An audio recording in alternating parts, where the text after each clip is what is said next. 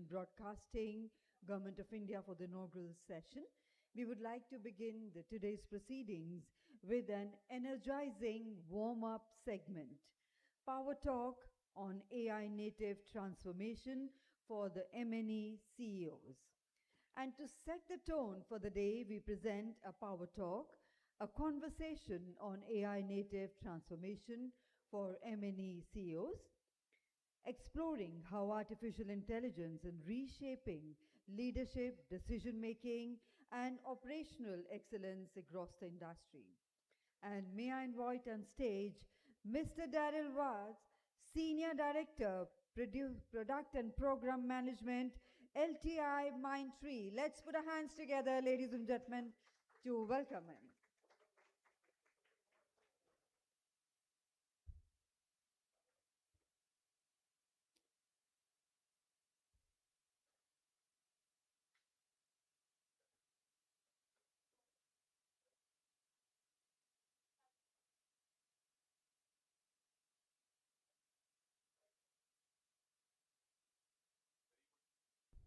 A very good morning to all right, there it is. Right. So I'm Daryl Waz. So I serve the, thank you. So I'm Daryl Waz. I serve as the Senior Director, LTI Mindtree for Consulting and Innovations. So a little bit on LTI Mindtree. Oh, all right, before we go with that, fine. So just as a short introduction as well, I've been a producer myself.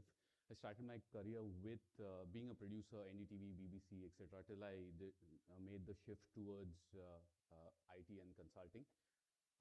So been there almost 20 years now, globally, just looking at working on transformative solutions for almost South Africa, MultiChoice, Paramount, US, Netherlands, BBC, etc. So Deluxe Media, a lot of them. So today we are speaking about how the AI is going to be transforming our lives. And we've been at LTI Mindtree looking at a lot of solutions. So globally, we are focused with or in talks with a lot of clients doing implementations for the AI space as well, right? And just a little bit of LTI Mindtree. So we are like 83,000 plus employees in LTI Mindtree. Primarily, we look at verticals across healthcare, media, pharmacy, etc. So it's the entire gamut of solutions, verticals. I'm here to represent the media and entertainment space for LTI Mindtree. And we work across broadcasters, everything from broadcasters to studios, OTT providers, publishing, gaming sector, sports, and more. Right. So just coming back to what the topic is. So we're going to see about the adoption of AI in the media industry. So we are, friends, we are at a place where I guess every single person, right, is just talking about or curious about AI, right? What do you do with it? How do you understand it? How do you run with it? Do you not run with it? Do you accept it? Do you reject it, etc.? So in fact, I was at a conference like just last week in Hyderabad, and where it was again about AI and whether we should be accepting it. How do you adapt to AI, right? So even right from the schooling, right? From you might see a lot of colleges right now, media colleges, giving focus to not only entertainment. So the communication colleges now are starting to move to communication and technology, right? So they are always having like, it's no longer sufficient to kind of just look at whether you have an AI, communication background, but you also need to understand technology. Now, coming to the entire picture, to make it simple, I've tried to break it down into those key elements, right? So when somebody is looking at hey, should I go into AI? Should I not go into AI? How scary is AI, right? Um, we've tried to break it down into some four key elements, or it's a mindset possibly that needs to be looked at before your implementations. So your first one, as I say, right, is AI is the new UI, right? So what does this signify? Right? So the way that so we are from the media industry, we are used to like, transformation has been a journey, right? Right from the time when nonlinear editing came up, Avid came up, right? Everything from scissors went to mouse clicks, right? From sketch pen or pencils, it went to using digital forms of media. But what has changed right now, right? The mode, the pace of evolution that we had, right? If you see a decade back, right, or 2 decades back, the pace of evolution was about 10 years, good enough, right? I still have like 5 years to, put a long-term transformation roadmap, right? Fast forward to 2020 and now 2025, right?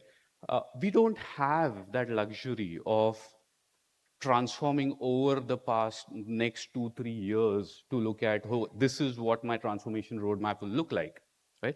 So that is where we need to start accepting a fact that your AI is going to be your new UI. So the mode on how we interact with the client, your softwares, right, is going to change, right?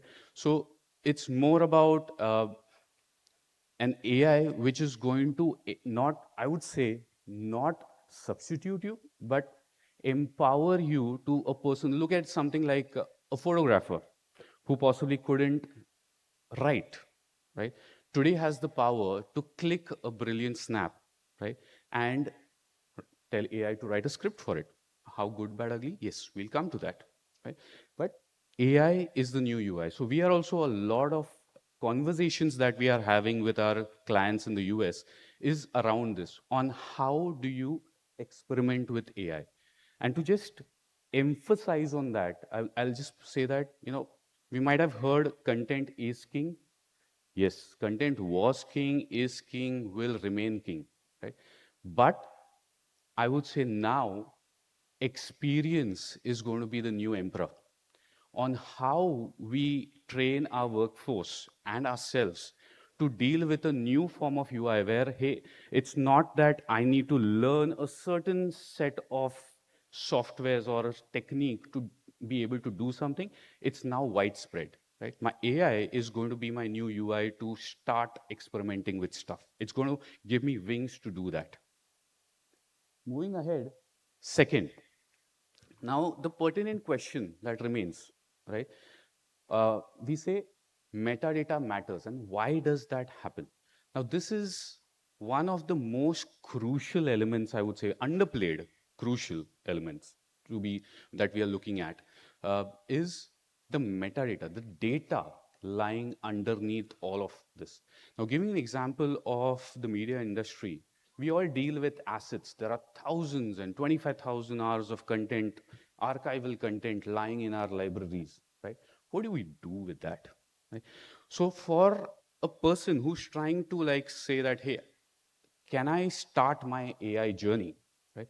The first thing that he wants to know is, can I search my AI assets?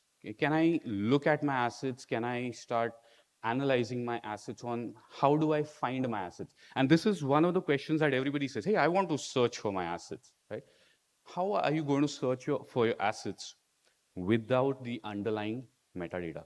So here the tagging of content, right? So we need to understand that the tagging of content becomes the most important part of even building your AI journey, right? So if you want your content to be searchable, you definitely need to have a transformation for your tagging journey first, right? So it's pointless about, hey, let me invest in a smart AI versus AI based UI where I can just search, hey, get me all that content from the past, something, right? And we say, hey, I don't have that. The AI will not be able to recognize that because it doesn't have the data. So here is where the metadata matters. So your first transformation journey starts off here. Now, in fact, giving an example of one of the biggest projects that LTI Mindtree is currently doing is using AI to transform and extract metadata from the entire archival library of like some 25,000 hours of content, right? Making it, passing it through the AI models, extracting scene and shot level data, looking at faces, places, objects, scenes, what they even convey. It's not that, hey, I recognize this person, but I recognize what the person is doing. So is this actor smiling? What is the storyline? Right? So that gives you a kind of a use cases, right? So your ability to kind of the base of tagging your content suddenly gives you exponential uses of the use cases that are there. For example, I'll take you through the next one, but something called as a discover. So what we are looking at or is currently like Netflix, or I wouldn't take any OTT platform as such, right? You can search via title, you can search via genre, you can search via title type, right? Can you search for the content using anything else, right? How about where you can just come to your OTT app and say that, hey, you know what, I don't remember that movie name, but it is something about a person who clears his baseball field and, his farmyard and creates a baseball field or something like that. Right? Is your OTT platform capable of, searching via that today? No, but AI is going to change that. So we already are working on models which actually do this, right? So where you can just come and search from a storyline maybe. Hey, which is that content which there are three people in colleges and doing something. Maybe I don't remember the name of Three Idiots or something like that, right? So, but point is, the fundamental metadata matters. Are you ready for your AI journey? Metadata matters. So this is something that we are doing for a very, very large global giant, actually, media giant. So, all right, so there's an alignment, but possibilities versus practicalities. And this is the third key element, and which is important for possibly all of us sitting here in terms of the decision making. So all the buyers, all the decision makers, right, who are... Sure, no problem. All right. Ladies and gentlemen, we're extremely sorry to have interrupted this powerful session right in the beginning of the summit, but Honorable Secretary Sir is here with us, who would be joining us any moment now. Let's put our hands together for Mr. Daryl Vaz for that powerful start we had for the summit. Thank you very much indeed, sir, and once again, extremely sorry for interrupting you in your presentation. And now, ladies and gentlemen,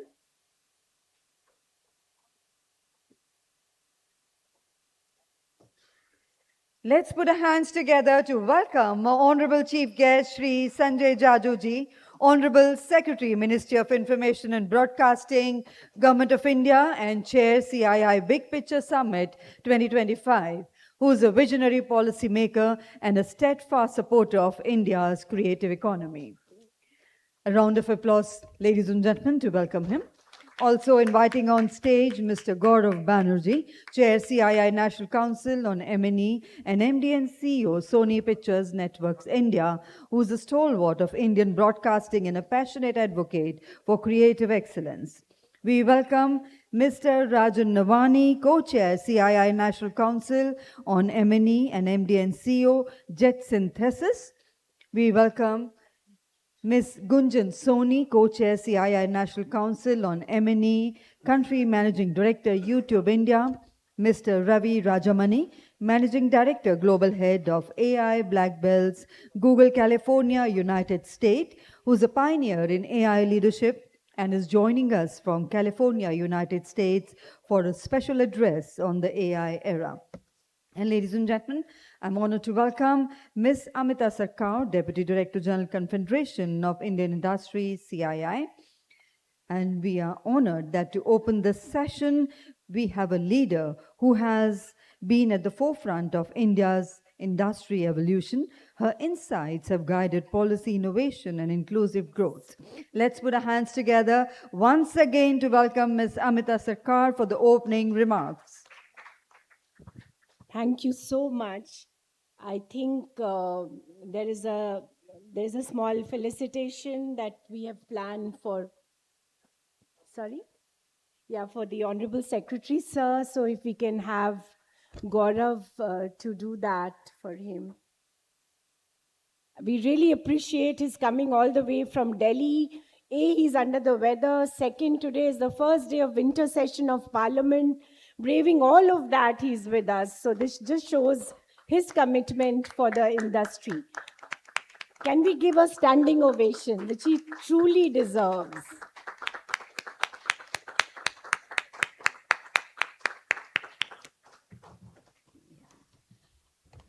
On behalf of the Confederation of Indian Industry, it is my proud privilege to welcome you to the 12th edition of CII's flagship on media and entertainment, the Big Picture Summit. I'm delighted to see such an incredible gathering of thought leaders, innovators, and all other stakeholders who are shaping the future of India's media and entertainment sector. Allow me to begin by extending a very special welcome once again to Shri Sanjay Jajuji, Secretary, Ministry of Information and Broadcasting. As we all know, Secretary Jaju, your exemplary leadership and vision has provided invaluable direction to the sector since you assumed charge in February 2024. Under your stewardship, we witnessed the successful execution of the WAVE Summit earlier this year and the launch of IICT in Mumbai, modeled after the IITs and the IIMs. Both have been incredible game changers for the industry. Your commitment continues to inspire us and as we drive India's creative economy forward. I remember you enthusiastically participating, sir, at the first meeting of CII's M&E committee a couple of months back, and then graciously agreeing to chair this Big Picture Summit. You have keenly supported every initiative that you feel would push the needle of the creative industry, whether taken by the government or private industry. Sir, new power and fresh start ignited M&E work of CII when leadership was assumed by Mr. Gaurav Banerjee as chair and our dynamic co-chairs, Mr. Rajan Navani and Gunjan Soni. All three of them are stalwarts of this industry and need no introduction, but do deserve a round of applause. Your personal engagement and passion have been pivotal in building a strong council that has 60 plus members this year, with many of them present with us today. A very warm welcome to also Mr.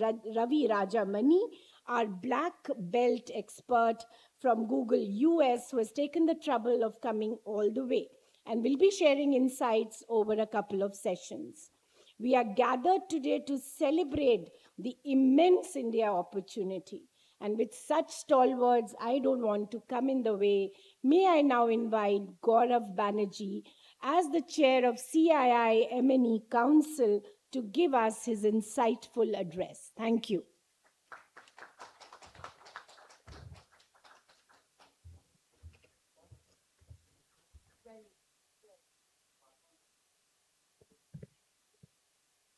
Thank you, Amita. Secretary Jaju, warm welcome to you. Good morning, distinguished guests, colleagues, and friends. It's indeed a privilege for me here to welcome all of you to the CII Big Picture Summit 2025. This summit has always been a space where India's M&E sector steps back, reflects, and reimagines the future. But this year is special because we are meeting at a moment of profound transformation. Every once in a generation, an industry gets a narrow window when talent, technology, culture, ambition, and confidence align. For India's creative economy, that moment is now. Our CII white paper reminds us that the global M&E industry will reach 3.5 trillion by 2030. India is projected to grow 2.5 times faster than the rest of the world. And yet, when we see today, we are just 2% of global value. This is not a limitation. It is indeed an extraordinary opportunity, a phenomenal headroom where we can grow this industry dramatically. 100 billion Indian M&E industry is certainly within our reach. But this will require clarity, coherence, conviction, and above all things, ambition. Indian culture today is traveling faster than ever before. Our music tops charts in North America. Our creators reach global audiences from small towns in India. Our films find resonance far beyond our borders. We are indeed a nation of 1.4 billion stories, and this world, trust me, wants to listen. But we must be honest here. Our ambition has been shaped and as well as that limited by the comfort of a large domestic market. For decades, success has largely meant success within India. But in a world where stories can cross boundaries instantly, we have to ask, why should our market be only India and why not the world? The creative industry in South Korea asked itself the same question in the 1990s, and as a result, K-dramas and films started gaining significant popularity in other Asian countries first. And this marked the beginning of the Korean wave. This was because the government and the M&E industry came together and started viewing the cultural industry as a valuable economic export. They didn't have a huge domestic market, and so they built for the world. And they kept going. K-pop, Parasite, Squid Game, K-dramas, gaming, a continuous, deliberate wave of global creativity. They didn't just export content, they imported and believed, they had confidence that they could write those stories, and a belief that their stories could indeed travel all over the world. India today needs that same global ambition because today's audiences, especially the younger ones, are telling us loudly that they want fresh, bold, original stories and they're open to new experiences. Look at the new Indian film Mahavatar Narsimha. It's indeed a break from formula. Animated content was imagined as not just content for kids. A big canvas, a new storytelling voice, and audiences have embraced it everywhere. The real constraint on our growth is not the market, it's the ambition that we place on ourselves.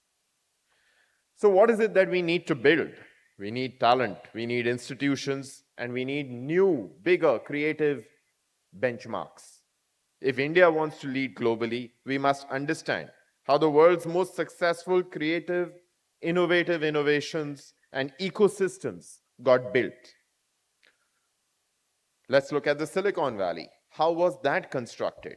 It grew out of Stanford and Berkeley, powering ideas and talent, a culture that celebrated risk and experimentation, public-private partnerships that scaled early innovation, and clusters when networks mattered more than hierarchies did. Its real superpower was simple: extraordinary talent density. India's closest comparative model is the IPL, a system that discovers, trains, and showcases talent at every level, from grassroots to global. We now need to build the IPL of creativity. So where does India stand today, and where do we need to go? When we look at global creative economies, one pattern is clear. The countries that have invested deeply in specialized creative arts education do better. The United States has dozens of globally recognized film, design, and media schools. China, with more than 3,000 higher education institutions, has rapidly expanded its animation, gaming, and digital arts programs over the last decade. India, too, has made progress. Today, we have more film, design, and media programs than we did just 10 years ago. But as our ambitions grow, our capacity must grow hand in hand. To unlock this next chapter, what do we need? The next generation of specialized creative institutions, centers of excellence dedicated to writing, animation, gaming, VFX, design. Stronger industry and academia partnerships where training is practical, contemporary, immersive, and directly connected to what the industry needs today. Regional creative clusters where talent, technology, all of this expansion ensures it's not in Hindi alone, but in all the amazing languages that power the creativity of this country and have done so for hundreds of years.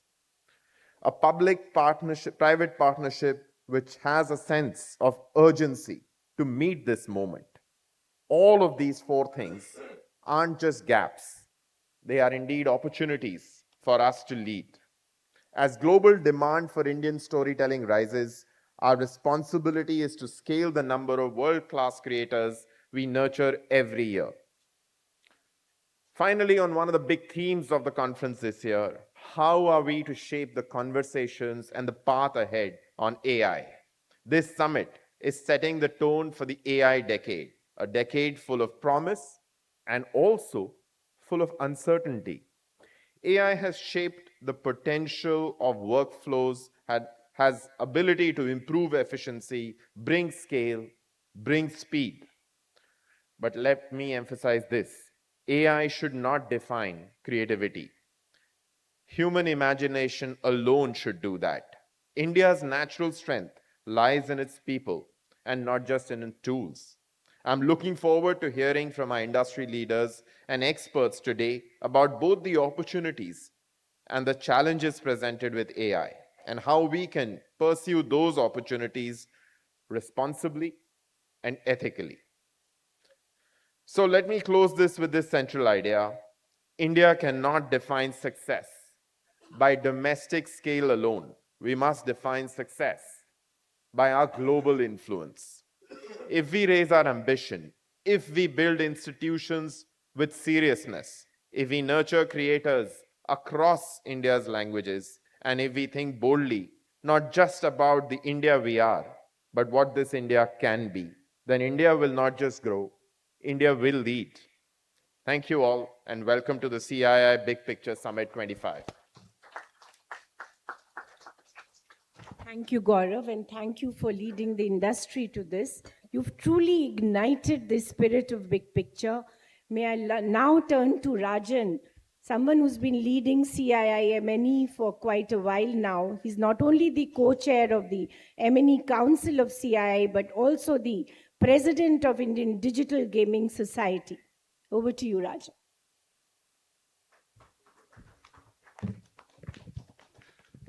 Thank you, Amita.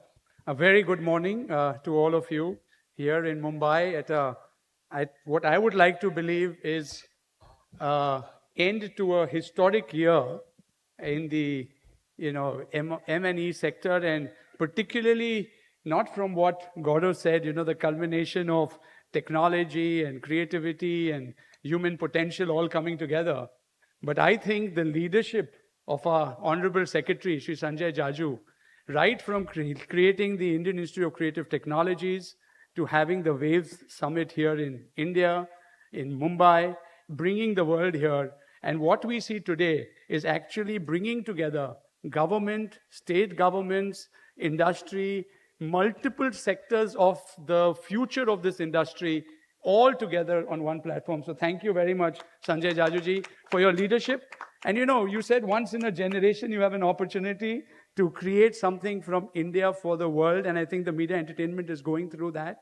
I think it is that once in a generation opportunity when we work with the right leaders across government, across industry to make that happen. And also at a time when I think the empowerment of the individual is probably at its peak. I don't think there's ever been a time when an individual can be so empowered, and that is really what we want to bring about through the fact that AI is helping shape, this industry very differently. I don't think, like Gaurav rightly mentioned, AI will replace anything significantly, at least in these days, at least for the next few years. So the best way to really think of it as your tireless creative partner, a partner who will enable you to do better with whatever you're doing. And the moment you think of the ability to enhance human potential and the ability to apply it in a new age media and entertainment kind of ambience, I think it unlocks tremendous potential. You look at creativity, innovation, entrepreneurship. If we just take these three words, really, what do they mean? Creativity comes from a source that I think many of us and many of those who are involved in this industry realize, something which is much deeper. It is what has created human imagination at a different scale altogether. I mean, today you have one maverick in the US who's creating satellites, cars, social media, chip in the brain, everything. It shows the power of human potential when you tap into that creative force. And I think that India is probably, got the most of. We are the youngest country in the world. We are the fastest growing country in the world today.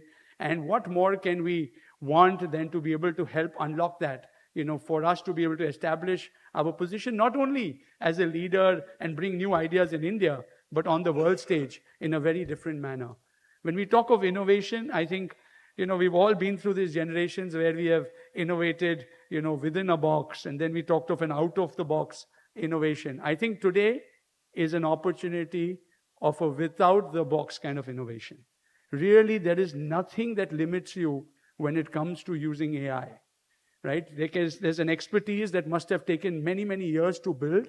If you choose to access that expertise and get it into a simple form that can enable you to enhance whatever you're doing, it's available for you at, in a manner that you have never imagined. The difference of leaders tomorrow and who are there today will be on how well do you use AI. How much of AI are you able to include in everything that you do is truly what we believe is going to shape the future of not only your careers, but of the entire industry, enterprise, and India and the world. And if you think of this power in that context, you will realize the potential of what we are saying and why I'm saying we are truly at a very important point in history. I mean, I would love to look back a decade later at some of the thoughts, some of the conversations that have been held here, over the 2 days and reflect back on, the opportunities that were discussed and how did people really leverage that, as they move forward.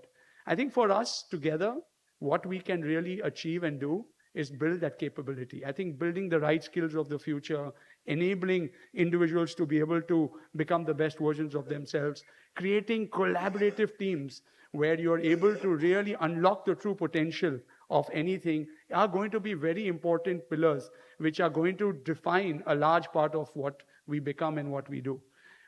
To add to that, I think the ability for government and industry to work in a trusted manner, to be able to create frameworks that enable innovation to happen, but still ability to regulate the right kind of, aspects of any new industry are very, very important. And many of these industries are new.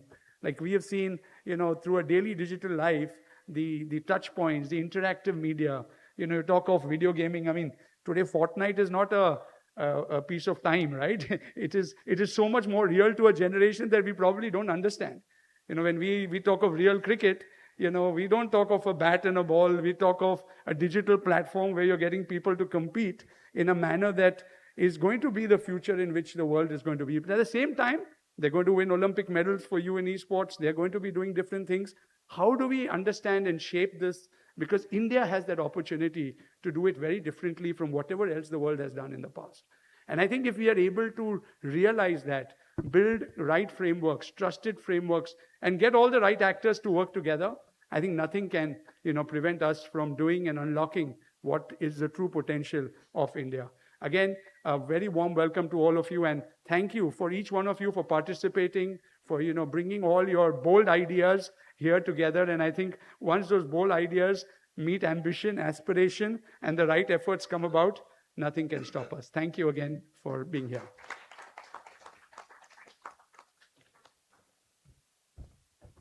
Thank you, Rajan. You've always nurtured good ideas and institutions. May I now turn to Mr. Ravi Rajamani. He's Managing Director, Global Head of AI, Black Belt, Google, and he's coming from California, US. We will hear him in detail later, but I just thought some insights right here would be great.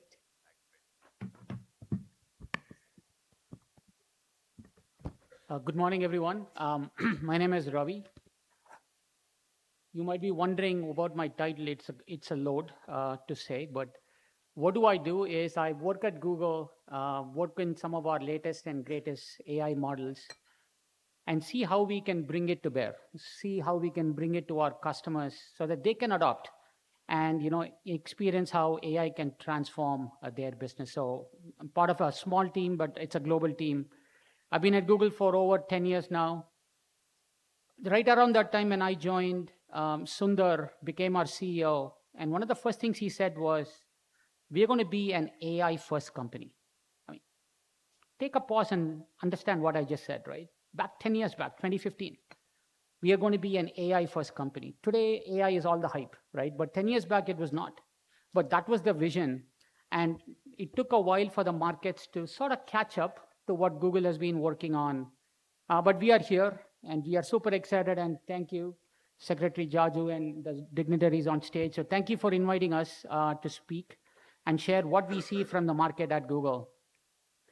Okay, so can we go to the next slide? So what I'll do is I'll talk about what happens in general with AI. What are some of the trends that we are seeing? Go to the next slide, please. What are some of the trends that we see with AI? So Gemini 3.0, it's our latest and greatest model that just came out a couple of weeks back, and then formally last week. This is the state-of-the-art model in the world today across multi-modalities. What do I mean by multi-modalities? Now think about how a child, learns, right? We see, we visualize, we talk, we hear, we touch, right? Those are all those sensories that help us kind of learn how we go about lives, right? I mean, if you think back, LLMs and AI models are exactly the same way.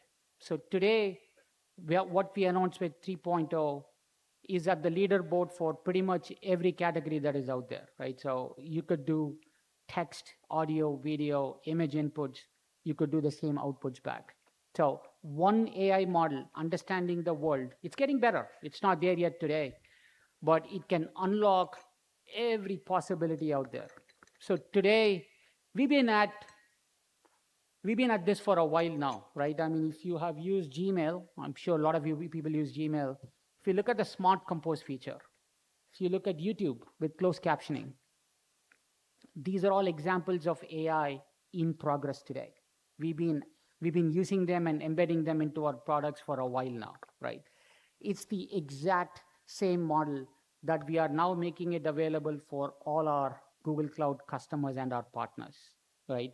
So it comes with the level of security and privacy that everybody looks for, right? I mean, one of the most common misnomers is, oh, is my data going to be embedded into the foundational model? No, we don't, right? It is part of our terms of service. Your data stays in your environment.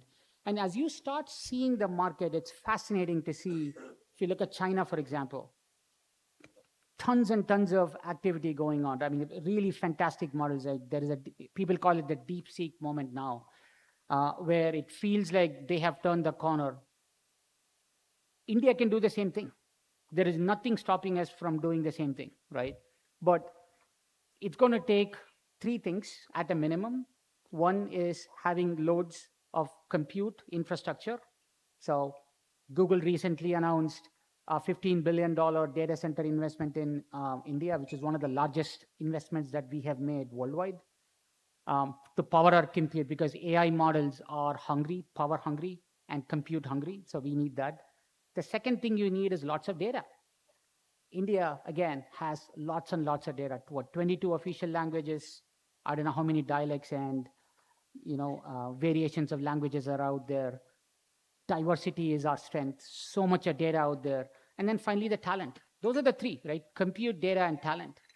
That's how Google, we put it together. That's how everybody's putting it together. Now it's a question of who's going to get there faster. Who's going to get the models to become more human-like? Can we become AGI, right? So lots and lots of trends. I see we work with customers across the board, hospitality with airlines, or retail customers, manufacturing, using chatbots.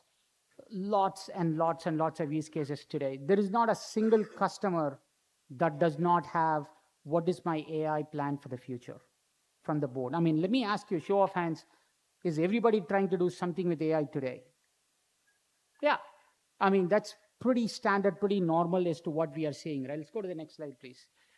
I just want to make, before we go there, just one thing that is super critical that all of us need to understand here is, this is a fast and evolving technology space.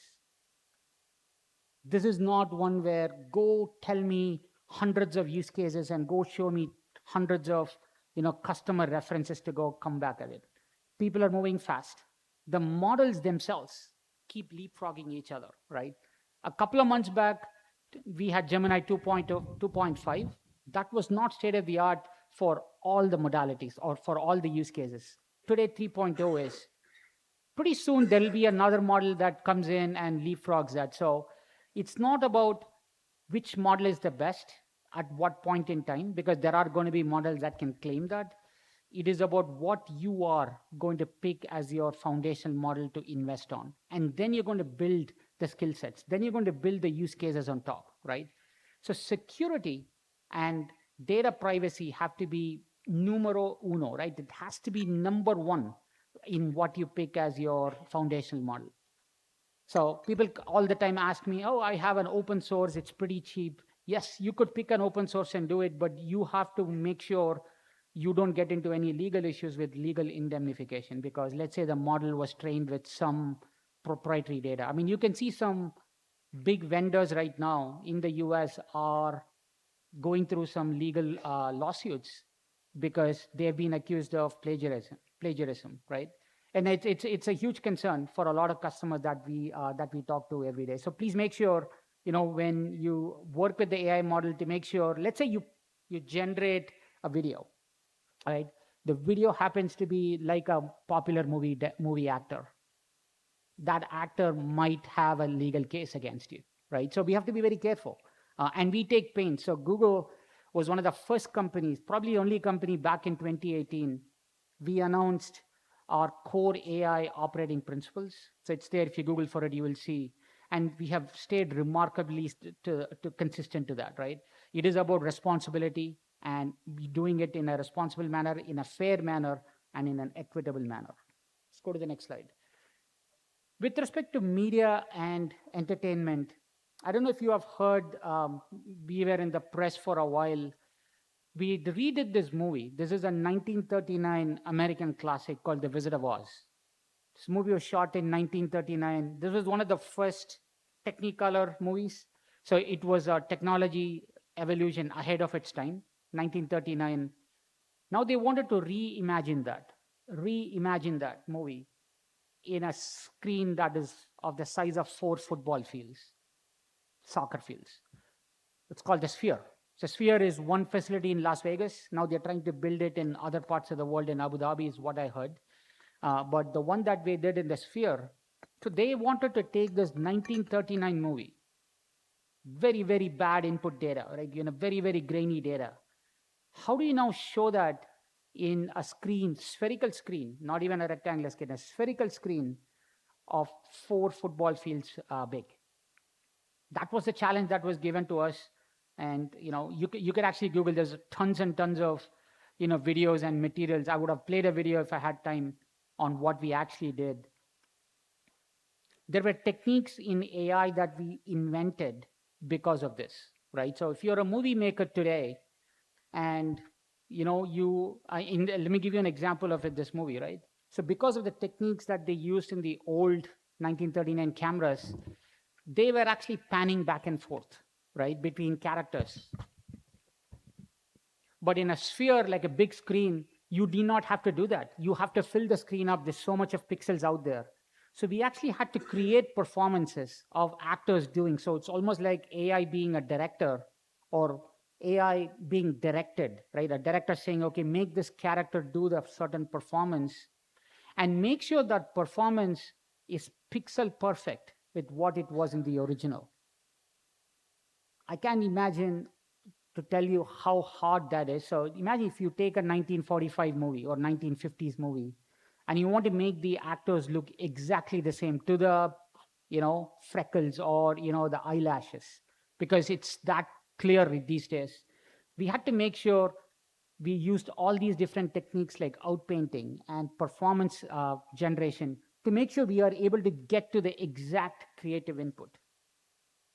Okay, so lots more techniques that we could talk through here, but I just wanted to leave you with this. Creativity is the only thing that prevents you from using AI these days. You do not have a high-powered video, high-powered studio techniques. You don't even need a high-end VFX. AI now democratizes that. All you need is a good story, and if you're a good storyteller, you have all these tools in AI now to generate, full feature-length functional movies, and then of course distribute it in multiple languages using AI as well. So with that, let me conclude my speech and hand it over. Thank you. Thanks, Ravi. I think everybody take advantage of his presence with us for these 2 days and do reach out to him personally, as well as we wait to hear you in the other session in greater detail. So I'm sorry because we are running really tight on time. May I now request Gunjan for her remarks before we hear the man of the moment.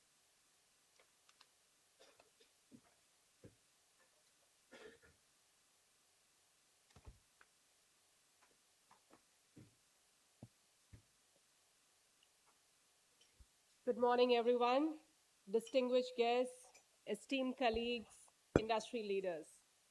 It is a real honor for me today to do this keynote on this really powerful theme, the AI era, bridging creativity and commerce. I want to just first open by thanking the Ministry of I&B and this flagship gathering, because this is precisely the kind of forum that is M&E sector. Thank you. Thank you. As we prepare to discuss the future of India M&E over these 2 days, I want to start by setting the stage, by just reminding us that this future, I do believe, is already unfolding in front of us and is being built by a very new kind of entrepreneur. This is not me imagining it. The data speaks for itself. 83% of Indian Gen Z users today consider themselves to be content creators. This isn't a hobby venture. It is a new career choice. 3 in 4 young creators treat creation as an economically viable and a very desirable career path. I'm sure many of you have people in your families who are already content creators today. This creative economy is therefore giving rise to a whole new generation of entrepreneurs. They are quite simply the startups of the media and entertainment industry. Another proof point, over 100 million channels uploaded a video on YouTube last year. This signifies to me that the boundaries between the creators and the consumers are blurring really fast.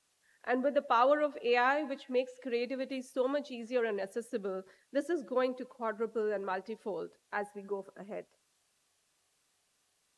The entrepreneurship surge that we see is fundamentally reshaping India's creative landscape on multiple fronts.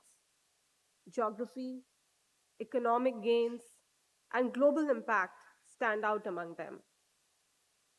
First, let me talk about the flattening of geography because this is just so powerful.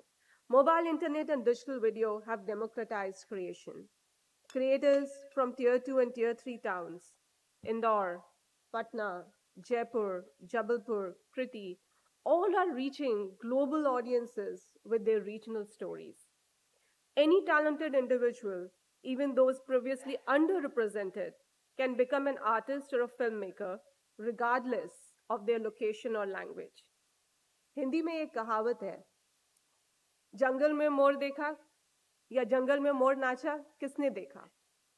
Today that is being broken by the digital world.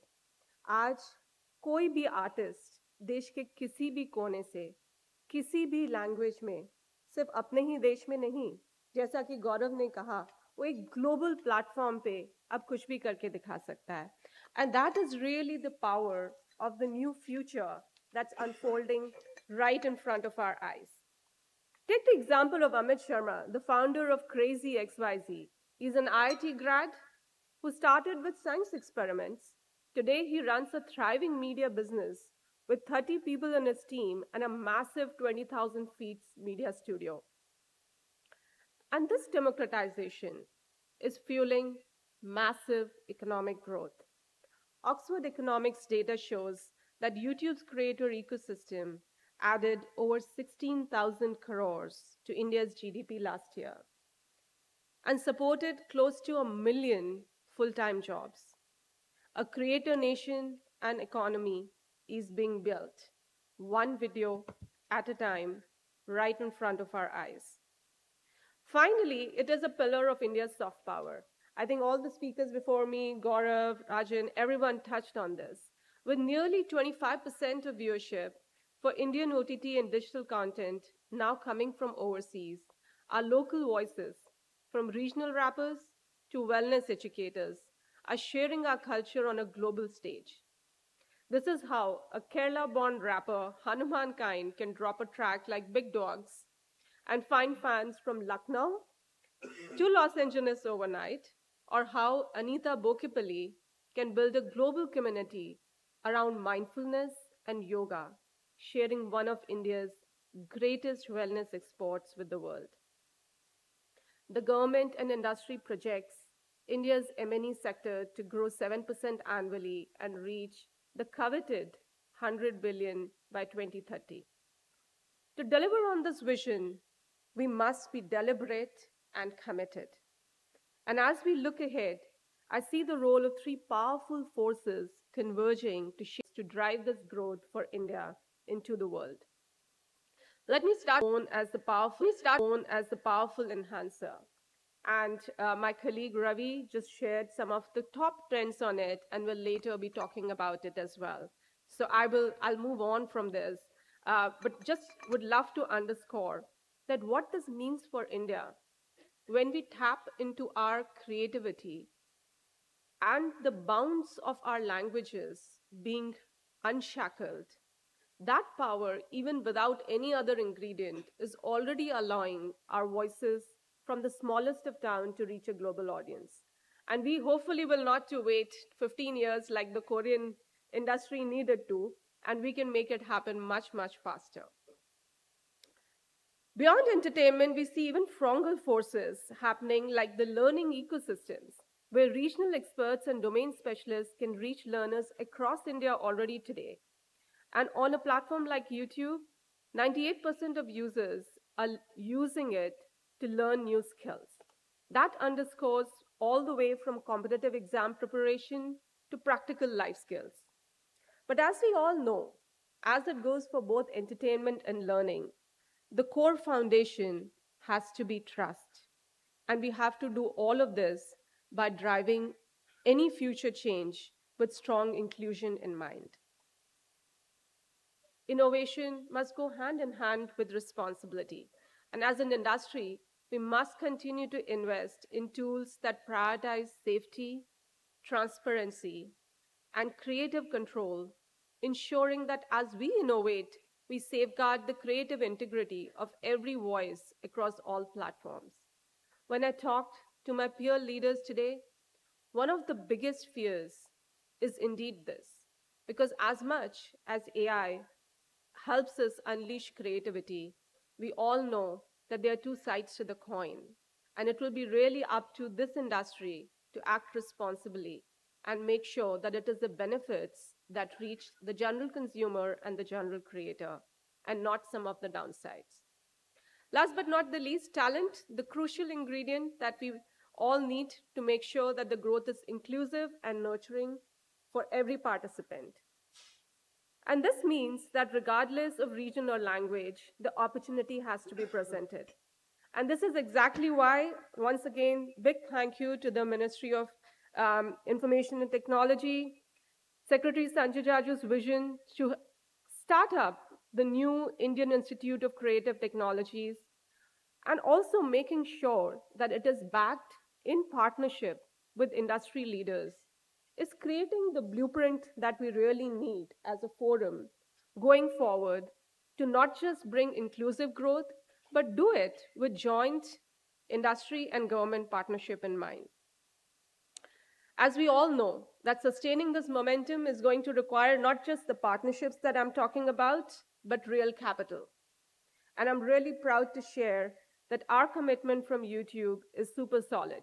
We are going to invest about 850 crores over the next 2 years to fuel the creator economy, expanding these funds, monetization features, and creating this talent and learning opportunities. As an industry, our task is clear: to build this infrastructure for the scale that not just India, but the globe is going to need. And therefore, in closing, I want to echo a very simple thought. The story of the creator in India is the story of India itself. Ambitious, innovative, and ready to take on the world. Our industry has come a really long way, and we see no ceiling in sight. Let us therefore continue to write this new chapter of India's media story in an optimistic, inclusive, and bold way. Together, in this forum, I'm very hopeful that over the next 2 days, we will have the sparks, ideas, capital, and the bazaar concept, which is also being introduced right from Waves, will really help take this story not just from ideation, but to execution together. Thank you once again, Shri Sanjay Jajuji, my co-chairs, and Amita, for making this forum possible. Thank you. Thank you, Gunjan. I think it was very, very inspiring to hear you and the commitment of YouTube into the sector. May I now request Secretary Sir to release a CII white paper on priority policy reforms for a globally competitive creative economy of India.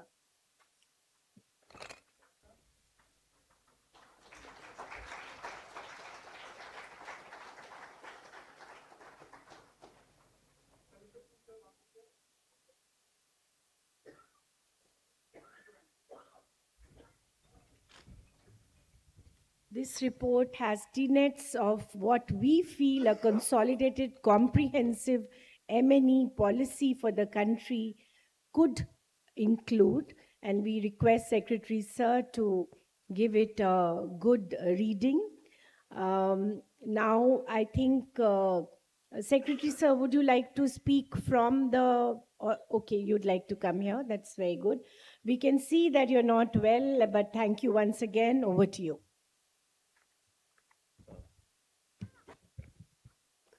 Thank you. You know, I've been traveling up and down, Goa, Delhi, Delhi, Goa, and the day before, when I was speaking to my doctor, the only thing he asked me is, how quickly you want to get well? I said, you know, I have to go to Mumbai Monday morning.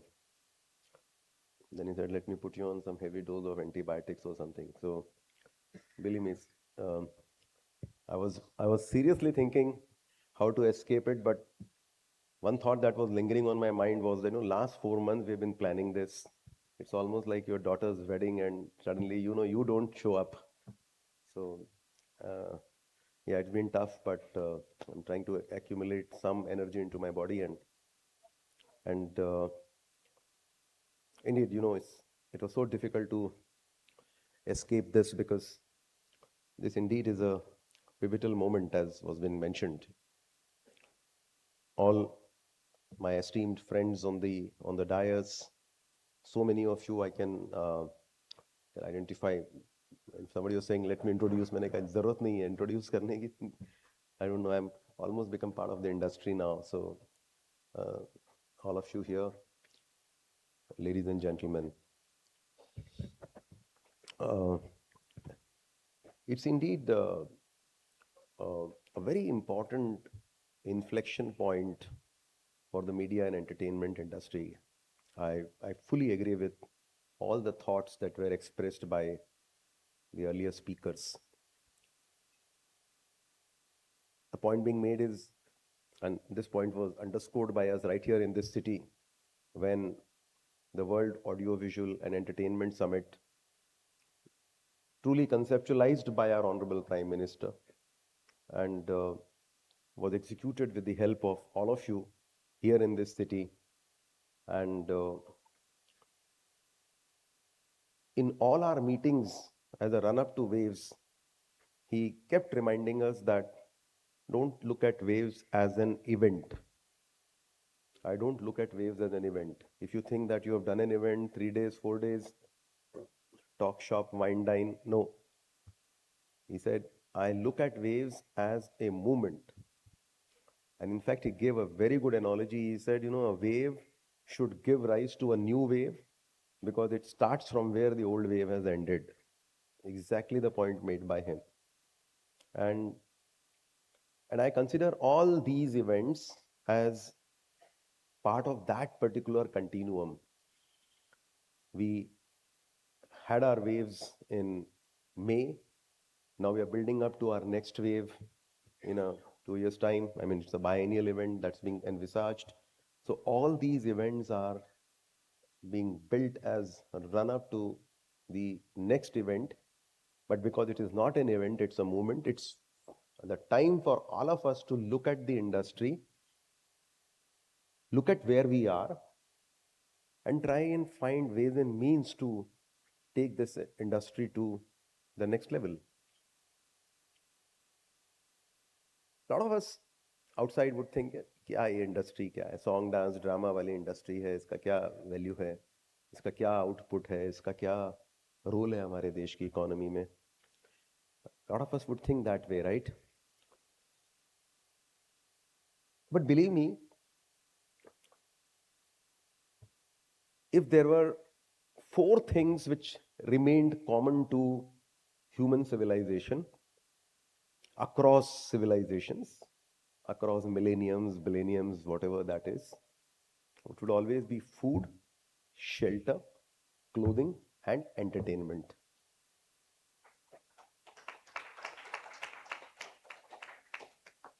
And I think these are the 4 things that actually define our evolution.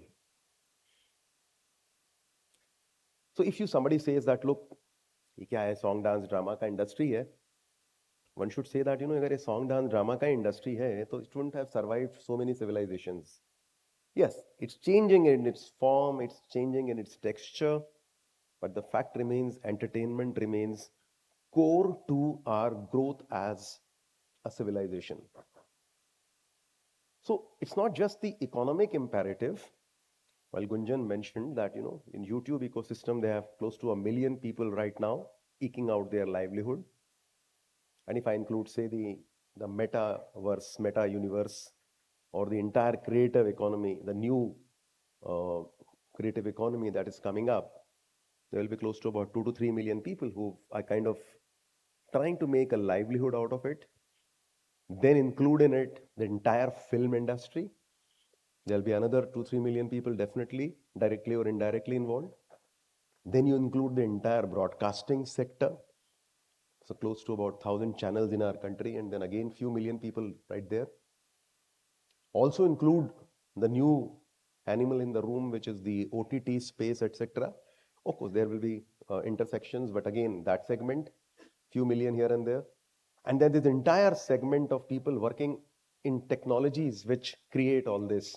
another few million here and there. So it's not a small number. If we add all these numbers together, this would be close to about 10 million people. 1 crore लोग इस देश के directly और indirectly इस segment से जुड़े हुए हैं और इस सेगमेंट से अपनी लाइवलीहुड को निकाल रहे हैं. While that is one aspect, a very important aspect of this entire segment is, I think the ultimate outcome of this segment is to drive human happiness. While we might say our contribution to GDP is क्या है 3 लाख करोड़ 3 लाख करोड़ की industry, this is the number that is being touted. But believe me, अगर ये industry नहीं हो तो there will be so much of destruction to the GDP, because और क्या करेंगे फिर, तो एक दूसरे से लड़ाई करेंगे, एक दूसरे को मारेंगे पीटेंगे, उसकी इंडस्ट्री, उसका खर्चा. तो eventually it will all become very clear that this segment brings in harmony, this segment connects people, this segment connects countries. And that's why Honorable Prime Minister, when he was exploring all the options that we were giving for waves as a tagline, a lot of options were given, and out of 300 options that were given, every option kept rejected, and eventually he finally coined this slogan as connecting countries, connecting creators. So connecting countries and connecting creators and connecting countries is what is the real ethos of this particular segment, the media and the entertainment segment. It has huge implications for bringing countries together, for creating global peace, for creating global harmony. And it's all the more important for a country like ours, which has the rich, ancient heritage of storytelling in its myriad forms. And it was very beautifully captured in the Bharat Pavilion that was made for waves. And the same exhibit now is part of the National Museum of Indian Cinema, wherein we described our evolution in the media and entertainment segment through 3 different forms of storytelling. Started from the oral traditions, the primordial sound of Om से लेके धीरे धीरे language, उसके आगे आते आते different forms of folk songs, classical songs, and now getting translated into what we call it as radio, streaming, and this entire audio segment, the oral traditions of storytelling. Then which we actually very aptly called as Shruti, the oral traditions of storytelling. So we have a rich history, and that's where we are right now, in the oral traditions. Then the second segment was the written traditions, we called as Kriti, started with the script and gradually evolves into the entire philosophical thoughts of Vedas, Upanishads, Mahabharata, Purans, etc. And now that the entire universe of internet. This was the second segment called as Kriti. And the third one, much widely known these days, was the visual tradition.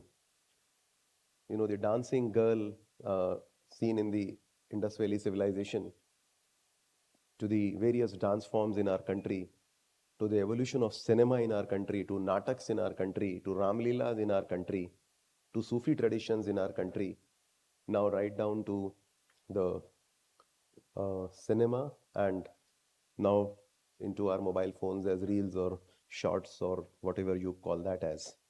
And that was the drishti.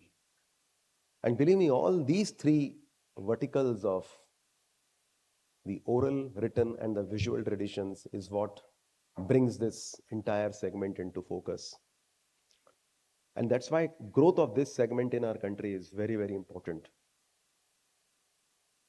And the fact is, we are going to be the 3rd largest economy in the world. With such a rich, ancient heritage of storytelling. Prime Minister said, there are 10,000 stories that are there, and we have only told 25 so far. There are so many stories that have to be told to the world, but we haven't told them so far. That means there is so much potential while we only have 2% of the global share in the media and entertainment business. I think that is where we need to introspect. And that is where these kind of conclaves become important. How do we convert craft into commerce? Okay, we have the skill sets, but are we getting the bucks out of it? How do we convert this passion that we all of us have into paisa? Because that is what is ultimately going to provide the buoyancy to this sector. That is ultimately going to provide investments coming into this sector. And I think that's where we need to really seriously introspect and figure out where we are lacking. And believe me, if we were at 2% before the AI age, it's a little scary to imagine where we would be in the post-AI age. Because you have seen examples. I mean, there was a presentation by Ravi, right? Yeah. And AI is truly transformational. I just cannot imagine where it is headed, and in one segment that's going to be hugely disrupted is going to be the media and entertainment segment. There are songs being made on the fly. I mean, there are videos being generated out of AI, and it's very difficult to even imagine and fathom where it is going to end and stop. And if we don't become part of this, if we don't embrace this particular technology, believe me, friends, our share may even go down, and which we cannot allow, which we cannot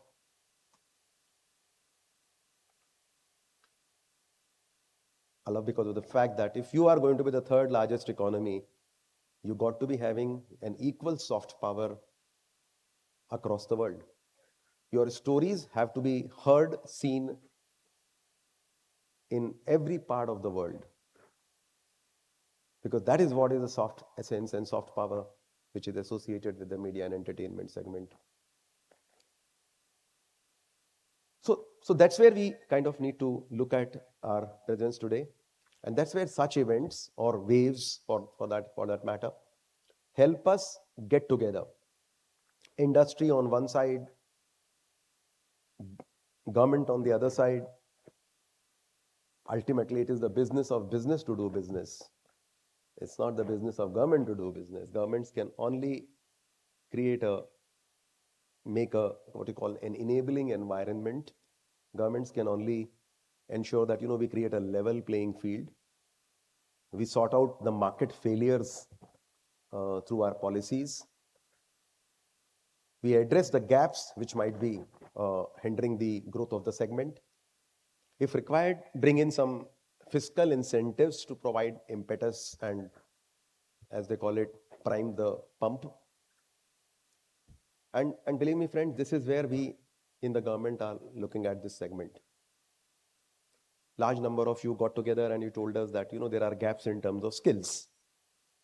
Why are we not able to get the higher numbers in the overall technology space? And a lot of you told us that our skill sets are not good enough. There are a lot of post-production work which happen in a particular country, say in a particular time, and we are taking, say, 3 times more, 4 times more, and our quality may be not that good enough. So then the whole point came in was how to address the skill gap. And that's where the Union Cabinet came up with the Indian Institute of Creative Technologies. After this meeting, we also have the board meeting of the institute. The Indian Institute of Creative Technology in its full shape and color will take about 2 years' time to get established at the Film City in Mumbai as the hub. Of course, there are multiple regional spokes being planned. But good news is that we have at least set up the NFDC campus of the Indian Institute of Creative Technologies. And Indian Institute of Creative Technologies is a very good example of what government and industry can do together. It's, in my understanding, possibly the only example that I have seen where we are a minority stakeholder. We always like to hog the limelight. We always like to take the centermost chair or whatever. But the fact is, in this case, it's an institute which is completely owned, majority owned by the industry, CII and FICCI. 52% owners. We are 34%. State government of Maharashtra is 14%. So that way, this model is a very unique model because this is completely run by the industry. And you can see the results. I think the result is evident before you. I have not seen an example of even a temporary campus. And I am told by my people that in Mumbai city, today, if you need to identify the best virtual studio, virtual immersive studio as you call it, or something which requires the technology and infrastructure for doing a lot of post-production work this is what some of the industry guys have told me. I think that's the best in this city. It's available for the industry. And this has come about in just about 3 to 4 months' time. Just because, it was not being done as a sarkari effort, it was being done as a passion project for the members of the industry. Many of the industry members, I can see right on the table, some of the board members are sitting here. Many of you have actually taken time out of your own business schedules, compromised on your own revenues, but given time to IICT. And I think that's where the strength of IICT would lie. And now IICT is not just training students, it's also training master trainers. Startups are getting incubated. And now it's at the time for many of us to understand that in this modern age, creativity alone is not good enough. I keep watching movies of the past, and yes, they're great stories. But I just look at those films. Can they work today? The answer would be no. Now it's not just stories alone. Stories are important, but I think the way they are told, the way they are creating an environment where technology immerses with craft is what ultimately sells in this modern age. And I think that's where we need to look at the media and entertainment space. Now that clarity has come on what is gaming in our country, what is permitted, what is not permitted, it's again a time when many of us would look at this particular segment because we have huge potential to build social games, video games through so many stories that are again waiting to be told, and take our stories to the rest of the world. And I think that's where again opportunities would be available for the members of the industry. So friends, it's indeed befitting that CII has its annual meet today here. Our Honorable Minister and Honorable Minister of State both would have come here, but because the Parliament session begins here, everything got conflicted. So the message from them is, as our Honorable Prime Minister says, that it is the dawn of India's orange economy. And this dawn is also about ideas and imagination, and which is where all of you in this room have the ability to convert our cultural strength into creative energy that can inspire the world. So once again, my gratitude to each one of you.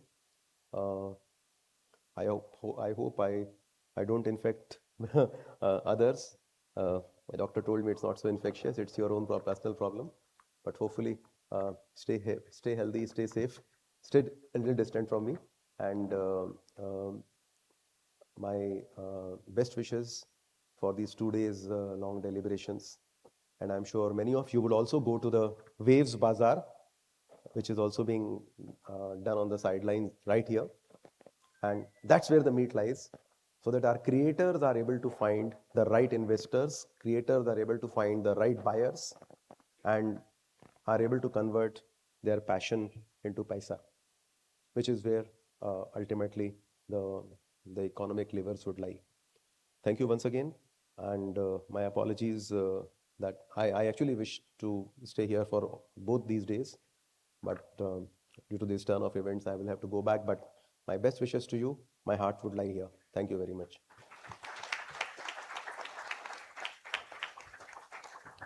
Thank you, Secretary Sir. And as they say, no power can stop the victory of an idea whose time has come.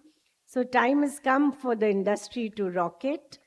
And I think the stars have been such that, sir, you've become the Secretary of INB, and we really have a lot of hope. We'll partner you hand in hand for the for the industry to go forward leaps and bounds.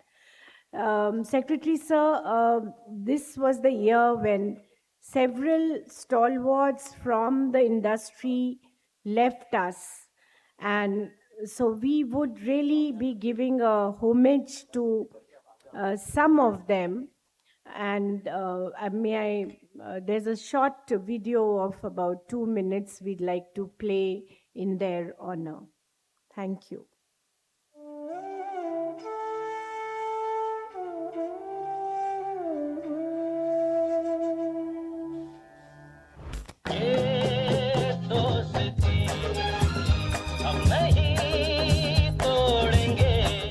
कहीं तो मिलेगी, कभी तो मिलेगी, आज नहीं तो कल। अभी ना जाओ छोड़कर के दिल अभी भरा नहीं। मेरे देश की धरती।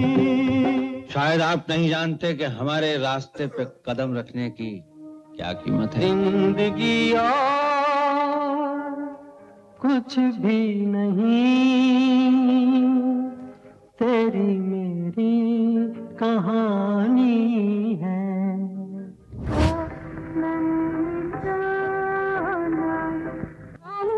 मांगूंगी प्रीत निभाना, मेरा दिल तड़पा कर कहाँ चला, इतना तो बता के जा।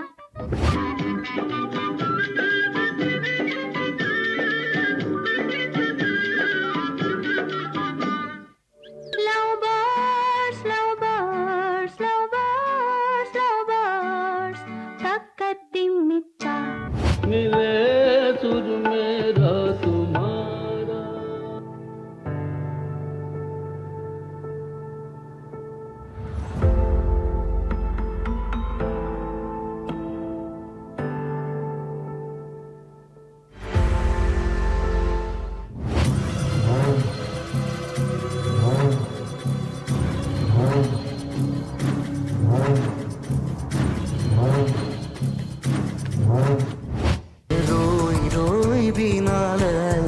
निखाया बिनाले राती पुआ बोले की मान पर यार पे कुर्बान है ज़मीन।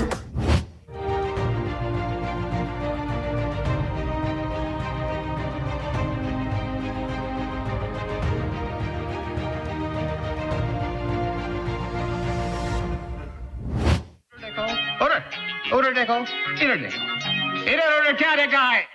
काम ही कुछ ऐसा था। उधर का drainage system, gutter system study करता था। ओह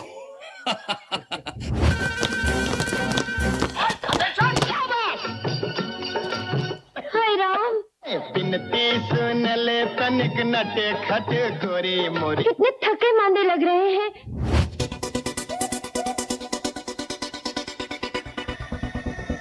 साथ समंदर डोल गया जो तू आंखों से बोल गया, ले तेरी हो गई यार सजना वे सजना।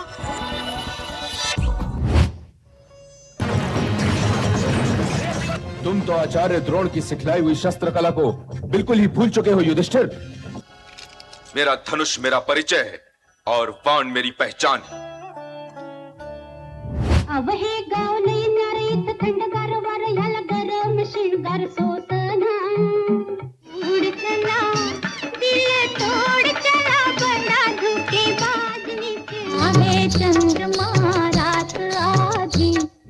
Shri Ganesh Shri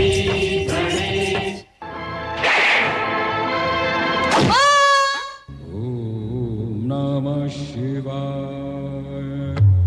Om Namah Shivaya.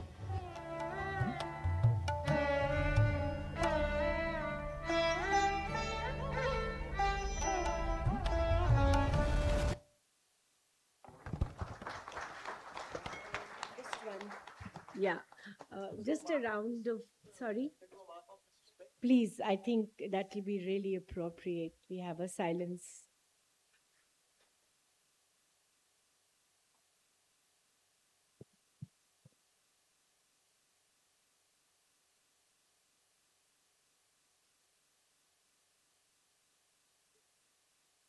Thank you. Ladies and gentlemen, that was a small effort to pay tribute to all the legends of the media entertainment industry.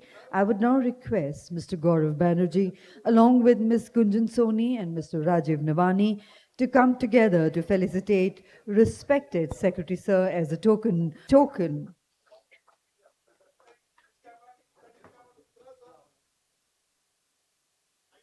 And today's celebrations of our distinguished dignitaries.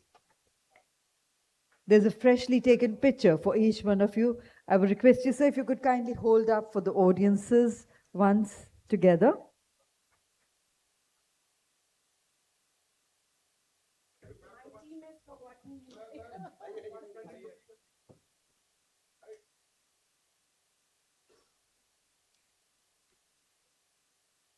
So, ladies and gentlemen, let's once again put our hands together to thank Honorable Secretary Sir for sparing his valuable time and being here with us for the inauguration of the Big Picture Summit, the 12th edition by CII. I would request everyone to kindly remain seated as we will be straight away moving into the next segment, that is a plenary session. We would request you all to kindly give us a moment while we arrange the top table for the same.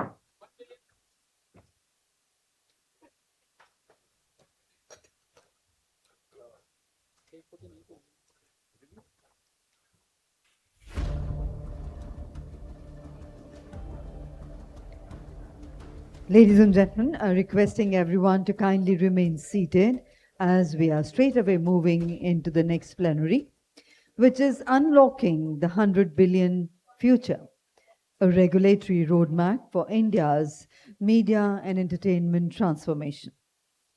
Namaskar and welcome back. We now step into a pivotal conversation and one that lies at the heart of this summit's vision. India's media and entertainment sector, which is not just growing, it is poised to soar with the right regulatory framework. And we are looking at a future where the industry could contribute an additional 1 to 2% of India's GDP and cross the $100 billion milestone. But to get there, we need a regulatory architecture that is clear, modern, and innovation-friendly. One that empowers creators, projects consumers, and invites global investment. This plenary brings together some of the most influential voices from the government and the industry to unpack the CII white paper's reform agenda and chart a roadmap for India's creative economy to thrive.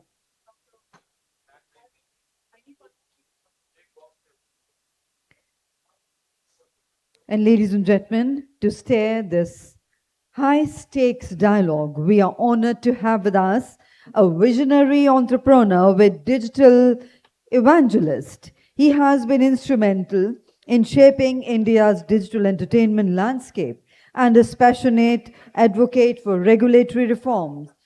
Ladies and gentlemen, let's put our hands together to welcome on stage once again Mr. Rajan Navani, Co-Chair CII National Council on Media and Entertainment, and MD and CEO of Jet Synthesis as Chair and Moderator for this plenary session.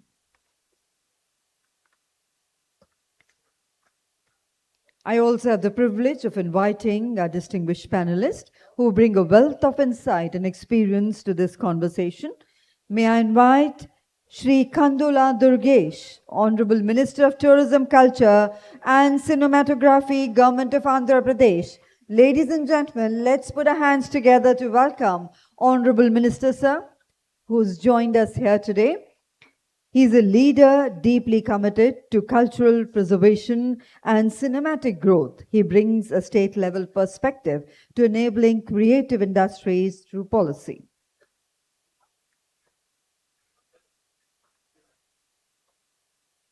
So will be joining us any moment now. Meanwhile, let's put our hands together to welcome Mr. Nachiket Pantvedya, who is a business head, Sony Entertainment Television, a strategist and a storyteller. He has been at the helm of some of India's most successful entertainment ventures, navigating both regulation and innovation.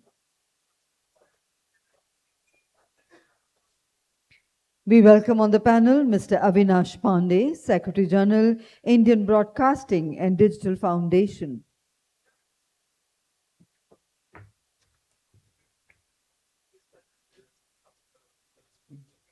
Ladies and gentlemen, let's put our hands together to welcome our very special guest for this panel, Shri Kandula Durgesh, Honorable Minister of Tourism, Culture and Cinematography, Government of Andhra Pradesh.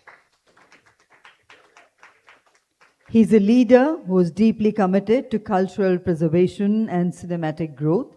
He brings a state-level perspective on enabling creative industries through policy.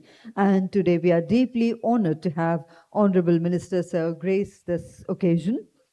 May I invite Mr. Avinash Pandey, Secretary General, Indian Broadcasting and Digital Foundation, who is a seasoned media executive and policy advocate who represents the collective voice of broadcasters and digital platforms across India. And inviting on the panel Mr. Hiren Gadda, Chief Executive Officer, Shamaro Entertainment, who's a pioneer in content monetization and legacy transformation. He brings deep insights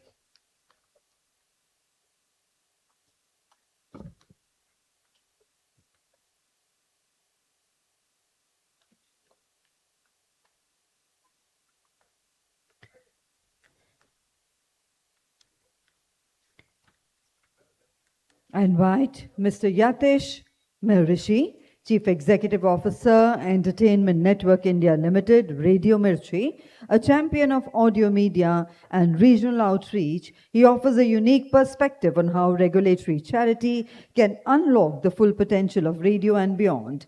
And let's put our hands together to welcome Mr. Biren Ghose, founder and CEO, Astra Studios, a visionary in animation, BBX, and immersive media. He represents the cutting edge of India's creative economy and its global aspirations. And ladies and gentlemen, with such a distinguished panel and a transformative agenda, this promises to be a defining conversation for the future of India's M&E sector. And I hand over the session proceedings to Mr. Navani to carry forward. Over to you, sir. Thank you. Welcome back, everyone. And, we've had a very energizing inaugural session, not only with the secretary, but, we had views from, when you look at I was just thinking a bit, when you're looking at the stage, the media global entertainment industry represented from the US, Japan, India, and, the potential for India to move from that 2% of share of that industry to a much larger one, given that, we are truly one of the largest consumers and hopefully in the future will continue to be one of the largest creators of both content and storytelling. It is unfortunate that we are where we are, but this is where the opportunity lies for all of us to come together to see how we can shape the future very differently. And I think it's towards that CII actually went around. It's a very deep exercise to touch upon multiple stakeholders across government, state governments, industry, individual creators, micro entrepreneurs, who are all going to collectively shape the future of this industry, and came up with this white paper, which I think is going to really set the tone for what India can do over the next few years when it comes to the entire media entertainment sector. And I think this panel, we want to really bring out some of those aspects. really see how we can collectively, talk about this. Honorable Secretary mentioned, and, even I had talked about, I have not seen a better partnership where there is a central government, a state government, industry coming together for, of course, one effort like the IICT. But here we also have our Honorable Minister from Andhra Pradesh who has traveled to be with us. And we were just discussing, he's not only the minister, for culture and this, but also cinematography, tourism. So if you see all of this combined, put together, is one big, opportunity for us to collectively think how we can integrate efforts from government, from industry, and the future creators. And I think what we want to really bring about in this session is also, what are those solutions for better, stronger collaboration? What are those kind of forward-looking ideas, and I'd really request our panelists to really think of it with that viewpoint. What are those things we can do today that will set us up on the right path for the future? Maybe to kickstart, while I would love to have the minister talk about it, just so that we can get a little quick highlight of what this paper says, I'm going to request Biren, who's himself also worked a lot on this, as well as been a key stakeholder of CII in helping shape this entire sector, to kind of take us through some of those highlights, and then I'll request Honorable Minister to speak, and then get both of you in on multiple points. Yeah, sure.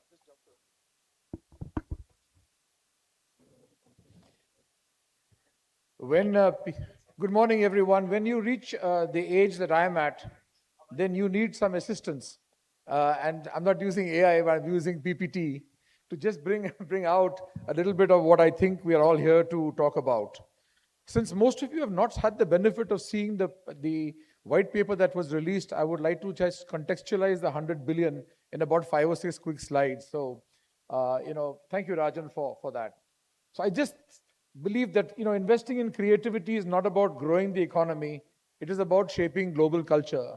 I came back from Chile in South America 2 days back, and they're looking to work with India in order to catapult their industry in the Spanish-speaking world. So this is the kind of influence that our industry has. And I just very quickly go through, some of the things that you're talking about. So what is the M&E policy? I think the CII platform, as most of you know, worked very closely with industry to create the AVGC policy, which has led to many of the technology things that have happened, in the gaming, animation, visual effects industry. So today, I think we're taking that to the logical next level, where a vision becomes real only when it's tied to a timeline. And I think with Mr. Jaju, most of you have seen, he talks in days and weeks and months and not in years, so which is refreshing, although it is demanding. And I think we have this fantastic opportunity today where the states, as much as a central guideline, can make that happen. So very pleased to tell you that we are working together for the COE in Vizag and also in Amravati. So I will be there in both those places, and I need your blessing for that, sir.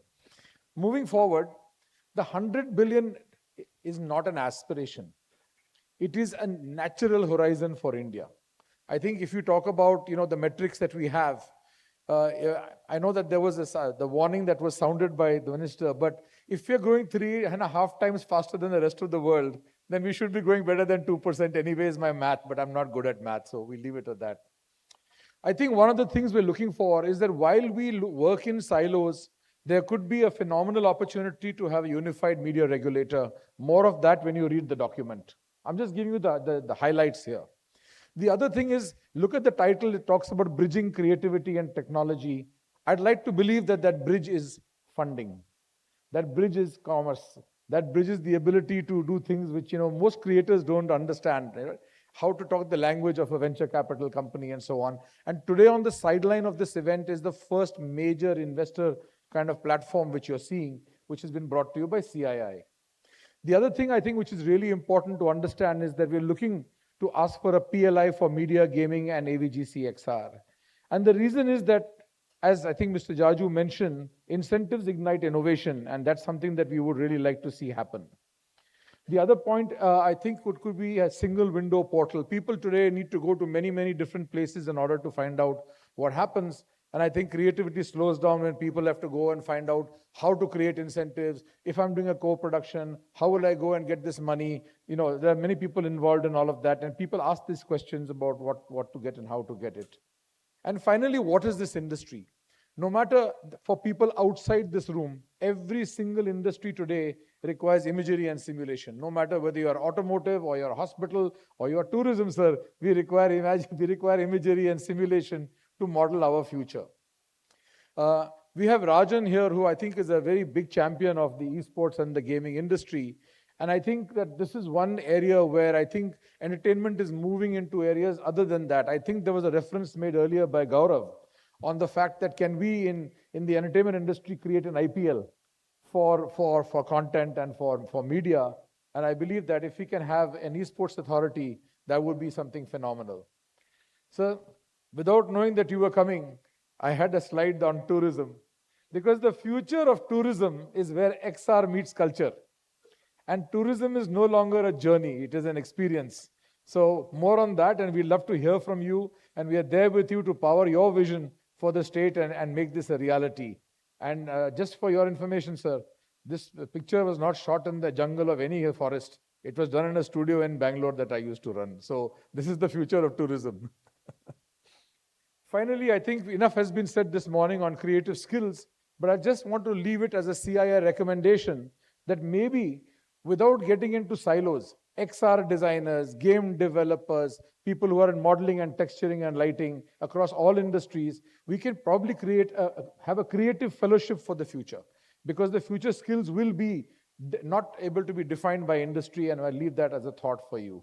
And I would like to end here by saying that while we have many forms of connecting countries, and I think the Prime Minister's words were mentioned to you earlier, I'd like to think that this is beyond economics. And I would like to say from this platform that I think what we are trying to create is an imagination diplomacy for the country.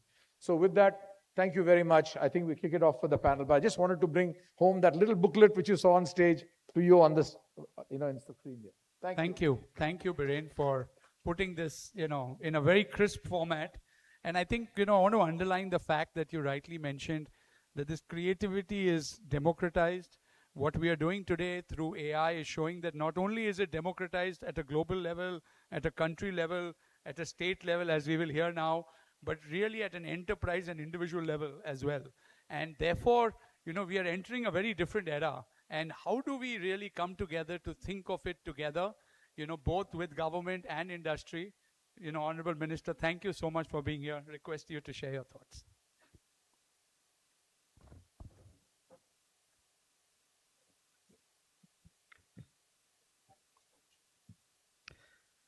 Thank you, friends. It is an honor to deliver this keynote address at the 12th Confederation of Indian Industry Big Picture Summit. Today, we stand at a monumental opportunity to propel the Indian media and entertainment sectors towards $100 billion future. My message from the government of Andhra Pradesh is clear. We are committed to being a major forward-looking engine for this national ambition. Swarnandhra Vision 2047, the creative economy engine. The Swarnandhra Vision at 2047 is a blueprint to transform Andhra Pradesh into a $2.4 trillion economy by 2047. Economic transition through the creative economy is one of our focus areas.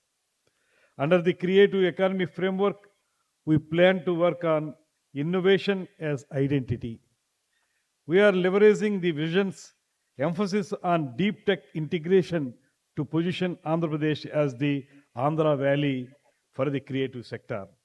This means investing heavily in AI-driven tools, XR technologies, and cloud infrastructure for content creation, making us a global hub for animation, gaming, and VFX. The knowledge economy gateway. We are moving beyond mere job creation to build a true knowledge economy by attracting high-value intellectual capital in M&E space. We will ensure that our creative output is globally competitive and serves as the gateway for South Indian content to the world. Skilling for scale. The Swarnandhra vision focuses on human resource development. We are building a dedicated talent pipeline for the M&E industry, nurturing global thinkers and world-class technicians who can be pioneers to meet the demands of $100 billion national industry. Yeah, synergy, leveraging M&E to boost tourism. My portfolio is a unique trifecta of tourism, culture, and cinematography. I think that no other state has got this combination. In our state, we have clubbed culture, tourism, and cinematography into one ministry. That is one portfolio. A true engine for economic growth, films are one of the most powerful tools for global tourism promotion. Ambitious tourism investment. Through our Andhra Pradesh Tourism Policy 24-29, we have set an ambitious target to mobilize 25,000 crore rupees in private investment over the next 5 years. The hub and spoke model.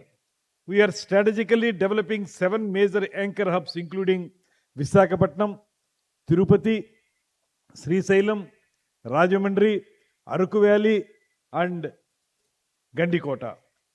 These hubs, connected by a robust hub and spoke model, offer diverse, ready-to-develop investment avenues across adventure, eco, temple, and film tourism, spanning 21 thematic circuits. Invest with confidence. Be assured, our ecosystem is anchored by a stable, transparent, and business-friendly administration. We offer attractive incentives and streamlined processes for for every investor who shares our vision of sustainable, respectable development. Creating a new era for cinematography. As you are all aware, the Telugu film industry is the second largest in India. Thank you.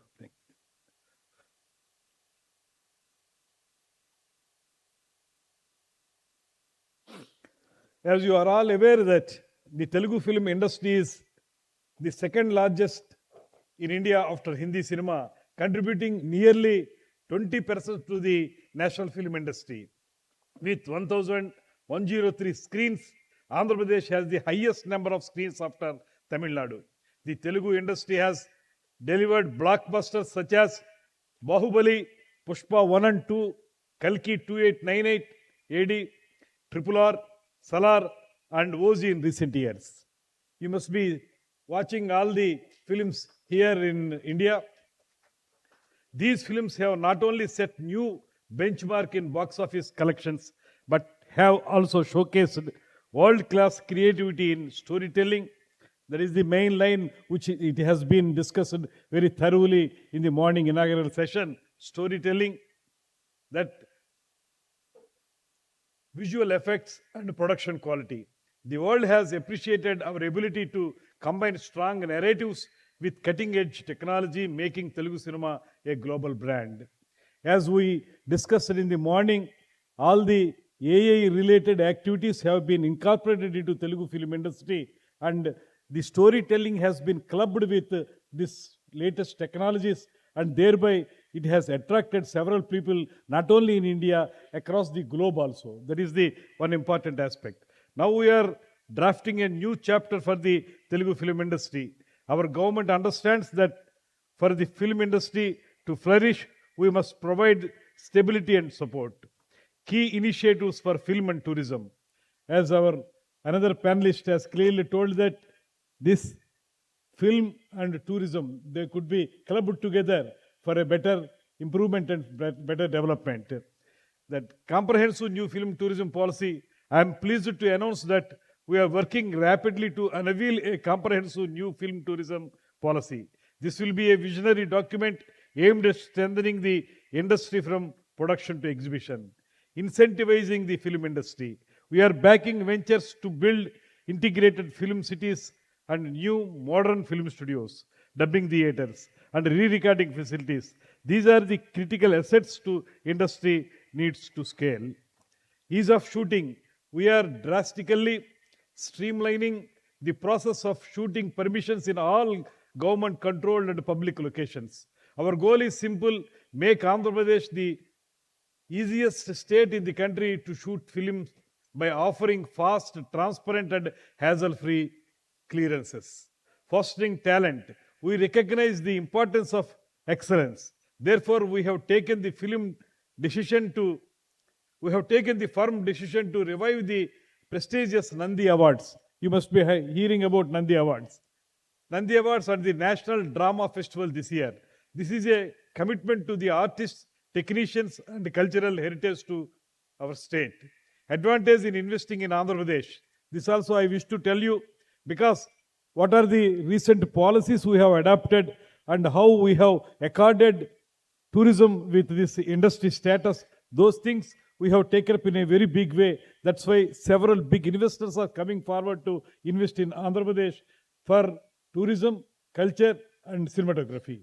So, with this industry status granted, targeted investment drive, and accommodation mission, and financial incentives and fiscal advantage, the return on investment, zero cost land acquisition, guaranteed tax benefit, capital subsidy, industry utility rates from beaches to rivers and pilgrimage to hill stations. Andhra Pradesh offers an unmatched blend of natural beauty and cultural heritage, from the pristine beaches of Visakhapatnam, Bhimanipatnam, and Kakinada to the scenic riverbanks of the Godavari and Krishna. The state is a paradise for travelers. Spiritual seekers flock to iconic pilgrimage centers like Tirupati and Srisailam, while nature lovers escape to the cool hill stations of Aరకు Valley and Lambasingi, known as the Kashmir of Andhra. Recently, we have been to Visakhapatnam too for that partnership summit. You might have visualized all those things in that area. Film tourism, the untapped potential. The core investment opportunity in Andhra Pradesh lies in bridging the infrastructure investment gap. We have the scenic locations, the industry talent, and the global hits, but we need the world-class studios, dubbing, and post-production facilities. Since our state has been bifurcated, all the studios and recording theaters are situated and in Telangana, but in Andhra Pradesh it is a sunrise state. We are in need of having more and more studios, re-recording theaters like that. Yeah, that is what we are requesting. Yeah, conclusion. The future of India's M&E sector is vibrant, digital, and global. Andhra Pradesh is determined to be the forefront of this transformation. We offer you not just a beautiful state with immense potential, but a clear regulatory roadmap and an investor-friendly spirit to make your next venture a resounding success. I urge you to look to the opportunities in Andhra Pradesh to invest in our stories, our infrastructure, and our future. Let us collaborate to ensure that the next chapter of the Indian media and entertainment growth story is written in Andhra Pradesh. Thank you very much. Jai Hind, Jai Andhra Pradesh.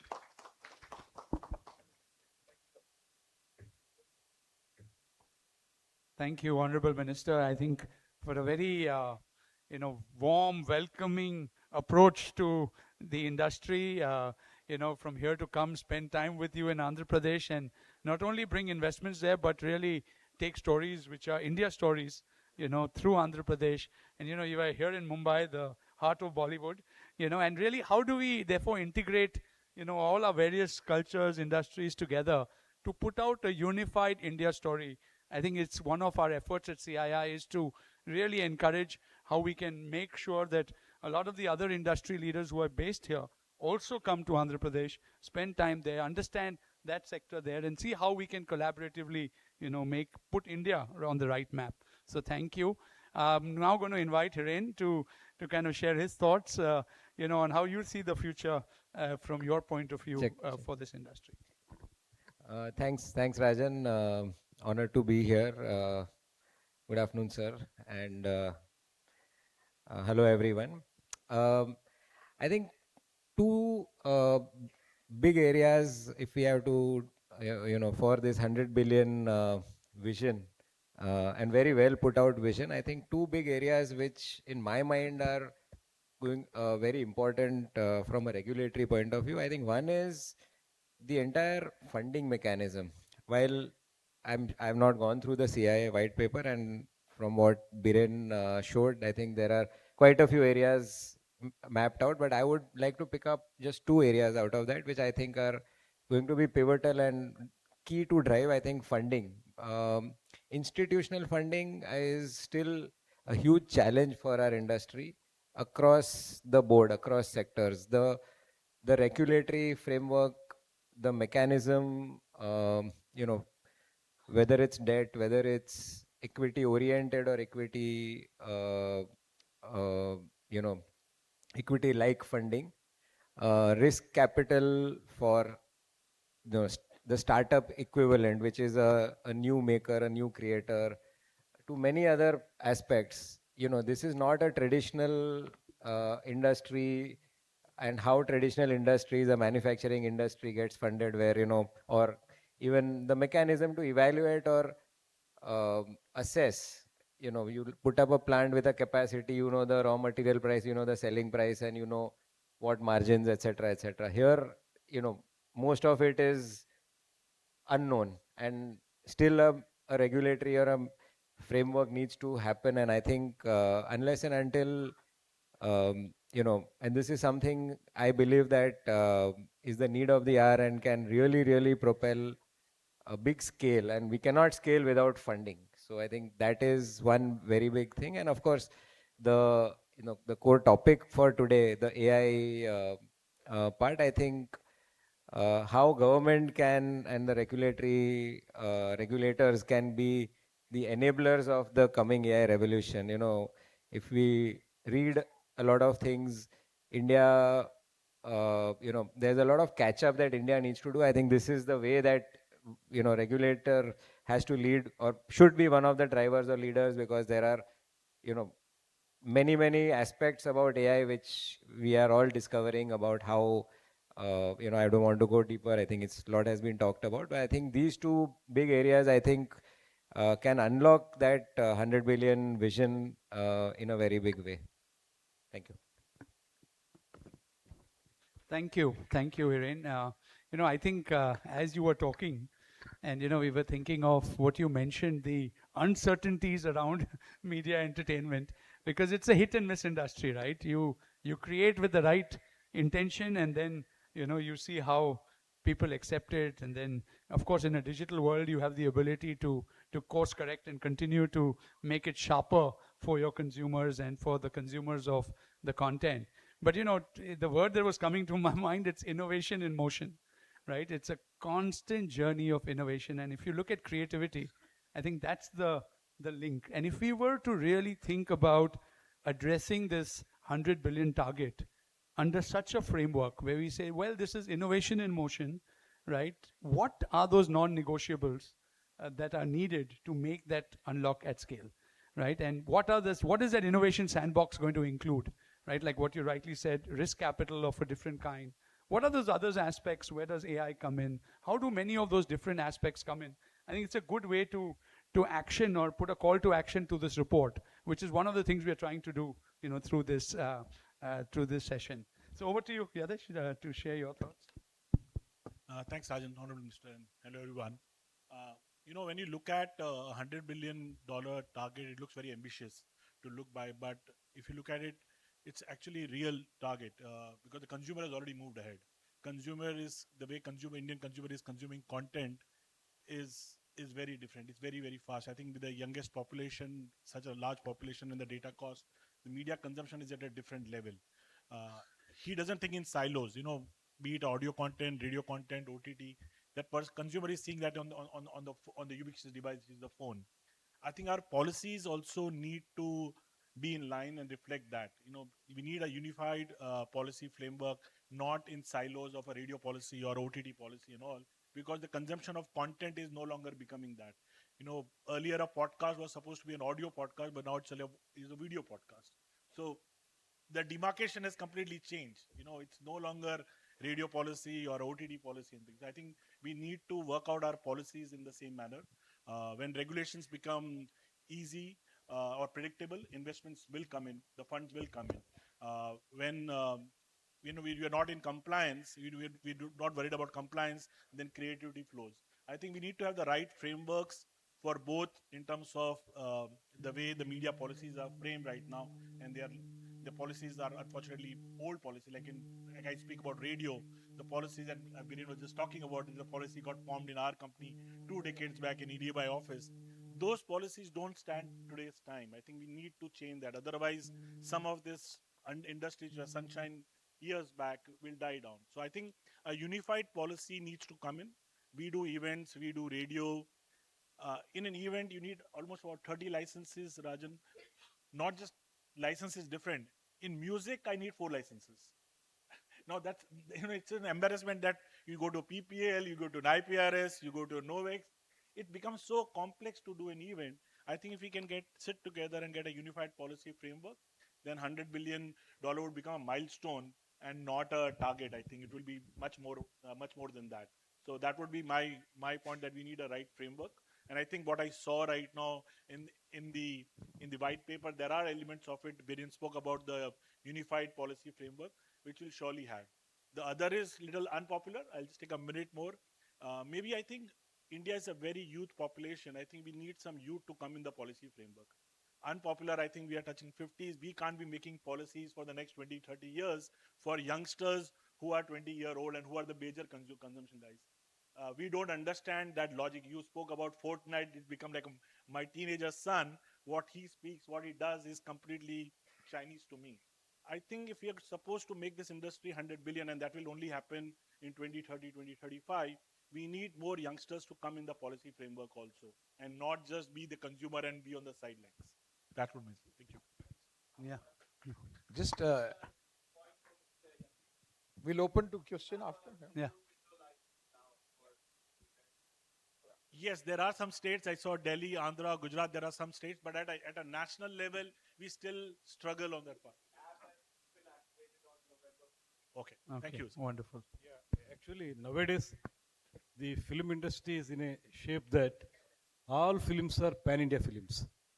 And apart from that, all OTT films are being dubbed into all languages. So we need one unified policy at central level. Yes. That could be adapted by the state governments. That is our strongest recommendation, if you see out of this report. You wanted to add something, Viren? I just wanted to, say that when we talk of policies, there are 2 or 3 very interesting things, because we at the CII level, with the cooperation of many people I can see sitting right here, we've always made 5-year policies.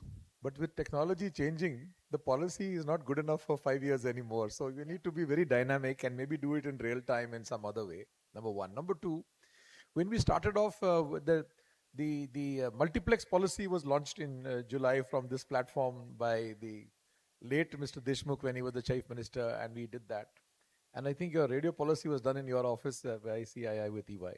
My point is a little different. I think where today the struggle comes is really, I think, in the area of in funding and financing, right? So I was thinking that if I was to ask creators the following questions, I started writing it down. What are cap tables? How many software engineers do you need to build a new idea in AI? Okay, how do you reach out to investors? What is liquidation preference?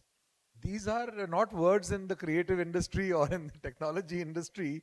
So it's very important for us to create, now that we have done so many other things, to create a 101 on this. And I think, Rajan mentioned a very key thing, which I think that the world of 100 billion has to change, which is that because it is perceived to be a hit and miss, how do you de-risk that? You de-risk that by making sure that you have your own algorithms. I'm using a complicated words. You have your own markers to make sure that you start prototyping and testing things at a very early stage, at $5,000 and $20,000 and $30,000, and not just go because now I have an actor, now I have a director, now I'll make this big movie. So I think there's a time that has come where process needs to do this very well. When people were making movies for very large budgets, Hiren here was creating animation movies 20 years back.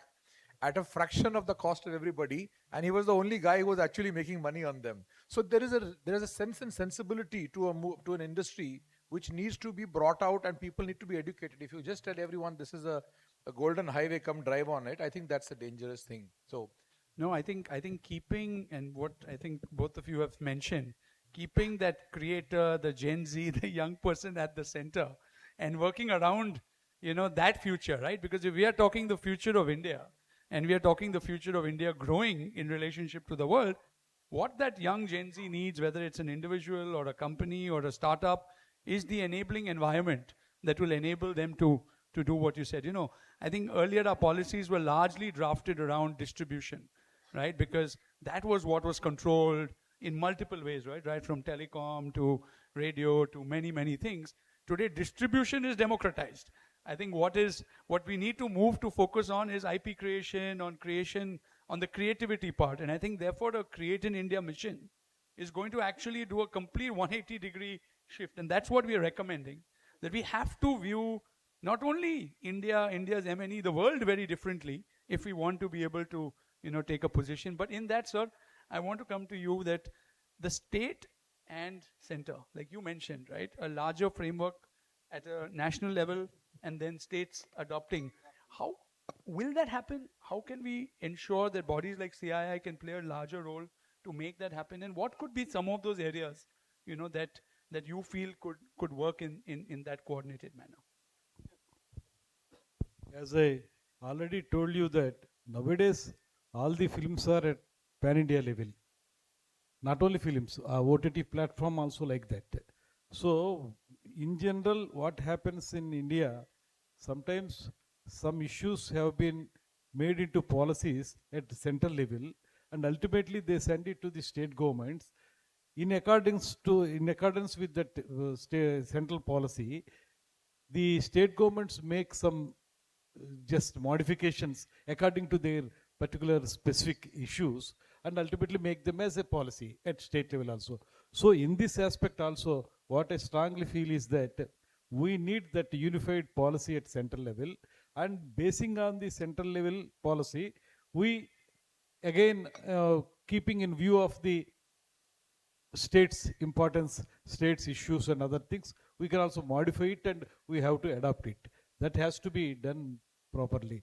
And another thing what I feel is that nowadays what happens in film industry, as we discussed much about this storytelling, now we are losing storytelling with the directors. What happens, technocrats are coming into the film industry, they have sound technical knowledge, they make the shots very well, they make the cameramans or the directors, they use all sorts of technologies with their ideas and with their education. But what we are missing is that the thread is being missed, where the story starts there and ultimately they are concentrating much on the shot making only, not the storytelling. The thread is missing, that is what I feel. So we need to have technology should be there, AI and other things we have to use, but at the same time, human importance is always human importance. That creativity with the human importance is more important. Basing on that only, we need to do all these things. That is what. This is the excitement of today's era, right? It's man versus machine. It is man with machine. Because when I'll talk to AI, they'll say, you're not even going to need a camera to shoot a movie anymore.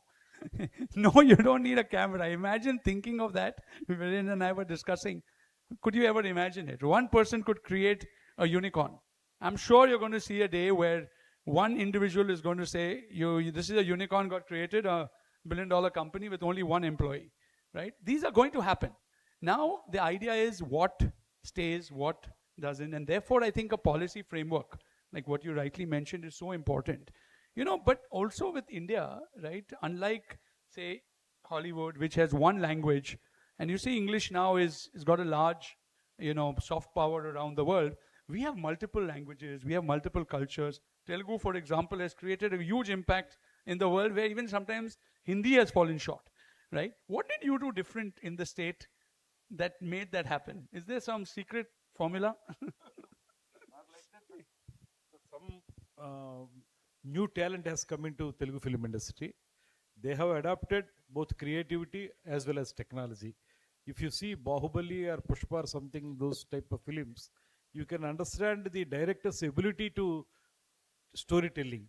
And apart from that, he has adopted the latest technology also. With that, that grandeur look has come in Bahubali film. That because of that grandeur look and how he creates the story, how he tells the story, that also impacts very well.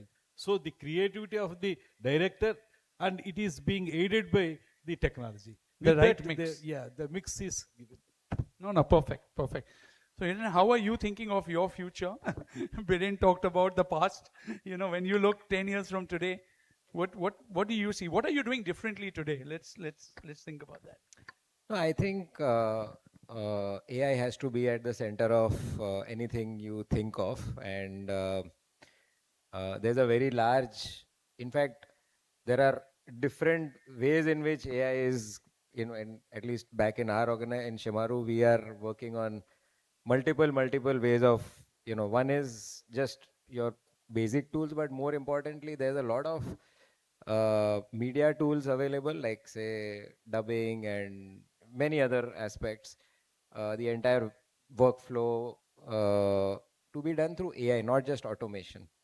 More importantly, a complete business transformation on how, from the core, AI is helping think about the business itself in terms of, right from strategy to this. So I think that is one clear enabler, I think a very strong enabler for us in terms of driving the future.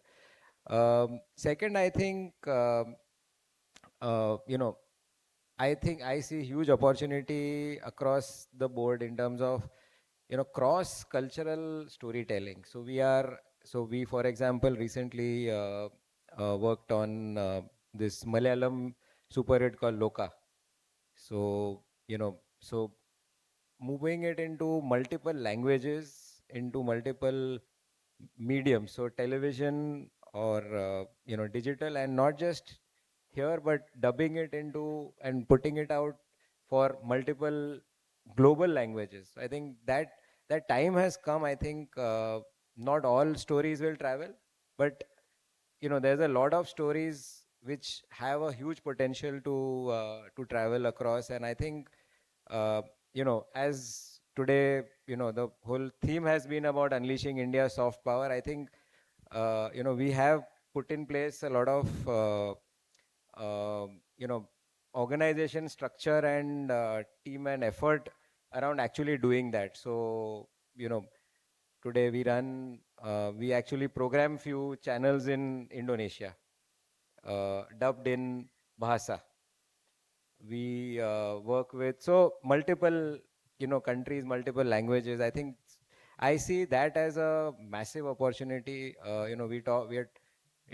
There are a lot of co-production opportunities we are evaluating, exporting formats or concepts from India into the global markets. I think so that is second big driver for us, the way I see our future. And I think more than anything else, it's the domestic story. I think let's not forget, I think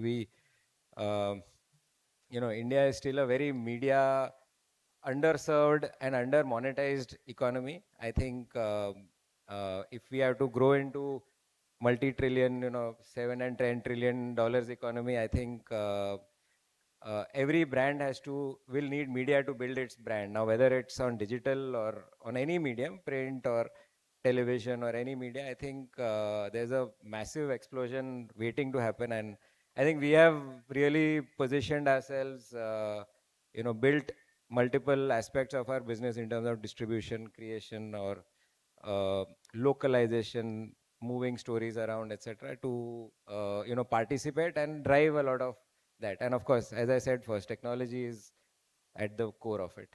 No, I think it's so right. Even when we look at our businesses having built depth in Bharat, right? So in our music business, for example, we have some of the largest IPs in Bhojpuri and Haryanvi, and then having a Warner Music India as a equity partner, now taking that global, these deep partnerships and the ability to use this understanding in the India playbook to then go and capture global markets, I think is a huge opportunity for us to bridge this gap to that 100 billion, because what we have been able to, kind of deliver to millions of consumers is very different, and also culturally, right? I mean, like, we have simulated cricket, for example.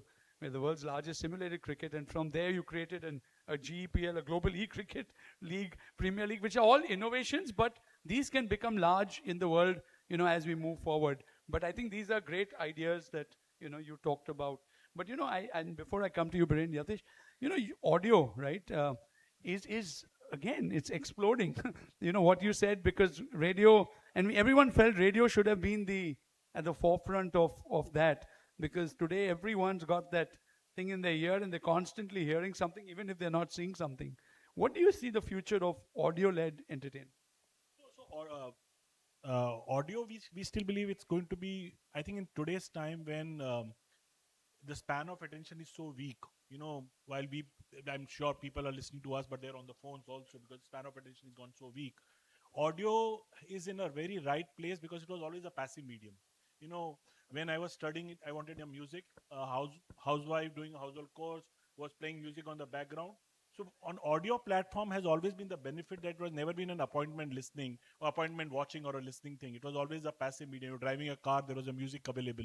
So in today's time, when you have a tsunami of media being there, audio being a passive medium is in a better position. Our own research says, even if we believe that who listens to radio, but I think there are still 40 million people listening to radio. Honorable Prime Minister uses the radio medium as for Mann Ki Baat, and been about almost more than 100 episodes he has done. So it remains very strong. It requires certain other challenges in audio. If I want to say about radio, the issue is, where do I listen? The software, the content is great available. The talent is available. You can have enough talent available. The problem is we don't have more tuners available. A FM tuner is not available in all smartphones. That is where the challenge lies for audio medium. We have moved on from just not being a radio company to doing a music streaming service. Ghana, we own Ghana also, and it's an all paid service. It's done really well. We have gone to almost double the number of subscribers, and podcast has done really, really well. Now, podcast has become an issue where, do we consider it as a video podcast or an audio podcast? Because India has perennially been, music has always been film based. So India never heard music, it always watched music.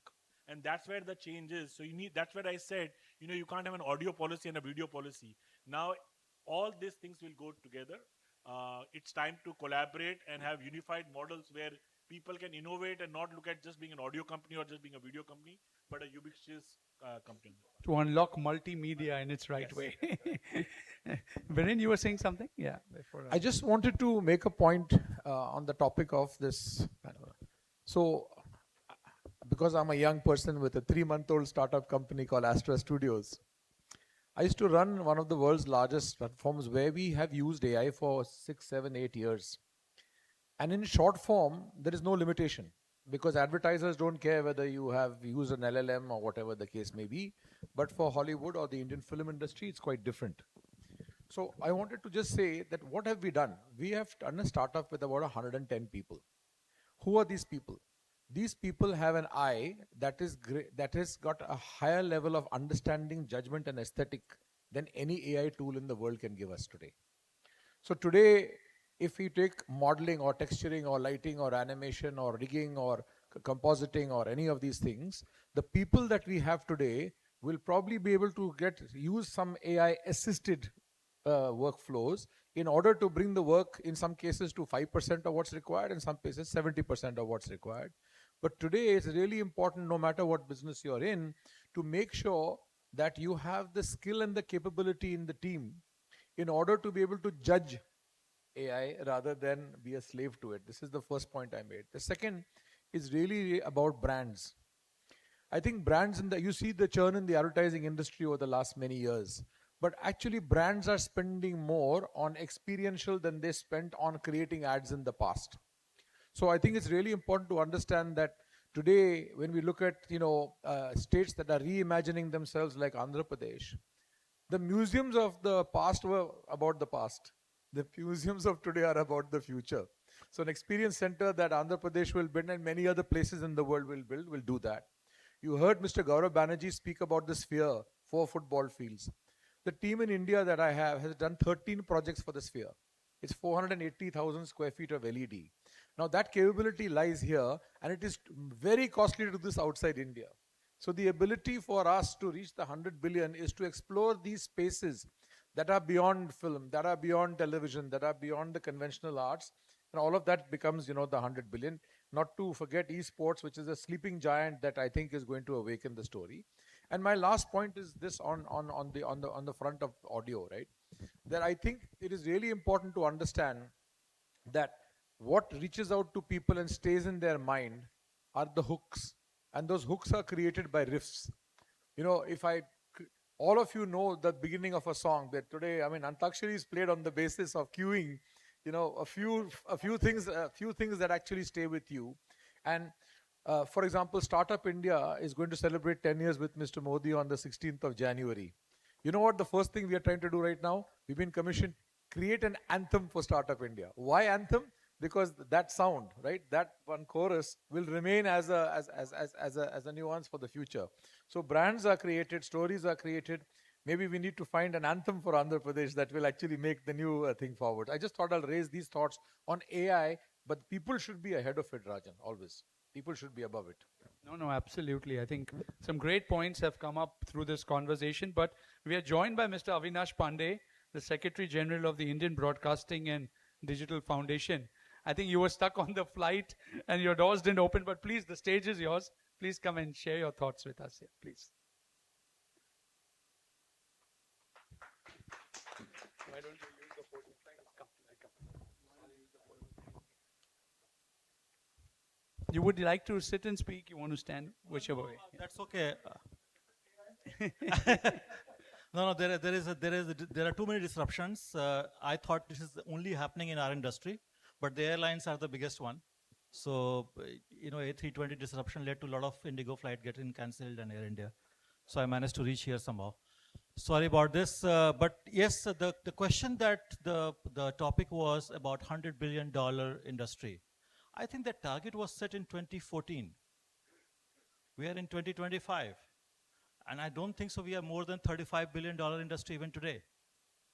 So actually, the problem of our industry is both organic as well as cosmetic, which is largely is the result of the frequent policy changes, policy uncertainty, investments not coming the way we thought that will come in this industry. And I think whenever CII or FICCI is hosting such seminars, it needs to address those areas very, very clearly. Today, when we started this broadcast and television industry in late 90s, we said this is a sunrise industry until 2010, and now we are seeing clearly a shift. While the entire focus right now in the policy making is to protect the intermediaries, where the role of the intermediaries has completely gone away. And that's where the major changes that needs to be done. Also for policymakers, I would like to say one more thing. Most of the time, public policy looks at looking inward. What is happening? How to make it better. But we should realize that the competition to the category never comes from within. It comes from outside. And no public policy paper is looking at what's going to affect our industry more in next 10 years or 15 years. And that's where it should largely focus on if we really want to build this industry to $100 billion. Look at where China has gone in the last 25 years, whether it is advertising, content creations, technology, and distribution of the cable and satellite television, and where we are today. Do you have one or two specific recommendations that you would like to make? See, first of all, I think there has to be complete forbearance as the part of the television distribution network is concerned.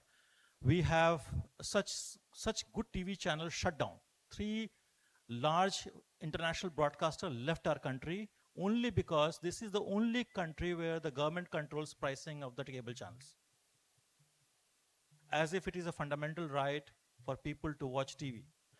Also, second thing is that largely there is a growing, I will say there is a growing intolerance globally in the content. But India is a country where the Ramayana, Mahabharata, Kama Sutra, everything is written. We are a very, very rich storytelling country. There has to be creative freedom for creative economy to flourish. So both end. I'm saying at the end of the business where there is a forbearance required and there is a larger tolerance is required, and technology is available today that even for the pull content and the push content, you can actually design guardrails and safeguards for people to consume those. No, I think we would have loved to keep this conversation going, but you've raised some very important points, to the end here, because ultimately it's the consumer who is driving the future of this industry. I think whether it's government, industry stakeholders, all of us need to realize that it is the consumer. And when the consumer has moved, whether it's policy frameworks, whether it's distribution, whether it is content creation, whether it is IPs, whether it's creators, we all have to play catch up to be able to serve that consumer correctly. And if we don't do that, that's where this disparity comes between what India and the world. And you rightly pointed out, because if we don't listen to the consumer will look for the content. And that's when piracy happens. That's when content proliferation from the outside the country. Today, there are a lot of such apps running in this country, which is controlled by Pakistan. And we continuously point this out to the INB ministry. No, I think we'll just take one question because I've already got a message to end it. Yeah, please. Hi, good afternoon. So I'm Terence Cardos. So I'm more into film tourism and co-production. I want to give a simple example. Last year we did a Russian documentary in Ahmednagar, Maharashtra, based on the life of those street performers. And after it telecasted in Russia, that village grew up in kind of homestays. A lot of tourism of Russia came to that village. The second talking co-production, we are doing a co-production in the Philippines. I just came back from Philippines, a dance musical. I took the soundtrack to the Ministry of Tourism in Philippines. This is the soundtrack. You tell me where exactly you want to shoot the song in the Philippines. And they said, we'll come on board to support you. These are the locations we'll tell you.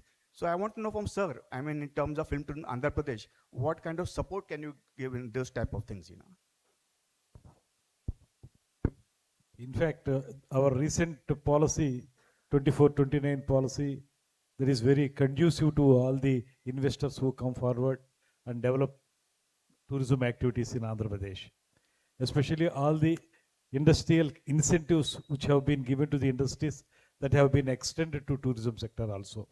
And wherever you go and wherever you want to shoot, all our department would support you in single window system. There won't be any hassle-free supporting system is there in Andhra Pradesh.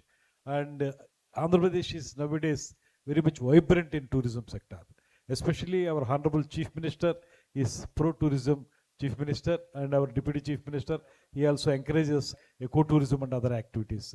Whatever you want to do in Andhra Pradesh, you come, you let us discuss those things, and we will extend our fullest cooperation to you. That is the better thing we do.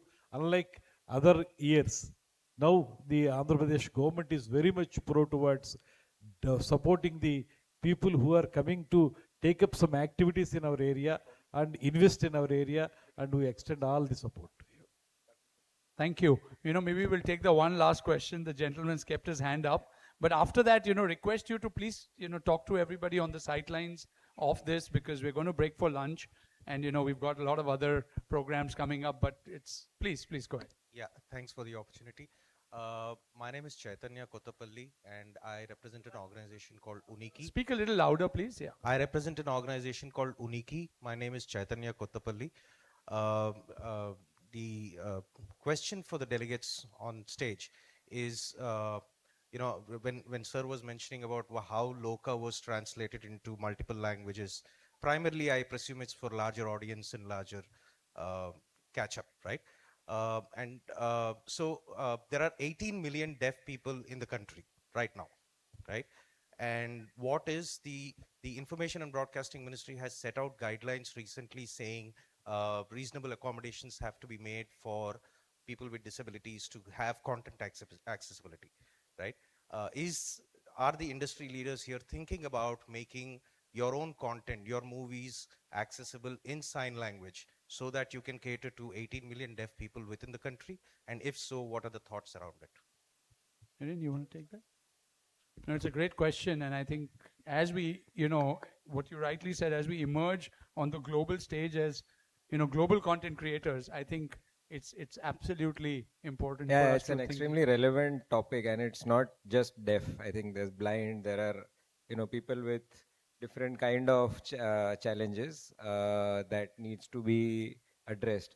In fact, I would laud the the ministry who has actually come up with accessibility guidelines, and there is a active discussion paper right now which is being discussed. So I'm not actually not the right person, because it's finally the ministry the INB ministry will be finalizing all of that. But I would say that there is an extremely active discussion and debate going on currently across the industry with the government on this. There are while the need for addressing differently challenged people or classes is there. Classes is the wrong word. I'm very sorry for using that word. Communities. Sorry. Thank you. But and obviously, I think everyone is very sensitive to this aspect. There are also different, I would say, practical aspects about all of these. So, I think it's how we all can marry the two and come up with something which is practical, feasible, and at the same time works for all stakeholders. I think that is where things are at this point in time. But believe you me, I think so. I'm on the Council of the Film and Television Producers Guild. Shibashish is going to be speaking on a different topic. He's the chairman. The guild is also actively discussing this, or there is quite a lot of discussion around this extremely sensitive and important topic. As I said, it has multiple implications. So there is no one size fits all answer to this.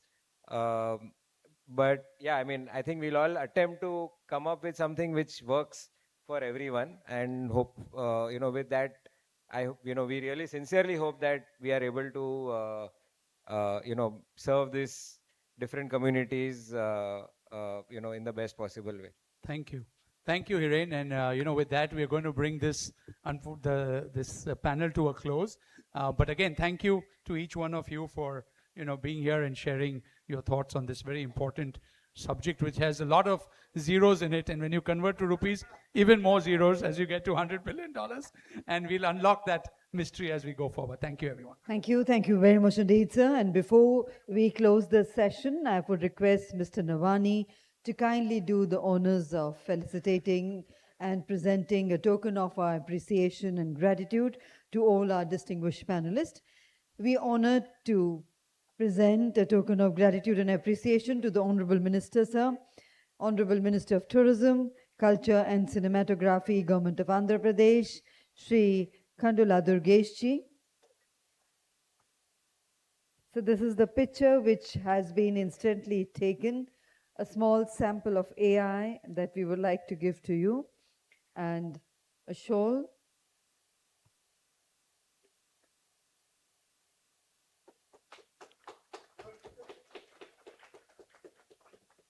To Mr. Avinash Pandey.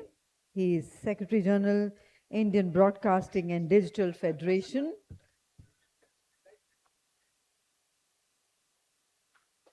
To Mr. Hiren Gadnaji, Chief Executive Officer, Shimaru Entertainment.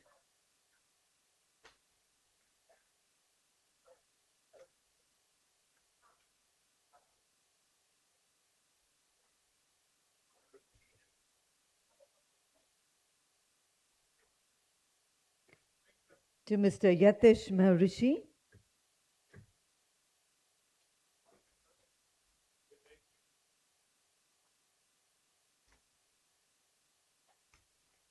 And to Mr. Biren Ghose, founder and CEO, Astra Studios.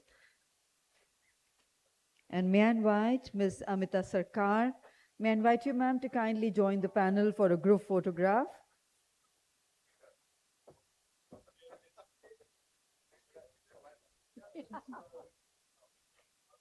And ladies and gentlemen, we request, ma'am, can you be in the center, please? I would request Amita ma'am to be in the center for the group photograph.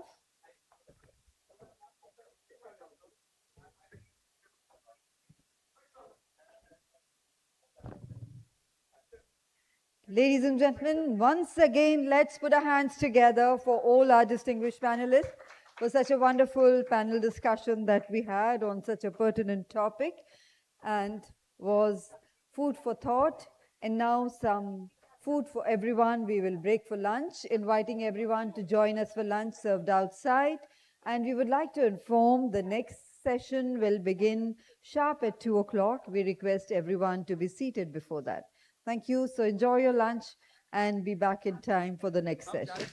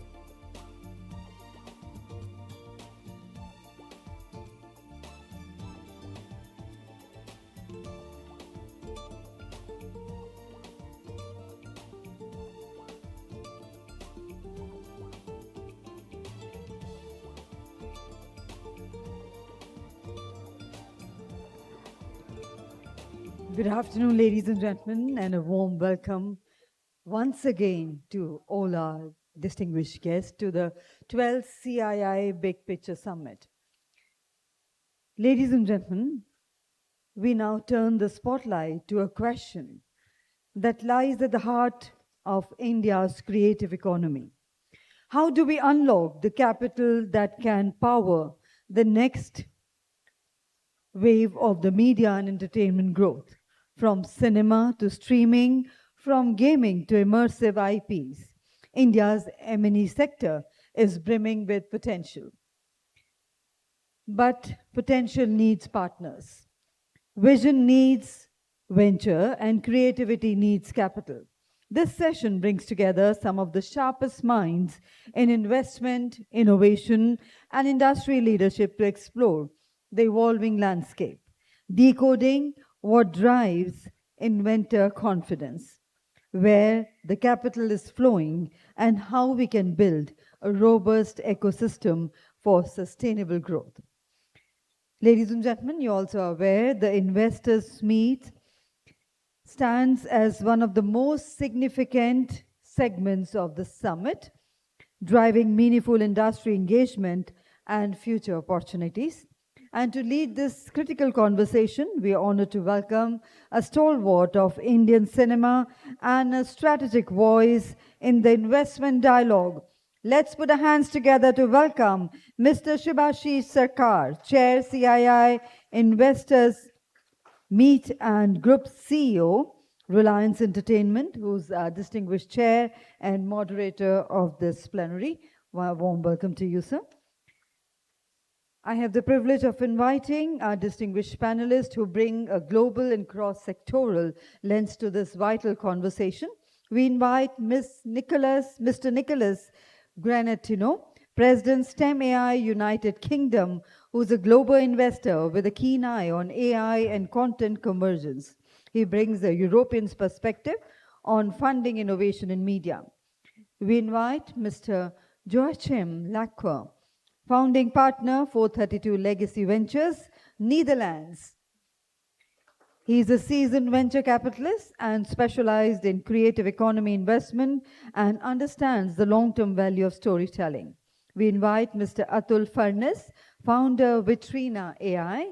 Warm welcome, sir. He is a tech entrepreneur redefining how content is discovered and contributed to bring data-driven view of investment readiness. We welcome Mr. Anup Chandrasekhar, COO Regional Intent Media. Very warm welcome to you, sir.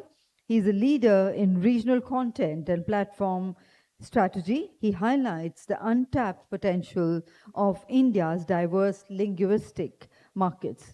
We invite Mr. Karan Torani, Executive Vice President, Elara Capital. He is a respected media analyst and investment strategist and brings sharp insights into valuation trends and investor sentiments. Ladies and gentlemen, Elara Capital is also our investment meet partner, whose support has given us substantial shaping to the investment meet, which is also an important segment of the summit. And finally, ladies and gentlemen, may I invite with a round of applause Mr. Anish Dev, Managing Director, VAM India. He is a dynamic force in media investment, offers a practitioner's view on what it takes to scale creative ventures in India. And with that powerhouse of a panel and a topic, I would now hand over to a session chair, Mr. Sarkar. The floor is yours to take forward the proceedings. Good afternoon, ladies and gentlemen. It's always tough to do a session post-lunch. We will try to see that how we keep the discussions engaging. I will not go through another round of introduction. The introduction has been already done. I'll probably try to utilize, we have roughly an hour. We'll try to probably utilize 45 odd minutes into the discussion, into the different thought processes, and probably keep the last 10-15 minutes for any kind of questions to be answered. So in the media and entertainment as a sector, I think for the longest period of time, is more than 100, 120 years old segment in this country, specifically from an India perspective point of view. What we have seen for a longish period of time is that this sector primarily works with private passion, private interest, and private capital. While that's something at many a point of time we engage or we enjoy about it, especially for the journey with the creative and the capital excellence together. But at the same point of time, for the business to scale or the business to reach its optimum scenario, the requirement or the needs comes that for which probably the today's session, or for which probably in this Big Picture Summit we have also created a specific bazaar or a window for the minds of the investor and investor to sit together and see the opportunity.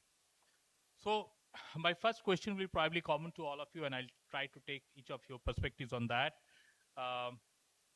We have seen in this sector that there are high growth, there are high opportunities, but at the same point of time, we have seen the low capital inflow, especially low institutional capital inflow over a period of time. So my first question to you is that in this background, when you have seen this is the scenario of the country in this sector for probably last 50 odd, 100 odd years, what is your perspective on that? Why do you think that this is the situation like that? And why do you think, or what do you think that the opportunities or the things we need to do to correct the situations? Sure. Thanks, Shivashish. You know, one of the things that we do at Vitrina is that we track 100 countries and we track how much production is happening in every market in entertainment content. And what we've actually observed is that over the last 5 years, there have been dramatic changes that have actually shaped up the overall production financing climate.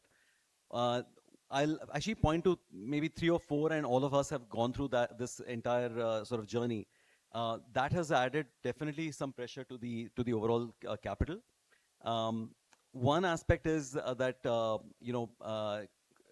if you look at the year 2021, 2022, there was a massive shock that actually happened because of obviously COVID first. And then just after COVID, there was a massive production surge that happened, but there was a big stock market correction globally where media stocks actually got affected very adversely, especially with Netflix changing some of its reporting of subscriber numbers and only reporting profitability. The overall confidence in entertainment stocks actually had collapsed. That definitely led to a much compression in the overall capital that was coming into new production. So that's one shock. The other shock has been, the sustained sort of attack on box office. Especially COVID had a big attack on box office, and then there was also a change between broadcast and linear TV. So where streaming is getting the audience, but they're not completely getting all the revenues, especially on the advertising side. So we've seen multiple shocks, and then I think the final straw on the camel's back was the Hollywood strikes, and that's actually also affected the overall confidence as well as the amount of capital that we are actually sort of seeing in the and actually this is an interesting chart that we compile on a monthly basis. If you go to the vitrina.ai website, you'll actually see we update this for every month. We are tracking this on a daily basis. What this chart tells you are those multiple sets of shocks that we've actually experienced as an industry. The way to read this chart is that the x-axis is the 34 months, starting from Jan 22 up to October of 25. And then the y-axis is the total number of productions that were financed, greenlit, or commissioned, which is basically how many productions were financed and supported in each of those months. This is an area chart, which means that at the bottom is APAC. On top of that is stacked EMEA, which is Europe, Middle East, Africa, and then on top of that is North and South America. So the overall volume of that curve is actually telling you the global patterns. And you can see the squeeze that has actually happened right in the beginning when the Hollywood strikes came in. You can actually see that the US obviously got affected, the UK got affected, some other markets, but then Europe has really come back in a big way. So again, this tells us that finally productions is a function of how much capital is coming in. So exactly to your point, Shibashish, it's all about capital requirements, and that availability of capital is definitely we're going through a tunnel for sure. If you look at the last last few months, some of these levels that we are seeing are actually almost pre-pandemic levels, except that the furniture has been readjusted. What I mean by that is that we are still seeing globally similar productions that are happening across film, animation, documentaries, and TV series, but the furniture has gotten adjusted where the US has come out much weaker, and some of the other markets have really started producing much more. I would call on Germany, Japan, Brazil, Australia. These are markets which are heavily supported by government and a lot of film commissions. There are lots of development financing grants that happen. But again, revival in this industry is a function of capital and very smart moves by industry to realize that, okay, there is a squeeze, and then where can you actually help creators bring in that capital and then sort of revive almost as a key sort of key initiative. So again, as I mentioned, we track this on a daily basis. We report it every month on our website. But for a lot of our members, this is a crucial part of insights. No, Atul, I think this is very helpful, and I think for the audience, one should know that Atul, thanks to you have taken a lot of initiative by bringing in a segment of quality investors, especially from the North American market. I think there is a virtual call happening tonight as well as tomorrow. And yes, capital is the key. Coming to Nicholas, you wear an interesting hat, or probably two hats in the situation. On one side, you have been raising and putting capital in the space of AI and technology-driven opportunities. At the same time, you are probably leading the first AAA console game out of India, out of Indian characters, with a collaboration from the best of the creative minds across the globe. It's a unique position, and some position you are an investor, some position you are an investee from that point of view. What are your understanding of the market, both India as well as globally, because you probably will be able to give a perspective from both sides and probably a little bit perspective on the gaming and the technology sector. Yeah, thank you, Shibashish, for having me. And I think it's very interesting time. I think this is my 8th trip to India in 14 months. And I think the opportunity here is phenomenal. As an investor, I think it's hard to be more excited in a country than I'm excited about India. And there's a number of reasons for that. And as you say, Shibashish, there is actually both for AI and both for gaming and the Age of Bharat, which we're doing with Amish Tripathi, Amitabh Bachchan, and we just brought Mukul Deora, who did The White Tiger.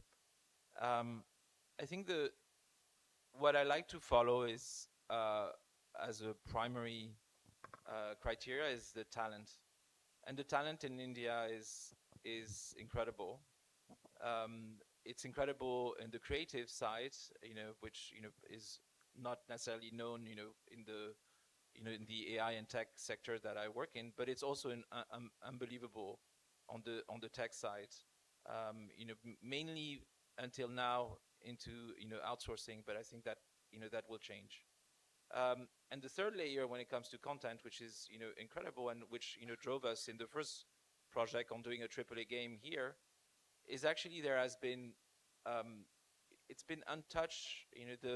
All the Itihasa, the Ramayana, all the epics, the Mahabharata, have not actually been, present, at, the Hollywood, quality, either in game, or in movies. And I think there is a massive, opportunity there, because for me, it's, India is the birthplace of all these quantum stories.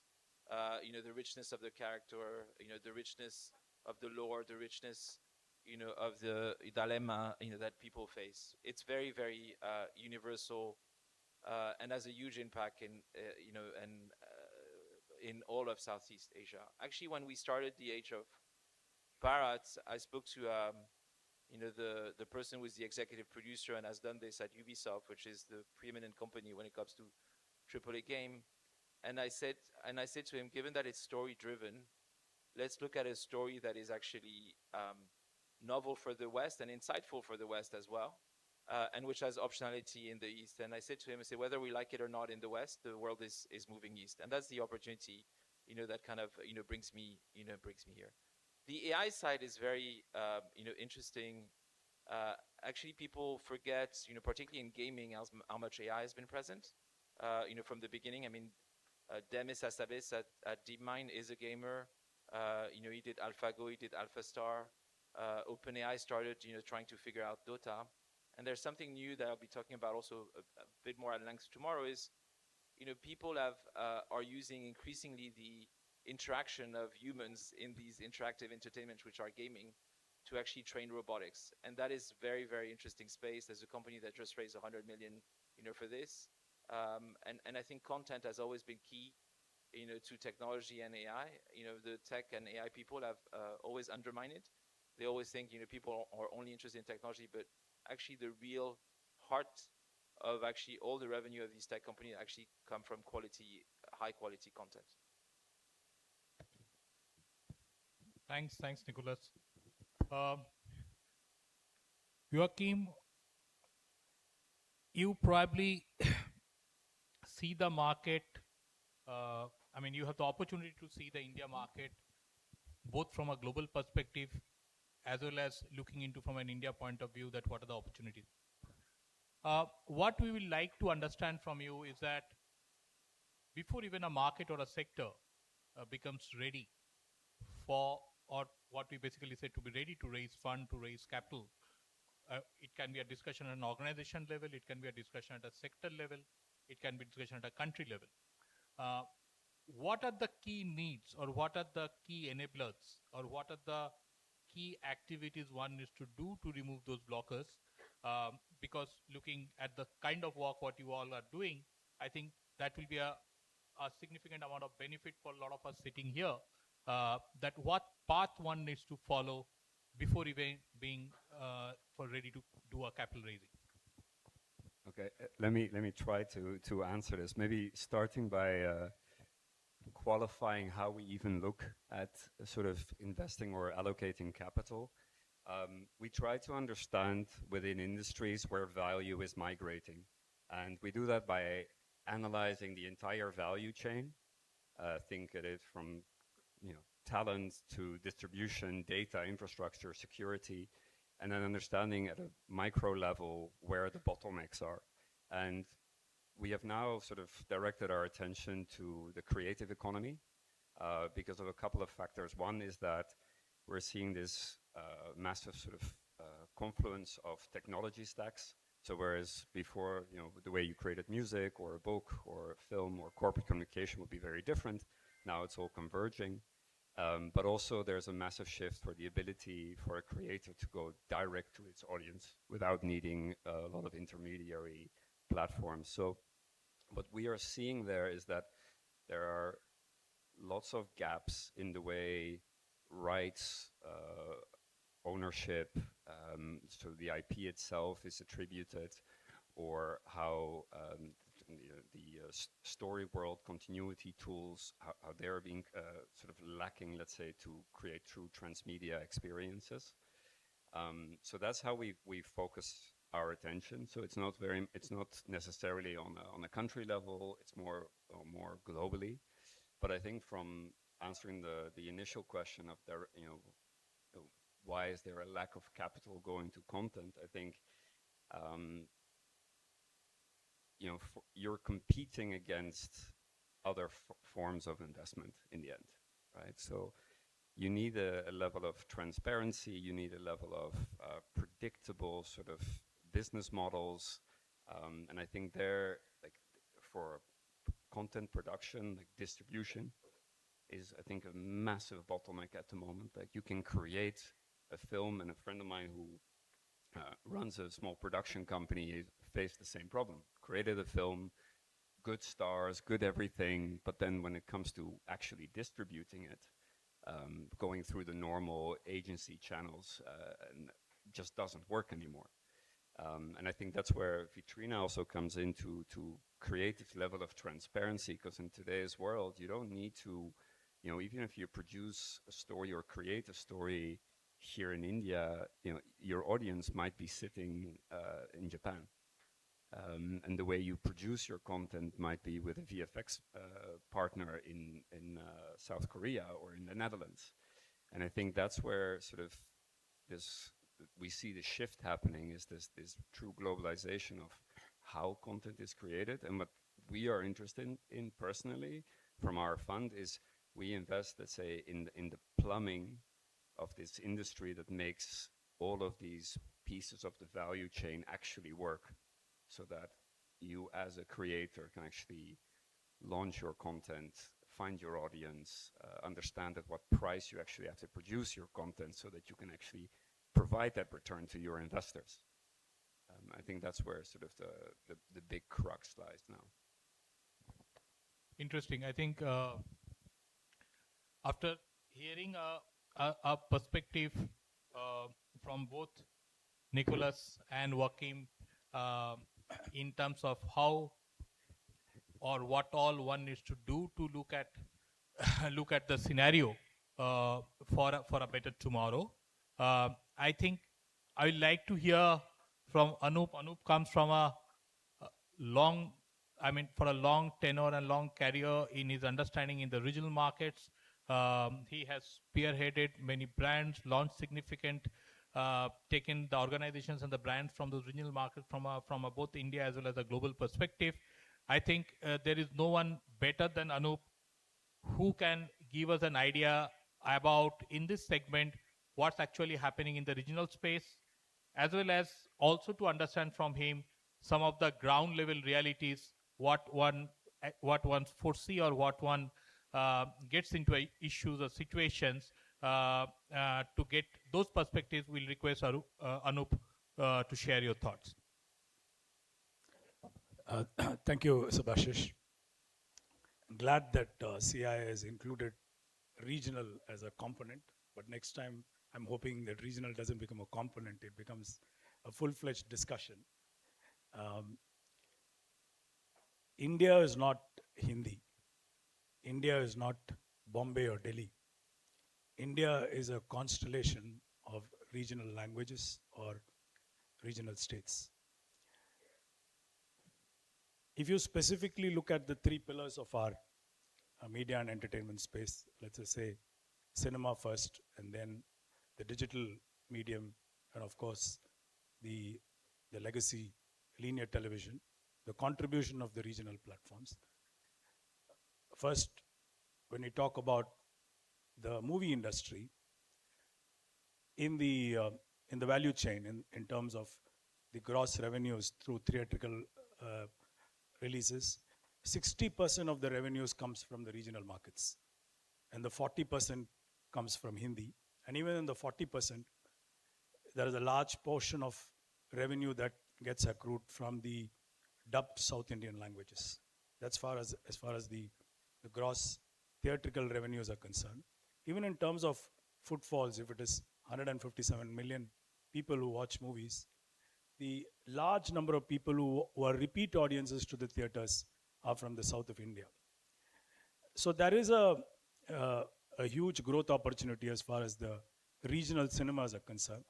But still, the people involved in the regional cinema business, though it's investor friendly in terms of ROI, they still have a lot of bottlenecks to face. There is no institutional funding for the regional cinemas. So what happens is the regional producers, earlier, of course, you had nationalized banks like IDBI, which is giving at 11% interest, but now they are dependent on a few financiers whom we call in our markets as loan sharks. So, we have to depend on them for 3 to 4% interest rates, which are very high. So that's, I think, one of the biggest problems that regional movie producers are facing there. And also, if there is institutional funding, the institutional funding is people come and cherry pick and do movies for 1 or 2. There is no slate funding that we see in the regional markets. So if there are investors who are here who want to invest in the regional cinema, please come and don't cherry pick and come put money in one movie and then get away from it. Please come and put money in a slate of films. And I can assure you, if you put money in a slate of films, when some financier who's sitting there, takes away 3 to 4% per month, you can easily get back, I think, easily around 20%. I was talking to another gentleman a few hours back, and he was telling me that he has invested around 200 million, and he has already almost got there to the figure of 30 to 40%. So but you need to be scientific in your hedging in that market, and you should be very scientific in terms of the pipeline of stories. See, there are a lot of people from Bombay who have come, and what happens is they come and deploy the fund through a consultant. And I know of companies who have invested 500 million, 600 million, and they've depended on one consultant, and then probably there is a lot of leakage, and unfortunately he doesn't get the money back. So avoid all those things. I mean, go through the proper route. Regional cinema is a good bet, especially now, because we have regional franchises. You've seen what Kantara has done, Pushpa has done. They are all events. They are all 1,600. I mean, they are huge blockbusters in terms of franchisee. So regional cinema is a good bet to bet on at this point of time. The other area is, of course, the digital. You see, 50% or more of the digital consumption is from the regional markets. But I think in the digital where the opportunity is India has 22 languages, but we have around 2,000 dialects. So there are certain, genres or certain areas which the mainstream OTT platforms will not be willing to touch.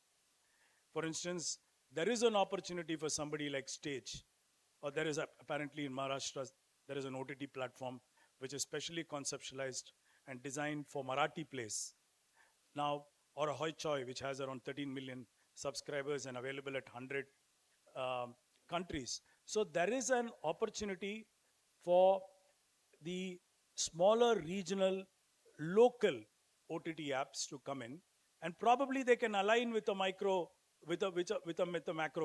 OTT platform, because those mainstream macro OTT platforms will not have the time, the energy, and the resources to look at the smaller nuances of each and every specific dialect in India. And I think from now on, it is about cohort.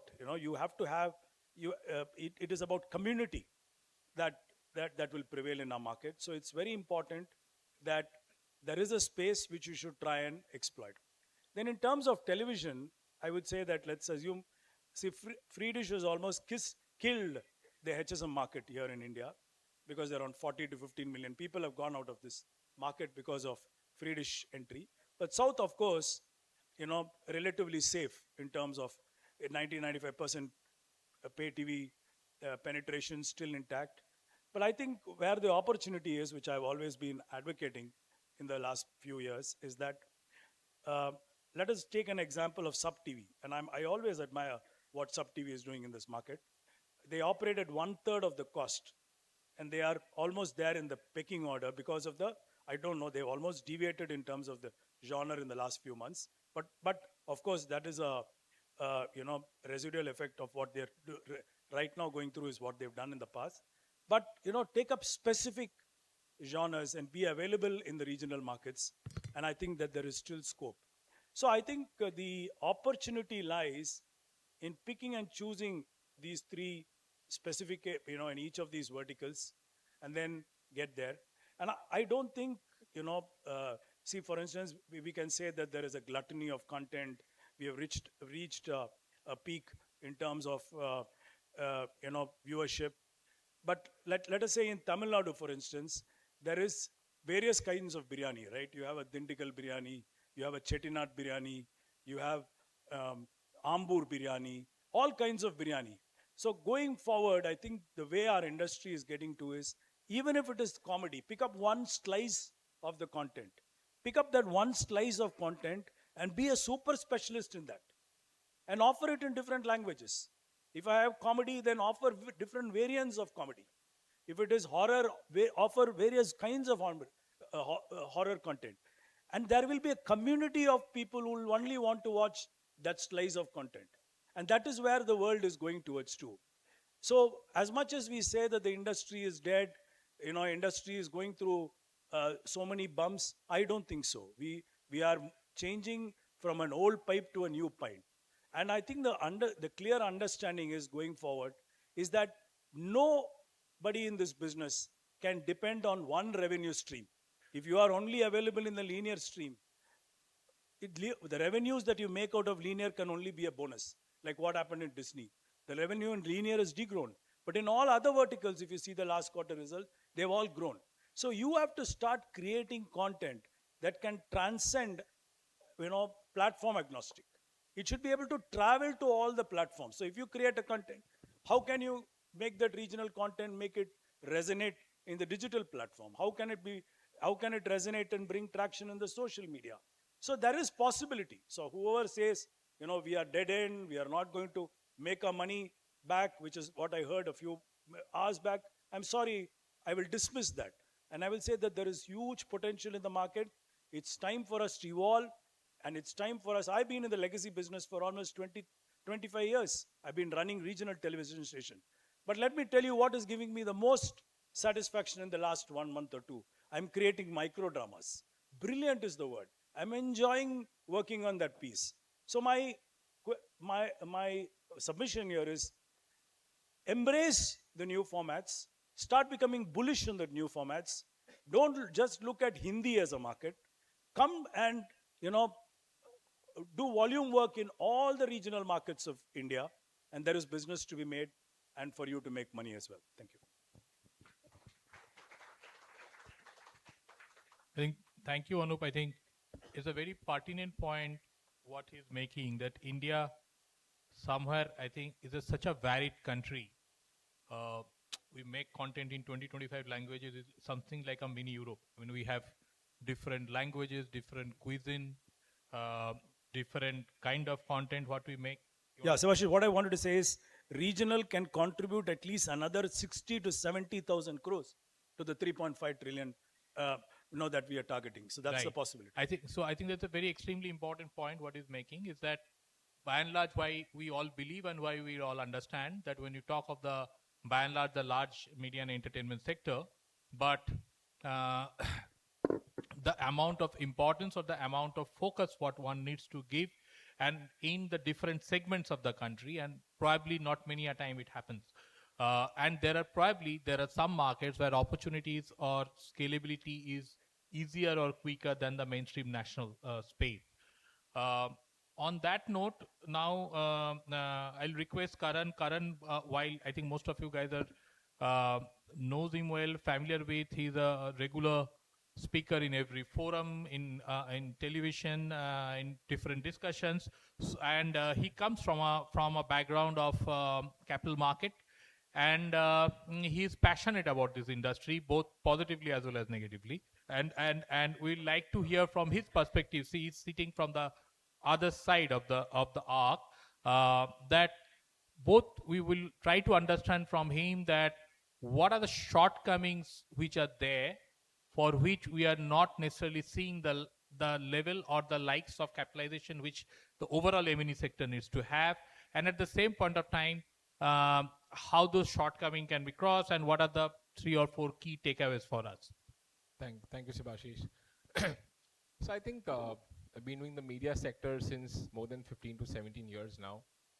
Media once upon a time was a darling for the investment community. Anyone who wants to play the consumption in India would play on the media industry. The businesses were fairly good in terms of profitability, healthy cash flows, healthy growth rates. Then came digital era in the last 5 to 6 years, and that actually disrupted the media entertainment industry in a very big manner. So every traditional medium, whether you call it the likes of cinema, print, TV, radio, has seen a big struggle as far as scale on digital is concerned, right? We have to address multiple issues here if we were to scale up on digital in a very big manner. Firstly, I think what the companies actually forgot is that 5 to 10 years back, they were competing with just TV channels and broadcasters within themselves. Now, because of digital becoming mainstream, they are competing with large tech giants, Google, Facebook, Amazon, Flipkart, everything put together. And I think this is only going to intensify in terms of competition. You saw very clearly that digital advertising was dominated by social media until about 5 to 6 years back. Today, you're seeing e-commerce coming in a very big manner in digital advertising, and that may disrupt traditional media in a more bigger manner. And if they keep investing on content without any proper unit economics or without any ROI, they will keep burning money. So there's no way or there's no end over here. So I think they need to really reinvent themselves in terms of the content they create. There has to be unit economics as far as OTT business is concerned. Otherwise, things can only worsen from here on. That's the first thing. Second thing, as the other panelists pointed out, there have to be hybrid models. You can't just rely on one single model in terms of monetization. You need to have ad-based model and pay-based model. Unfortunately, in a market like India, we don't see consumers paying in large amounts or large ARPUs or in large numbers as far as S4 revenue is concerned. So we need to really improve our user experience on the advertising side to generate higher ROI for the advertiser, because that will drive them on the platform in terms of traffic.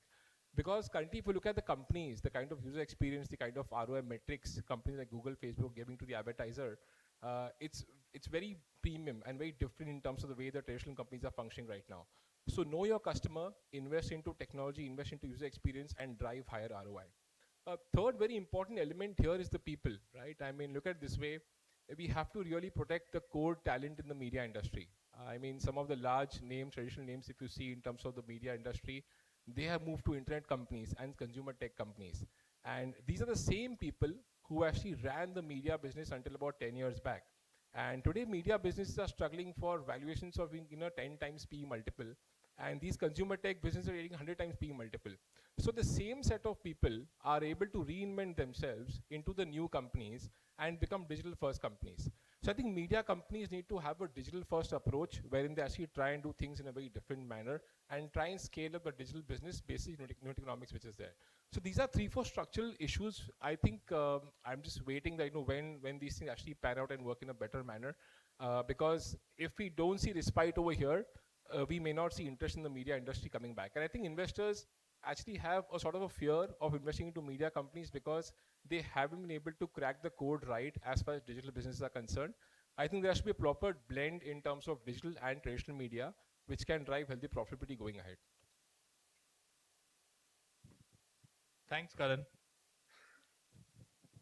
Anish, after hearing from Karan, probably what we will like to hear from you, that in the overall sector, like we are all aware that there is a certain space where we are in terms of whether the reasons for why the capitalization is less or why we are currently sitting in the situation, what are the better things we need to do.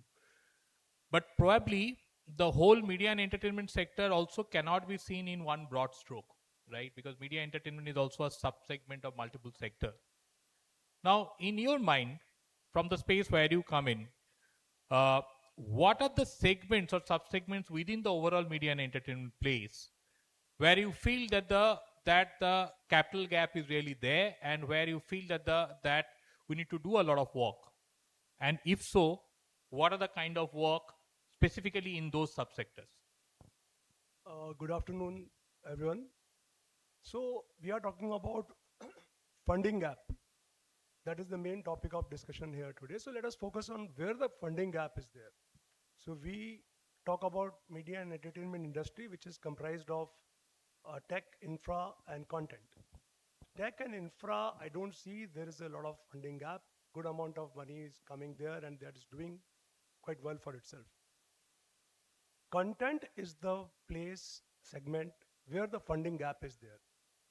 So there's a scenario wherein on one side you have funders, on one side you have people, the content creators who need funding. So funders are driven by P, that is profit. And the creators are driven by passion. The creative industry, they produce content. Content is also divided broadly into two types. One is curated content, one is non-curated content. Non-curated content, we are calling it creative economy, creators economy, sorry. Creators economy, you do not need any funding because you can just be a creator if you are a talented person.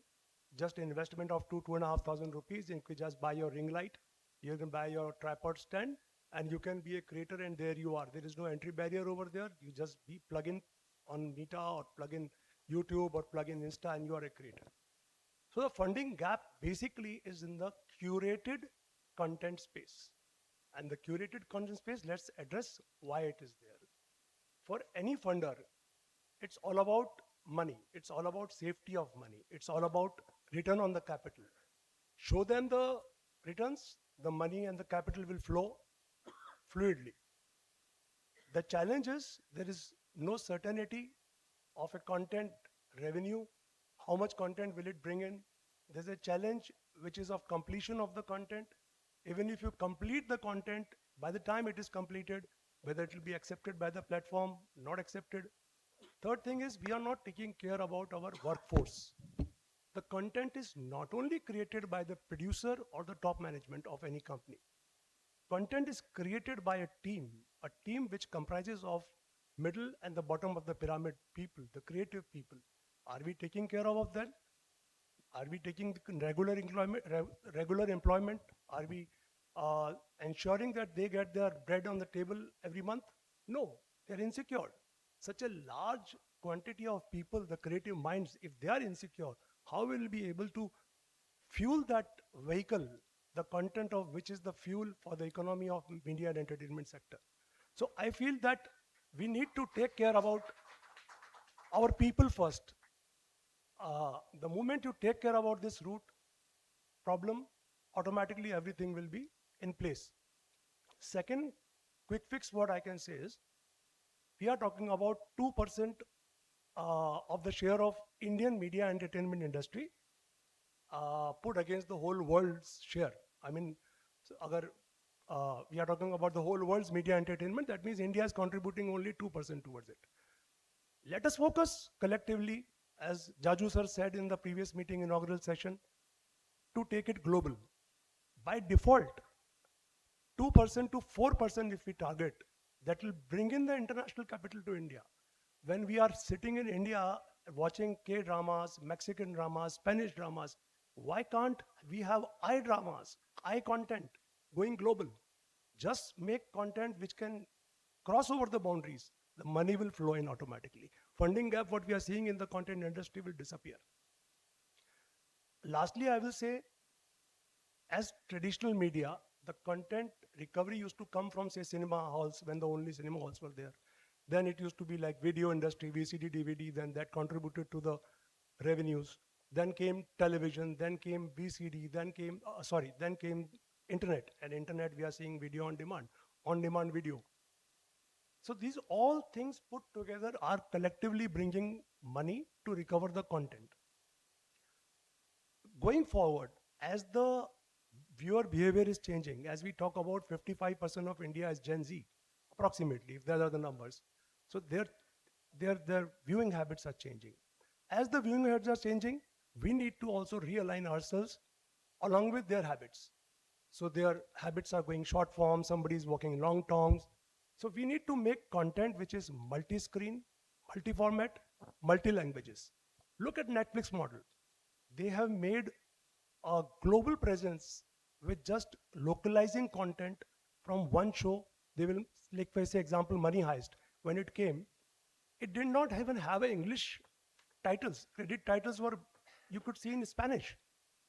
See, they just localized in Hindi or English, and they just broadcast it. And slowly now they are localizing one content, one language, original mother language content, to multiple more than 15 to 30 languages all across the world. That is the way to go. Why can't we do that? We have so many languages. Our cricket commentary is broadcast in 11 languages. So just imagine if we have a content piece, it is made for multi-screen, multi-format, and across 11 languages, the kind of money it will bring in. It will automatically lure the investors. It will lure the people because they are driven by profit. You show them the profit, money will flow in. We did this example I'm giving you in 2007, 2008, when we at VAM India observed that there is a short supply of mass entertainment feature films on the television, Hindi movie television channels. Because that time the films were being made for multiplexes, all the NRI oriented films, because they were bringing in the big bucks. But on the television where Bharat stays, where our country stays, the Hindi heartland, there was no mass entertainment, there was a lack of it. We realized that South Indian movies, as my colleague said, that regional cinema is making so beautiful stories. So we realized that why don't we get movies from there, dub it in the local Hindi language, and broadcast it on the channels. So we identified a movie which was India's first 100 crores movie, which was Chandramukhi, Rajnikant sir's movie. And we brought it in 2007 or 8. And we went around the channels pitching the movie that please take the rights of this. We have made a Hindi version of this. That time the Hindi movie channels had only 3-4% of FPC on their charts, fixed point charts. And right now, if you compare, that time it was 3 to 4%. Today is 65 to 70% FPC on Hindi movie channels is driven only by the dubbed content. The latest E&Y report says that 35 to 40% content available on OTT platforms in India is subs and dubs.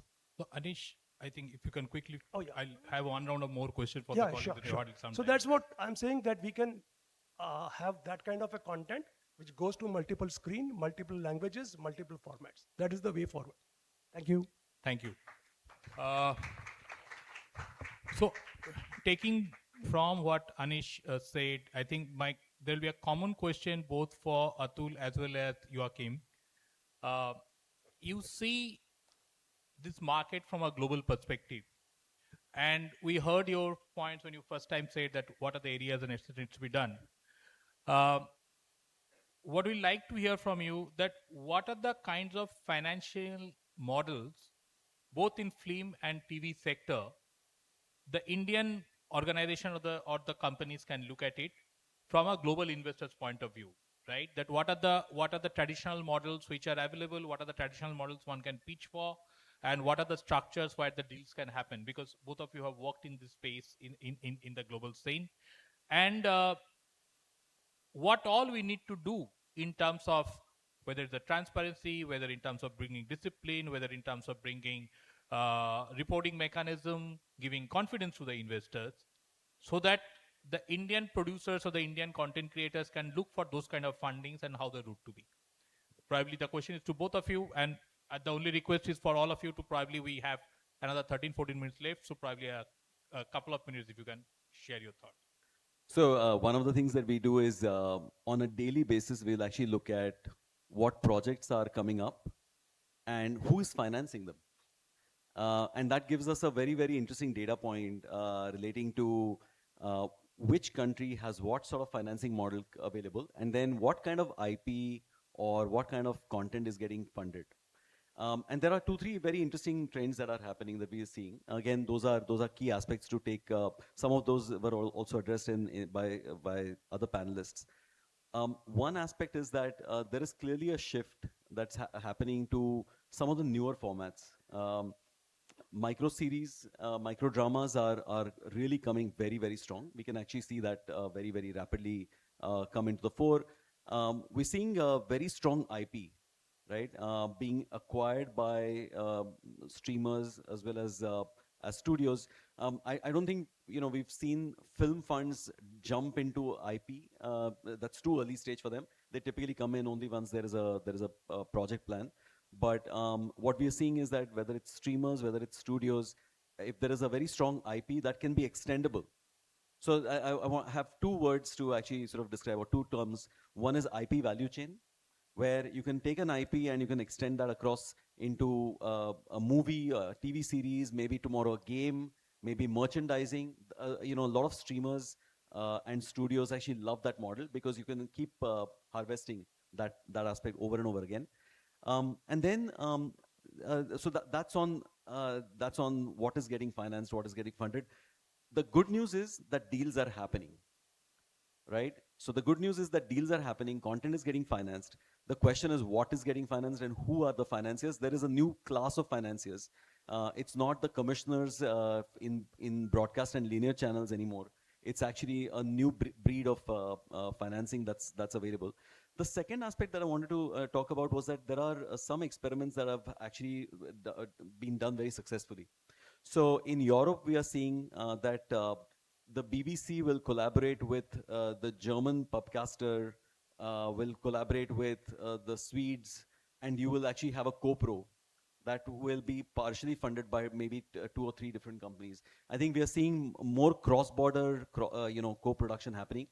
The event that we are doing tonight, where we are showcasing some of the projects in India to investors in California, what essentially we are seeing that there is an interest to also explore the Indian market. Now, the Indian market has been behind, let's say, Korea or Japan or some of the Hispanic markets, just in terms of taking Indian content as international as some of these other countries have done. But there is at least interest in that. I think even at Vitrina, we were very enthused by the very enthusiastic reaction that we received from some of these investors. I think on that note, I think the organizers here have all your mail IDs and contact details. I'm sure a lot of you will love to connect you and will love to learn from you in that way. Yeah. Yeah, like again, we ourselves, we do not invest in content itself, but sort of and even like we're not specialists in the world of content, but we use data to drive our insights. And I think one of the results of yesterday is, I think the incremental development of IP is essential. I think in the world of gaming, it's way more normal. You don't sort of spend 2 years developing something, spending millions of dollars, and then all of a sudden go like, hey, here it is, and hope for the best. You actually test out small parts of the narrative. From what I've gathered in the world of more of a film, is that people are afraid to share their ideas, afraid that it's being copied, that someone else runs away with it. And I think there, the interesting things we're seeing now is that technology starts to now be there, that you can fingerprint your content, that your IP can even be co-developed by someone else. But especially understanding sort of where your audience is in these incremental steps, sort of not trying to create a massive project all at once, but test the narrative, test parts of the narrative, characters, develop them, get feedback, and that will drive confidence also from investors, that you can show some data on like, hey, we're finding traction, whether it's in the biryani flavor there in this very niche market, and we're able to localize it for another, and we're seeing this audience react to it. I think that's key in the future of developing content without massive budgets to start with. Okay. Nicholas, on that point, when I think the discussion is hovering around how IP can be created and can transform from one platform to another, you are in midst of doing the same thing, but probably a reverse of more the traditional journey.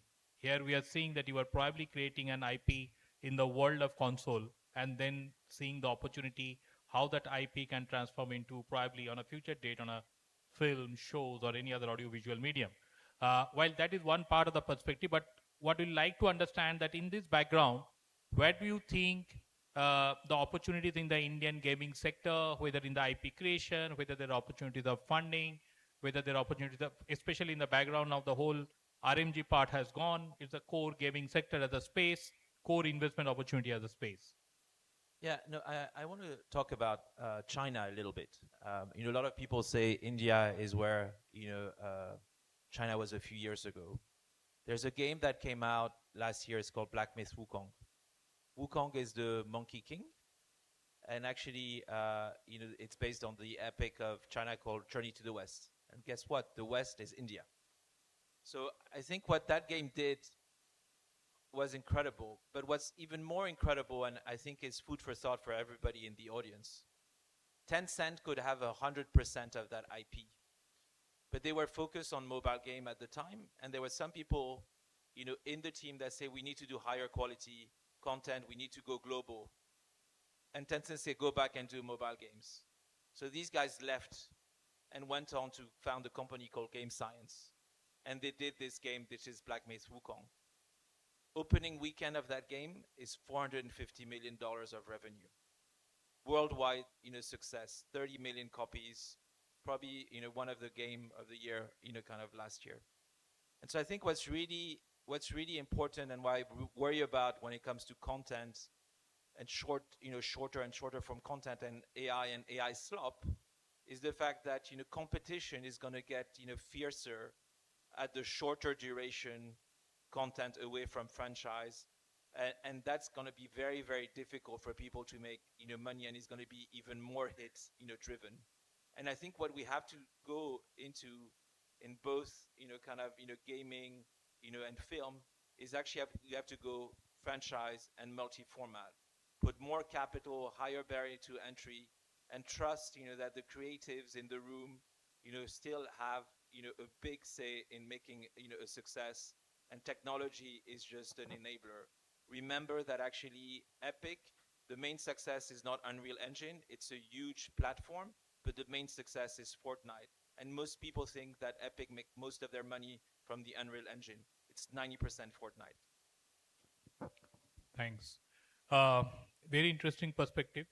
Probably I'll go to Anup now that we spoke about the IPs, but from an Indian ethos or culture point of view, or the Indian producers mindset point of view, where do you think, or how do you think that IP as a class of asset is getting recognized over a period of time, and what we all need to do to ensure that IP as a class of asset is getting recognized in the world of financing?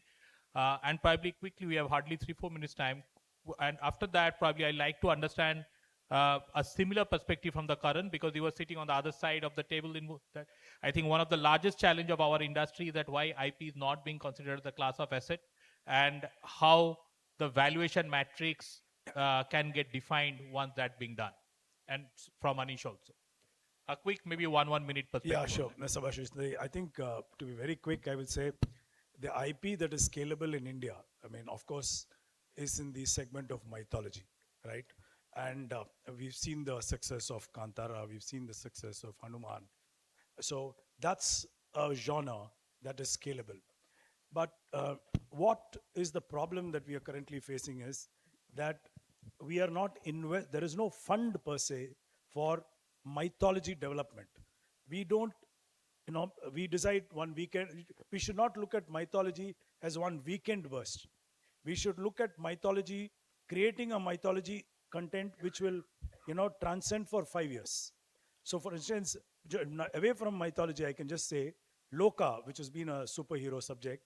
Can you believe the director has already written the stories for the 5 sequels already? So Anup, I've already got a reminder, if you can just quickly. Yeah. So what I'm trying to say is that invest in mythology related funds, invest in the writers who write mythology, give them the due recognition for it. Like in Korea, have incubation centers. So if you do that, and treat mythology as just not as a film production asset, but look at mythology as an IP. Okay. And today, this morning, Mr. Sanjay Jaju said, there are only 25 stories that we have told, but there are 10,000 stories that are untold.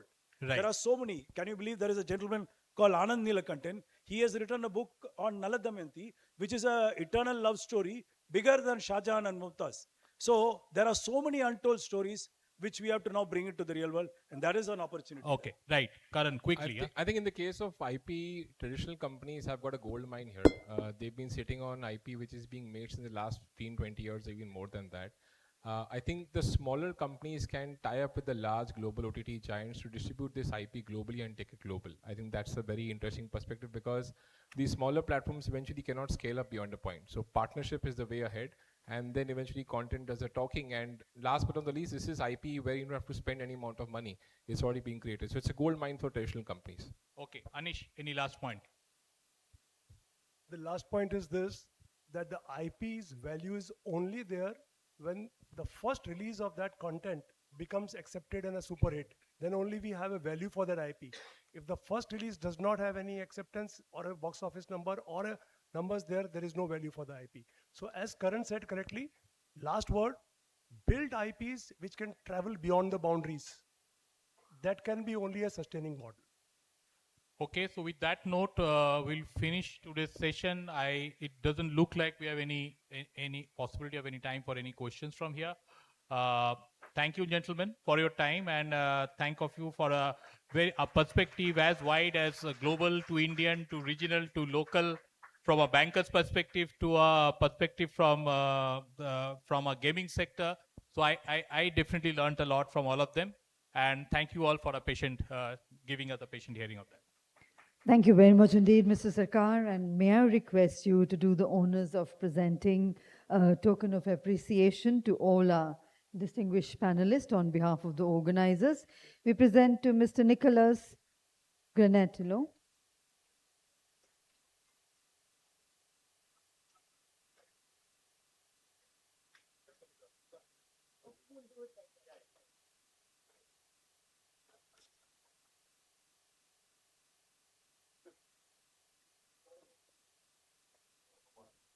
Ladies and gentlemen, let's keep the applause going for all our panelists as we honor them.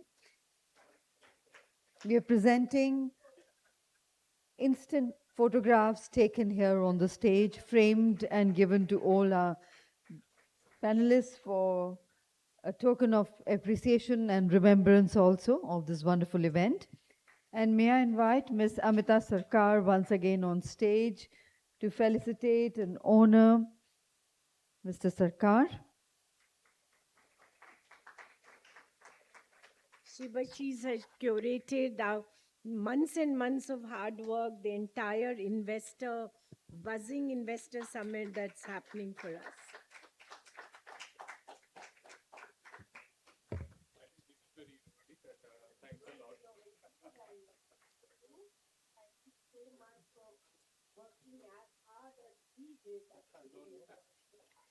And Amita ma'am, once again in the center for the group photograph.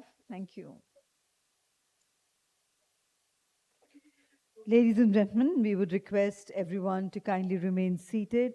We are straight away moving into the next session, which is our next plenary on cinema infrastructure, building India's screen density.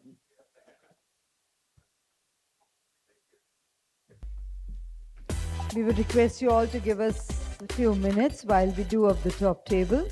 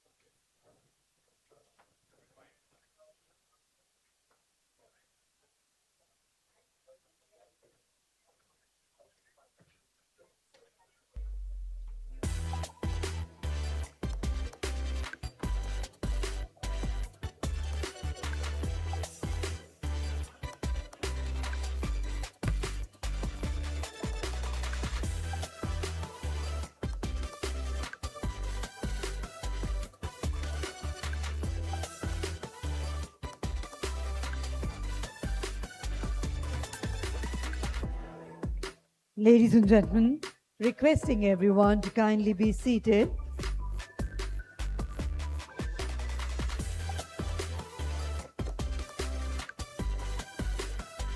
हर गांव हर गली तक पहुंचे cinema की रोशनी, जहां हर चेहरा बने दर्शक और हर सपना पाए जिंदगी. So, namaskar and welcome back. We now enter a session that speaks to the very heart of India's cinematic soul, the screen. India is the world's largest producer of films, yet our screen density remains among the lowest globally. To truly demonstrate entertainment, we must ensure that every story finds a screen and every citizen, urban or rural, has access to the magic of cinema. The plenary explains how we can build a future where little cinema meets big impact and where modern infrastructure becomes the bridge between creators and communities. To guide this vital conversation, we are honored to welcome a pioneer in digital cinema and a passionate advocate for accessible film infrastructure. Ladies and gentlemen, please welcome our session moderator and chair, Mr. Senthil Kumar, founder, Cube Cinemas. A very warm welcome to you, sir. I invite our distinguished panelist, Ms. Amrapali Katta, who is Managing Director, Andhra Pradesh Tourism Development Corporation, APTDC, a dynamic administrator known for innovation and public service. She offers a unique perspective on how cinema infrastructure can drive regional development and cultural tourism. Warm welcome to you, ma'am. We invite Mr. Prosenjit Chatterjee, Indian actor and producer. He is a legend of the Indian cinema, especially Bengali films, and he brings the voice of the artist and the producer, championing the need for more screens to nurture the regional storytelling. We now invite Mr. Raj Kotarakara. He is a story writer and film producer from Ganesh Pictures. President, South Indian Chamber of Commerce, a stalwart of South Indian cinema. He brings decades of experience.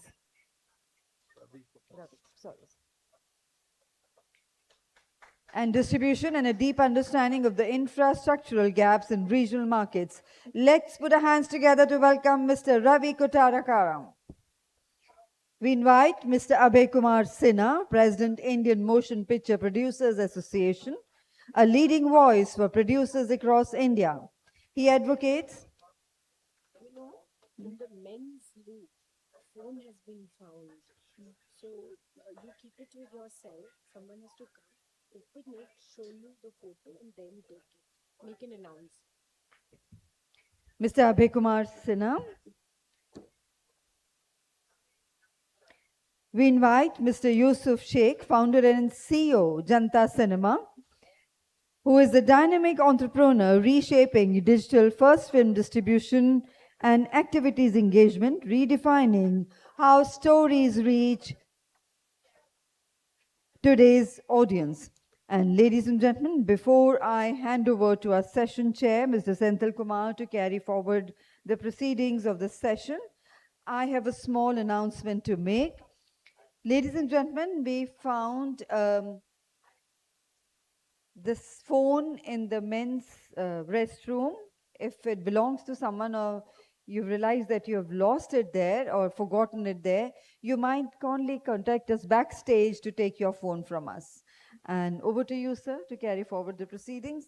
And we have a timer in front of you for your convenience, sir. Good afternoon, everyone. We have a very interesting topic and a very diverse set of panelists who will talk about various aspects of this. I think there is no arguing at all that India needs more screens. It's believed that there are about 9,600 active screens amongst about 10,500 screens that are still in existence, but probably not always active. And of these, about half are in the 5 southern states. So, but even those 5 southern states are still underscreened in most people's opinion. But it shows that the rest of India is even less screened. So if you take the screen density, the number of screens per million people as a metric, India stands at a depressingly small 7.9 screens per million people. And if you take another country like a growing country where the cinema industry was virtually at 0 and it quickly galloped, a country like China, the screen density is at 40 today. And if you take an established movie country like the US, the screen density is at about 133. So where should India aspire to be? Maybe we should be somewhere in the region of at least the UK, which has about 40 screens per million people. If you consider that India releases about 2,000 movies, we make about 1,800 or so, 1,400, 4,000 films. So we release about 2,000 films a year, including Hollywood movies, which are about 150 or so dubbed into, plus those are dubbed into Indian languages. But for that large a number of movies releasing, we have a absolutely small number of screens, and we need to really examine what causes this the business not to grow. It's obviously there are it's obvious that there are many factors, because otherwise this is a vibrant industry and there would have been enough entrepreneurs that would have taken it further. So are these reasons that the economics don't work? Is it because the content isn't right for the market? Is it because the regulatory environment isn't great in different parts of the country? Is it because the real estate is just too expensive and rents are too high, and it's lucrative to just tear down your cinema and go off into malls and building residential homes? I really would like panelists to discuss some of the reasons why, but one thing is clear, that our movie industry needs to be kept vibrant, because it's the source, it's like the fountain of the creativity that comes into everything else, including the micro episodes that are now becoming popular in social media. The best talent wants to be in the big screen because the big screen has certain great advantages. One is that it puts you in a room where you're not, where you generally are discouraged from looking at your phone or being distracted in other ways. And because that screen doesn't stop, it just plays whether you're looking at it or not, you actually pay more attention. Unlike at home, where you know that you can stop, you can rewind, you can do whatever you want. That very freedom that you have at home takes away the concentration that you need to have to truly enjoy something.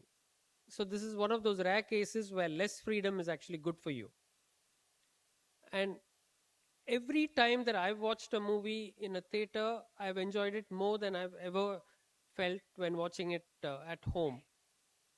And I'm privileged to be able to have a home theater, but I still feel that it's no match to being in a large room where I don't control anything, and where there are a group of people whose emotions influence me and where my emotions influence others.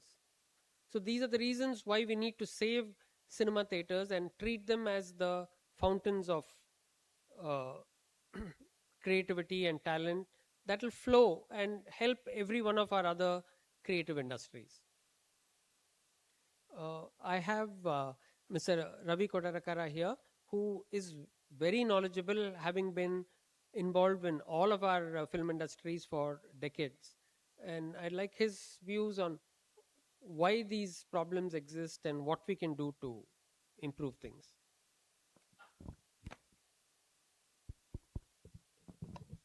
Thank you, Sandhu.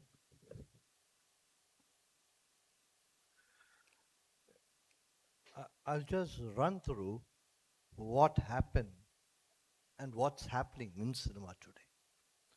All of you are aware, but still also, I would like to take a small detour. What happened? In 80s, we had only cinema and we had only Doordarshan. 90s, we had satellite, cinema and satellite. By 2000, now 25, we've got cinema, satellite, OTT, and your palm. That is all the content in your hand, you know. With this scenario, people have to go back to theaters. The most important thing, if people have to go back to theaters, is I will start right from the basics. The film should have good story. Films which are really good have run well.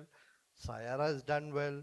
Kantara has done well. Narsimha has done well. There are few films which are doing extremely well. That means there are people who would like to go back to theaters. But where are the theaters now? The theaters are disappearing. In 80s, we had around 12,000 theaters. Around 12,000, 13,000 theaters. It dropped to, by around 2000 and 2010, it dropped to roughly 7,000. Then the multiplexes came. When the multiplexes came, now we have touched 9,400. What Sendal said was true. I don't know whether you will believe this very important remark. Though they are around 9,500 theaters, they work Friday, Saturday, Sunday, sometimes Monday. Tuesday, Wednesday, due to lack of audience, minimum 2,000 theaters are shut. Do you believe it? 2,000 to 3,000 theaters are shut because due to lack of audience. This is the scenario. But we have to build more theaters. Why? Because the theaters, what we've got, there are two varieties of theaters, rather, let me put it two. One is called the single screen and we've got the multiplex. Okay. The multiplex are around 200 seaters, 100 seaters. They can survive. In case they've got 40 audience in a 100-seater screen, they can survive. But the single screens are vast, quite huge. They're 800 seaters. If you've got 100 seats are sold also, they cannot survive. And today, with the cost rising, they have got capping. I'll just tell you a small system how it works. The ticket rates. In Tamil Nadu, we've got a capping. That is 150 rupees. The ticket rate has to be 150 rupees. Okay, of a single screen or a multiplex. Then you got another one problem called LBT, local body tax. This local body tax is there only in 2 states in India, in Tamil Nadu and Kerala. No other state has enforced this LBT. And kindly understand, cinema comes in the concurrent list. I think so. I don't know. Most of you are aware. The cinema comes around in the concurrent list where we can be taxed by the local body and even by the center. So, taking this into their advantage, the Tamil Nadu government and the Kerala government have levied local body tax. So, a ticket comes in Tamil Nadu, 150 rupees and 52 rupees of taxation. So I'm just telling you, these are the issues which many of us do not see. When we go to a film, we see, okay, the film is good. Another one major problem which I would like to, share with all of you is the rising cost of a ticket. Today, an average, if a family has to go to a theater, your ticket costs are roughly 700 rupees, 600 rupees per ticket. A family means 4, okay? So it is around 6 4s are 2,400. And next, when you go there, you get your buckets of popcorn, which is around 500 bucks. And then everything, all these things, which will cost you. Today, an average family which has to go and watch a film, it will cost a minimum 4,000 rupees to watch a film. In this scenario, how to bring people to the theater is also an issue. So we should work out as, it's the only request among our own our own fraternity to reduce the cost, then only the audience will come. And now we have got a lot of issues, you know. Today, if in case we have to increase density of screens, I have to say they are very tough rules to put up a theater. It will take, to get the permission, it takes me roughly 1 year. In case I have to make a new theater, in case I have to cut an old theater, which is a 800-seater, and make it 200, that also takes me around 8 months, 10 months, even in Maharashtra.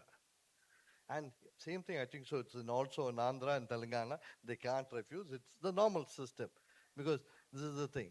So what I feel personally is, if cinema has to improve, number of screens have to improve, have to increase. We need real support.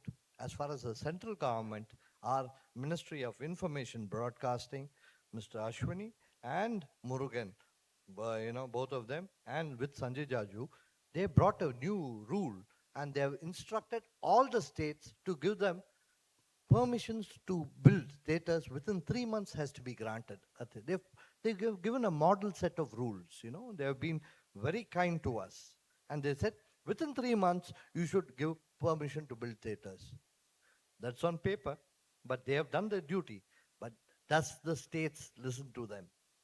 Sorry, this is not a platform for me to fight against the states, but it's just, I would like to share some information with you. That's what I'm trying to do. The most another one small thing I would like to share with you is, please watch films in theaters. You want to enjoy, watch films in theaters. You have shown it. Why? A small film called Sayara with no artists have come to theaters. How come? Due to all of you. You felt that if this film is worth watching, I can watch it in a theater. So my only request is watch films in theaters. And when we said Senthil, I would also like to tell, let us not call it a screen density alone. Let us call it a seat density. Okay? A screen could be small with 100 seats. That is not going to help us. We should have more number of seats. So until we increase the number of seats, and until the number of people, you know, coming and watching the films in the theater, our industry will be at a standstill. But I just want to tell you, 2025 has been fortunate for the entire Indian film industry. We have had a lot of hits. We have got a lot of successes. Some films were averages. So being this year, which is quite fortunate for the film industry, I'm thankful to God and to the government who all helped us, and the most important, to all the audience who have been watching the films in theaters. This is what I would like to end. Please watch films in theaters. To sum up, permissions to be given, single window clearances permissions has to be given by the governments. It's not to you alone, Andhra Pradesh, but to all the governments. Next, some sort of tax concessions when we purchase projectors or thing, you know. The problem is equipments. Today we've got 4K, we got 8K, then we've got upgraded 5.1, 7.1, and every single upgrade costs us crores of money. Crores of money. Today a projector which we have picked up for our theater, it costs us 3.2 crores. And within 2 years, within a year, 2 years it becomes obsolete. What do we do? So we need some concession or subsidy from the government also too. So I just want my other friends here, I've got other friends there, let them also speak. To end this, watch cinema in theater. That's it, nothing else. Glad to hear that that sentiment is very strong here. I must endorse Ravi's point about the cost of equipment.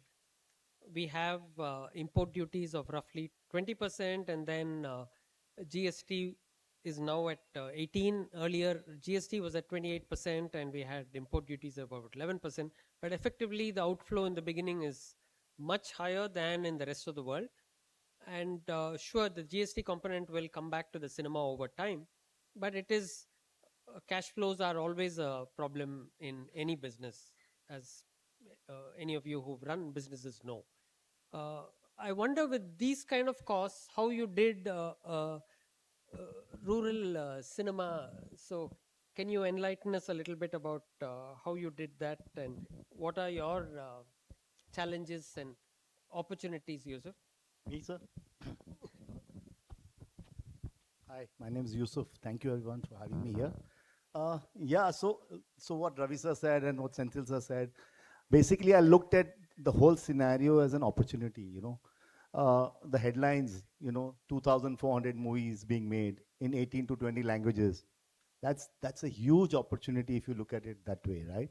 We are right now stuck in Mumbai looking at only mainstream cinemas and Hindi cinemas, but if you look at the regional cinema, like I released a movie recently in Assam called Roye Roye Binale with Zubin Garg, and the crowd was uncontrollable. There is no way you could control the crowd. There's so much demand for a regional film. So like I said, you look at it as an opportunity. I looked at the whole regional cinema as an opportunity. I looked at the whole region as an opportunity. So we launched something called Janta Cinema. Now what we do at Janta Cinema is that it's impossible today to create infrastructure. It's impossible to, you know, have an ROI when you buy a land and you make a building. It's not going to happen. And we're going to stay at 9,400, keep going down because the return on investment on a 10 crore property is not going to give or make you run a cinema hall. And if you have to run that cinema hall, you will have to price the popcorn at 500 rupees. So that's a death scenario. And that's why what we propose to the government is a PPP model, a public-private partnership where I pick up any hall that government has, existing hall, and I convert it into a Janta Cinema. That I am not spending money on the building and the infrastructure. What I'm spending money is the interior of the hall. What I'm spending money is on the projection and the sound and getting the best movies, mainstream as well as regional movies to support us. And that has worked. At 100 rupees, we break even in 1 year. That's the model that we started. Recently, I was in Goa and I have, the other headline is that there are 400 independent films in Goa Film Festival itself. No takers. Because they don't find release. There's no OTT buying them. There is no theater releasing them. And they are in all languages of the country. 20 languages movies are being made and really good stuff. Now, if I empower a local person or a local producer or a distributor or a director to say, here are those 50 cinemas where you can earn your money in your region, don't you think it is going to convert into a huge opportunity? And that is what is happening. And at 100 rupees, those people are most happy putting up, you know, 50 cinemas in their area and making the money. So that is where the opportunity lies. And now coming to another headline is when the number 24, right? 24,000 crore lost to piracy in our industry. Why? Because there are no rural cinemas. There's nobody showing movies in the interiors. What do those people do? They have an urgency to watch a movie. They are not going to wait. If Dhurandhar is coming and releasing in Mumbai or in 5,000 cinemas in the cities, the people in the interior are not going to wait. They get a link on a telegram, they start watching the film. So you go there and you see everybody's watching a film on Telegram because there are no cinema halls. So what we did is we went and converted the local existing halls into cinema halls, and each one of them is rushing. If I show you videos of the way people throng those cinemas to watch movies because they love the large screen experience. They love a 100 rupee ticket where we also give one samosa. So 100 rupees mein ek chai, ek samosa, aap aake picture dekho, and they're loving it. And that's the opportunity what I'm talking about. There is an opportunity to do this for all of us, and we can all do this, and the government is helping. The best part, like Ravi sir said, they have come up with a policy to do this. That go ahead and make cinema halls. Go ahead and go use our infrastructure and convert them into cinemas. All of you are welcome. Let's do movies. Let's make more cinemas. Let's do this. That's fantastic, and you're really serving the parts of the country that are the least cinema density, like the Northeast. But similarly, I think we have a pretty low density in states like Bihar, MP, UP. I wanted to ask Mr. Abhay Kumar Sinha how he feels about his expertise in that region and how we can fix things. Abhay Sinha, theatres का बहुत सारे problems है बिहार में, UP में, आसाम में, उड़ीसा में. तो जितने भी बड़े मल्टीप्लेक्स हैं उसमें मल्टीप्लेक्स होने के कारण जितने भी लोअर क्लास के ऑडियंस है वहाँ नहीं जा पाते हैं। 200-250 टिकट के रेट हैं और सिंगल स्क्रीन में 100 रुपये 50 रुपये का टिकट है, तो जिसके कारण प्रॉब्लम से थिएटर के स्तर गिरते जा रहे हैं, सारे सिंगल स्क्रीन बंद होते जा रहे हैं। तो गवर्नमेंट से ही हम लोग रिक्वेस्ट करेंगे कि जीएसटी TDS इसको हटाएं थिएटर से, और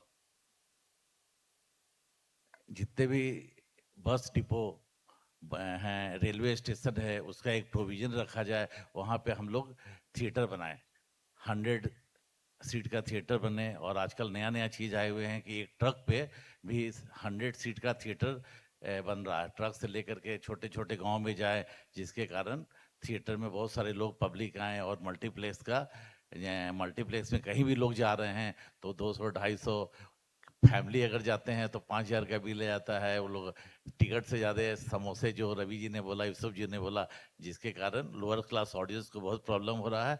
और आने वाले समय में बहुत सारे लोग यही वेट कर रहे हैं कि यूट्यूब पे फिल्म आएंगी, देखेंगे फ्री में। तो ये सरकार को, हम लोग को सबको मिल के सोचना होगा, ताकि छोटे छोटे सिटी में थिएटर बंद हो रहे हैं उसको थिएटर को खोला जाए और हम लोग उसके बारे में सोचें। Thank you. Thank you, sir. Coming back to the south, Ms. Amrapali Kata, I wanted to check what you think about the ways that the APC is planning to help with the movie industry. So I'm Amrapali. I head tourism in Andhra Pradesh. Just adding to the discussion here, I just wanted to put some numbers in front of you. So right now, only 800 odd million people have access to the internet. And of that, only 500 odd million are on YouTube. So the assumption that everyone's consuming OTT content and hence not watching movies in a screen may not be correct. So it is a challenge, the problem they're trying to solve of access and, pricing and finding the right markets, creating markets, which I think it's phenomenal that both of you are doing this. It's really inspiring. And the whole question of, by the way, sir, noted about only Kerala and Tamil Nadu charging local tax. We will also start. So, but jokes aside, the question is again of chicken and egg. Should I create infra and then people will start watching, or in a sector where we are not making money, which way should we go? So I just want to just take one step aside to tell a small story of what we are doing in AP for tourism, which is the challenges of hotel rooms. So one of the big challenges for the whole country right now is that we are really short of hotel rooms. But if you ask some hotel owner, he will say, I have 60 to 70% occupancy. If you get one more hotel, how will I run business? This is not the right model. But actually, that's not the truth. The truth is that we are so short of rooms that for most of us, it's cheaper to holiday abroad than to holiday in our country because of the shortage. So one of the challenges we've set for ourselves is creating more physical infra in terms of rooms. So, and we've come up with a very attractive policy. We are giving subsidized land, government land free, and incentives and GST subsidies, etc., etc. Because of which, in the last 1 year, in any given year, India adds 10 to 12,000 rooms per year. This year alone, AP has added 5,000 rooms. So this is interesting because it shows that when policies are in place, we can solve the problems. And I also want to say that in our policy, multiplexes are also permitted to be given incentives and subsidies, and we can pair them with the hotels which we are building. So if there are any multiplex builders present, so please let me know or reach out to us later. We will facilitate. And now that I know of this, we will also come out with a policy which will facilitate this, because I think this is phenomenal and we would be very excited to make this happen in AP. So thank you so much for this opportunity. It's wonderful that we're making some connections here that might help. And it's really heartening to see that AP is doing this for hotel rooms, and I'm hopeful that it'll also happen. The policies will be announced for theaters. But from the creative point of view, as a producer and actor, Mr. Prasenjit, what do you think about this and how it can be fixed? Well, good evening. Yeah, I mean, the discussion was on the cinema hall theater. I've been working in this industry, Indian cinema, for last 45 years. And honestly speaking, uh, I've completed around 450 films as a main actor. And my 300 films was released in all those single theaters. Today I'm sitting here, I'm talking to you guys, it's because of those single theaters, which kept me alive. Of course, this is all a very technical words they have used, but as a creative person or as an actor, I would rather say that apart from the one part of India, which is South, one fine morning, we creative people suddenly thought that we shouldn't make content for the common people. We should only make content for the niche people. And so I thought we completely ignored them as a content also. We suddenly started focusing only on a specific audience, which I personally feel is just 20-25% of India audience. We forgot all those people who used to really come and buy tickets from the night. They used to stand. They used to buy tickets in black. That madness of cinema, suddenly in last 15 years, we are missing. Yes, one is infrastructure, one is content, both. We have started forgetting that we need to create mainstream actors. Mainstream cinema means that it has to be released in 200, 300 theaters in one particular region. I still remember I was shooting somewhere in South and Rajni sir's film was getting released. And people were standing from like midnight to watch this first day, first show, which really happened with us from any region we are coming who are like star. That stardom of those, I think that is one thing which we need to also find out, that we need to do content for people who will come to the theater, who will also enjoy the cinema, and they will love to enjoy in the way they want. And at the same time, of course, I would love to say about SVF Films, which is in Bengal. I'll just give an example. They have started with Cube itself. They have started building up some single theater. They turned into duplexes, threeplexes. And around last 3-4 years after pandemic, we all were a little scared, I believe, that whether people are going to come to the theater or not. But honestly speaking, we used to do a business. In Bangla, average superhit film is like 8 to 10 crores max. I think last year we had done a business of around 20 crores from theaters only, because they have built few theaters in suburbs, which is doing so well, whether it's for a Bengali film, whether it's for a Hindi film. It's really coming up. So what I think is that cinema hall is needed. 100% it should come back. Now, we can all understand that the cost of a big cinema hall, to make a new cinema hall, or the existing cinema hall which used to have 1200, 1500 seaters, the value of that for any owner, it's better to do any other hotel or maybe a mall or a shop. Something is better than keeping it just as a cinema hall. So I think a model has to come to this, I'll say India, that from the government and from the, of course, it's the central government and the state government, some model has to really come that it makes easier whoever comes to promote it as a business. End of the day, it's not only emotion, it has to be a business. I think somebody coming in as a business, like he's trying to do in his own way, which is a fantastic, I know about it, Janta Cinema, some kind of a relief, I will say. Of course, multiplexes they do have from every state, but for this kind of a revamping the single theater, in any manner it can be, should have a definitely at least for first 5 years, something which should help the person who is investing money. That is very important. And I would love to say, as an individual, I've been trying to do in my state, like Bengal, because I do a lot of Bengali films. I've been working for Bengali cinema for last 40, 45 years. So for only digital cinema, I think 2-3 weeks back, they have issued, our government has issued a new letter, because of those for cinema hall was very early, like 40-50 years back, those policy. So they have introduced, and government has introduced a new policy to make digital cinema. At the same time, they have also, from the information broadcast, they have also assured that who is going to make the cinema hall will get a license maximum from like magistrate or from the CP by 15 to 2 to 3 weeks max. So that has been like a continuous process which we all are trying to do. And I think for this, we really need a overall policy that investors should come and, do the business of cinema hall, single cinema.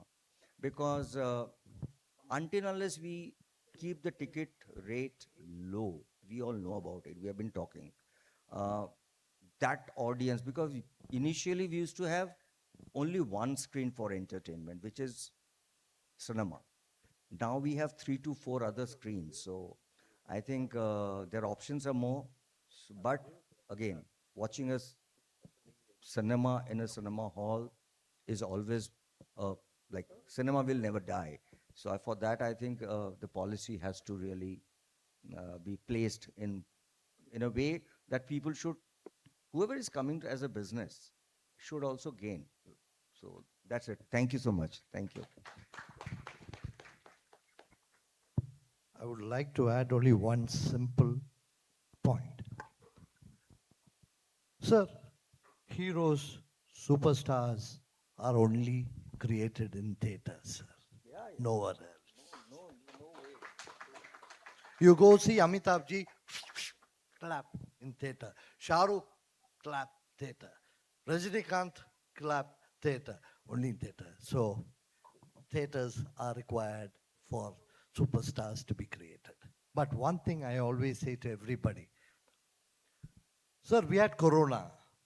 When we had Corona, all of you were entertained by cinema in your houses. When the gods abandoned you, when the doctors abandoned you, your friends abandoned you, you had no person to speak.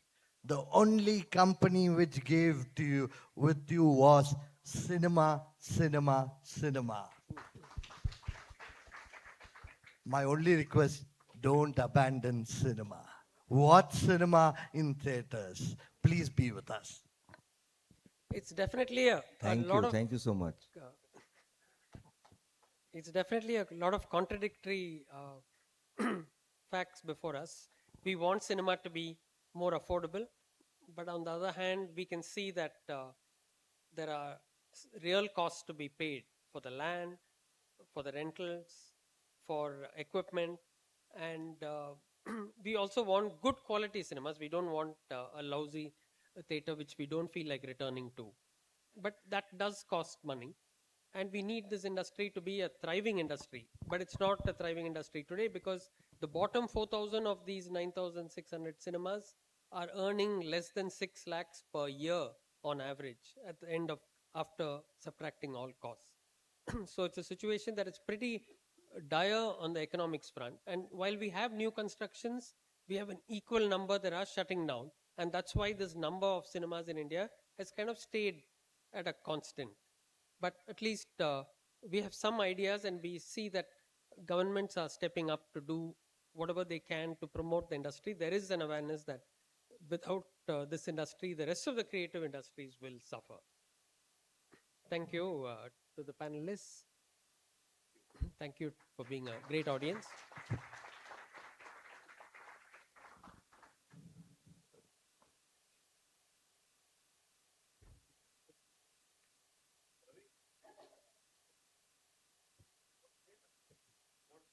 Okay, we have barely time for questions, but Supranji.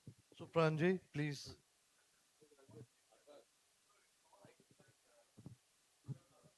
Yeah, he's just getting you a mic.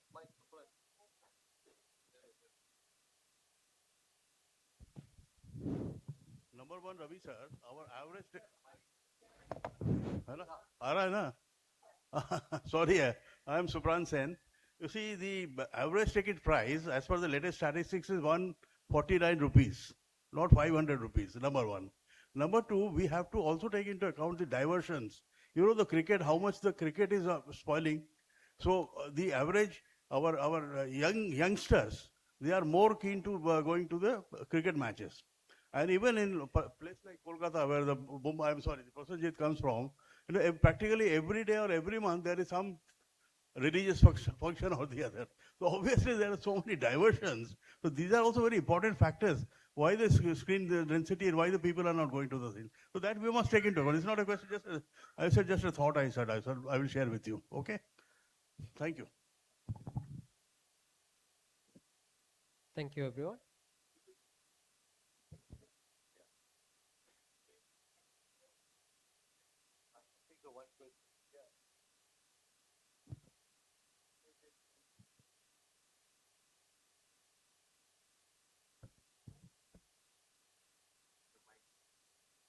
Yeah, there's only time for that one question. Yeah. Sorry. Yeah. Go ahead. I think I didn't know his name, but our sir with the tika on the head, he said that we have to make a habit of watching cinema in the theater rather than the OTT. So there should be even reforms and policies against the OTT. Then it can be incorporated or something of that sort, or it will be only for the regional. I wouldn't know. We are fond of watching cinema in theaters. If you're suggesting that we should suppress some other industry to promote cinema, I mean, how is no. it correlated? I mean, how is it correlated? Because OTT is a big. I mean, it is easily available. You can watch OTT with the comfort of your home, comfort of your place, whatever. So, I mean, how do you correlate? How do you justify? Simple answer, one-liner, theater, big screen, your audio, screen presence. You see it in OTT, you got a small TV, a small box in which, okay, you may have a mini theater in your house, but watching with the public, with the audience, claps, having a popcorn, a bucket of popcorn, seeing on such a big screen, that's a separate experience. Some films have to be watched in theaters, so kindly watch in theater. OTT is required, satellite is required, and even TV is required. So please watch films in theaters if you want to really experience. I must say that Swiggy and Zomato didn't bring down the market for restaurants. People still like to go out because that's a social activity. We're extremely sorry, sir. We'll have to close the conversation here, sir.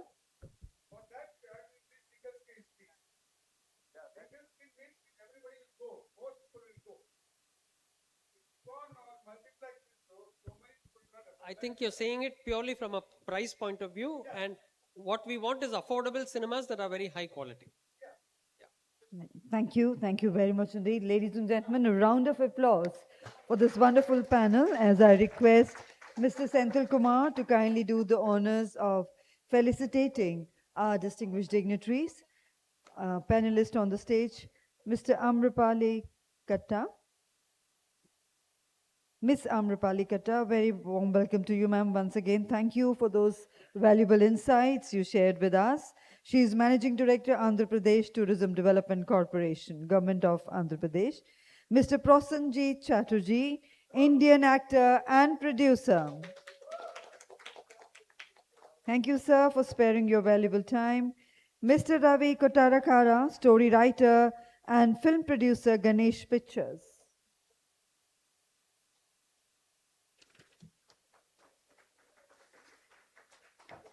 Mr. Abhay Kumar Sinha.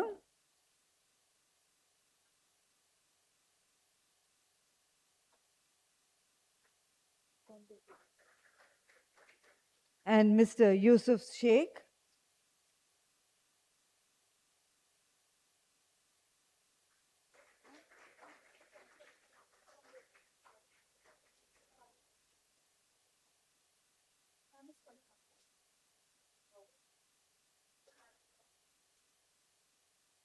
And may I invite Mr. Agarwal to kindly come up to do the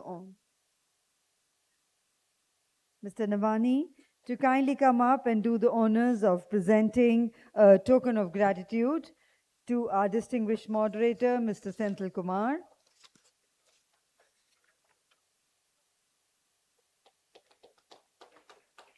And I would request you, sir, to join our panelists for a group photograph.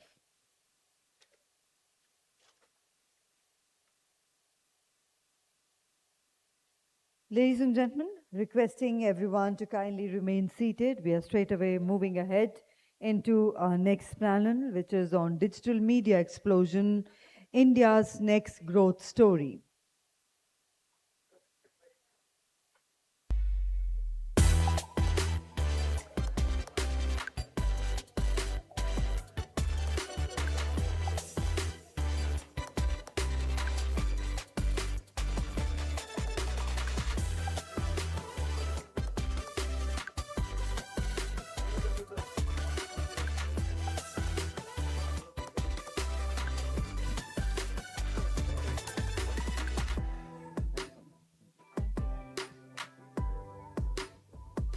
Ladies and gentlemen, we now enter a session that captures the pulse of our times, the digital media explosion. From short-form videos to immense OTT experiences, from AI curated content to creator-led revolutions, India's digital media landscape is not just evolving, it's erupting with possibility. This plenary brings together visionaries, technologists, and entrepreneurs who are not just witnessing this transformation, they are leading it. Together, they will explore how digital platforms are reshaping storytelling, monetization, and audience engagement in ways we could barely imagine a decade ago. To lead this conversation, we are honored to welcome a trailblazer who stands at the intersection of content, commerce, and community. She has redefined how India watches, creates, and connects, empowering a new generation of digital storytellers. So please put your hands together to welcome our chair and moderator for the session, Ms. Gunjan Soni, co-chair CII National Council on Media and Entertainment and country managing director YouTube India, who is also a chair and moderator for this plenary. Warm welcome to you, ma'am. And it is now my privilege to invite the distinguished panelists who bring a 360-degree view of India's digital media evolution. May we invite Mr. L.V. Krishnan, Chief Executive Officer, TAM Media Research. Warm welcome to you, sir. He's a data visionary who has tracked India's media consumption journey for decades. He brings deep insights into how audiences are evolving in the digital age. We invite Ms. Shilangi Mukherjee, Director and Head, Amazon Prime Video, SVOD Business, who's a leader in India's OTT transformation and brings a sharp lens on subscription models, content strategy, and the future of premium digital entertainment. We invite Mr. Neeraj Roy, Managing Director, Hungama Digital Entertainment, who is a pioneer in India's digital entertainment ecosystem, has consistently stayed ahead of the drive, whether in music, gaming, or mobile-first storytelling. And once again, inviting on stage for the panel, Mr. Daryl Vaz. He is Senior Director of Product and Program Management, LTI Mindtree. And with our panel set, I now hand over to Ms. Gunjan Soni to kindly carry forward the proceedings of this session.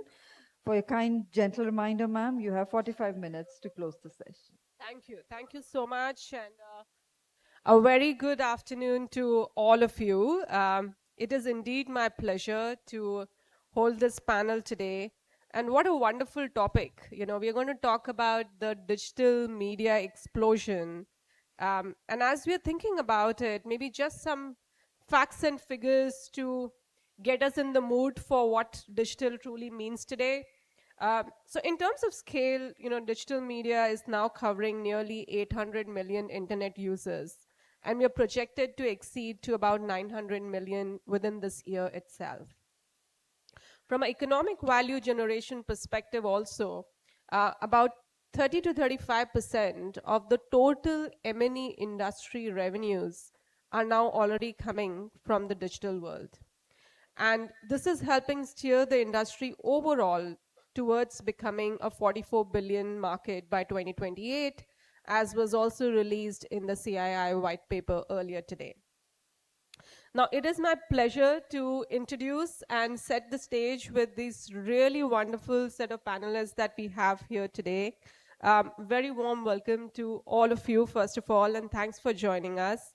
I'll start with LV Krishnan, who's the Chief Executive Officer of TAM Media Research.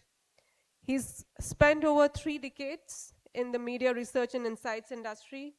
And while originally it all started with TV, as we know in particular, his most recent passion is to become a strategic advisor for digital startups, and his vision is to really leverage the thinking behind TAM and applying it to this multi-device, multi-whatever universe that we are starting to live in. It's really a pleasure to have you here, Krishnan. Also, Shilangi, what a pleasure to have you here.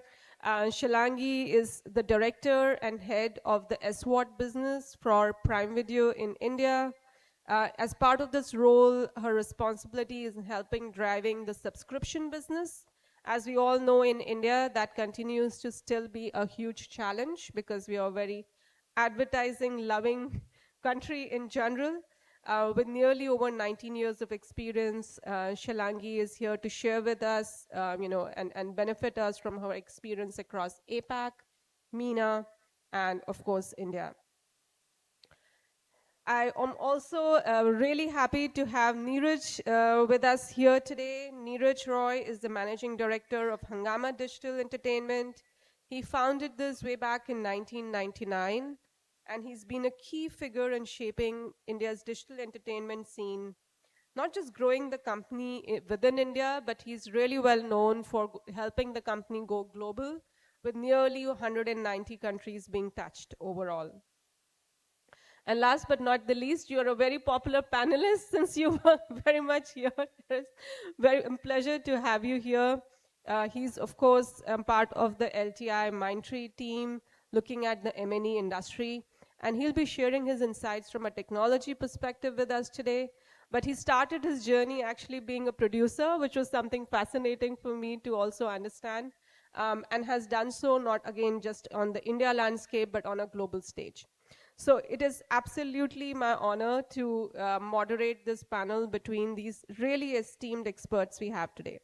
So let me get the ball rolling really quickly. The first question, I'm going to just kick it off for all of us. As we think about this question of the next 10 billion of value creation from the digital media industry, what do you think would be either technology, regulatory, or talent-driven moves that India as a market and us as an industry would need to take? I'll open it up with you, Krishnan. Thank you, Gunjan.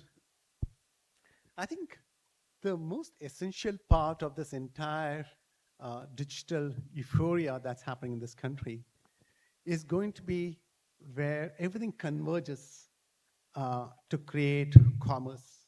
Okay. The transition has already begun over a period of time. Exchanges in different levels are happening in. And the interesting thing that we're noticing is the fact that there is a 20% of audiences who are actually presently consuming the maximum on the digital side. It's leverage from the way our demographics of this country is actually. If you look at the demographics of the country, there's an entire Gen Z generation which is occupying around 30% of our population, which is almost close to the United States population, which is around close to 300 million individuals actually. Now that audiences have been born with digital screen from day one actually. Exposure to the content, exposure to the transactions, exposure to how to communicate through social media, all of them are happening seamlessly with them actually. So therefore for them, the first choice obviously for any kind of exercise is therefore the devices. The devices are in plethora in nature, and as that keeps increasing, that top-end segment of this 20% of our population, which is bridging completely into the digital device for commerce, is driving the entire economy in a significant way. The other part of it, which is your remaining 70% of the population, which is a 30 plus age group segment, part of them already in it, part of them are following up, and it's slowly growing at the same time, actually. So the leverages that marketeers and products, along with the platforms, need to get is, how do I now, in the next growth phase, actually, how do I now move out from the Gen Zs and Alphas and Beta segment to the Gen X or the Millennials segment and get them incorporated into the digital game action? And that will probably be the next driver for the commerce in this country. Fantastic. You've hit the heart of the issue. How do we get the new generation and take it towards commerce? Shilangi, you want to build on that? Yeah, definitely. You hear me? Okay. Yeah. Afternoon, everyone, and thank you, Gunjan and CII colleagues, for having me here. I'll just build on what you said, and that was, such a good, sort of foundationally strong approach to sort of build on that. We've come a long way from a world where, there was a world of broadcast, and, we would program for the entire country in a particular way, and everyone will come together from 6 to 9 p.m. to watch the same show. Of course, look at it differently, feel for it differently, but everyone watches the same show. And then, of course, entertainment was also about on Fridays, you go and watch the new movies.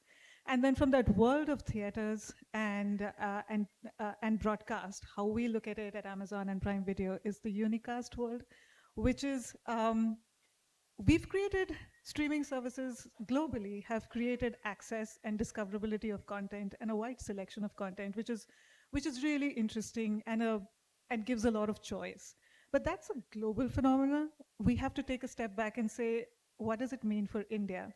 And then when you sort of take a step back and say, what does what does the customer look like in India? All of us are multilingual. We all speak at least 2 or more languages, or we understand those languages. So our consumption patterns are very different. The usage of devices in India with the kind of cost structures we have on our handsets and our mobile phones and the telco plans that we have, we've built great access. There's 700 million connected customers today. So when we look at that, yes, India remains a mobile-first country in terms of the device that we use to sort of the first port of call, the first set of adoption. But we're also seeing that we use the phone to buy, and you can pay for it, you can make a transaction, or you can pay for a subscription. But is that the single device on which you stream? Maybe not, because that's where we see that the consumption patterns are changing, and we see like a significant portion of our streams now coming in from living room devices. So how that moves, like you buy a plan on a phone, but where you consume is different. And then the next step you take is, do you watch alone? Do you watch different things when you watch alone? Do you watch different things when you're with family versus when you're with your friends? And how your preferences change. So it's again not a block. It's not a monolith. It's very nuanced. And I feel like it's a great place for streamers like us to then build a programming strategy on what does this look like. So yes, we program for all adults, but we also program, to your point, for younger men and younger women, like 18 to 24, and then we program for 25 to 34, and then we program for 35 and above. And the choices are different. So it's a balance. Now, of course, we can't win in every cohort on day one, but the endeavor is to make a streaming service that speaks to each of these customer cohorts and not come across as a single monolith service. And how do we do it? It has to be done on the back of, again, not look at Prime as a program as a monolith. Prime as a program globally is like, yes, we all believe it is the best membership program that one can get for, because you get free and fast shopping and shipping delivery, you get music, you get video, you get all the benefits that you could sort of want to. But when it comes to India, we have to meet the customer at their journey. And therefore, we have tiered Prime in India. We have Prime Lite, we have a Prime Shopping Edition, and then we have a full Prime, as we call it, with all the benefits packed in. So tiering also helps us drive access in a country where taste preferences are so unique and different. And every 10 million, the affordability changes and the willingness to pay changes. Of course, there is discretionary income, but is there a willingness to pay for your first service, to your second service, to your third service? And sort of how do you build that balance and how do you continue to drive scale? That's how I feel like where content and commerce sort of comes together beautifully. Yeah. Thank you, Shalangi. That's super insightful. So, just for the audience benefits, there are clearly a couple of themes that are emerging in this conversation already, right? One is really around deep customer focus and therefore which are the segments that you want to go after. And of course, thinking ahead for the millennials and the next generation that's coming and what they would want. Shlangi then brought in the angle of, meeting these customer segments where they are, which means, accepting and working to your own advantage, whether it's the linguistic side of things, whether it's time preference of when they want to watch it, the device preference of where they want to watch it.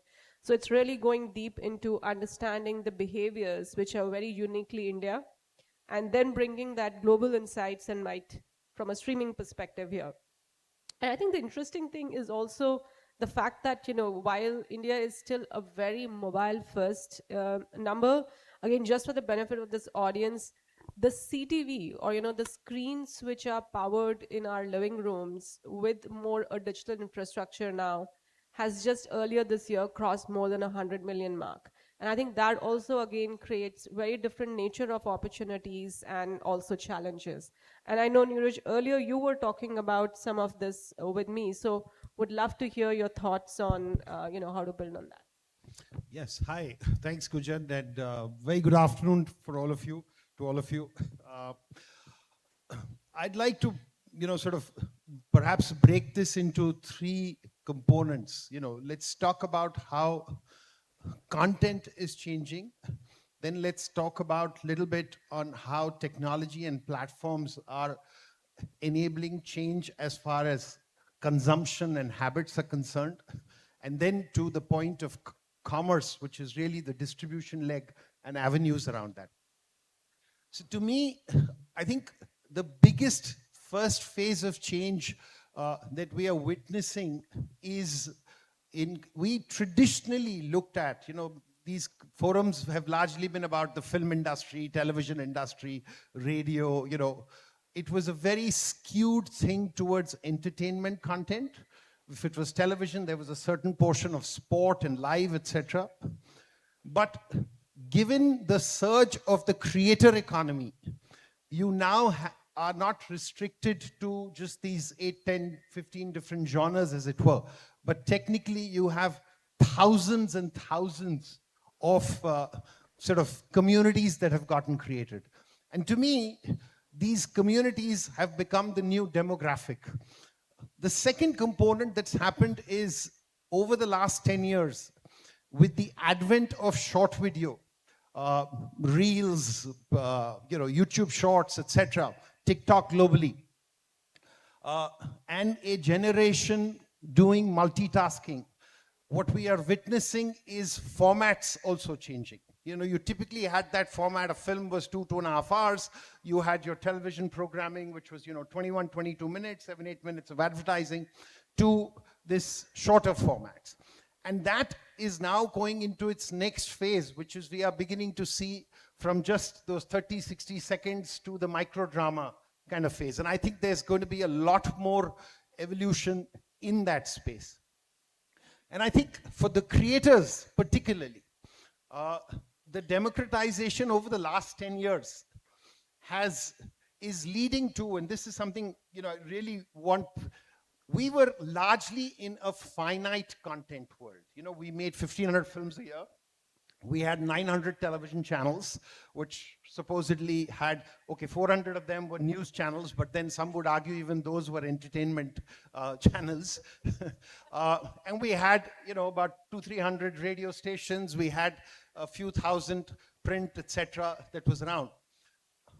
From there, we've gone to millions of creators. In fact, Gunjan, in one of our forums, shared a statistic which really I was shocked to hear, when she said that India is the largest community of channels on YouTube. I thought you said 110 million channels or something like that. I Now said that's about just 100 million channels uploaded a video just last year. wow. So we are going from, all of this was leading to a finite kind of content. We made those 1,500 films.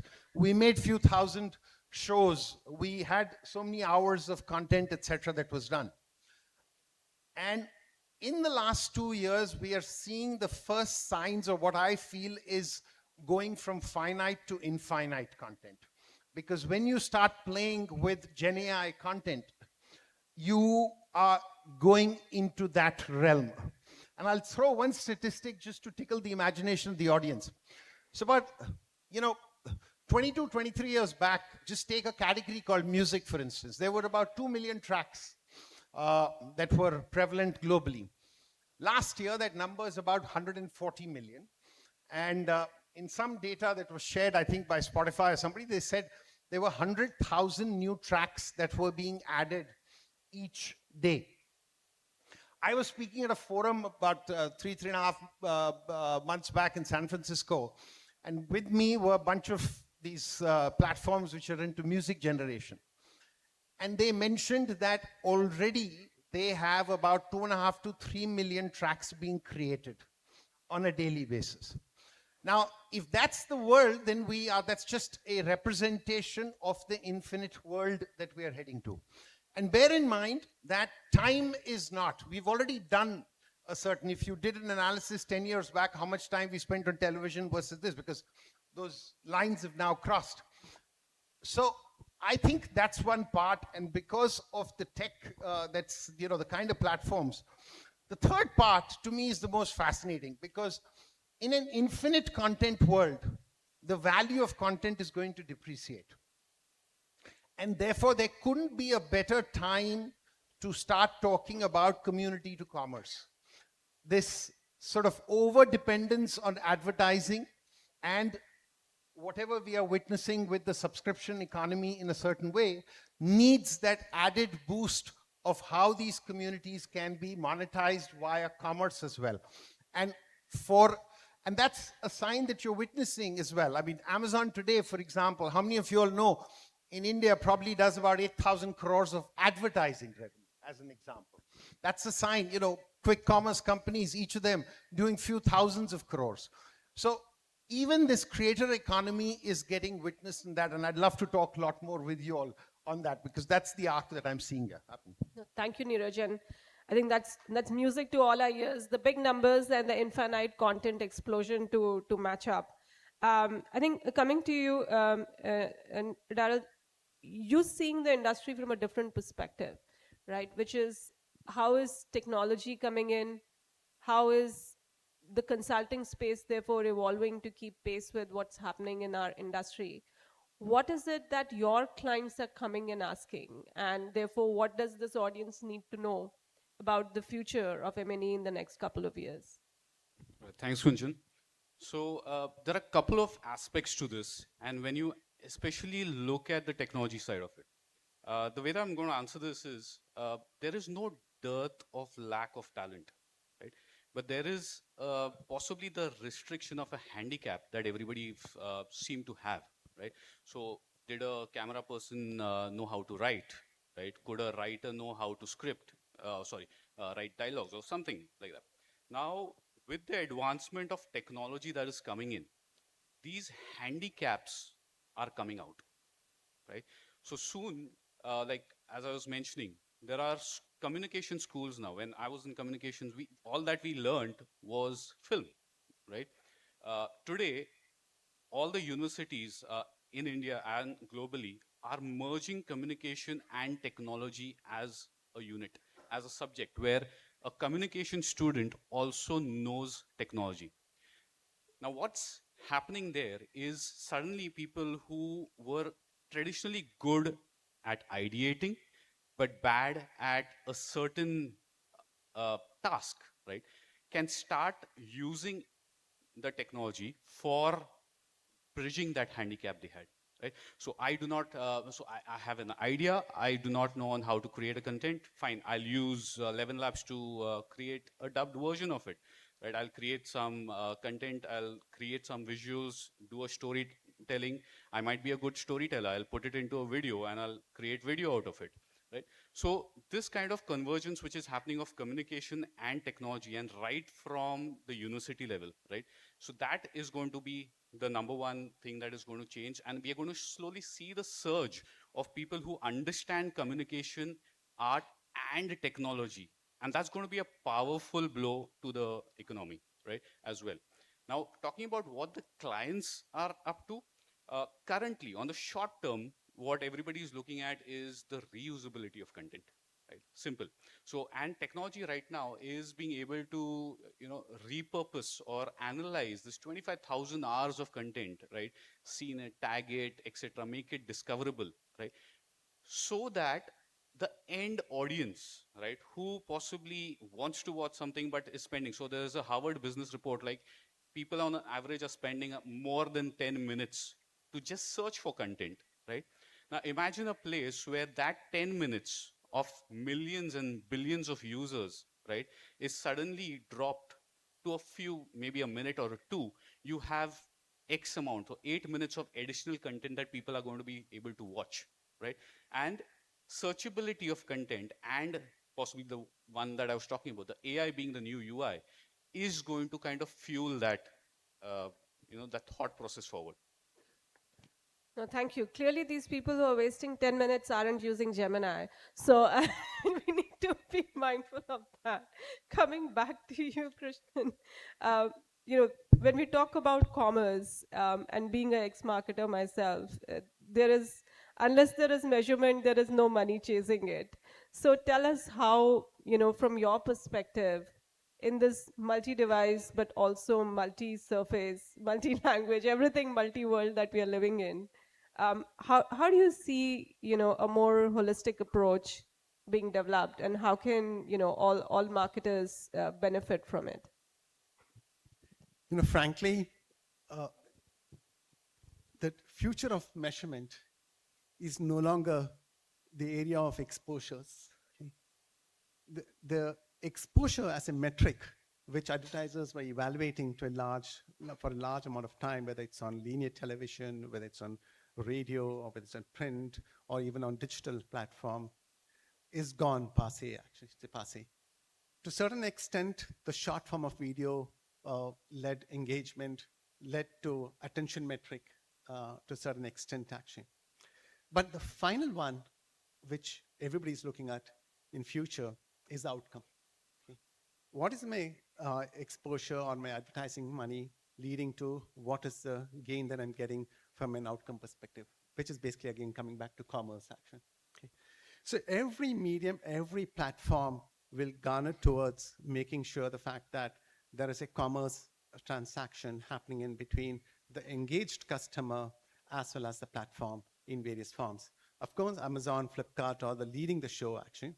But today, in a 9-month data between January and September 2025, if you look at the number of advertisers who are advertising for online e-shopping platforms, actually, it's a staggering 17,900 platforms, actually. Okay? Advertising in some form of the matter on digital platform or on television platform. Okay? Now, if there are 17,000 platforms advertising, focusing on saying, come and buy things from me, obviously for a customer, one of the points that Neeraj mentioned about discoverability becomes a key thing, actually. And for discoverability, it cannot be initiated by self. It has to get pushed. Okay? And for that push, that campaigns and advertising or AWOD platforms will survive beautifully in the coming years, actually. Now, look at the other part of it, actually. When we talked about the segment which is actually doing e-transactions, actually, specifically from the Gen Z part of it, there are around a Paytm kind of a platform earns around close to has a customer base of around 350 million users, actually, right? There's a remaining 700 million users who are still doing retail shopping, okay? Which means the fact that going to a Kirana shop or going to a mall, purchasing physically or ordering on phone and somebody is delivering it in a And that's a big market, actually. So if 35% of the market is gone on to e-commerce, 65% of the market is still left, actually. How do you tap that particular market to grow that particular commerce itself into an e-commerce kind of stuff? And that's where somebody like an LTI Mindtree will actually come into play to say, should I be using softwares like Tele and saying, well, how do I mechanize that particular software to make customers interact with the Kirana shop online? Okay. And that will create data points. And that data point will come back to us from another platform like these devices that are giving you data, which is say Android set-top box or mobile device or connected TV boxes. These small computers in each of the Kirana shop will start delivering data.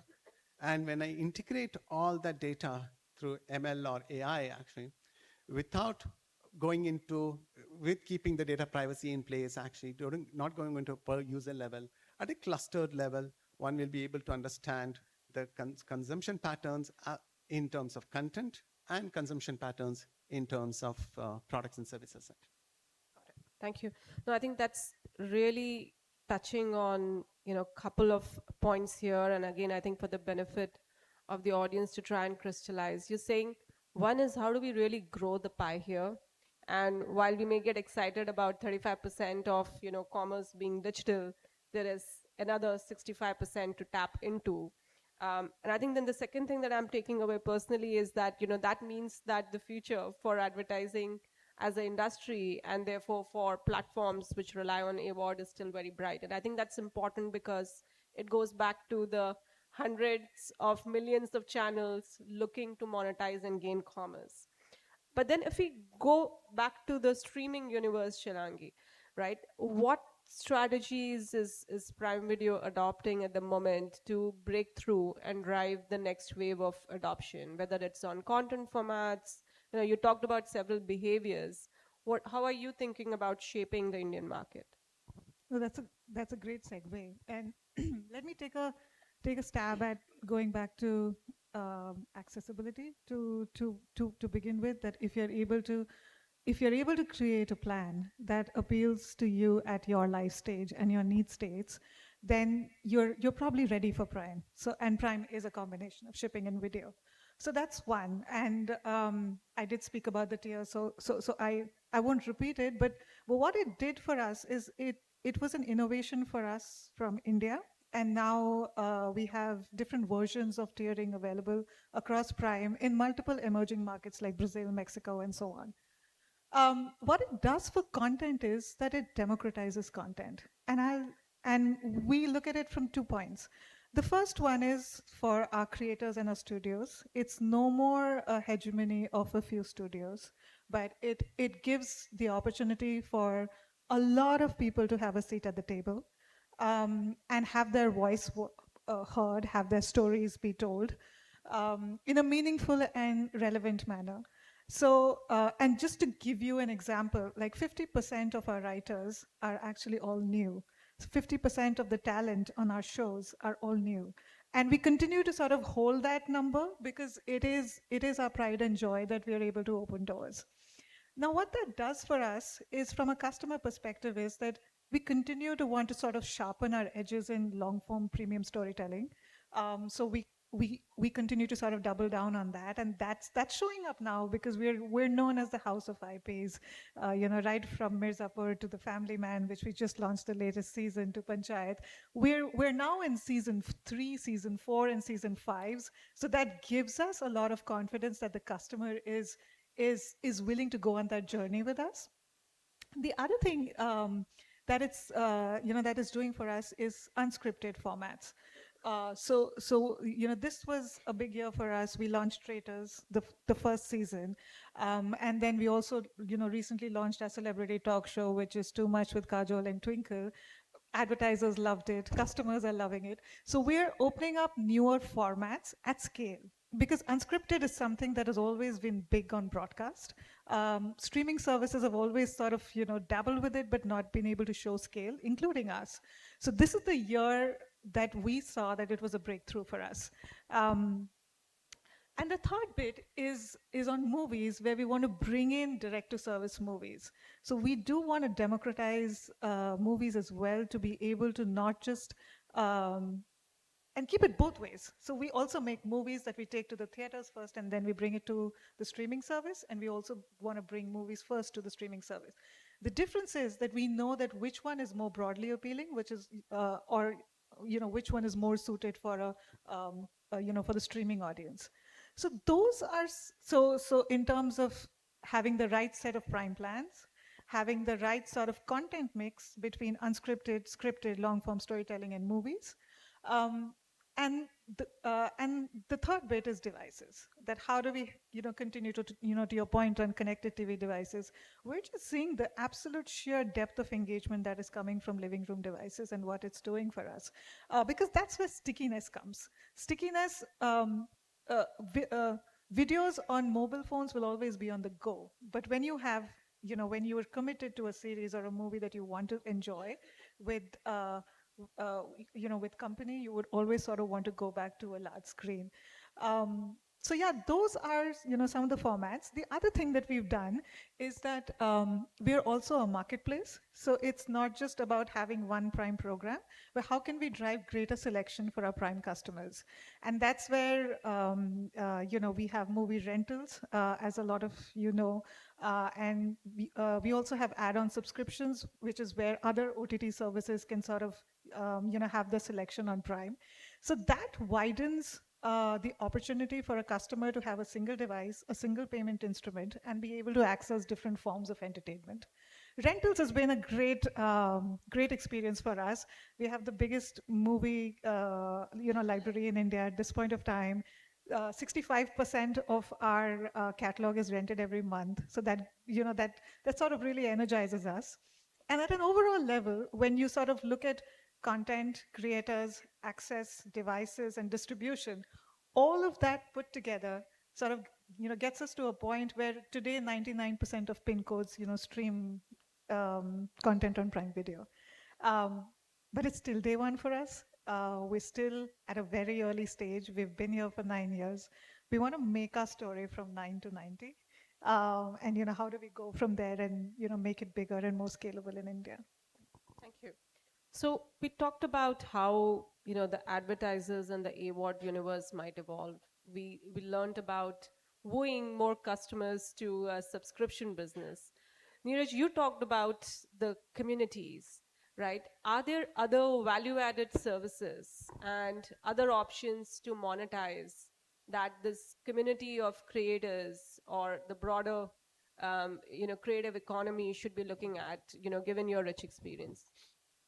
Yeah, absolutely, Gunjan. So before I respond to that, just to set the context, most of us, particularly in forums like this, we've predominantly, as I mentioned, focused on entertainment, or if you had segmentation, you'll think of, okay, animation or kids segment or sport or whatever.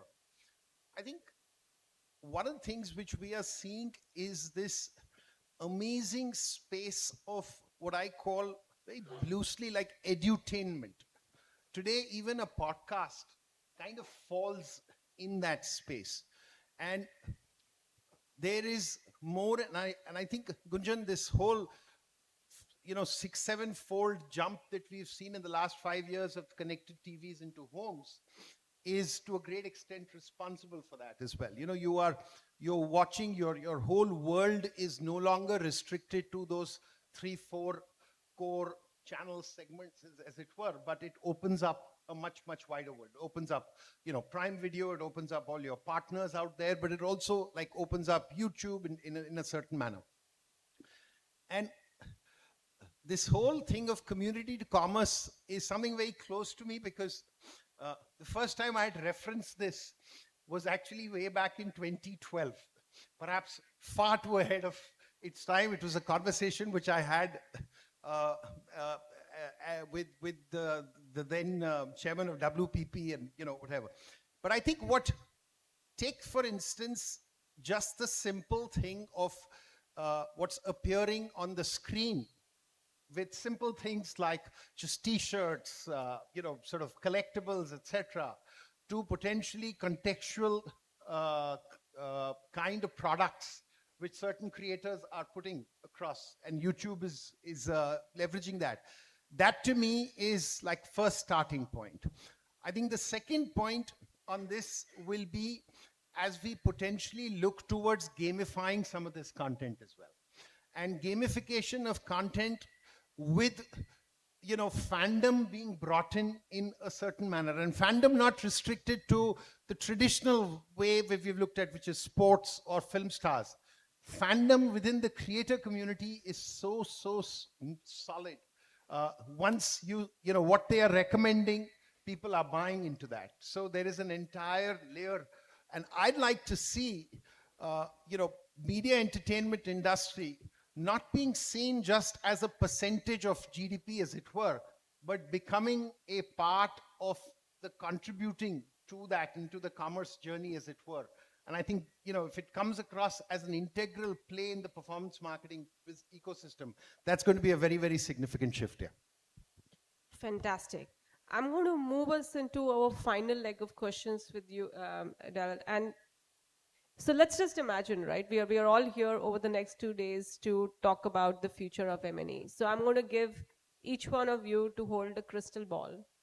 And if you could gaze into the future for us and talk about what do you think this industry would look like from a digital perspective 10 years out? And I'm going to start with you, Darren. Interesting question. So I wish I had that crystal ball, but I'm going to just try to make the best of it. So looking at it from a long-term perspective, I would believe we are at a cusp. Again, I'm going to keep my answer very technological, but it just depends on what we do today. And specifically on, if you're talking about the content creators, right? Now, going back to a question earlier, right? What more can they do? Finally, what do we want to do, right? It is the journey of the content is we want to understand the journey of the content, right? From the creation to the consumption, right? As long as if we have that mantra saying that, okay, this is going to be my journey of content, right? I will be much more satisfied. I know that I can bet on my content. I can make it better. I can make it into a bigger budget, etc. Right? Technology now is allowing that, right? Not only that, it is starting to support it. Imagine cases like placing products in your, content, right? So AI, where it's recognizing, hey, there's a flat space there. Let me put a bottle, or let me put a watch, or changing your the language of the brand, etc., to suit a specific region, etc. Now, when all of this comes together, right, it is where you have started understanding. So when the content creators start understanding what the content watchers or the consumers want, and very importantly, the content consumers find what they want to watch, what there is some content creator who has actually created that content. Now that's a handshake, right? The success percentage of that handshake has everything to do with how good, bad, ugly that the entire content creation, consumption, and the entire industry is going to be. And the good part is, right, we are at that stage where everything is working for us. Now, very importantly, I just want to focus on that one point is, again, it all depends on, are we ready to adopt that technology in the right way or the lazy way? I would say. So is it, I would say, AI-induced laziness or AI-induced efficiency, or technology-induced efficiency or technology-induced laziness? It all depends on the generation that we are looking at. If we start utilizing technology in the way it's supposed to be, that crystal ball is positively telling me that there's going to be like an explosion of content and that handshake of consumers where everybody who's creating content knows that, hey, this is my audience, can bet on that audience, can spend more and create better content rather than take pot shots of what examples are available currently.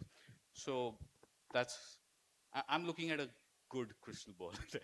Fantastic. So the future is the perfect handshake. Neeraj, what's your view? I'll try and respond in a minute. Okay, so first of all, I don't see this as a crystal ball. I want the audience to imagine a cube. Today, we've largely consumed content in 3-4 formats, right? You can consume it in text, in audio, in video. You can get a little more immersive, like a game, and you can get even more immersive, which is each of these, when you're triggering it, they have been individual. I see a world almost like a cube in the next few years, where you'll move from audio to video to live to gaming to extended reality. That's phase one. The second component of that is when you start adding agentic AI and video generation to it. I believe that some of the smarter creators will start training their own communities, and real time, they will be looking at data insights live in consumption format. The only analogy I can do for those of you all in the gaming business, gaming industry has live ops. I visualize live ops becoming an integral part with agentic AI will be a director, screenplay, writer, etc. So you will have that, and therefore you are moving towards an always on content creation world that's which will lead to multipath movies, etc. as well. And the third part is on commerce. I think where we are heading towards, say, let's say if you're saying 10 years will probably be about a 10 to say $11 trillion economy. Today, if you mentioned 44 billion on a 4 trillion, so we're about 1%.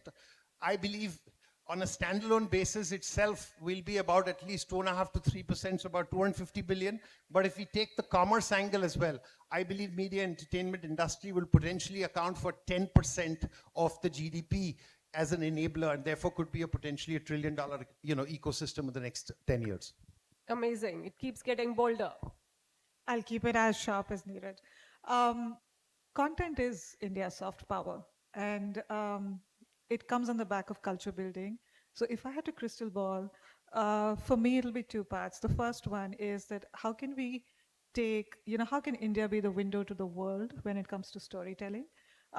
Today, we look at our content and we say, does it work in India and does it work with the diaspora customers? But there's a world beyond the diaspora. So I truly believe that we're at the right cusp of change where our content can travel just as Korean content has traveled, just as Turkish content has traveled all over the world. So we have to break those boundaries. And I feel like that's the crystal ball that I'd love to graze on. And the second one is that it is just such a large opportunity size in India, and Neeraj just spoke about it. So have to go deeper. I'll speak for streaming over here. How can it be the first port of call for every customer when it comes to entertainment? Amazing. I think the way I see it as, largely an amalgamation of what all three of them said, actually, is that at the center is the audiences. On the one hand is the content, and the other hand is the products. Okay, the content is a magnet for the consumers or the audiences to come and get attracted to. The products are again creating a magnet for the consumers to come and attracted to those particular products. So they have to combine hands. The content and the product communities should combine hands, actually, and start looking at audiences from the point of view of segments. Okay, how granular one can go, at the same time, how scalable can it be, actually? Because the more you can go granular, you know exactly what they want to consume, what they want to, from a products and a content perspective. At the same time, to produce that content, to produce that particular product, you need scale, and therefore you need to know the size of that particular cluster so that it's big enough to actually market to them. So that's the key centric perspective, actually, while the market is a completely global market. Okay, how well you define the audiences or the customers, and how well you can cater to that particular needs is going to be the crucial one. In that, technology, mind thoughts, as well as content and products, everything is going to come into play to make that leap over happen. Thank you. You've Sorry, done my job. I'm gonna put you on the spot as well. You can't be Okay. putting us at the spot only because you and your company is pretty much at the core of this change. So this question of the future crystal ball glazing, I think the audience would love to hear from you as well, Gunjan. Oh my God. I wasn't expecting this. But since you are putting me on the spot, Neeraj, I'll say um, the way we see it, the one thing which I heard all of you echo, it's going to be much bigger.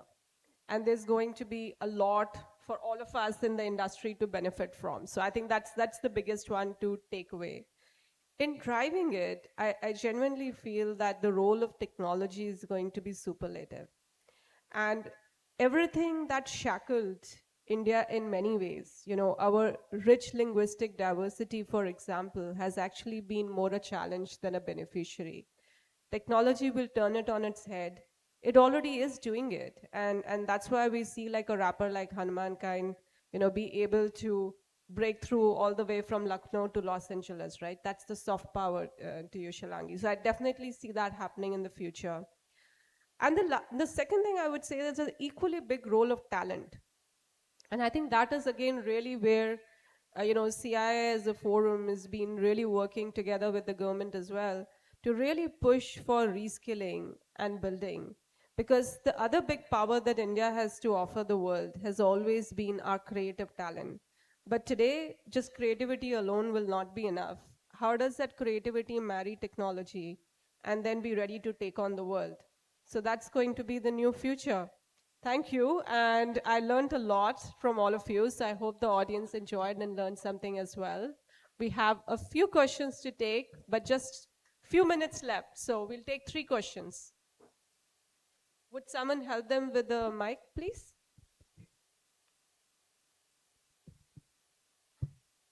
Hi.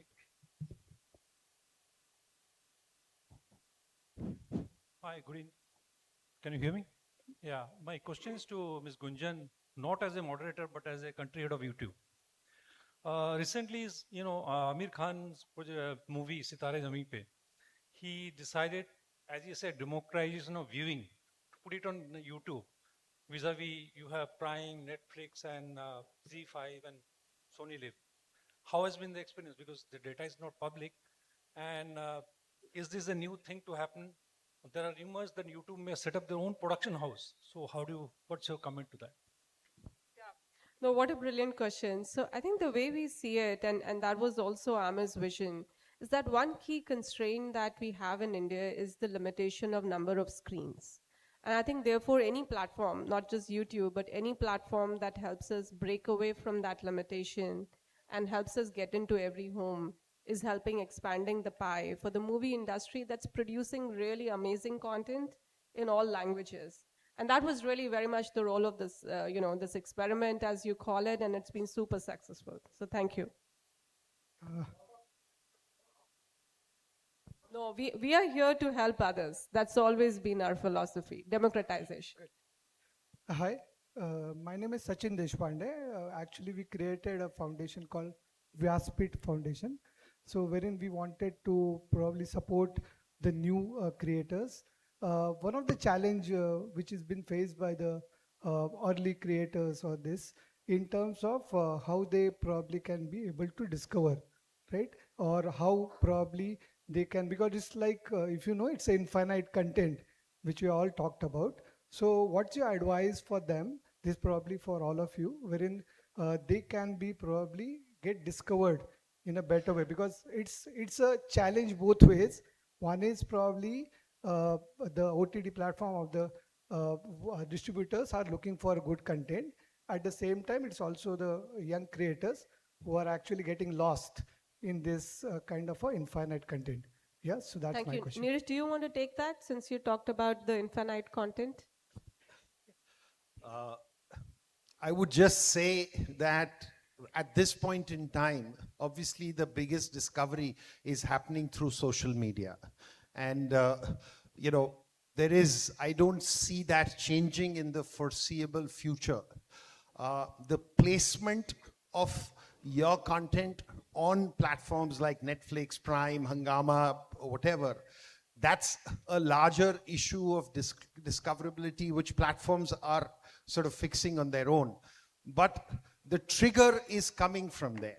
And that's where there is an entire kind of innovation which creators are finding ways. And I think that's the sort of, right now, the secret sauce is that at this point in time. You know, this whole concept of something blowing up is coming from there. And I don't see that changing right now. So if I can just add to that is, to your question is, again, the discoverability, right? Again, I said the technology today is kind of supporting that, right? Today, the discoverability is based on what is the tags, right, that a human can put in. So what do I think? I think about this content that I can quickly type there, or then iteratively improve those tags and wish that somebody else actually searches for them, right?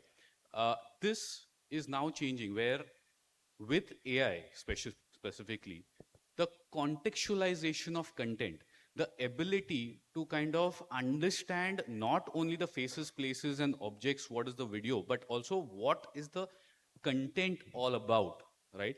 That is being extracted by AI and being stored, right? Now this, when married with a person who's actually searching for it, with a natural language, right? Hey, I want to search for it. It might be entertainment content, it might be educational content. But if you're looking at, hey, I want something in this space, right?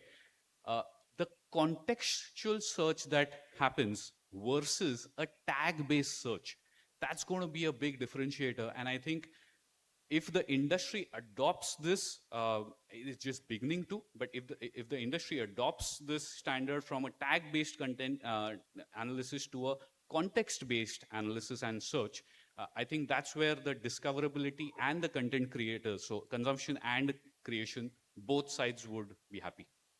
Amazing. In the interest of time, we'll need to wrap it up. Thank you for being such a lovely audience. You'll find several of the panelists outside, so feel free to continue the dialogue right there. Thank you so much. Thank you very much indeed, ma'am. And thank you to all our eminent panelists for a wonderful session. I invite on stage Mr. Rajan Navani to kindly do the honors of presenting a token of gratitude and appreciation to all our eminent panelists. To begin by honoring Mr. L.V. Krishnan, Chief Executive Officer, TAM Media Research.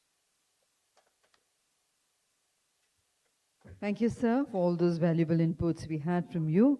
To Ms. Shilangi Mukherjee, Director and Head, Amazon Prime Video.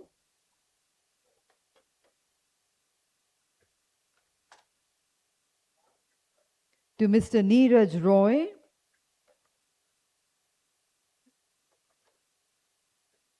thank you, sir. To Mr. Daryl Vaz. Thank you, Mr. Daryl, for all those valuable inputs. Ladies and gentlemen, we also had a wonderful presentation from Mr. Daryl right in the beginning of the summit in the morning, and requesting you, sir, to honor Ms. Gunjan Soni. And I would request Mr. Navani to kindly join our panelists for a group photograph.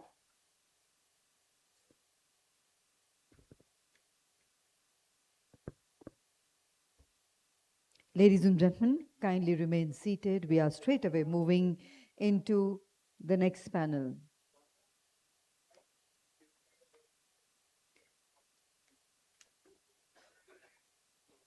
The next panel is a very interesting panel, Mahavatar Narasimha Blueprint. We would request everyone to kindly remain seated, please.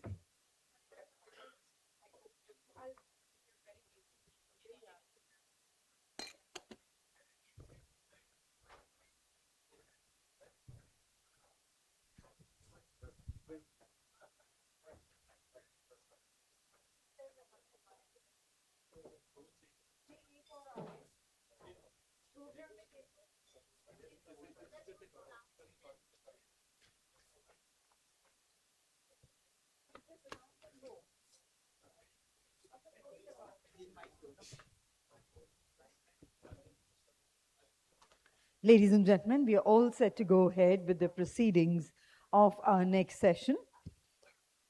जब आस्था मिले तकनीक से और कथा हो नए रूप में ढली, जब जन्म लेती है एक नई सृष्टि, जहां पुरातन और आधुनिकता हो एक साथ चले. So, ladies and gentlemen, we now enter a session that bridges 4,000 years of sacred wisdom with the frontiers of digital imagination. In a world of fleeting contact and fast scrolls, how do we preserve the timelessness? How do we bring the grandeur of our Puranic heritage to life for a generation raised on pixels and platforms? This is a question that inspired a visionary creative blueprint, the Mahavatar Narsimha Project, a cinematic odyssey that reimagines the Vishnu Purana, Narsimha Purana, and Srimad Bhagavad Purana through the cutting edge 3D animation, photo realities, VFX, and narrative depth that honors both devotion and design. And to unveil this extraordinary journey, we are joined by two creative journalist visionaries who dare to blend our scriptural sanctity with cinematic scale. And may I invite on stage Mr. Rajiv Chilaka, founder of Green Gold Animation Private Limited, to kindly come up to welcome and introduce both our eminent speakers for this session, Mr. Ashwin Kumar and Ms. Shilpa Dhawan. Over to you, Mr. Rajiv. Hello. Thank you. I think, good afternoon all. Myself, Rajiv Chilaka, founder, CEO of Green Gold Animation, creator of Chota Bheem, Mighty Little Bheem, Mighty Raju, and various other characters. The reason I've been called on stage is to introduce a very special duo, not a person, but a power couple. I think, generally speaking, to produce a film is a highly risky task. To produce an animated film has got 1% chance of succeeding in India. And doing that needs a lot of guts. My story is an underdog story. And I feel very proud when an underdog, or underdogs rather, the special couple duo, who have proved pretty much the entire industry wrong, that yes, we can produce a mythology film. Yes, we can produce that too in animation. And not just the film has done well in the box office, but went on to become the all-time highest grossing animated film out of India, produced out of India, perhaps any film released in India for the first time.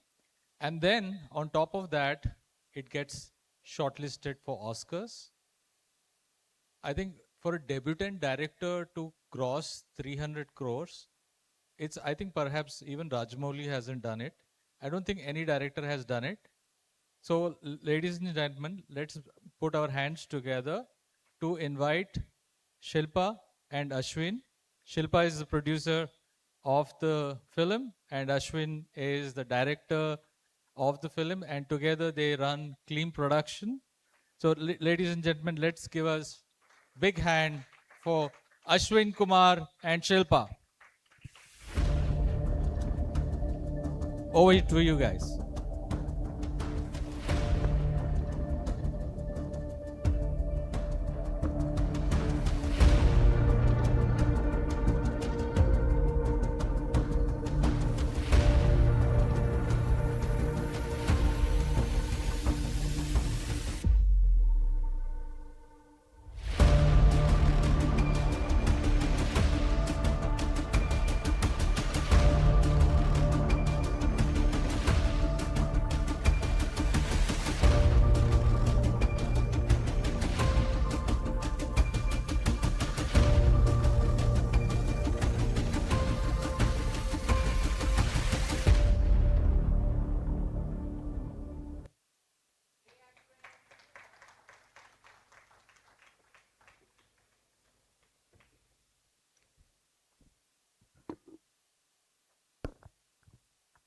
Namaste, everyone.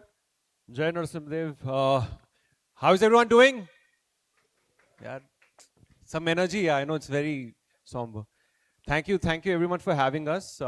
Thank you CII for inviting us and such a formidable audience and lovely people and the who's are here. So gratitude to all of you and to all the enablers who enable strugglers' journey in so many ways. Thank you all. So round of applause to all of you all. Sorry.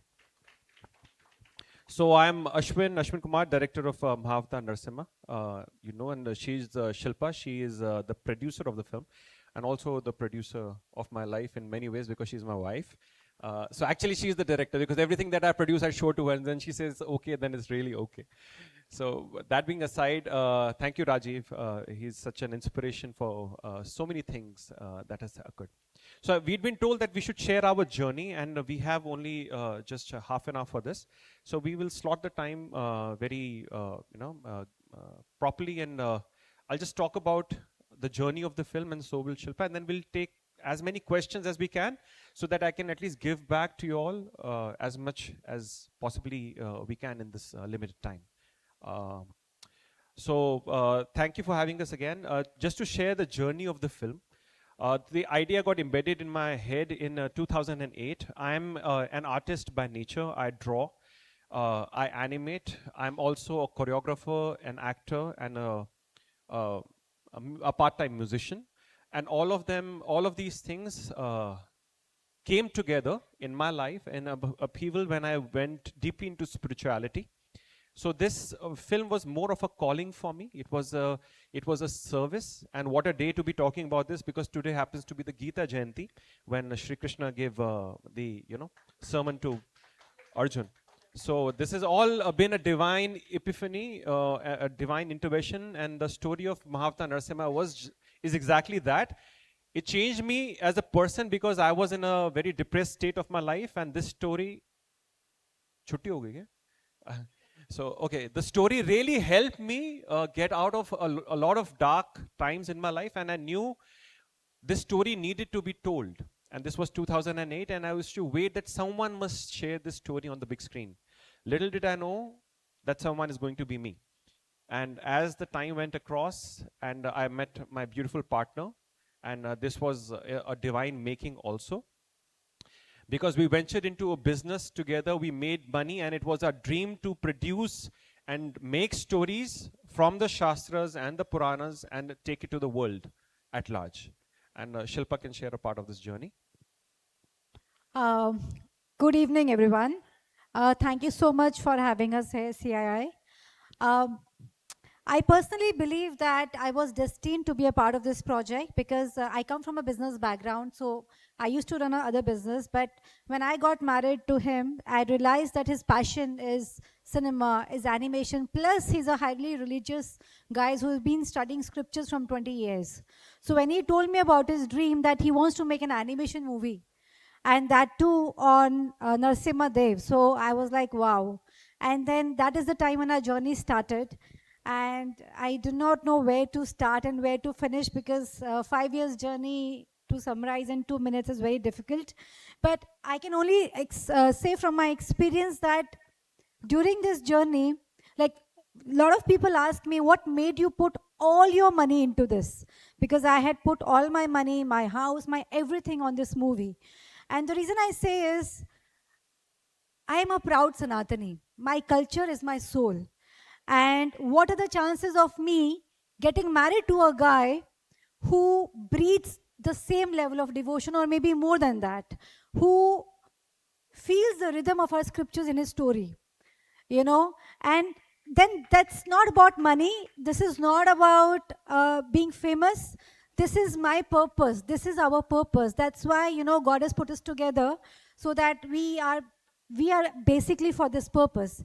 And no matter what challenges would come, no matter how many hardships we have to go through, we will walk this journey because I love my culture and the values which our culture has are priceless. So people who eventually became our partners, who became part of this journey, were the same people who had the same vision. So as a producer perspective, I only share one thing. Please do not go after money. I mean, we did not start this movie because we wanted to make money or we wanted to become famous in this journey or into the film industry. We live this culture. This culture lives in us.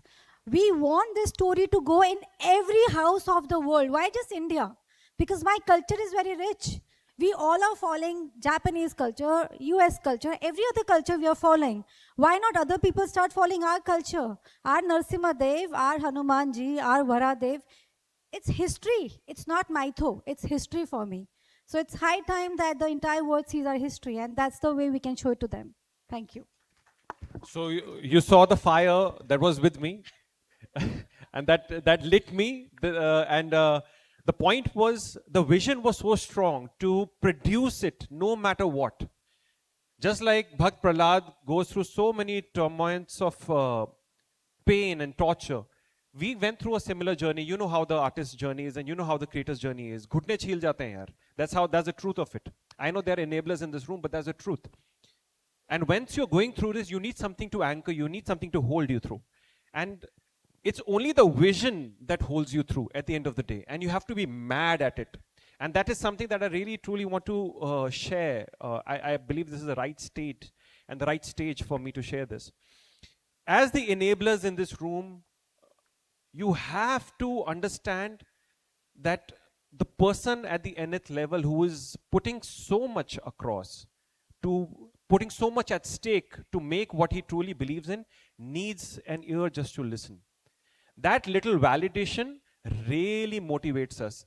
And fortunately, unfortunately, we had many rounds in this journey where we met a lot of people, and it was very demotivating.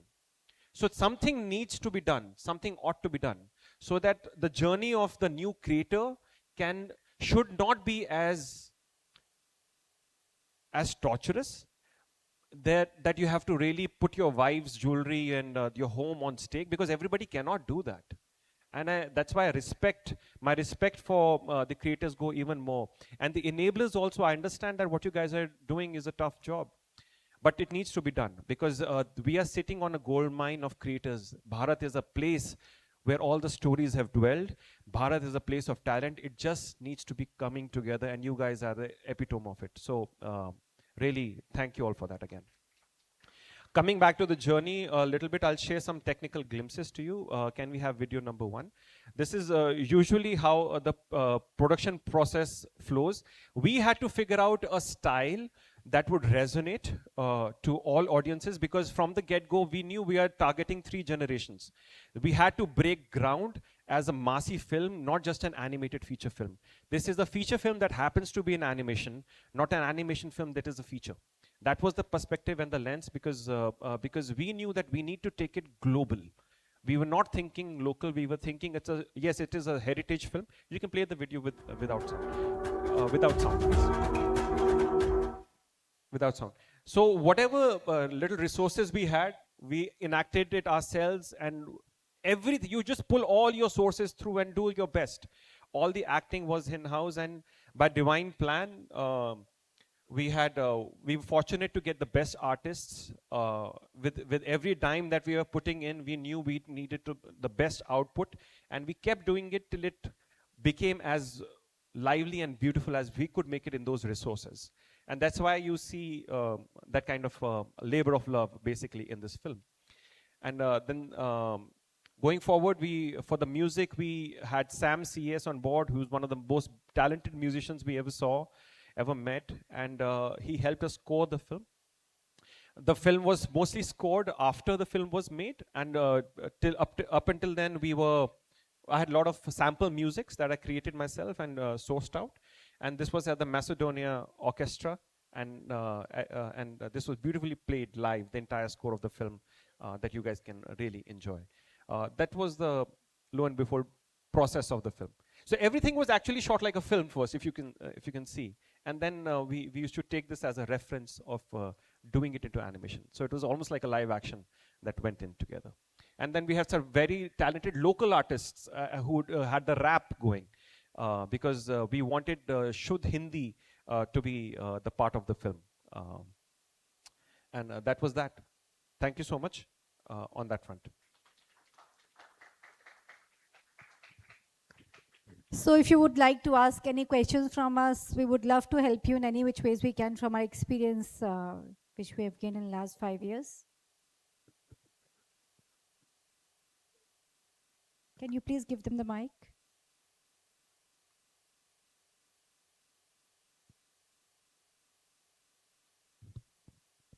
Hello questions नहीं है but आप लोगों को wish देना है कि भारत की जो संस्कृति और प्रकृति को आपने दिखाया है और जिस श्रद्धा से आपने बनाया है वो पूरे विश्व में घर घर तक पहुंचे, यही हमारी मनोकामना है और आप आगे भी ऐसा बनाते रहो, पूरा देश आपके साथ है। जय Hind. Thank you so much. Thank you so much. See, I got a lot of calls when people shared with me that now they want to put money into mythology because it makes money. And my only answer to them is, we did not do mythology. First of all, it's a history because it would make us money. You know, Ashwin has been reading scriptures from last 20 years. He loved reading scriptures. So because he was so much into it that this kind of a content resonates him. So please work in a project or in a movie which resonates with you, which you have a firm belief in. Because agar wo belief pura hoga na, then no matter what kind of challenges come, you will be able to pass through. Otherwise, beech mein ladai jhagde ho jayenge and product thap ho jayega. Ladies and gentlemen, a round of applause for both of them, Mr. Ashwin Kumar and Ms. Shilpa Dhawan, as I invite on stage Ms. Amita Sarkar to kindly do the honors of presenting a token of appreciation to both our distinguished guests here on the stage with us. Hi, Ashwin and Shilpa. I think it was really inspiring and one could see that passion. So I want Ashwin to give the shawl to Shilpa and Shilpa to Ashwin. Oh, so sweet. So sweet. We'll do the photos later. Let's do that. I think we're... Any other question anybody wants? Okay, let's take 2 more. Go ahead. Go ahead. Can we rush the mic to him? You speak, I can hear. Okay.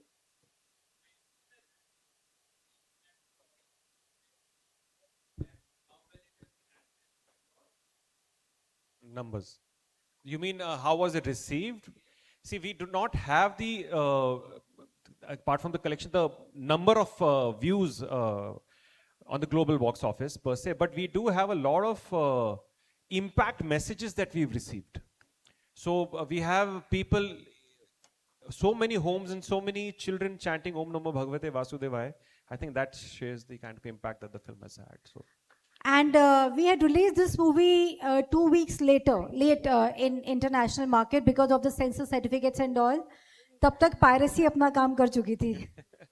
So we got a lot of messages. In fact, today only I was shared a video that for the first time ever in Pakistan, the movie has been played at such a big scale. Yeah, it's trending on Insta right now. The video is on Instagram. Right now. There's a pandal that's in Pakistan and they're watching the film in like a theater setup. Yeah, hi. I have another question here.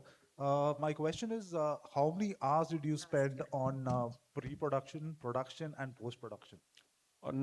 Actually, it's a good question, but my way of working was a very guerrilla way of working where pre-production and production almost went simultaneous, which is a very dangerous way of working. And I do believe we could have easily saved about 8 months because of that. But that's how it was because we were a small team. And more attributed to a lot of iterations. So we would do a lot of pre-production and take it into production. While it is in production, we would change a lot of pre-production also. Okay. So there's a lot of swinging, but the entire procedure took 4.5 years to create. But you can split it into 30% time into pre-production, if I had to say. Okay, and how many team members did you have? In-house, we had 60 artists and 60 plus freelancers. So about 120 at most. All right, thanks so much. Right. Yes. Okay.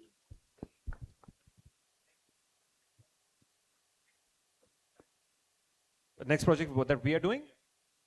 So we have a Mahavatar Parshuram that's lined up 2027. And it's going to be something that's never been seen or even imagined before, that's for sure. That's where we are taking it, right? And besides that, 2 live actions that I'm planning, basically, right? Yeah, Right, this. thank you. Hello. We need to close Excuse now. me, This is we Ram have from time is getting Chennai. over. Like Narsimha, are you planning anything Tirupati Balaji के ऊपर कुछ बनाने की सोच रहे हैं आप? Yes, you should. Shri Venkateshwar, we love him, Yeah. and Govinda, and we really do love him, but he could be part of the Mahavatar cinematic universe that we are building, because it's a 10-year project. We have all the Dashavatars, and that Leela of Govinda is partake of that. Yeah, other questions can be outside. Thank you so much. Thank you, Thank you so much. Thank you so much, guys, for having us. Let's We'll have be outside. both can of you meet us there, right? appreciate each other. Yes. Give them a big hand. Shawl to each other.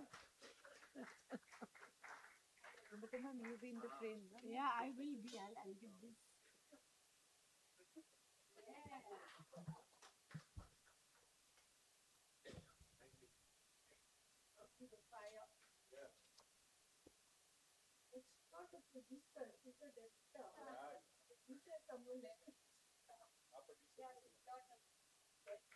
Thank you. I would now request Amita ma'am to do the honors of presenting a small token of gratitude and appreciation. Once again, a round of applause, ladies and gentlemen, for both eminent speakers here. And we certainly look forward to your next big project coming up, which, with all our best wishes, would be bigger than this one and much more liked and much more appreciated. And ladies and gentlemen, kindly remain seated. We now move into yet another screen sense, which is on how Kurukshetra reimagine Mahabharata for the modern audiences. जिनके पूर्वज एक ही थे, 5 पांडु थे और 100 कौरव। हम आज भी धर्म कर्म के उसी युद्ध में जी रहे हैं। हमारे पांव कुरुक्षेत्र से निकले नहीं। उठो पार्थ, धर्म की रक्षा करो। जय और पराजय मुझ पर छोड़ दो और निष्काम युद्ध करो। मैं प्रकाश हूँ, मैं ही साया। मेरे निकट आओ, समा जाओ। जब अंत ही अंतिम है। जब धर्म युद्ध की गाथा मिले डिजिटल युग की दृष्टि से, जब जन्म लेती है नई महाभारत इस हर युग के नागरिक के लिए और हर मन के लिए प्रेरणादायक. Ladies and gentlemen, we now enter a session that brings together India's oldest epic in its newest screens, a story that has shaped our values, our vocabulary, and our very imagination. The Mahabharata is being reimagined by a generation raised on streaming, animation, and immersive storytelling. In this edition of Screen Sense, we explore how the series Kurukshetra breathes new life into this timeless tale through cutting-edge animation, nuanced character arcs, and a narrative lens that speaks to both tradition and transformation. And to take us behind the scenes of this ambitious reimagining, we are joined by 2 creative forces who have shaped the Kurukshetra into a cultural and technological milestone. Let's welcome Ms. Tanya Bami, series head, Netflix India. Round of applause for her, ladies and gentlemen, who's a curator of bold, diverse, and deeply Indian narratives.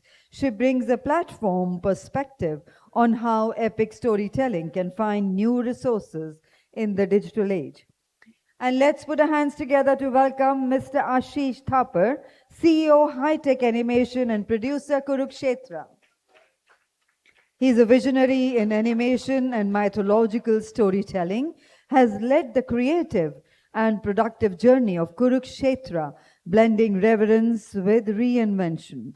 Together, they will explore how Kurukshetra was crafted not just as a series, but as a cultural bridge between scripture and screen, heritage and high-tech, dharma and design.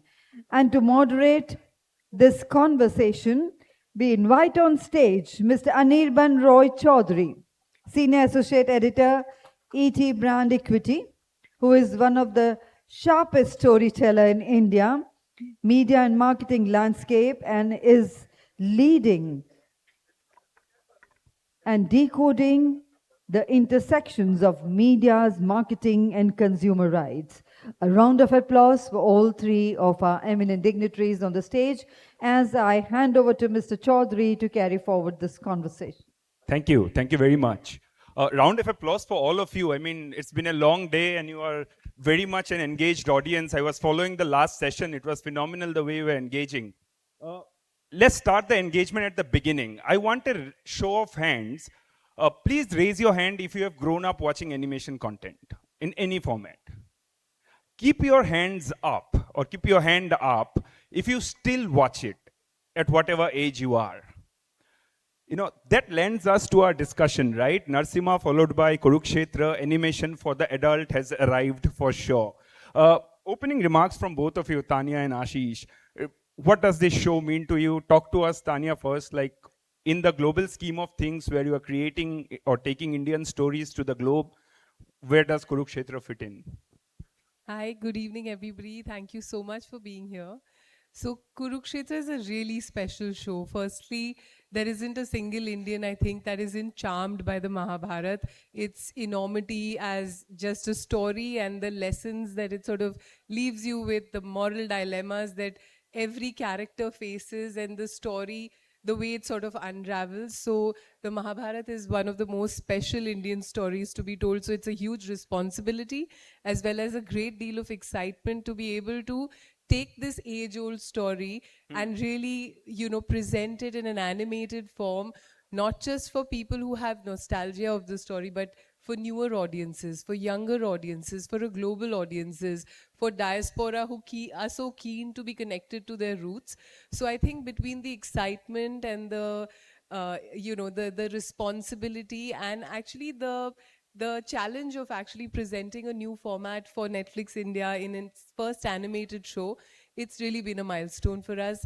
And I'm so happy to report that the audiences have absolutely loved it. It's, I think, 8 weeks to the day, it's been trending in the top 10. And I think 5 out of those have been at number 1. Wow. So it's no mean feat for a title like this to land that. It's been at par with titles like Hira Mandi and Railway Men for us. So it's a special title all over. Fantastic. You know, yeah, it deserves a round of applause. Coming to the man who made it, I mean, reimagining Mahabharata. How many of you have watched Mahabharata in one format or the other? Please raise your hand. I'm not letting you watch your phone today till that I'm up on the stage. Yeah? How do you reimagine Mahabharata for this audience? Talk to me about the, you know, share the technical challenges that you probably face, the creative challenges that you probably face for this audience. Okay, so very first thing is like, good thing about this project, everyone knows about Mahabharata.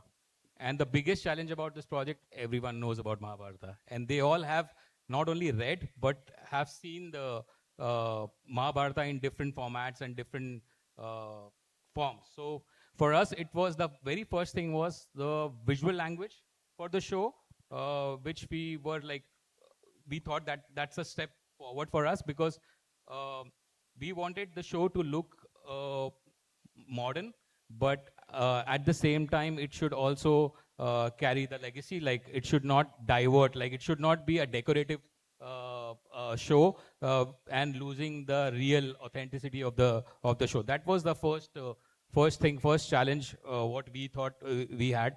Then the story, because Mahabharata, again, the stories are in depth and it's like a lot of intensity is there in each story. We cannot interpret the stories because everyone is aware about this. Everyone has their sentiments attached to the stories.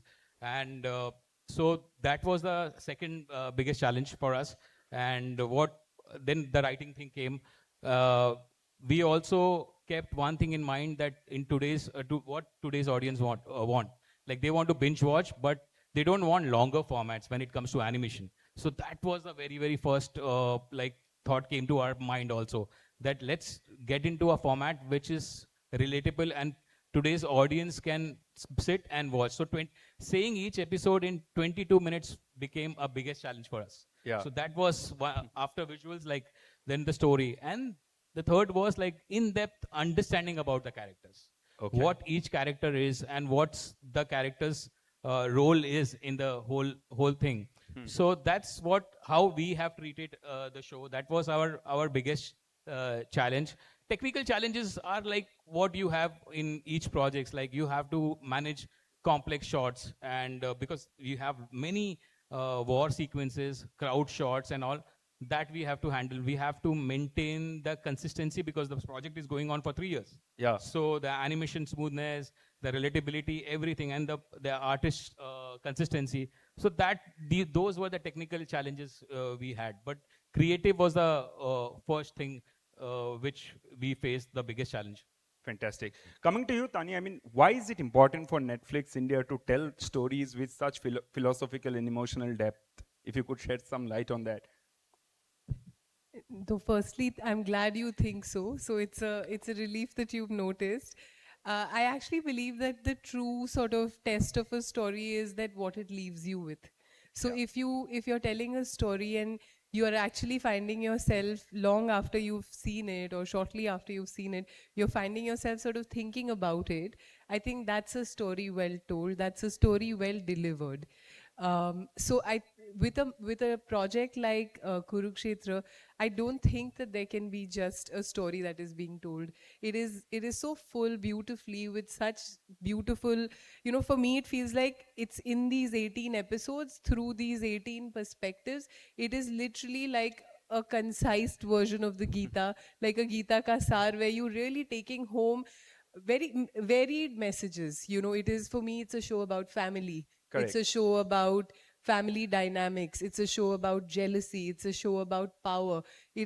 All of it is expressed through war. So there is so many different messages, so many different dynamics to explore. That is what makes it such an engaging watch. It isn't like the animated the special sequences are beautiful, but they resonate with you because you connect with the characters who are actually in.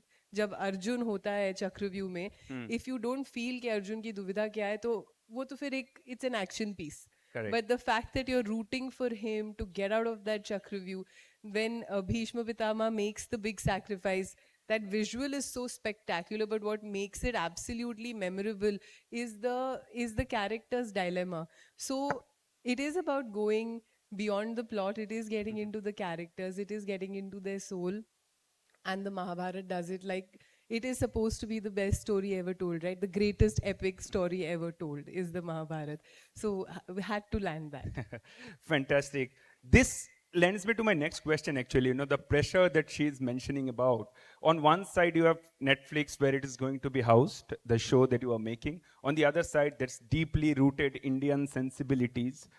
Talk to us about the decision-making in the creative process. I mean, it's the same platform where Castlevania or Arcane is probably there, and at the same time, this is a story that every Indians know, and you do something there which doesn't match their sensibility, they'll have an opinion about it. So talk to us about the stylistic decision making, the creative process that you had to follow. Firstly, Netflix coming in, you mentioned about the pressure. I take it in a different way. It was a motivation for us. Wow. Like if Netflix comes on board, like this is what the best could have happened to the project. So for us, it was the most, the motivated part in the whole thing. So when we started, to be honest, that time we were not aware that who will come and who will take this show, because we thought that this is for the adult audience, right? Correct. So we went like with a very positive intent, and our intent was completely right, and our attitude was very, very positive that we have to make this show because we got the opportunity. And we have to make sure that we are taking 100%, like we are giving 200% for this particular show. And we all have a different journey, like in the studio. Like I have spent 25 years in this industry and did a lot of high-end work outside India and like Disney, Pixar, worked with everybody. So this was something like we were saying our own story. So that was like really, really motivating for us. So yeah, that's how the whole thing started. And as I told you about the characters and like the stories. So when we started, this whole journey was very collaborative. It is not a one person's journey. Like a person thought that okay, this is what we have to do, and it happened. Like it is a collaborative effort. Like when we started, it was 18 days of fight we have to show. Correct. Like what happened each day. But when we did the research, we went into the the story, the crux of the story. We realized that okay, the main action happened in the last 5-6 days.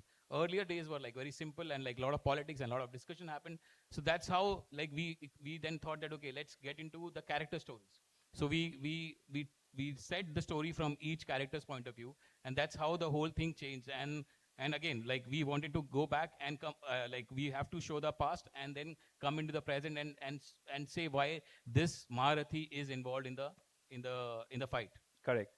Fantastic. Tanya, coming to you, I mean, this is certainly an experiment for you, or rather an experimentation of formats for you.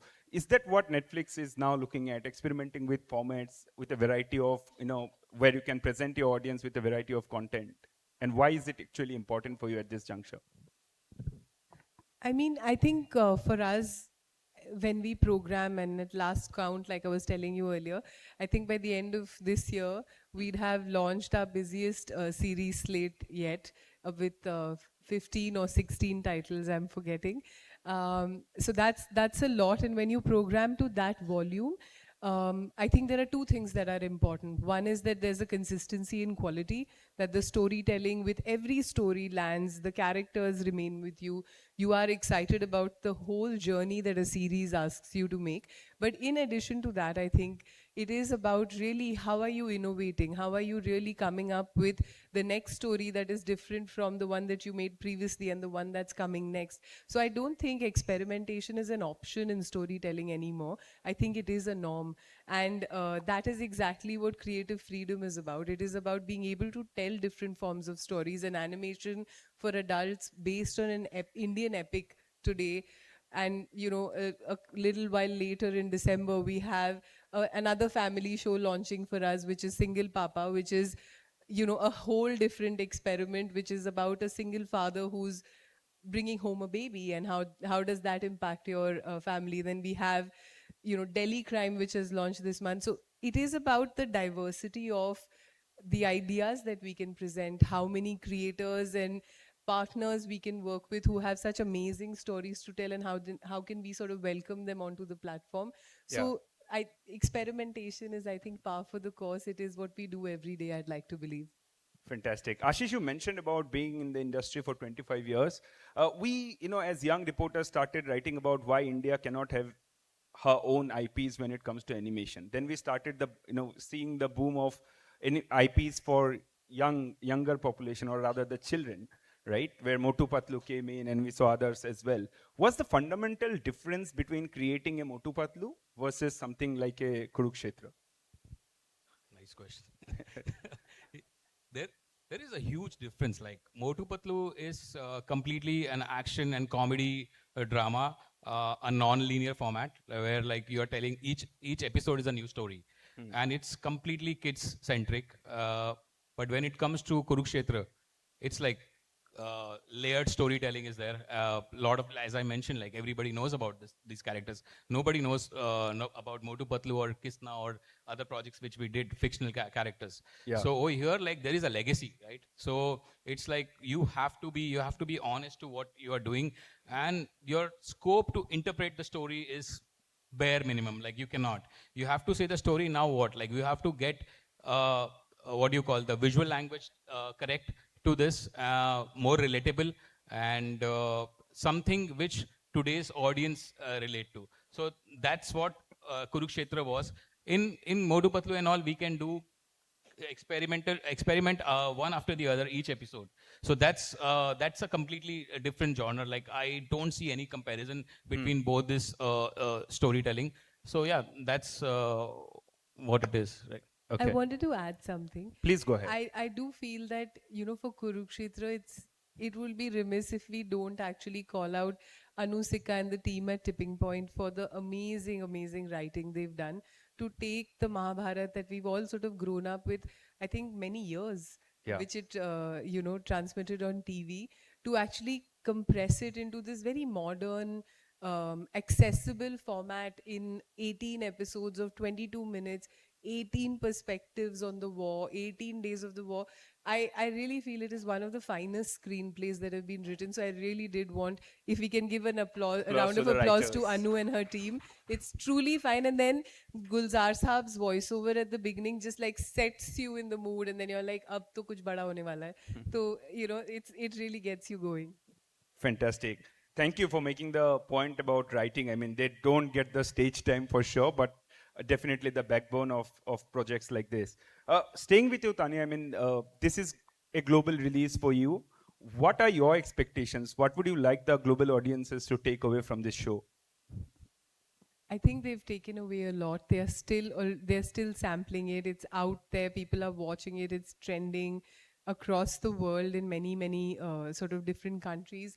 But I think just the curiosity towards India, understanding our big stories, a very important story. It is supposed to be that one story that is the source of every story, they say. So I think the curiosity around Krishna, around the Pandavas, around the conflict, around this great family battle that they had. I think that understanding the Indian context, how we are able to actually preserve and conserve family at all costs, Yeah. I think is at the heart of the Mahabharat and at the heart of Kurukshetra in the way it comes out, that for us it is all about family. And I mean, it speaks so well to us as Netflix as a brand as well. For us, it is about families coming together to get entertained, to really immerse themselves in stories, that I think just the core grounding, the emotional grounding that we as Indian executives, Indian storytellers have in emotion and family, I think that's there for the world to see with Kurukshetra. Fantastic. Such a great, your comments have really filled the room with perfumes of promise for sure. I mean, that's what we all want to. Yeah, please, round of applause. We are at the short of time, but last question, Ashish, I would like to understand from you, what does this moment, Kurukshetra going on Netflix, appealing to a global audience, what does it mean for the industry that we cater to? Number one, we have to say our own stories. Like if we have courage, and if we know the subject well, we can come up with our own stories. There is an audience, there is an acceptance, not only in India, outside India. It's showcased in 190 countries and 34 languages. That's the proof. Like, so if you say your story, your cultural values in a right way, there is audience to see that. Like, not like, again, it's generation to generation, Gen Zs to like the elder audiences, like everybody enjoyed this show, and that's the proof. So I think this is going to open the gateway for a lot of people to create IPs, because that's the way forward for animation industry. If we are not creating our stories, we are not doing our own IPs, this industry will always be on the back foot. And like the way forward is to tell your own stories first, attend your existing audience, your country audience, and then go beyond that. Fantastic. Thank you. Thank you very much for your lovely comments. And that was the time up on the stage. Thank you very much, everyone. Thank You've been a you. lovely audience. Thank you very much indeed. And kindly stay back as I invite Ms. Amita Sarkar on stage to do the honors of presenting a token of appreciation to all our three distinguished guests. I'm sure all of you are fed up of me jumping in again and again, but I think we really need to felicitate their good effort. Big round of applause.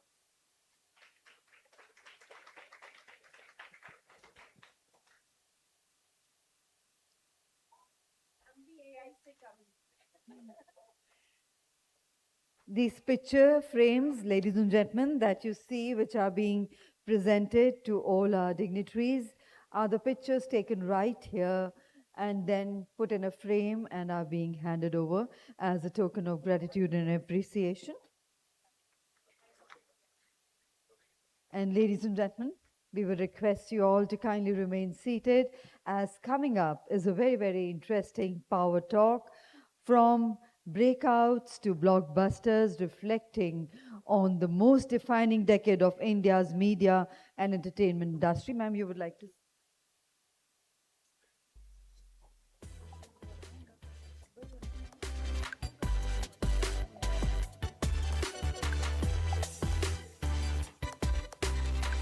So ladies and gentlemen, just give us a moment. We'll get the stage ready. Most of our very distinguished and eminent speakers for this session, almost all of them are here with us, will join us on the stage in a moment. May I request someone to get the stage ready, please?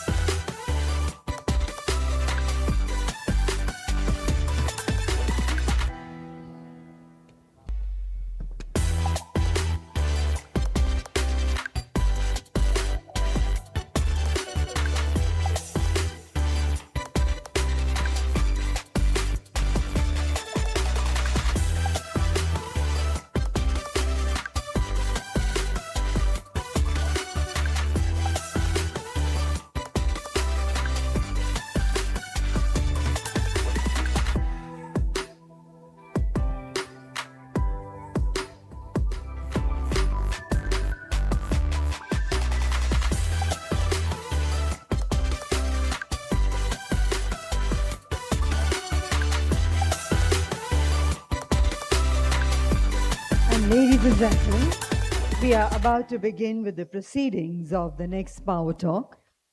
कहानी जब दिल से निकले और दुनिया तक पहुंचे, तब बनती है वो एक पहचान जो सरहदों से हो परे. And we now arrive at a session that celebrates not just a platform, but a paradigm shift. A decade ago, India's stories were largely told for India. Today, they are watched, loved, and celebrated across the world. From breakouts and blockbusters, from India gems to global sensations, the last 10 years have been nothing short of a creative revolution for India's media and entertainment industry. This Power Talk brings together three remarkable voices: an actor, a showrunner, and a studio head, each of whom has helped the defining decade with stories that moved us, changed us, and shaped us, and also stayed with us. And to hold this very special conversation, we are joined by a visionary leader who has been at the forefront of India's streaming evolution. She has championed bold storytelling, nurtured new voices, and has helped shape a platform that has become a cultural force. Ladies and gentlemen, put your hands together to welcome Miss Monica Shergill, Vice President, Contact, Netflix India. Ladies and gentlemen, please keep the applause going. Joining her on stage are three creative powerhouses. Let's put our hands together to welcome Mr. Rajkumar Rao, who is a national award-winning actor and producer, a performer of rare depth and range. He has redefined what it means to be a leading man in Indian cinema, bringing authenticity, vulnerability, and brilliance to every role. And we now put our hands together to welcome Mr. Sameer Nair, Managing Director, Applause Entertainment. He's a pioneer in Indian television and digital contact. He has backed some of the most daring and successful series of the past decade, proving that great storytelling is also great business. And finally, let's put our hands together to welcome Mr. Sudeep Sharma, writer and filmmaker, co-creator and showrunner of Kora. He's a master of layered narratives and atmospheric storytelling. He has given us some of the most compelling and genre-defining dramas of recent year. And together, ladies and gentlemen, they will reflect on the decade that was and look ahead to the stories, platforms, and possibilities that will shape the next. And please join me once again in welcoming Ms. Monica Shergill, Mr. Rajkumar Rao, Mr. Sameer Nair, and Mr. Sudeep Sharma for the Power Talk as I hand over to Ms. Shergill to carry forward the proceedings. Over to you, ma'am. Thank you. Thank you so much. Good evening, everyone. Thank you so much for having us here. I'm very excited for the stellar panel that I have today. And I'm even more excited that today I'm not going to be answering the questions. They will be answering the questions. The ones that I keep getting asked again, I'm going to pick on their brains, and I hope you're going to have a very interesting and fun session today. Because we have Raj here, who's been an amazing actor, he's like a chameleon. He changes roles, he changes mediums, and now he's had his newest role. I'm not talking about you becoming a producer with Netflix. I'm talking about Raj becoming a dad. So congratulations. And we have Sameer, who's been the king of mass entertainment, the gentleman who actually moved around a wand and changed linear television in India and got the whole country to watch. And some of those shows are still continuing till today, I think 25 years on. So Sameer, who has now with streaming reinvented himself. So I'm very curious to know his perspective. And of course, Sudeep, a master storyteller, someone whose stories from Urta Punjab, Patal Lok, Kora season 2 is coming on Netflix. And we are very keen to know how is he thinking at the storytelling potential of India and what kind of stories we should be doing.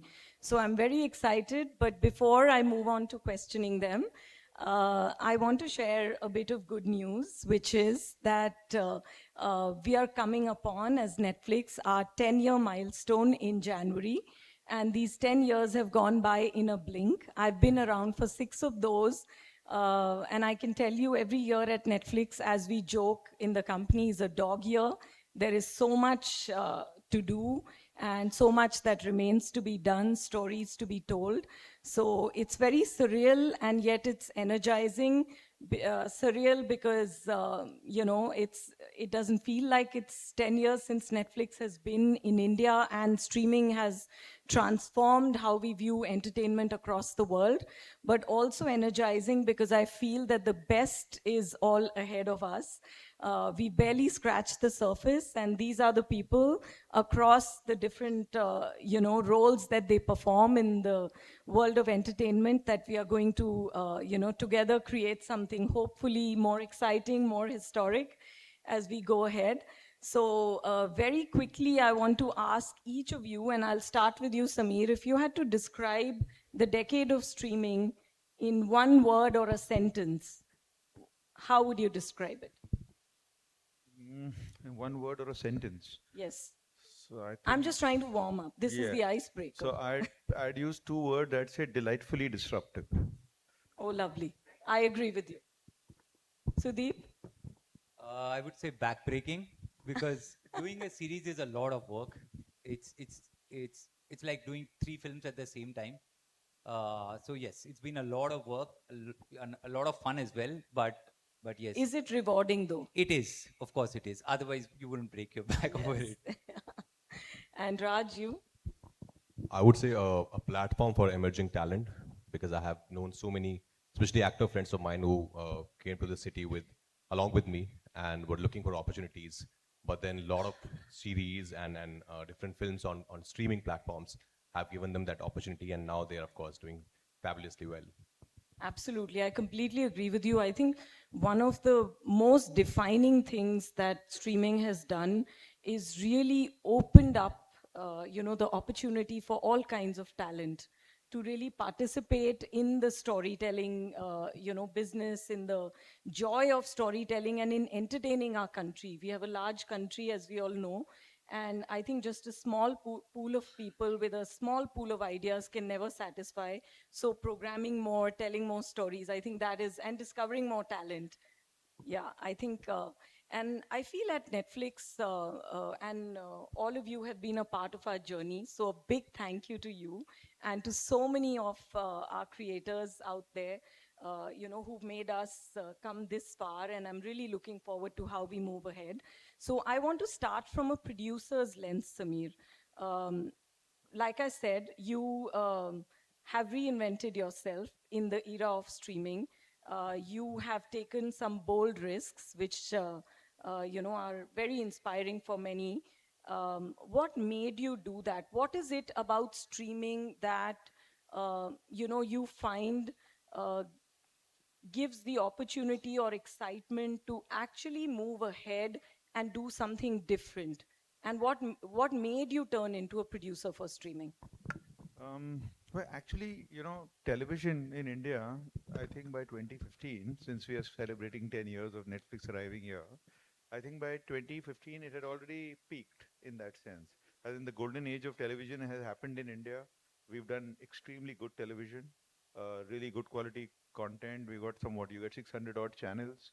You get sport, international news, Indian news, entertainment, the whole, everything, and at a really effective price. So television was great. But with the arrival of streaming, it was actually more of a technological change, not so much a content change to start with. And when it arrived here, it sort of truly revolutionized the way a consumer could consume content, which is like television is to write at 9 and it's linear and it's time bound and all of that, and then streaming is none of all that. So once it's there forever. And so I think, see, we've all been watching this kind of content. We've all been as people in the business. We've seen HBO. We've seen the stuff that's been made. We've seen Netflix itself doing House of Cards and stuff. So I think the thing was that there is this opportunity. There is a certain kind of content that's made on television that's already very good. And there's this opportunity to tell really good quality content. As Raj says, it gives so much more to everyone else to participate. I like to compare streaming to the IPL. Before that, there used to be the movies, which is the national cricket team. 11 people get to be superstars. And then there is TV, which for most part, especially in the scripted space, was more like the Ranji Trophy. And then IPL arrives, and then everyone gets to strut their stuff on this stage and become really this thing. And that's good fun. And streaming allows you to tell wonderful stories, different types of stories, lots of variety, lots of languages. So yeah, there's everything. There's nothing to not like about streaming.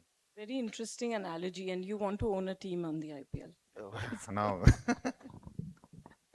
No, but I think very interesting. Truly, I think a lot of people are looking at the idea of producing because it has truly become a space where you have the opportunity to get to the point where you can produce and you can be enabled to produce. And you've taken a lot of punts across the show, from Scam, Criminal Justice, Black Warrant, which is winning awards everywhere, and of course, everything else that you're doing. So from a story telling lens, Sudeep, I'm curious to know, as a creator, your process and your voice is a very it's a very focused kind of work that you need to do. When you're writing for a medium like film, do you think of audiences differently? When you write for a medium like streaming, especially when you're doing series, how do you look at an idea as a creator and a storyteller, and you say that I'm going to take this idea to streaming, or I'm going to make a movie out of it, and this is my audience? And I have an anecdote to share on that but I want to hear from you first. How do you think of it, that the opportunity that streaming audiences provide to you as a storyteller?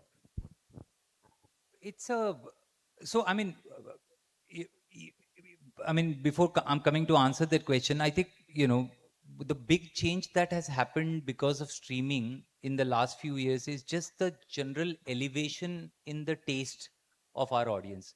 Because earlier we were really focused on what's getting made here, and we were all playing for this sort of field. And then suddenly the audiences got exposed to what's coming from all across the world, thanks to Netflix and Prime. And it was just like a whole world and a whole new window opened up for us. So because of that, it has allowed us to take a lot more of those punts and, and just raise our own standards of storytelling, which was long overdue. That's been one big change. In terms of between films, and I think films are a little, if it's a little more, I don't want to use the word restricted, but if it's a closed loop kind of a story, then films are better suited for that. But if it's a story that has legs and it's a story that you can look at going from season after season, there's a lot more of character development that happens in terms of a series. Films are a little more focused on plot. Of course, there is character development in that as well, but I would say the plot versus the character, you're tilted a little more towards character when it comes to streaming compared to But if I can ask you, do you look at an idea as a creator and you say, oh, this is slightly risky, so let me try this on streaming, and this is slightly more of a sure or a safe thing, so let me take it to the theaters? Do you think like that? As a creator, how do you evaluate, or do you look at how immersive it is? No, I don't look at it like that. And unfortunately, I never had safe ideas with me. Even That's true. Even when I was writing films, I was told that yaar ye safe nahi hai. Let's do something else. But no, not with that lens, but definitely from the lens of immersiveness that you mentioned. I think streaming allows for a lot more of that, where you're saying that, okay, I'm going to create a world. The world building becomes a lot more important. I'm going to create a world and have the audiences immerse themselves in it over episodes and over years. That is a lot more of a factor for streaming. No, I agree with you. Raj, you have tasted both mainstream success and you've been an indie star. You've got a national award. You've done our global film. In fact, you were one of the artists who, moved to streaming very early. You did not blink twice. You did The White Tiger with us, which did so well. You did Monica, Oh My Darling, and I promise everyone it wasn't named after me. But, and I fought hard to not name it that, but well, we know what happened to that. And now you've done Guns and Gulabs, the series with us as Tipu, and now you're turning producer with us with your film Toaster. Do you feel that, when you're in streaming, do you take as talent, as an actor, are you more open to creative risks and bets? Do you push harder? How do you look at it as an actor and an artist? No, actually, it doesn't make a difference. As an actor, like I'm sure in writing, it does make a difference when you're writing for a series. But as an actor, the process remains the same. I still have to just live the part truthfully. The only thing I would say is, if you're doing a series, then you can take those long pauses and be there. But in films, you have to be slightly maintain that pace if it's that kind of a film. Like in Breaking Bad, of course, the whole episode is about him getting rid of that housefly. So you can't do that in films. You can do that in series. That's the only difference. Apart from that, I think the process remains the same. Your sincerity, honesty towards the character remains the same. So for me, I never act thinking like, what's the medium that I'm acting for? Monica, My Darling could have been a theatrical, and it would still have been the same film. Nothing would have changed. But do you, like when you read a script, do you feel that it's, on streaming you have to push the bar, you have to reinvent yourself more, or you get the opportunity to try roles that probably you may not get? No, in my case, I've been very lucky that I've been trying to reinvent since my first film. It's not because of the streaming. In theatrical films also I do that, and that's what keeps me going. And of course, in series you can or in films, original films, you can take that risk slightly way more than a theatrical. As you know, he said that series gives you that opportunity, that chance to explore the character way more, way deeper than theatrical films. So yeah, when it comes to streamings, yeah, you can take that chance, take that punt that, you know, maybe I can try this, maybe I can run for maybe half a minute and not think about that, you know, but it's going to be a very long shot. So I think that helps. That's the only difference I would say. That's the difference between streaming and theatrical. But apart from that, as I said, the process is the same for an actor. The little anecdote that I wanted to share actually to your point, Sudeep, was that we were doing a session with director Huang, who's made Squid Game. And I asked him a question that did he think of it differently when he was writing for Netflix? Like, did he approach Squid Game a little differently? Because he had brought it as a film script and he made it into a series.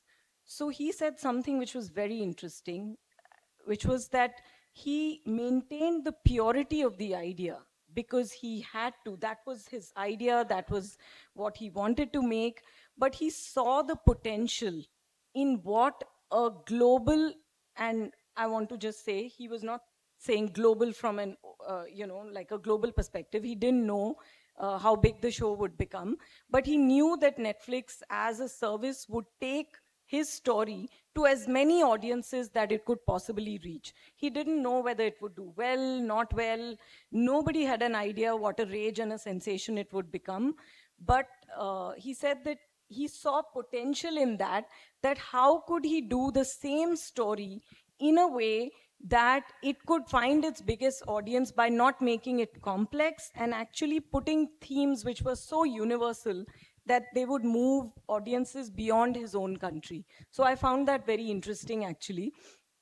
And on the subject of that, I wanted to ask each of you this, and I get asked this often, that, you have so many successful shows and movies, whether it's Hiramandi, Bads, Chamkila, Kapil Sharma, and so many others, and they travel so many countries. Licensed cinema travels so many countries, and we are trending in usually 50 to 80 countries on any given day, depending on what title it is.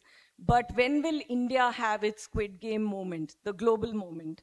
So, Sudeep, to you as a creator, do you think, what is that story from India that can actually become a global moment? I think we are ready as a platform to enable stories to go there. But as a creator, do you think we have those stories culturally? Do you think we need it? How do you feel about it? Yes, I think a story like that is around the corner. You also have to realize that we came to the streaming game or the long form television game very late. So it's only in the last 10 years since Sacred Games came we really got onto this bandwagon. So it's been a really steep learning curve for filmmakers, creators, writers here. The first few years were spent really in figuring out the nuts and bolts of of long form writing and of long form filmmaking. But I think now we are ready. I think there's a generation of creators in the last 10 years who have had that experience and who have made some very good shows. And now I think we are going on to that next stage. In the next 10 years, I feel we are going to see a Squid Game coming out of India. Oh, I'm so excited to hear that. We are already, waiting for that to happen. Sameer, what kind of a story do you think, can actually really break out from India? And by the way, Sacred Games, in those days, like, when it came season 1, 2 out of every 3 audiences that we had were from outside India. So it had that kind of fandom and love when it came out. So it was already traveling. Well, I mean, we all know that, whenever you tell a story, you're always telling a story for your core audience. You always start with that. And then if it works for the core audience, then sometimes you get lucky and it travels and it resonates further. So this big problem that India has, that when is going to be our global moment, is I think we beat ourselves up a lot over this matter. We happen to be a country of 1.5 billion people, and we are trying to entertain them. So, the rest of the world also should be entertained. And thankfully, now that the technology exists to do that, I'm sure that moment will happen. And I think that it's not any particular kind of story or genre. It's going to be stories that are deeply local and personal and universal. And it's going to be something. It could be a crime thriller for all you guys. I mean, like Indians are watching Narcos and Money Heist for some reason. So that's concerning because, we got nothing to do with the Colombian drug lords. We should be interested in Dawood more. But but we are. So I think that's a moment to happen. But as Sudeep said, that in the last 10 years is when we've been actually exposed to long form cinematic television, writing, producing in that manner. Before that, for better or worse, we were ruled by the daily soap, and it became a whole generation that grew up doing that. You either make a movie or you make a daily soap. That's the only scripted content that we created. So I think this learning curve has been good. We've learned, everyone's become much better at it. Everyone's become smarter at it. We are learning each day from all the subsequent seasons that we do. So I think the craft is there, the people is there, the talent is there. Now the tech is there. So I think it's a moment of time now.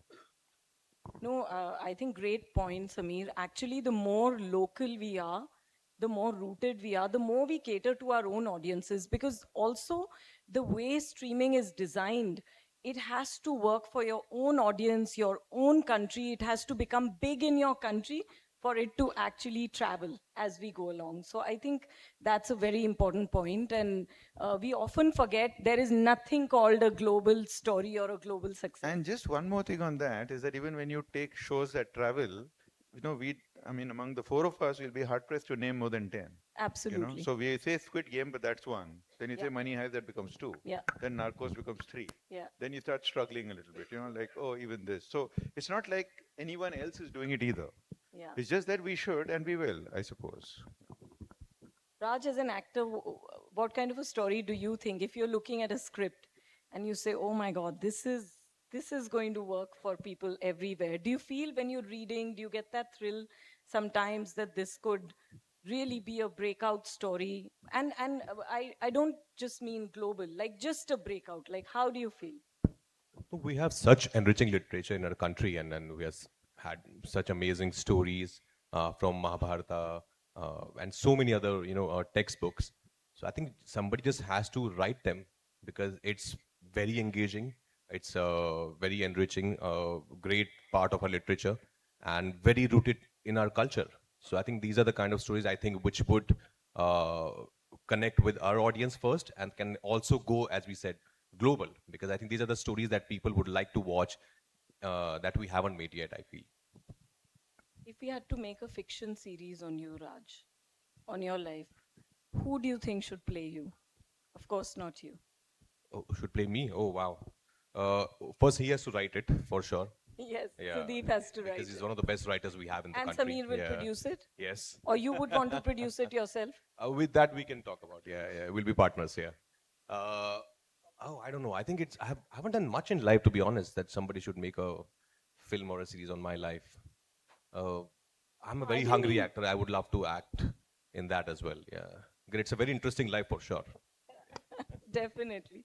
And Samir, if your life as the media personality that you have been and what you're doing, if your life had to be a genre, what would you choose? Would it be a thriller? Would it be a drama? What do you think? I think I'd choose Succession. All right. Yeah, that was a nice Yes. show in the business. Yes, lovely. And I'll write that one as well. see, we are making sure that we are parking a lot of work, ideas and work with Sudeep here, a lot of back-breaking work, as I would say. But Sudeep, Kora season 2 is coming very soon. It's a brilliant season. Even if I say so, and you will say so, because we are involved with it, but it's genuinely a very powerful and moving story.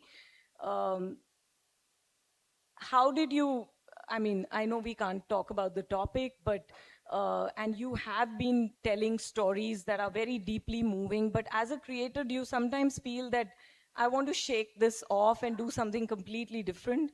Feel free to shed some light on new things you're doing. Yes, you do. You know, at once in a while, you feel that I was at that moment, and hence the next one that we are doing together. It's a big change. It's not dark. It's not a thriller. It's a comedy. The new show that we are creating. Not together. Kora 2, the other one. Not no? Kora 2. The other one. Kora 2 is it is dark and it is thrilling Yes, and it is yes, all of it's those dark things. and thrilling. But do you think, as a writer, as a storyteller, like when you do such dark and moving stuff, gritty, is it that easy to switch to a lighter genre? Like, is it that possible? Like, how do you reinvent yourself there? I don't think I don't think it is that difficult personally, because I've never defined myself as somebody who only writes dark stuff. It just so happened. It was also that phase, you know. And what happens, and what I meant by backbreaking, if I would explain, uh, the thing with streaming is you do one. If it works, then you end up doing 2 or 3. So it's, you know, and then you're like, oh, he writes this kind of stuff, which might not necessarily be true. If it was a film, I would have probably done one and then written something completely different, you know. But it wasn't so difficult. It wasn't so difficult to change gears, because the inherent principles of telling a good story, they remain the same.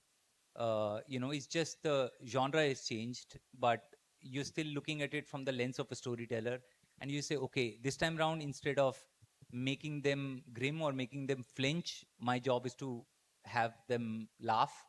Now, how do I do it in the best possible way with all the tools of a story available to me? I think one of the most important things that I experience every day in streaming is how much I learn. Every single day, you know, all of us are learning from how we are seeing the audiences respond to something, the absolutely new ideas that actually reach you every single day, which I don't think was happening at the, you know, velocity earlier in, or even currently in other mediums. I think the velocity at which the innovation is happening, the new ideas are coming, the learnings are happening, is at a different scale in streaming. And I really feel very energized with that every day. If I have to ask each of you, what are your learnings that have happened from streaming? Because each of you look at streaming, you know, what you've done with Netflix, what you've done, you know, on other platforms. From a certain, every project must be giving you a learning which can be very useful to people, you know, who are either producing or acting, you know, or, you know, looking to give a pitch. So, Sameer, to start with you, what are you learning, or what have you learned over your last few years in streaming? I think the biggest thing that we've learned is that, you know, storytelling tends to be very personal. As in, you know, it always starts with an audience of one, that you like the story, that's why you want to tell the story. And then you want to gather a bunch of people to listen to that story. So having these story listeners is very important in our business. Others will be just telling stories to ourselves. But after that, the one important thing that is that storytelling also tends to be quite personal and unique. So it's trying to find that, you know, the holy grail is to get the widest possible audience for your story. That's the holy grail. Most of the time, you're not going to succeed in doing that. So you try and find your niche and try and make your niche as big as possible, so that, you know, at least that can be done. Which is why we have genres, and we have, you know, this is a thriller and this is a slow burn and all of that. And then as we are learning to do this, we've just, we've learned how to write better. We learn a lot more now jargon from all the platforms. So, you know, we learn about propulsive pacing. We know about, drop-off rates, completion rates. And these are all important things. Because important things, because then, you know, at least, you know, you're creating this kind of content, you're creating it for this kind of an audience. This is what your audience expects. It's like how movies work. You know, in the movies, you have the start, the middle, and the end. And then you have your set of songs and this and that. And then you have your pre-climax song. Then the climax happens, then go home with the moral of the story. So there was a system of doing these things. And I think streaming has taught us a lot of that. When you watch all the international shows, there's lots to learn. You know, how to tell these stories, how to tell them better. I think we are making Gandhi now. So Gandhi is an equal part, deeply personal story for India and being made. But we are trying to get best practices from everywhere. Anything that we've seen in the last 10 years is being applied in doing that. So, and I think there's lots to learn. I think that the good thing about technology and the connectivity now is that we also get to interact with a lot of international talent, you know. And so when you talk to international talent, when you speak to writers from abroad, editors from abroad, what they're doing, it's just good learning. So, I mean, I think the good thing about this business is that if you're, eyes open, ears open, I think there's brain open, then there's lots to go. It's expanded, the opportunity to learn from so many different people across the world. Actually, it's a very thrilling time for all of us. I feel finally we are being able to make things that we enjoy watching ourselves. Raj, what are your learnings? Honestly, I'm still learning. I'm still trying to figure out. It's actually like theaters. Sometimes a very average, below average film works very well on streaming platforms, and you wonder, really? This one did so well, and a really good film, then nobody talks about that film, and you're like, what's happening? It seems like theaters.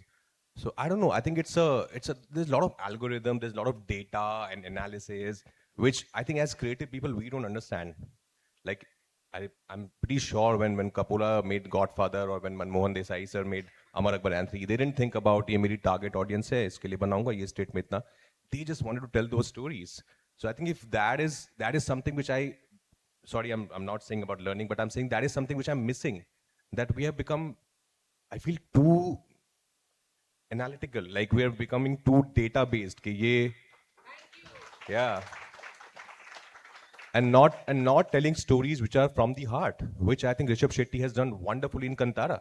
He didn't think about कि ये मैं इस audience के लिए बना रहा हूँ. He just told that story with full conviction and made a beautiful film out of it and hit it out of the park. So that is something I as a creative person, as an actor, I miss. I really miss. I miss seeing good actors on screen, be it streaming or theaters. And I just feel we listen more to our heart, and our storytelling is more from the heart than anything else. Yeah, no, I agree with you. The biggest algorithm, though, is word of mouth. Anything which is appreciated by audiences has a tremendous word of mouth, and actually that's what makes it work on streaming. It's not any no one can force you to watch something in the comfort of your home or on your phone. It's your time, it's very precious. You will watch when you have validation, and a lot of people on your own discovery, and when friends, family, your circles, or you're hearing from everywhere that, oh, you must watch this.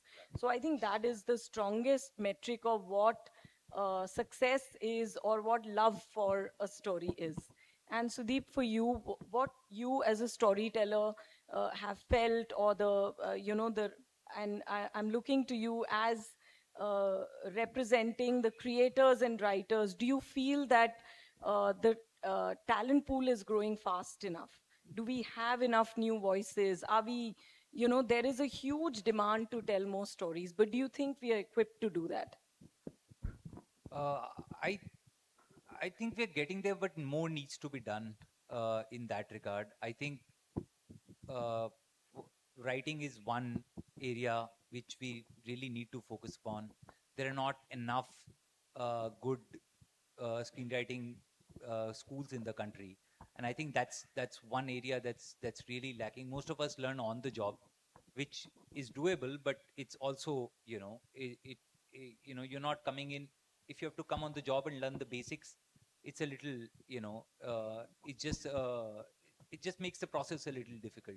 And I think that is one. We have great actors, we have great in fact we have much better directors than we have writers, if I may say so, because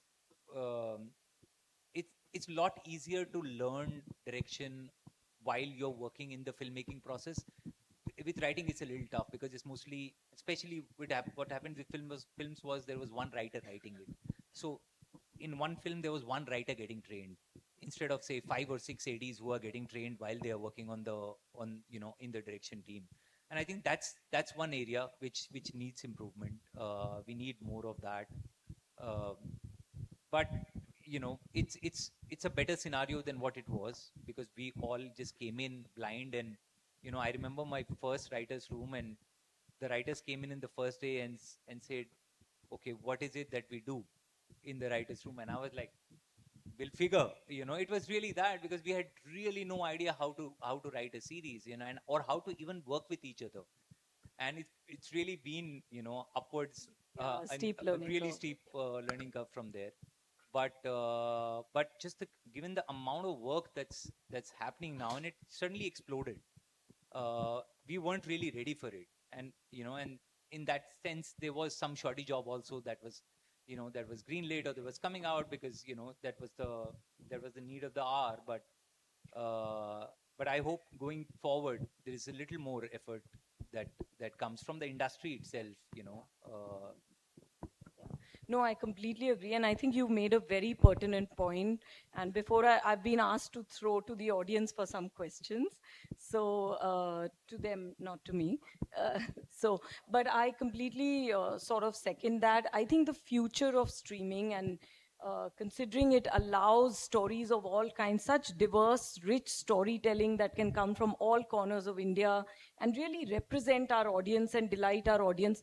I think the one thing that really can be transformative, can give us the global moment, and can give us stories from the heart, and really make, this medium reach its full potential is writing. So as an industry, if we nurture more writers, if we mentor, if we have programs, and as Netflix, we really try to do, we are doing a lot of workshops, but I think it'll take a village to really come together, because there is so much potential of streaming and where our stories could go. And if we could get more writers and more amazing writing and talent pools opening up, I think that'll be great. So any questions from the audience? Oh, we don't, I thought there was time here. Oh, so sorry. I'm so sorry.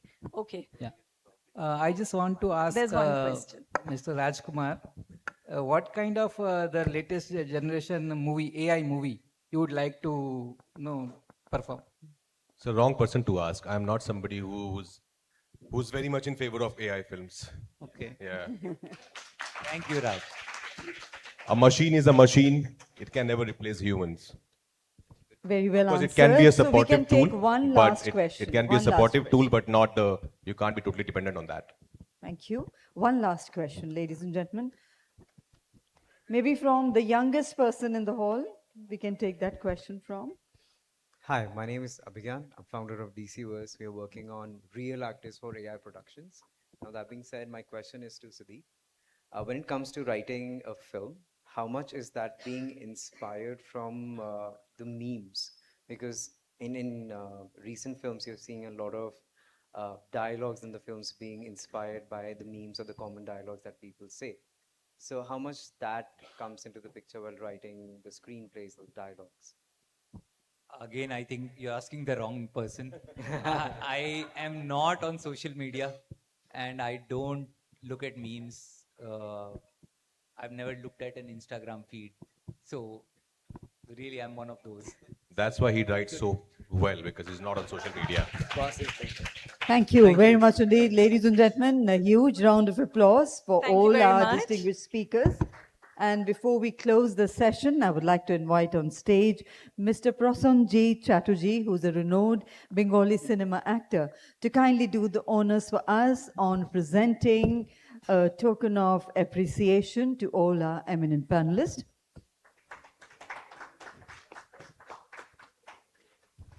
We present to Mr. Rajkumar Rao. Thank you very much indeed, sir, for being here with us and sharing your experiences, for your valuable insights. Thank you.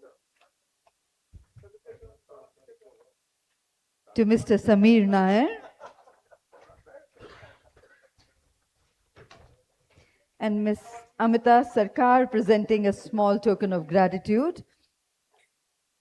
To Mr. Sudeep Sharma.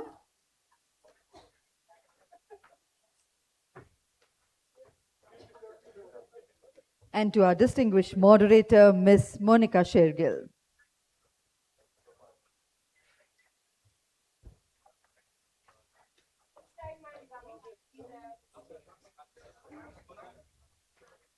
And I would request Mr. Prasanjit and Ms. Amita Sarkar to join our dignitaries for a group photograph.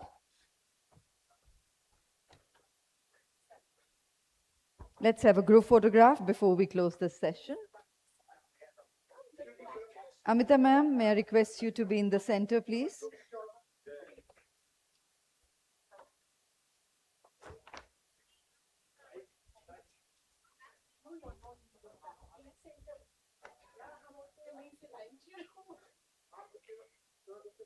Ladies and gentlemen, I would request everyone to kindly remain seated. We are straight away moving into yet another powerful session, which is on stories from India to the world.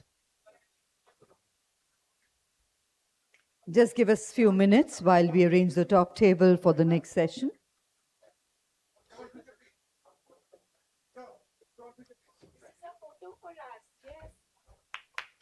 Give them a very, very big hand. I think they are both equally classy and wonderful actors.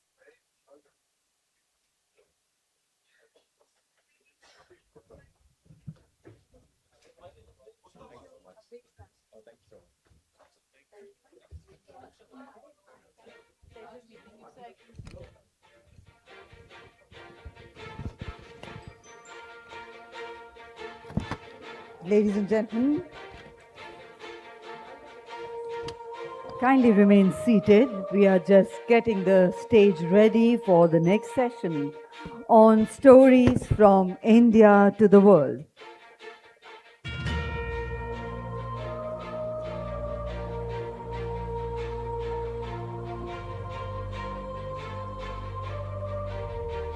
Namaskar and a very warm welcome to each one of you once again.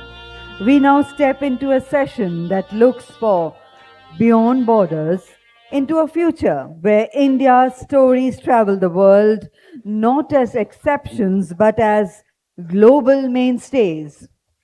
From regional roots to global red carpets, from mythic epics to modern dramas, Indian storytelling is no longer waiting to be discovered. It is being sought, streamed, remade, and celebrated across continents. This plenary explores how strategic partnerships, platform alliances, creative entrepreneurship, and innovative distribution models are shaping the next chapter of India's global media journey. And ladies and gentlemen, to lead this landmark conversation, we are honored to welcome a visionary leader who has shaped some of the most powerful content ecosystems in the contemporary India. Let's welcome our session chair,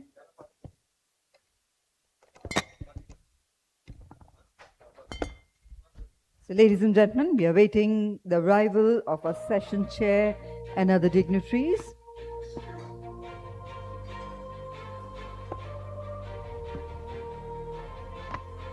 So let's put our hands together to welcome our session chair, Ms. Jyoti Deshpande, President Geo Studios, Media and Content Business, Reliance Industries Limited, who's a powerhouse of India's media and content industry.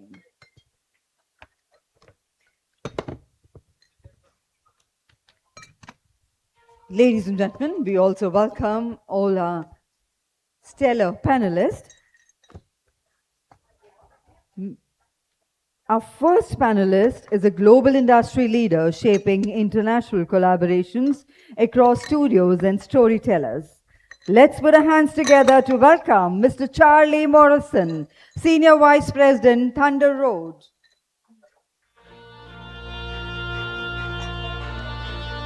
He's representing one of Hollywood's most dynamic production houses. He brings a global lens to co-productions, content, licensing, and cross-border storytelling, a key architect behind several globally acclaimed productions. He brings unmatched insights into India's place in the global content. Let's put our hands together to welcome Mr. Dinesh Vijan, a powerhouse of contemporary Indian cinema, the founder of some of the biggest blockbusters. Let's welcome on stage Mr. Guneet Monga Kapoor. Miss Guneet Monga Kapoor, I'm extremely sorry, who's a creative force who needs to introduction, who's an Oscar-winning filmmaker, producer, and global face of Indians' independent cinema. And we welcome Mr. Ishan Khattar, who's representing India's next generation of international talent. A rising star with a global footprint, he embodies the new generation of Indian talent whose performances transcend language and geography. An actor and lead of Homebound, Indian official entry to the Oscars, and a versatile, dynamic performer, making the mark across Indian and the global cinema. And ladies and gentlemen, let's welcome a cultural icon in his own right, India's most influential fashion designer, who's celebrated couturier and now also a filmmaker, Mr. Manish Malhotra, founder and producer, Stage 5 Production. And ladies and gentlemen, I now welcome one of India's most internationally acclaimed filmmaker, whose work have become part of the global cinematic history, Mr. Shekhar Kapoor.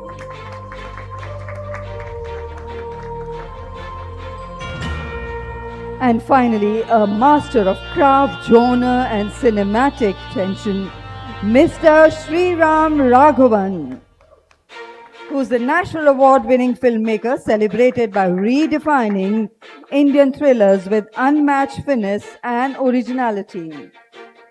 And ladies and gentlemen, finally, let's put our hands together to welcome our distinguished moderator for the session, Ms. Jyoti Deshpande. And over to you, ma'am, to kindly lead the conversation part. Hi everyone, how's the Josh? बहुत ठंडा है. So for a change, I'm not, this time I'm not sort of sitting amongst one of them and I get to ask the questions. So welcome to the 12th edition of CII's Big Picture. I believe this year's central theme is AI, the bridge between creativity and commerce. And our topic is India to the world, taking Indian stories to the world. So it's interesting, you know, given that AI is it going to be a catalyst? Is it going to be a bridge? Is it going to replace creativity? Is it going to empower creativity? So I'm sure a lot of enlightening chats, but we are going to try and keep it entertaining. My panel here already, I think they told me to introduce the panel, but I think that's already got done. And since we have 1, 2, 3, 4, 5, 6, 7 people and 45 minutes, I think I better get going fast and sort of kick off with, you know, a common question to all of you. And then I'd like to come back and ask each one of you a different question as well. So should we start with India to the world, what it means to each one of you? Because here's someone whose entire body of work, you know, whether it's Beyond the Clouds with Majid Majidi, A Suitable Boy, you know, being in The Perfect Couple. So, you know, Ishan's choices here have been very, very different from what folks 30 under 30 normally would choose. You know, people want to be cast in a typical Yash Raj film, or you know, be chasing a big producer for a 300 crore action film. But which I'm also chasing for. So Ishan, what's your take on India to the world? Ma'am, as the youngest member of this panel, I beseech you, please start with the big question with the others, and so many people here that are far more qualified and experienced. And yeah, I would love for you to start with them, and I'll. No, I wanted to start with you. Oh, here we go. Here we go. Well, thank you, first of all, for the lovely introduction, and wonderful to be here. Good evening, ladies and gentlemen. India to the world, what does that mean to me? I think perhaps I'll start with what India means to me. And the more I've had the good fortune of representing the country on a global stage, the more I've been kind of, you know, provoked to think about what is India, you know, and the idea of India. And for me, I think the beauty, maybe being a relatively smaller country in terms of size, when you go to a place like, you know, Europe or the US and you're representing it, the beauty of India is, I think, in the bigness of our hearts, and I think in the diversity of our culture. And that to me is India. I think we are perhaps one of the most culturally rich places in the world. We have so much to offer, be it languages of cinema, which is what I'm here representing. I think India is probably one of the most diverse places in the world, and I would much prefer to use the word harmonious than tolerant. I think the beauty of India is that somehow, with all our cultural diversity and even differences, we find a way to move forward and live in synchrony in a beautiful way. So that would be my idea of India. Amazing. Thank you.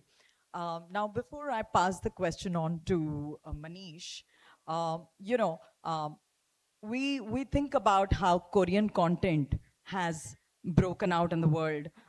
You know, whether it's their K-dramas, whether it's the K-pop, Korean content has broken out in a manner that Indian content and Indian stories haven't been able to.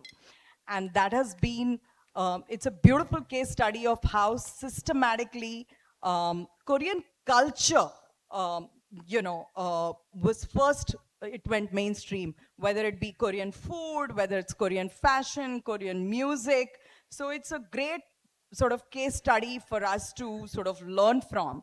And here we have Manish, who through fashion has shattered all those ceilings, and he's been doing it for 3 decades. He's dressed you know, celebrities at the at Oscars and at Met Gala, and you know, big fat Indian weddings, whether it's a Jennifer Lopez or you know, whether it's Neeta Ambani or an Indian actress. So you've actually crossed over. You've been doing this for years, and you know, you've gone to the world stage, stuff that we're still sort of attempting and stumbling and bumbling to do. So give us your take on India to the world. Good evening, everyone. I think Indian fashion today has a big voice on the world platform. You've seen so many good designers taking our work all over the world, whether it's international fashion shows or fashion weeks, dressing celebrities all over the world, whether they're big singers, and representing Indian culture, Indian textile, the craftsmen of wonderful Indian craftsmen. I think Made in India as a label is today a big statement all across the world. When Aishwarya speaks to me about dressing her up at Cannes, my first thing to her was wear a sari and wear a handloom sari. Take our work to the platform at Cannes. And I think there are lots of celebrities today who are wearing it. And you see Jennifer Lopez wearing a sari today. So I think there's Indian fashion which is going to make even a further big statement on the world platform. To tell you how the world is coming closer, Jennifer Lopez's 55th birthday in Hamptons. The theme is Bridgerton, which is British, and the designer is me, who's Indian. Wow. Now that's how the world is coming closer, right? So I think I think we're going to see a lot of movement of Indian craftsmen, our textile, our culture on the global platform. The next question is to my very dear friend. I'll not call you a fossil. You're fresh and not a fossil. And I was born a fossil. From Elizabeth to Bandit Queen, from IFFI to FTII, you've been the shining star of you know, Indian cinema in the international worlds, and you've sort of paved the way, and you're still sort of a trailblazer, and you're extremely tech savvy. That's something that has really struck me. You know, you have very strong views about AI, very progressive views about AI. So I'd love to hear about your take of India to the world. In terms of AI? No, in terms of anything you want to talk about. Can I be honest? Okay, let's just talk about it. There's India to the world pre-AI, and there's going to be India to the world post-AI. AI is the most democratic technology to hit us ever, and it is a game changer. And I'm going to be very honest with you. It is going to destroy the studio system. I'm not talking about you, but I'm talking about Hollywood everywhere because it's so democratic. It actually lowers the entry bar. That film, I was watching the making of Titanic. We talk about stories. What is the story? Upper city, lower city, upper deck, lower deck, rich girl, poor boy. But the whole world of Titanic that was created was beyond us because it was too expensive. Now I can create the world of Titanic very easily on AI. So AI has become a game changer for India and Indian creators. We can go and make everything we want. And I've seen kids, and A.R. Rahman have been running, and I have been running a music school in Dharvi. And I just was talking to Sam Altman the other day, and we're going to teach 11, 12-year-old kids filmmaking through AI, and he's providing us the technology. And they went to Dharvi, and his people came out with tears in their eyes, and they saw what these kids can do. So yeah, I can show you something that we're doing with AI. AI will completely change. It's not just film. It's a society changer. Organizations are not going to be the same. The way we live is not going to be the same. The way we educate ourselves is not going to be the same. So why should films be left behind, right? So it's an absolute game changer and the end of the studio system.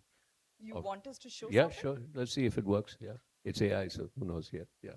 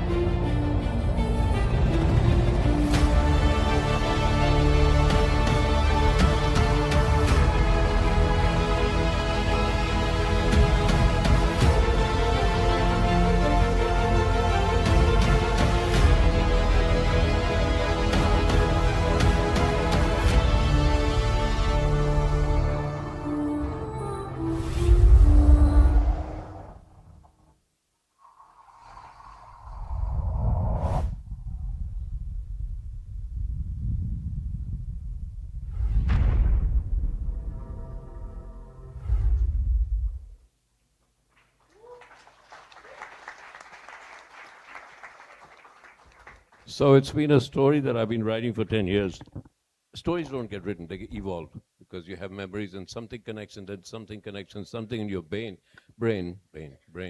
connects something else, and we now think intelligence exists in the heart. So all of that gets together and suddenly say, but it would take me, we made this in 5 days. If I did it with normal techniques and visual effects, it would have taken 3 months to make this. And design, I've always thought, why does every spaceship look like a metal? So I thought, we'll have it probably, like a jellyfish going one dimension to another dimension. So yeah, we're making that in AI. So here's what we're doing. I can change the actor into any language, any form. It could be Indian with one twist. I can take it into a film.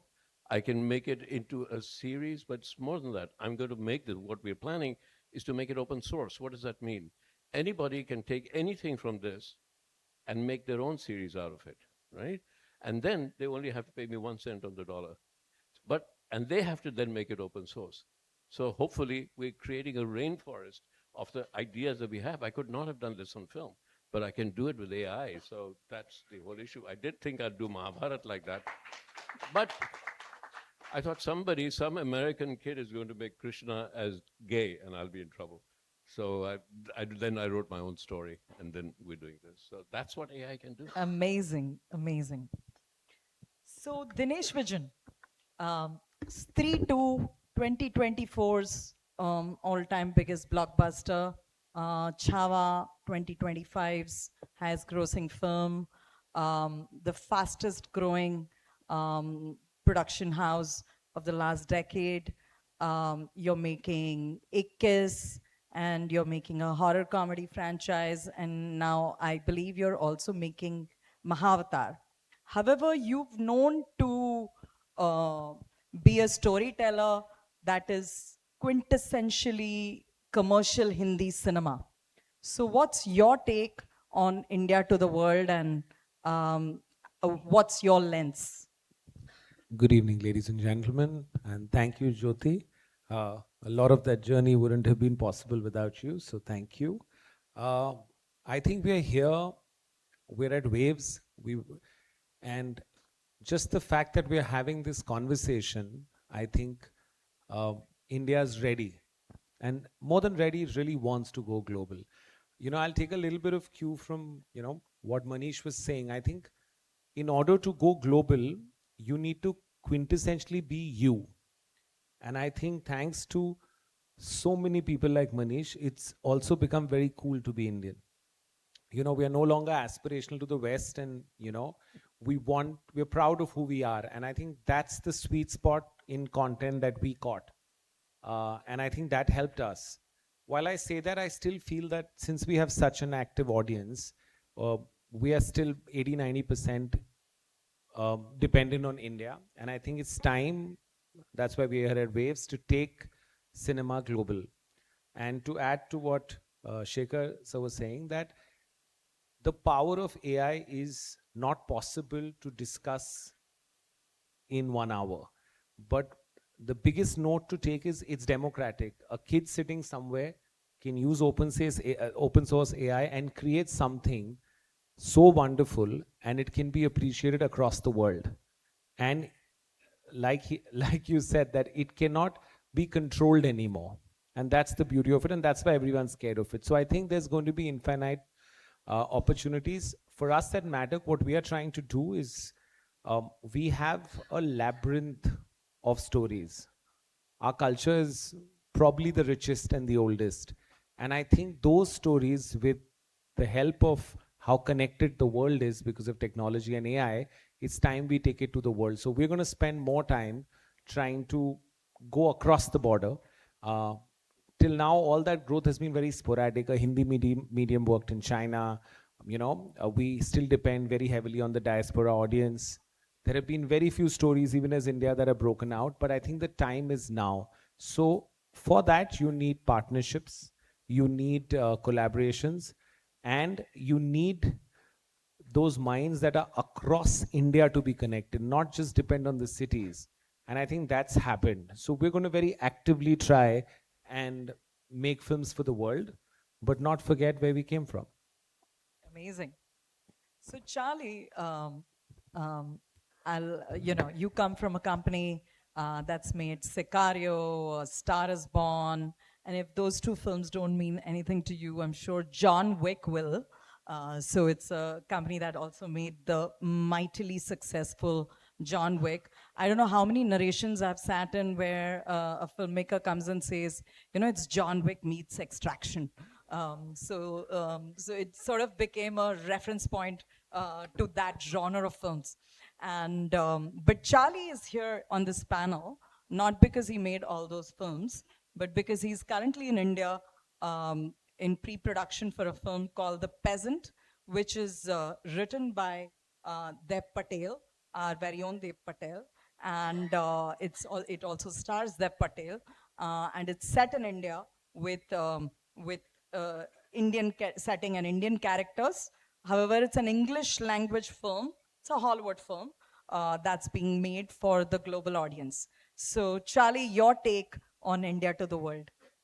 Well, I think it's very interesting because one of the things, as well as AI, that has really democratized the world of content in the last 10 years is the birth of Netflix and Amazon. And so the sort of traditional cultural dominance that Hollywood once had has gone away. And the world has been opened up to, movies like RRR or shows like Sacred Games and, or the whole sort of Korean explosion. And so as that sort of democratization has happened, I think also Western audiences now have a much greater appetite for something fresh and different. And, if you just look at this year in Hollywood, the films that have worked other films that are completely fresh, unique, and different. So a film called Weapons or K-pop Demon Hunters. And as a result, I think Hollywood is looking for stories that don't just feel like the same old stories. And I think, you know, even 2 years ago, if I had told you that I was going to be producing an action film that was going to be entirely set in India, in medieval India, somewhat in English, but also in Hindi, and that a major American studio was going to give us a good amount of money to make it, I think I would have been laughed out of the room. But I think that this appetite for fresh and different is so sort of strong right now. And I think that when I think of India, I think of, you know, what the world's third largest economy, an incredibly rich tradition of craftsmanship, you know, going back thousands of years, you know, whether it's, you know, fashion, music, dance, art, and it sort of hasn't really been represented enough, I think, within Hollywood. And so no, I mean, I think, you know, India to World, for me, represents a massive opportunity that hasn't really been tapped enough yet, certainly by Hollywood. All the best. So next is one of my very favorite storytellers, and you know, Sri Ram, and I'm very, very partial to him. Some of his stories are my favorite genre, the neo-noir, you know, Johnny Gadar, Andhadhun, Badlapur. It's my favorite genre. And I think it's one of those genres that tends to cross over the most. You tend to consume that genre across all languages. So when I look back on many, many foreign films that I've watched, a lot of them would be of that genre. And now you're, you know, telling a story. I think Ikkis is coming out later in December, which is an Indian patriotic film. But Sriram, before you get to Ikkis, I'd really like, you read so much, you're a consumer of world cinema, you watch cinema avidly, your take on India to the world. I mean, no, I just feel, I mean, I think there are a few of us who are writers and filmmakers here. So from my point of view, it's basically, I mean, there are some stories which can travel. I mean, they can be universal. You know, every story made in Hindi cinema cannot be liked by everyone across the world, but there are some stories that will work. Likewise, I mean, like, for example, in the story, for example, my film Andhadhun did very well in China, 6 months after it released here, and did about 4 times the business of India. I mean, I don't know how it happens, but then people ask me and all that. I said maybe it's because it's a sort of a genre film, you know, it's a suspense thriller which has no real language. It transcends this language of cinema, actually will translate. And sometimes there are stories which, for example, the one I'm doing now, I have to get to Ikkis as per my PR team. So, so in Ikkis, it's a story which is about a war set in India in 1971, but it can be set in any war. The story can happen in any country, any 2 countries it can happen, you know. So, and today with all the, I mean, chaos and, you know, fighting going on, I mean, I feel it's a bomb kind of film. At the same time, it's an action film, it's a drama and so on. So, possibly some films will work much more than others, you know, so I can't say, but when we, as filmmakers, when I try to write a story, I'm writing it not for Indian or for, I'm writing for as many cinema lovers as I can, you know, so that's the main thing. I mean, we're tired of America saving the world. It's high time India saves the world, right? Let's save the movies, let's save the movies. Sort of start using the soft power which shows India saving the world, right? Let's save the movies first. So last but not the least, you know, Guneet needs no introduction. We all, you know, talk about... Thank you. So sweet. 2-time Oscar winner. She's brought the Oscar home twice, not once, but twice. She's hustled her way to where she is now, full of spirit, full of life. And there's quite simply no one like you, Guneet. You epitomize India to the world, as far as I'm concerned, in terms of recent efforts to put Indian stories, and you're all the time hustling to collaborate and work with people without figuring out how you're going to make any money. So over to you, your take. Thank you. And thank you for putting together this incredible panel, and thank you for having me here. Good evening, everybody. Um, I think ever since I came into the business as a producer, um, I've always imagined, I think my default setting is, how do we take the story and put it and have the whole world watch it? I think my brain works like that. So whenever I do enter a film, I think about it. I very consciously put thought and effort and reach out to people who could guide me in that genre, understand. And yes, that has led to building a peer group around the world. That led to a collaboration and India's first Indo-French co-production called Lunchbox that I was a lead producer on. And that led me and tell our story to the whole world and have like a beautiful distribution. We had a full non-diaspora distribution, and because of Dharma partnering on India distribution, the diaspora came along. And that was a film without songs, and that was 10 years ago, 10, 12 years ago. And many years later, then comes a film called Kill that also broke out at Toronto and was that genre film that really got that level of distribution that Lunchbox got, but at accelerated numbers. When you do say that I do those collaborations with no money, I do want to correct you there because we did make a lot of money. And and we made a lot of money in Lunchbox also, and I think the reason one is thriving and building Sikya is opening new territories, but I can't do this alone. I want to, just a moment here, and when you ask me India to the world, for a moment, I just want to tell you a fact. 2023 Academy Awards was RRR, All That Breathes, and Elephant Whisperers. And that is India. So we can't, thank you. We can't put all kinds of storytelling in one box. We are all different and unique and bring our merit to the table. As epic is RRR, and I think did a lot of heavy lifting, opening the non-diaspora doors, so did the HBO release, Shaunak Sain's All That Breathes, and so did the Netflix release Elephant Whisperers. Puts our conversation, our language, our skin color, our skill set, our people, our crew on the global map. And year on year, and that is also something that happened with Kill. Yes, genre does travel. Genre transcends languages. You can say a lot with genre. I'm mind blown by a film called Weapons, or even this year's Sinners. Genre travels and opens doors. But I just think at the center of it, we just got started. And what Dinesh said is absolutely correct. We have the best stories. We are the land of stories.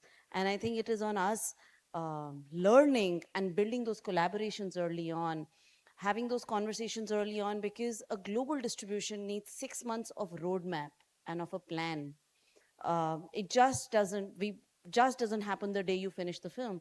It actually starts the day you incept and you think, this is the script that I'm going into and this is the genre I'm making.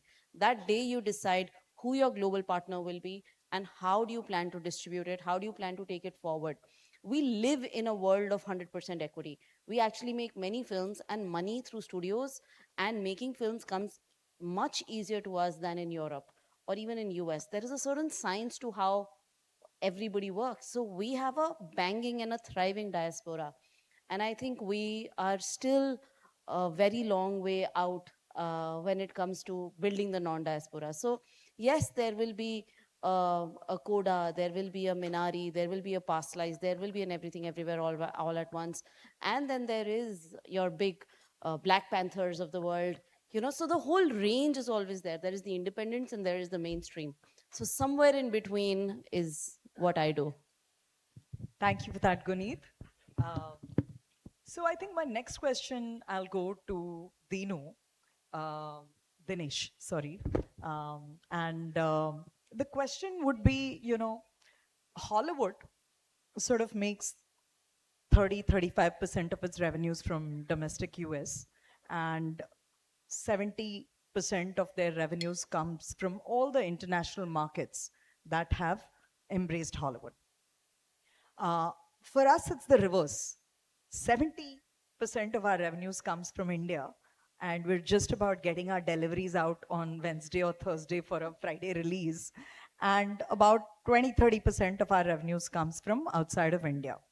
So when we make big statements like India to the world, how will we reverse this 70-30, and what would it take to get there, considering that we also license global rights to platforms like Netflix and Amazon, who just put money on the table and we take it? That's a long one, but let me start with my experience. So I feel that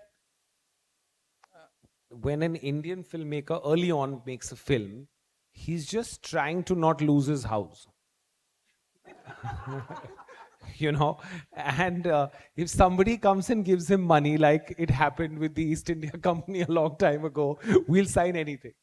And I think the problem starts there. The problem is of belief. We don't believe in our own content, so we're not willing to go the whole hog. So unless an accident happened, which happened to us in 2017 when we wanted to make a film called Stree, and I heard stories like a film called Stree can never work in theaters. Now guess what? Stree 2 is the highest grossing Hindi film of all time. So clearly they don't know what's going on and the power of women, right? But what I learned along the way, and I think somewhere Jyoti also helped a lot, that owning the whole piece is important if you want to go global. So if you just look at the digital contracts we signed, we're really happy that, this much of my cost of production is out. If you actually analyze that contract, I hope Monica's not here, from the first one you signed till now, you have chipped away so many rights that even if you make a film that Guneet you believe can go international, it won't go international because your rights are so limited that you'll not be able to get a non-diaspora theatrical release because of the windowing. So I think somewhere it has to start with owning it, not de-risking, and like Guneet said, from day one knowing that this is a film I want to go global with. So when we are making a Maha-Avatar, it's not up for sale on any rights because we don't know how far it can go. It is probably the most Indian film we are making, but it's taken us 20 years to be in a position to make a film that size and not sell it. And that's our 2 bit to try and go there. So I think it'll require perseverance because it's not happened before. I don't think, like all the films that we have mentioned have just taken a piece of the global box office. But I think I would rather be an opening batsman in India than be a 13th man or a reserve. So I want to go out there and hit something that goes all the way. Now that's going to require immense effort, great partnerships, a lot of learning from Guneet, and deep pockets. If we get those 4 right, hopefully in 24 months I can answer that question better. Well played. So Manish, from fashion to films, tell us about this journey. Actually, for me, the journey's always been films because that's, I think from the age of 6 or 5, I've always been in love with movies. And it's through movies that I saw color, clothes, music, sound, lifestyle, all of it. Coming from a simple family, what really has been great for me has been my parents, who never stopped me from one dream of watching films constantly. And knowing more about Star and Style and Stardust than my actual notebooks. I've always lived with my parents. In fact, recently asked my mother that, how come you never stopped me? Because parents say that study and all of that. So she was like, no, that's the only thing that you loved. And likewise, even when I told her I want to become a fashion designer in 1989 and want to get into costumes, she was, I've never heard, what is a fashion designer? So aap tailor ban rahe ho. So, but still, not looking down on being a tailor, she supported it. So I think that's been the dream. So it's, I want to write, I want to direct, I want to produce on my own terms. I might not be able to do it for too long, but it's very high on cost. But then there are people like you who come and support. And that's how we can make different content. For me, it was very important that I start a production company which is very quaint. It's almost like a like a intimate and independent production house, which makes unusual films that a lot of big producers won't take up. And those are the kind of films and stories that I would like to take up and back, and maybe someday I'll hit out of the park. Yeah. The next one is going to be glittery and sparkly. Yes, absolutely. Like and my big. clothes. Huh? Yeah. As glam. And quintessentially Manish. Yes. So Shekhar, coming to you. Mr. India, a timeless classic.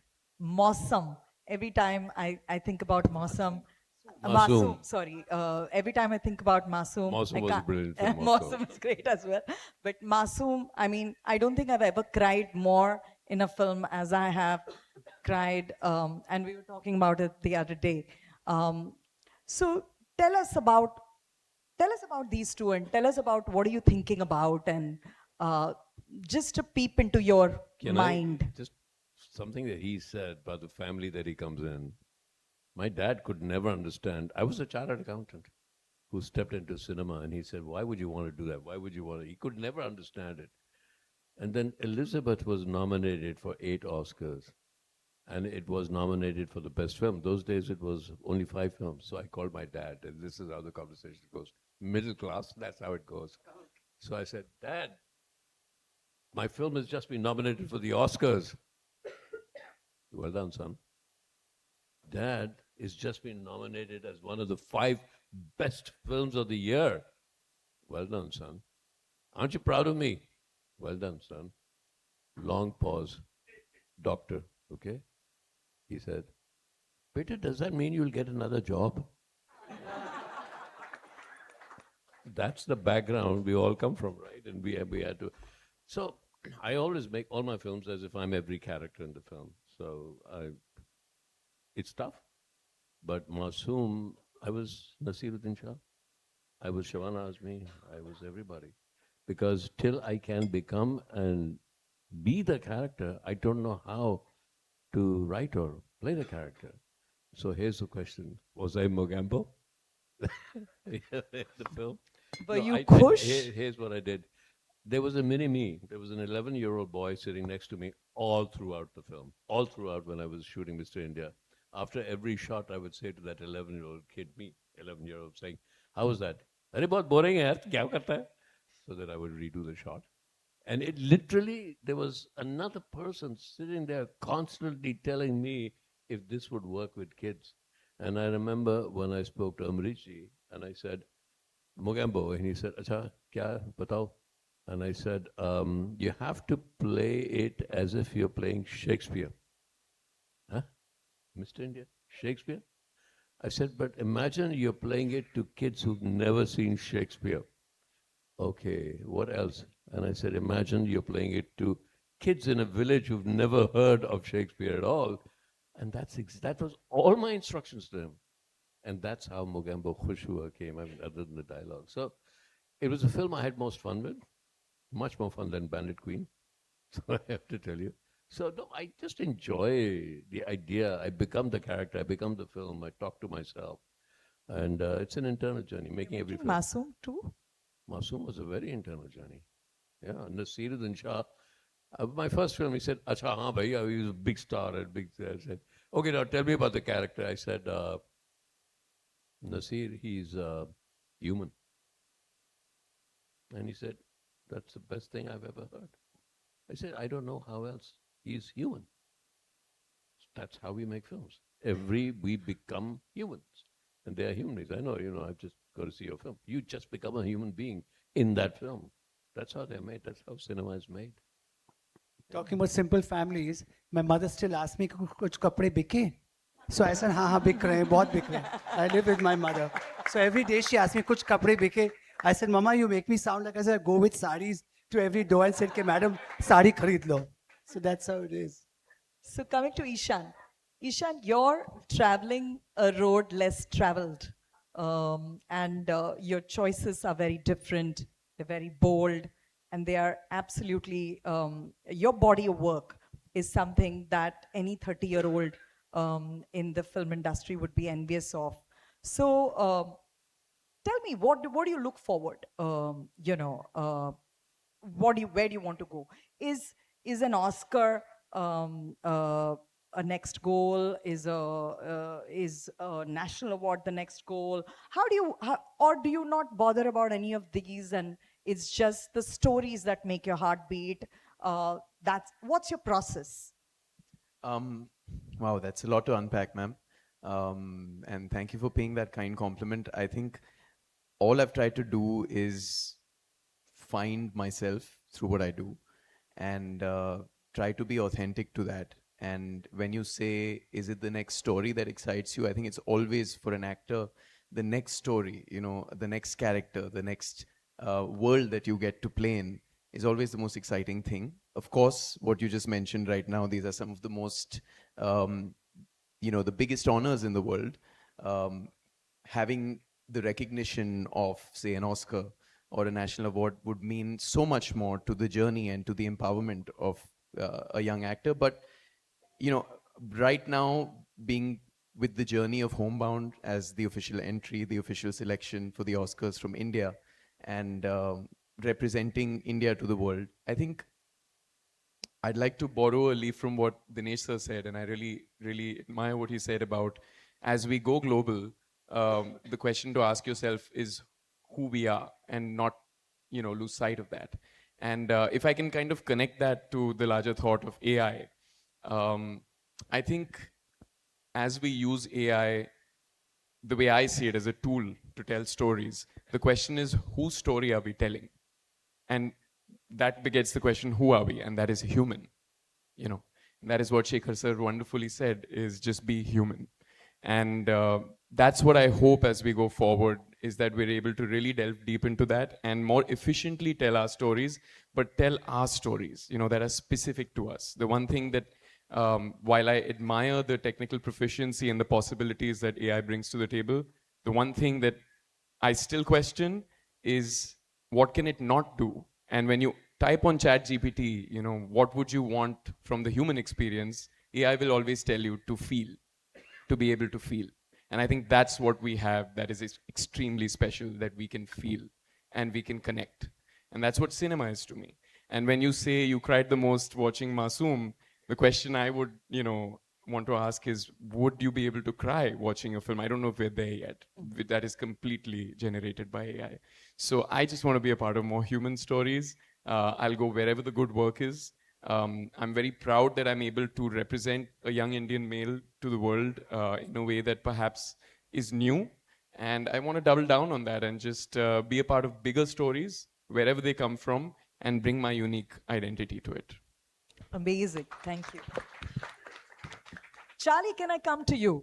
A little bit of what happens when we try to make stories that appeal to the Western world, or vice versa, is somehow they land somewhere in the middle, which is neither here nor there.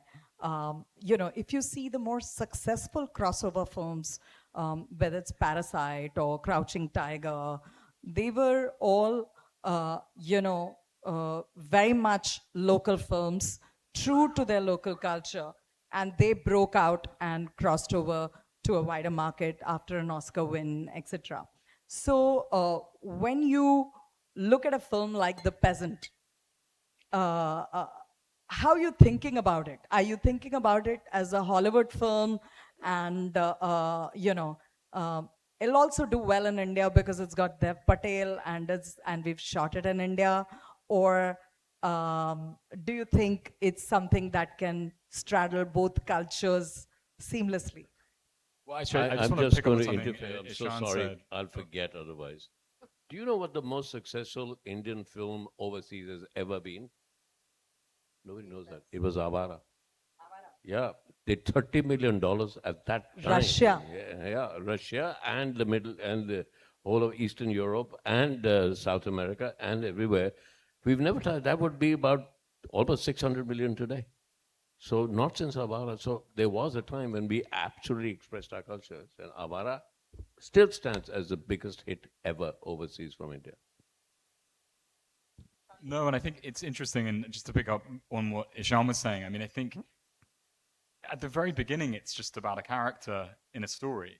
And I think if you know, in the case of The Peasant, it was, you know, this, and actually, in fact, even to think of John Wick is a very good example of this, where, you know, we know it now as this sort of broad, big action film series with all this mythology, but it started as a story of a guy whose dog was killed.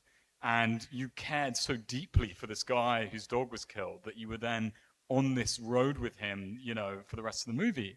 And I think that one of the mistakes that we all make is thinking outside in. So, well, how can we find something that's going to work in both markets? And we think in a sort of market-driven way. But I think, you know, really it has to start with the character and the story and the setting. And, you know, does it resonate with me? And of course, yeah, and the emotion. And I think, you know, you hope that it will, you know, resonate on this massive global level and be a huge hit.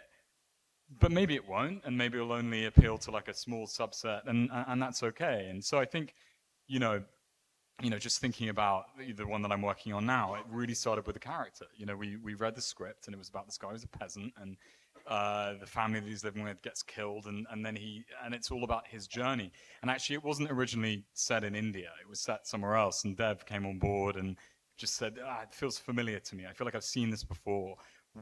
What feels true to me as a filmmaker?" And he said, "Well, it's to set it in a culture and a tradition that I feel an affinity to."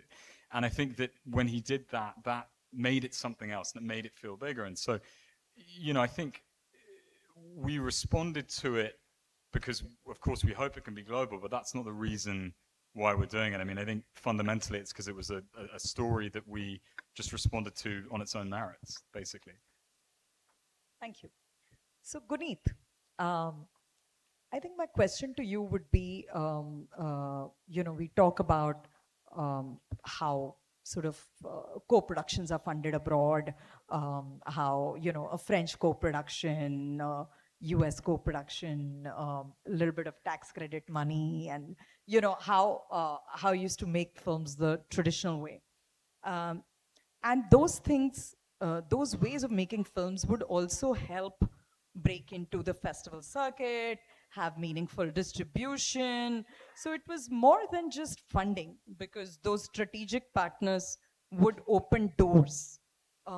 So your take on what Indian filmmakers must do, but those have traditionally been for indie films and not for large budget films as far as we are concerned. How do we take mainstream Indian cinema global and not just art house films?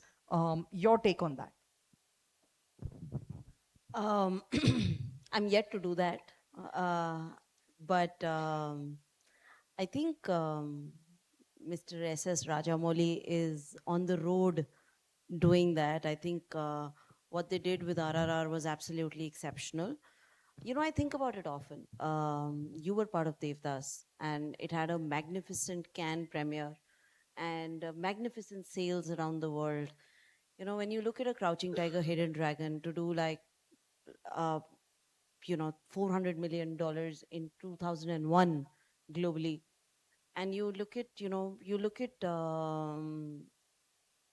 what is China famous for? And, you know, it's very basic when you come down to basics on what, why, how. And this is just me observing over a decade and a half, and these are conversations I have with my own team members, that, you know, they were known for their action and their kung fu karate, and it was beautifully put together in films, and Tarantino presenting it with the right combination, with the right time of releasing it. It worked. It broke the glass ceiling. Yes, it was a very good film. Outside of that, the collaboration and the distribution did help. So I think I feel like there is a song and dance, magical opera, you know, and Manish, maybe you should do it, waiting to happen, you know, waiting to happen for the world, because Devdas has touched that door, you know, and I really, really want to urge to the entire mainstream today is that festivals are not art house. You know, festivals are launch pads. We forget that Mission Impossible was at Cannes last year, you know, with Homebound. So festivals are where you get the launch pad for a global press, you know, and that's where a distributor sitting in Spain will be like, hey, what is that film? You know, outside of UK, US, outside of diaspora territories, Australia, Dubai, you know, and I think our superpower is our diaspora, and that needs to be the trampoline point. But as we do our mainstream, as we put the epic, as Dinesh goes and does more mainstream, bigger stuff and puts like epic visuals, I think building those collaborations early on, having your dream partner, and even having clearer conversations. And that doesn't happen overnight, you know, and that is something that one has been grooming over a period of time. And then you're like, okay, this is what we do, this is what our expectation is. You know, for once we don't need money, we need distribution. And how does that distribution happen when you are, you know, getting away from your downstream rights? You know, both Kill and Lunchbox did not sell in India by chance and by no taker. You know, and that became our superpower. That became that we could go ahead and sell all the downstream rights around the world, have those numbers and those rights figured that way. It did mean, you know, grooming 40 other distributors, but that's out of dreams for a producer. And that led to relationships with A-list distributors in various territories. And what does one funnel that with? You know, so there are so many, we had made 2,000 plus films in a year. And we've isolated ourselves and, you know, put ourselves in a box of it's our safe space, the diaspora. But the threshold of that has been sub 30 million. You know, so the threshold of massive films has been sub 30 million. And in 2001, Crouching Tiger did 400 million. So we have a long way to go. And I think now with more insights, more collaborations and more, I think RRR has done a recent heavy lifting. What Devdas did a few years ago, and then there was nothing that came in to step into those shoes. I think RRR has done has opened the door. People are interested. And now what do we take through, with what collaborations, with what expectations is waiting to happen?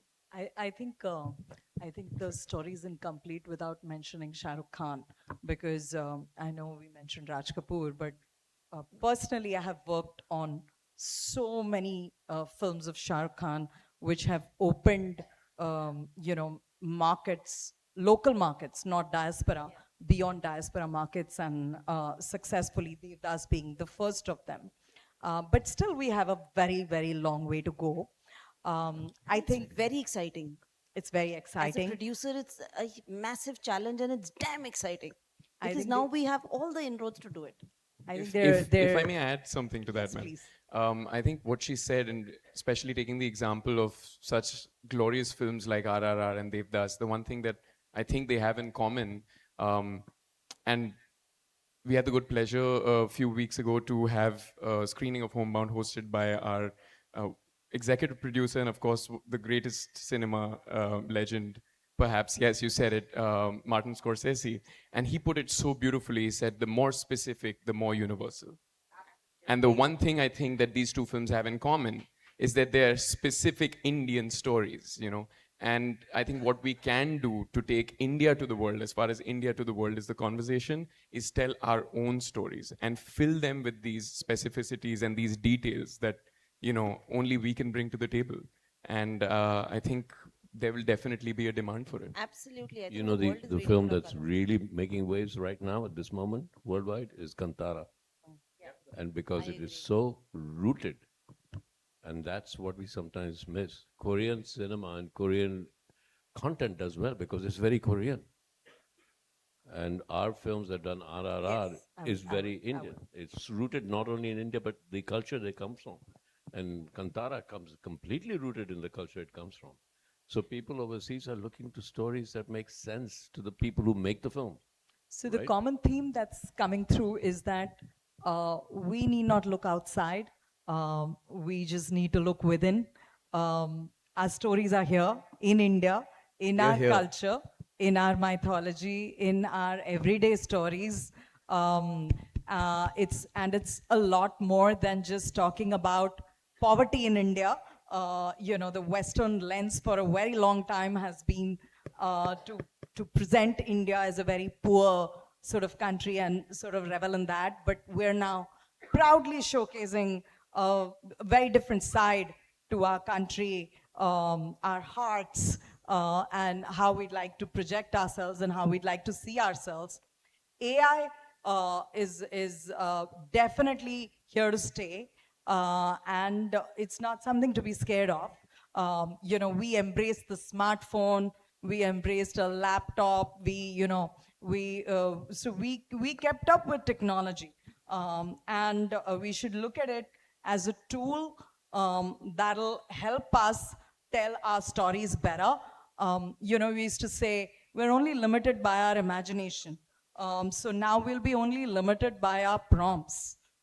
How nuanced can we can the tool be to help us tell the stories? And like Ishan said, there's nothing to replace the emotion, the feeling, the human heartbeat. So I think we'll be on the forefront of that technology too. I'd like to take a minute to thank all the Dhurandhars here on the panel with me. And thank you very much for being here. And I'm sorry to have overran. Thank you. Thank you very much indeed. And let's put our hands together, ladies and gentlemen, for that wonderful session we had. We would have loved to have audience interaction, but unfortunately, we are already running behind time. I would invite on stage Mr. Rajan Navani to kindly do the honors of presenting a token of gratitude and appreciation. We begin with Mr. Charlie Morrison. तेरा नाम बताना तो प्यार में जलना जलाना यूं नजर उठाना यूं नजर गिराना तो शम्मा मैं हूँ मस्ताना दिल पे वार वार वार ऐसा किया हर वार पार यार कर दिया चढ़ी हुई है गरारी अड़ी हुई है मैं फौजी आज टिप्सी हो गया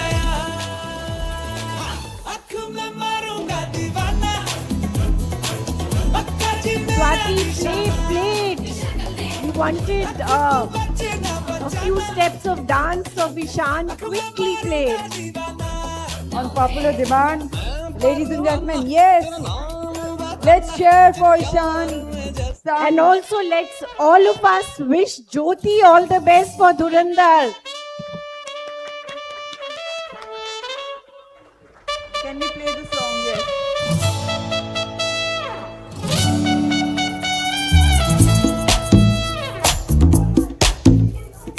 मैं परवाना तेरा नाम बताना तो प्यार में जलना जलाना यूं नजर उठाना यूं नजर गिराना तो शम्मा मैं हूँ मस्ताना दिल पे वार वार वार ऐसा किया हर वार पार यार कर दिया चढ़ी हुई है गरारी अड़ी हुई है मैं फौजी आज टिप्सी हो गया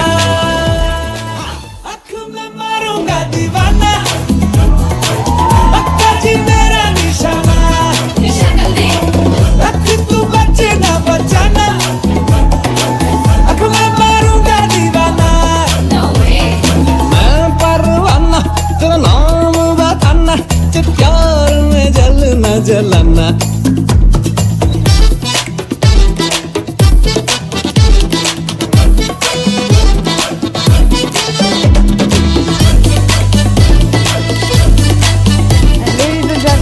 Group photograph of all the panelists.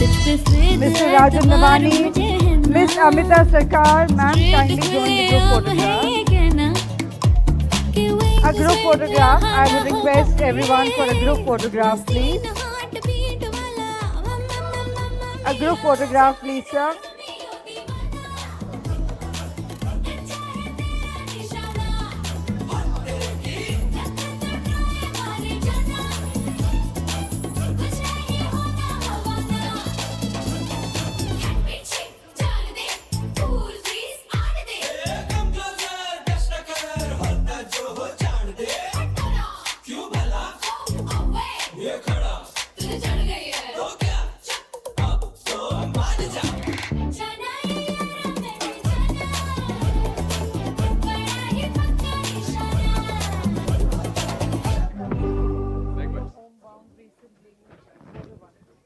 stand by for the last blockbuster session of the day. Uday Shankar, and in conversation is Gaurav Banerjee. So maybe you could just, take a couple of seconds of break and come back if you need to. Otherwise, just cling on to your chairs. So, ladies and gentlemen, we will now be straight away moving into the next session.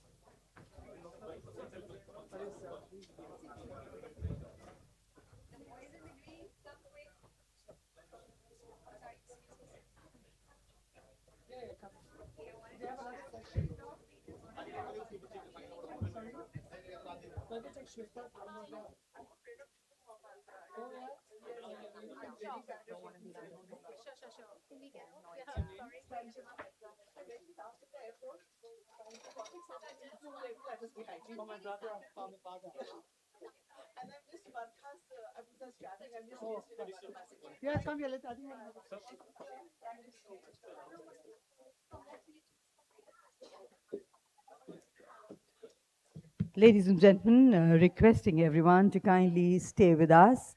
Very shortly, we'll be back with our next session, which is once again a power talk. Very, very interesting topic, building media and entertainment titans, the Uday Shankar School of Leadership. Thank you.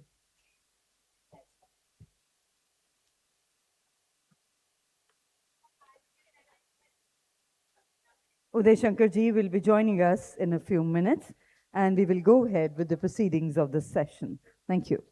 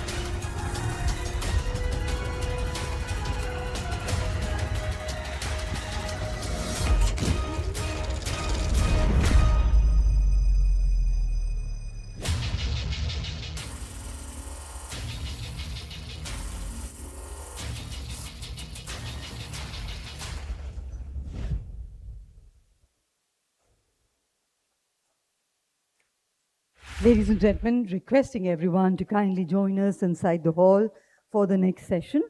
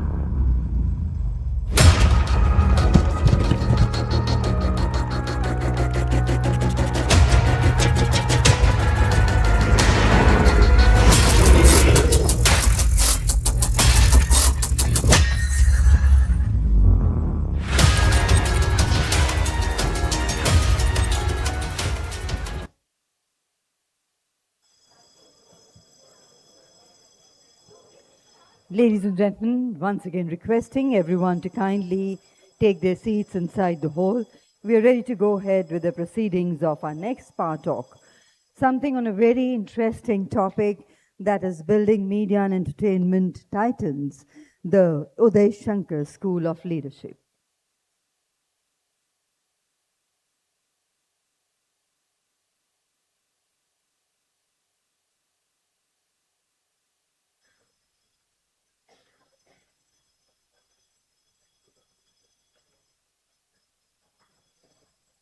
So ladies and gentlemen, this is one of our last powerful session of day one of the Big Picture Summit, which will be followed by dinner.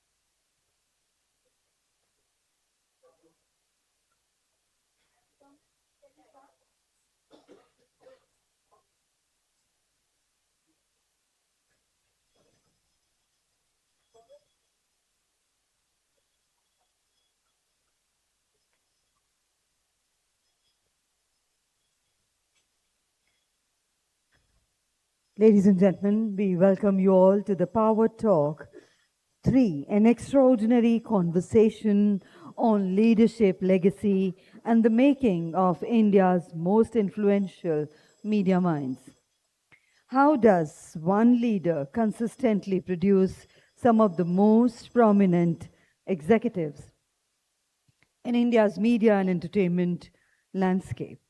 What defines a leadership ethos that not only inspires excellence but also shapes a generation of industry titans. Today's session explores the Uday Shankar School of Leadership, a philosophy built on charity of thought, courage of conviction, relentless innovation, and the ability to nurture talent that goes on to lead some of the country's biggest M&E institutions.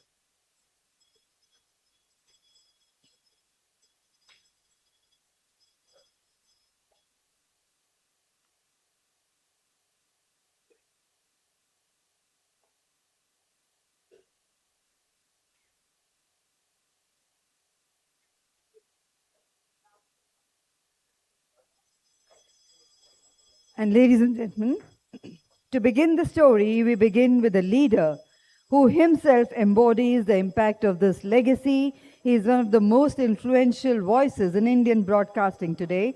Let's put our hands together for Mr. Gaurav Banerjee, Chair CII National Council on Media and Entertainment and MD and CEO Sony Pictures Networks India. And ladies and gentlemen, in conversation with him is a man whose leadership journey is celebrated as a masterclass in itself. A pioneer who reimagined Indian television, scaled the global media networks in India, empowered the entire generation of leaders, and inspired organizational cultures that continue to set benchmarks. And let's put our hands together to welcome Mr. Uday Shankar, Vice Chairman, JioStar. One of the most respected media visionaries of our time and a mentor behind many of the industry's top executives. And ladies and gentlemen, with that, I hand over the session to Mr. Gaurav Banerjee and Mr. Uday Shankar for this highly anticipated power talk. Over to you, sir. Thank you. Thank you so much. And thank you, Uday, for doing this. This is amazing. I have come back to holding a mic and interviewing someone after 17 years. And it is absolutely fantastic that for the next half an hour, you and I are going to talk and I get to ask all the questions. So, my first question to you is, a lot of us in this room have had the privilege to have access to your mind, to your guidance. Personally, for me, for the last 25 years, there are so many leaders in this house. I can see Gunjan, I can see Avinash, I can see Rahul Kamal, and I can say this on all our behalves, that you have always been on our speed dial anytime we've hit trouble, anytime we've confronted a question to which we don't have a simple answer or any answer. So now for this entire room and for this entire industry, this is incredible that you have come here and agreed to share your thoughts on where we are today as an industry. So let me just begin by asking you that. I think in many ways, the last 25 years since you and I first met, and you didn't ask me any questions while hiring me, we'll come to that.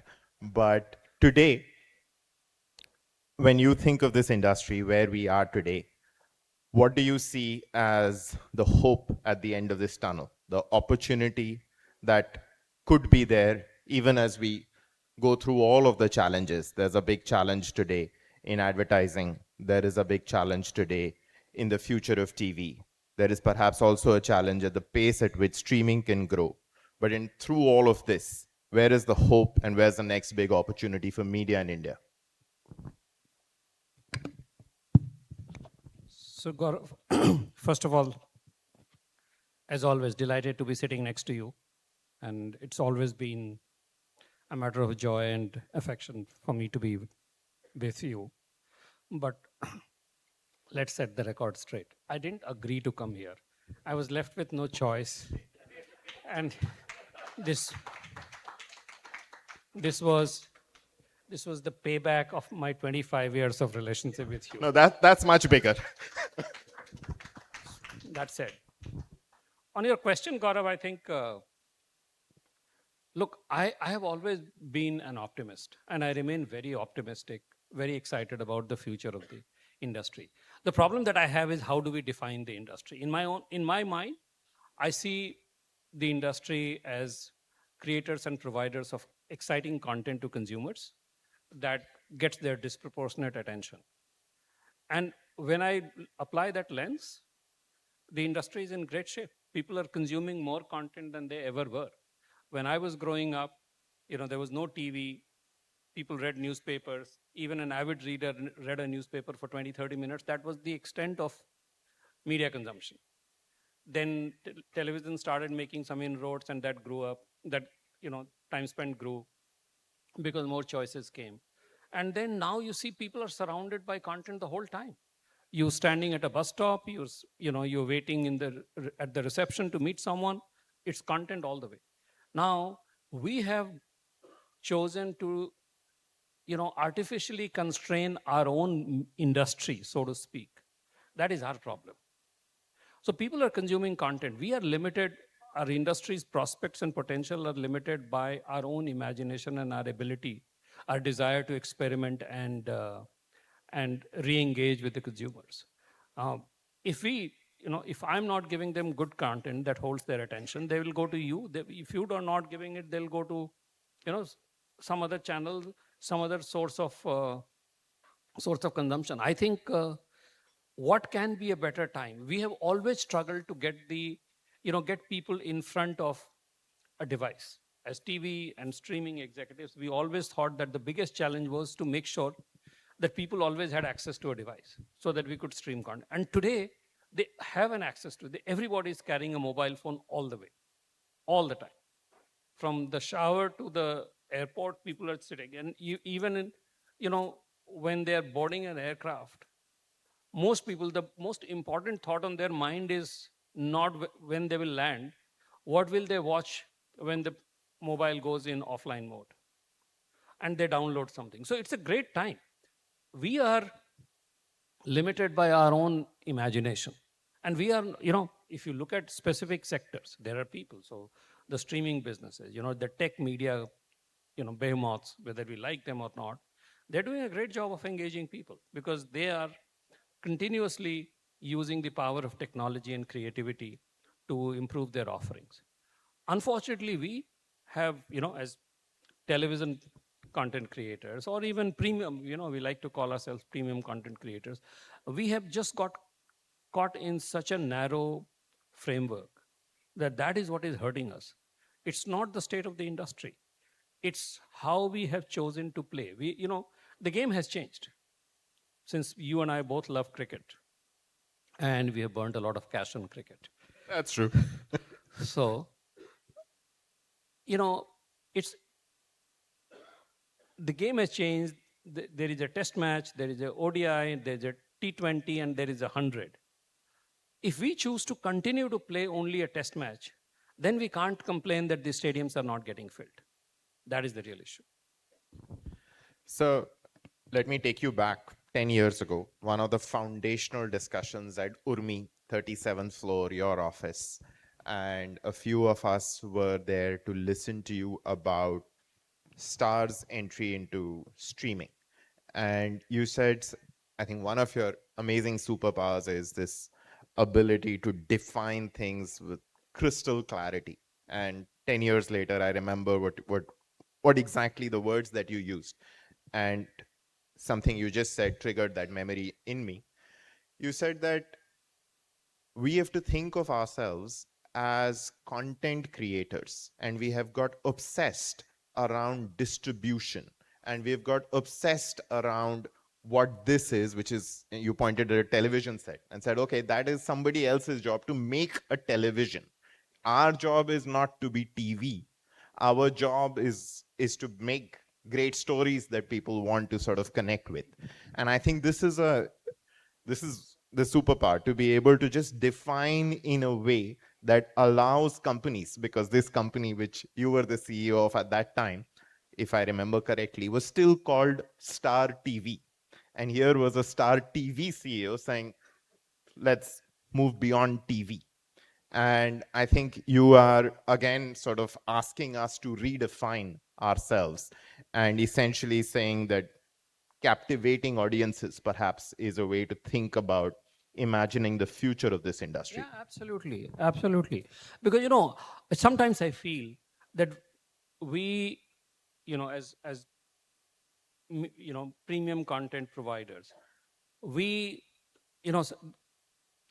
I'm reminded of this, and forgive me for putting it so starkly, that we ordered a large number of coffins.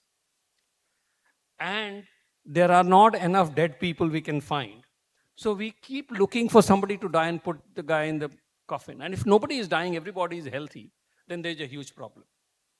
Because that is exactly what is happening. People are consuming content. I'm glad you remembered that conversation that we had. That was the whole thing. At that time, when Star decided to get into streaming, I remember a very big veteran of the industry then told me that I had two problems.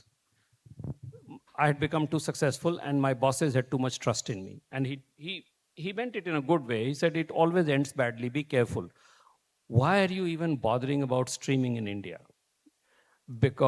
And he was right, because data was so expensive. 1 GB data cost more than 50 rupees. 3G was still getting rolled out when Star started working on streaming as an idea. Forget about 4G, 5G. There was no Wi-Fi, barely any. And yet, I have always looked at only two things. We as providers and consumers. Everything in between is temporary. The people, as long as there are people to consume content, we will have the opportunity to be in business. Now, how we provide that? Now from these big fixed screens, which actually were very challenging. You and I have worked together in news. So I have been a few, Rahul Kamal, the big dawn of TV news is here. No, Rahul and I go back again 25 years. But the biggest challenge back then, 25 years ago, was we waited the whole day like monsoon farmers for the evening to happen.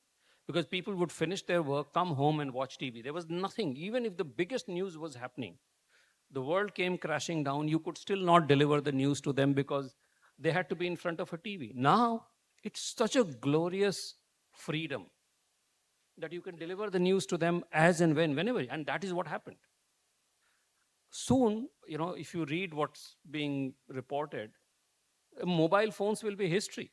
People will not have, it'll be on their glass, it'll be on one of the wearable devices that people will be watching images and hearing stuff. Even better, I don't even need to wait for you to carry a mobile phone. You just need to unburden yourself, your creative instincts, and go and start reporting.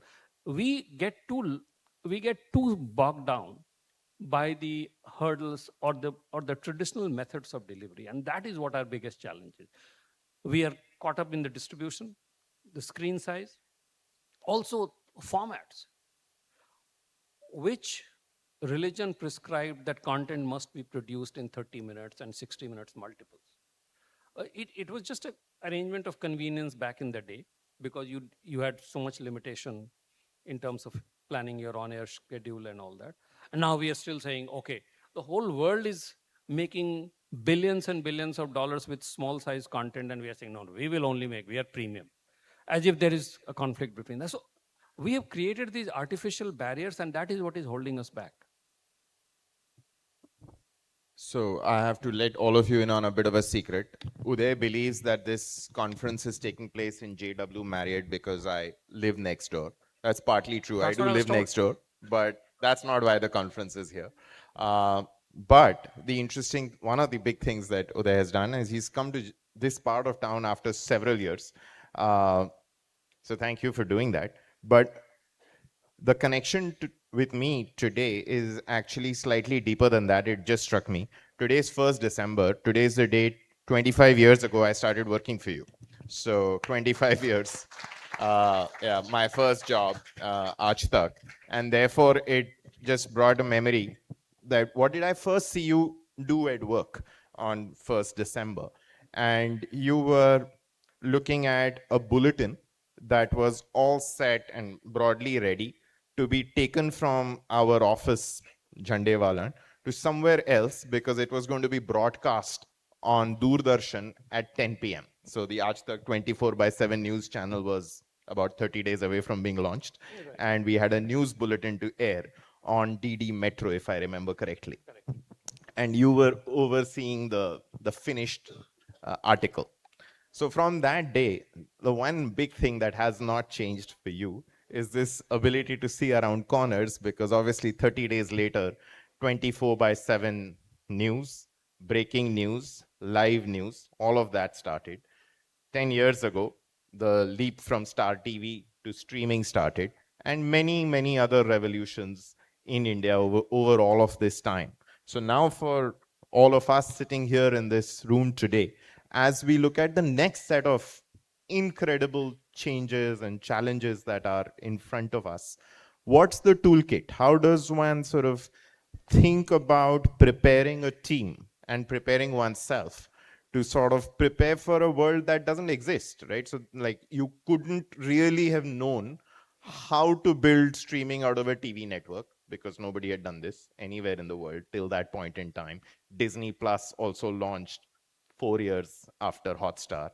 And that was also true in 2000. Aaj Tak, live coverage, Hindi 24/7, none of that existed. So how does one sort of prepare oneself and prepare a really large team for challenges and changes that there is no precedence for? Look, I don't think you can prepare yourself for, you cannot second guess what will happen in the future. You can just prepare yourself to be nimble and open-minded and ready to, seize the opportunity. I've always believed that skills are not important. If skills were important, I wouldn't be sitting here, because everything that I have done in last 25 years has one common thread. I wasn't trained to do any of those. I was a liberal arts student who became a journalist, a political journalist, because I thought through that I would change the country. And it was satisfying. But one thing led to the other. I did television, I did entertainment, I did sports streaming, PNL, I don't know. And so I'm not a big believer in acquiring skills, but I'm a huge believer in developing the skill to acquire skills. Because skills have finite lifespan. But the ability, if you train yourself to see a new skill and pick that up quickly, that is when you keep progressing. That's how humankind have evolved. I'm a student of history. So are you, but you went to Delhi University. How much could you have read there? I knew there was an insult loading just because I went to a good college. Okay.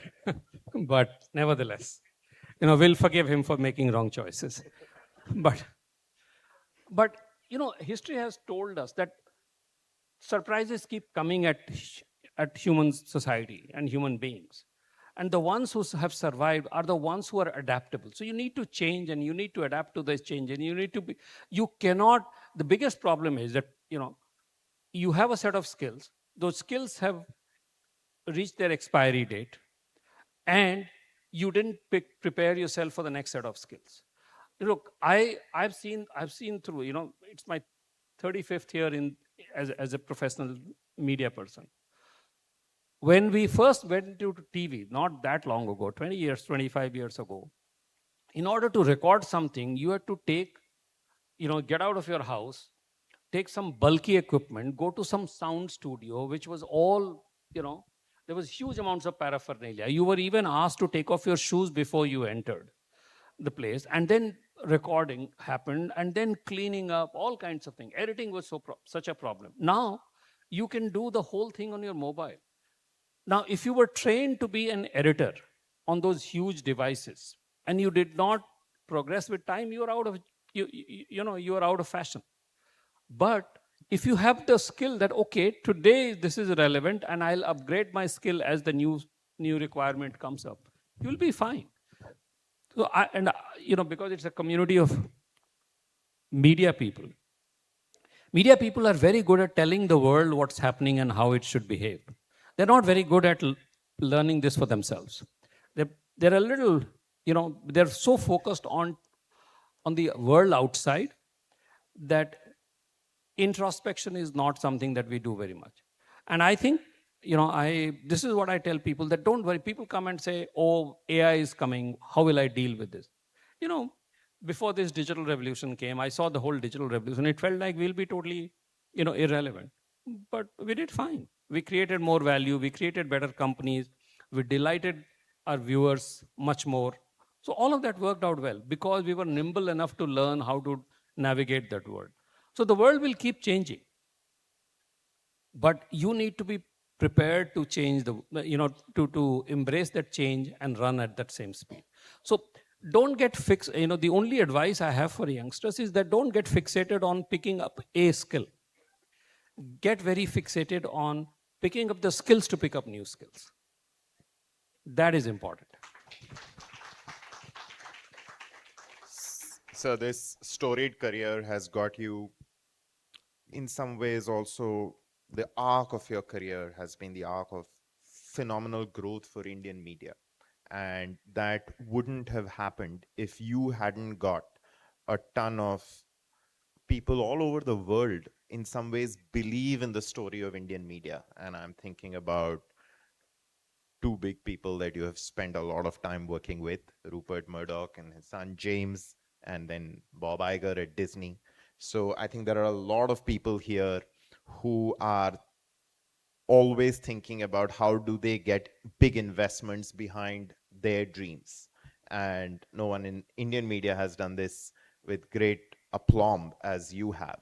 So what's the mantra and how does one think about bringing trust in big investors who can also have a great horizon and amazing ability to see into the distant future? Look, you need to have great ideas, no question about that. And you need to have the conviction to die for that idea, those ideas. My late father used to say something that everybody is ambitious and everyone wants to do well. The question is, what are you willing to commit to get there?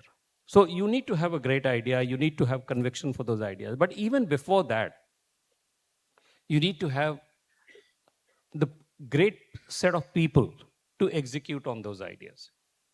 Because you can't, again, the first Indian ODI World Cup team consisted of 11 players who had only played test matches.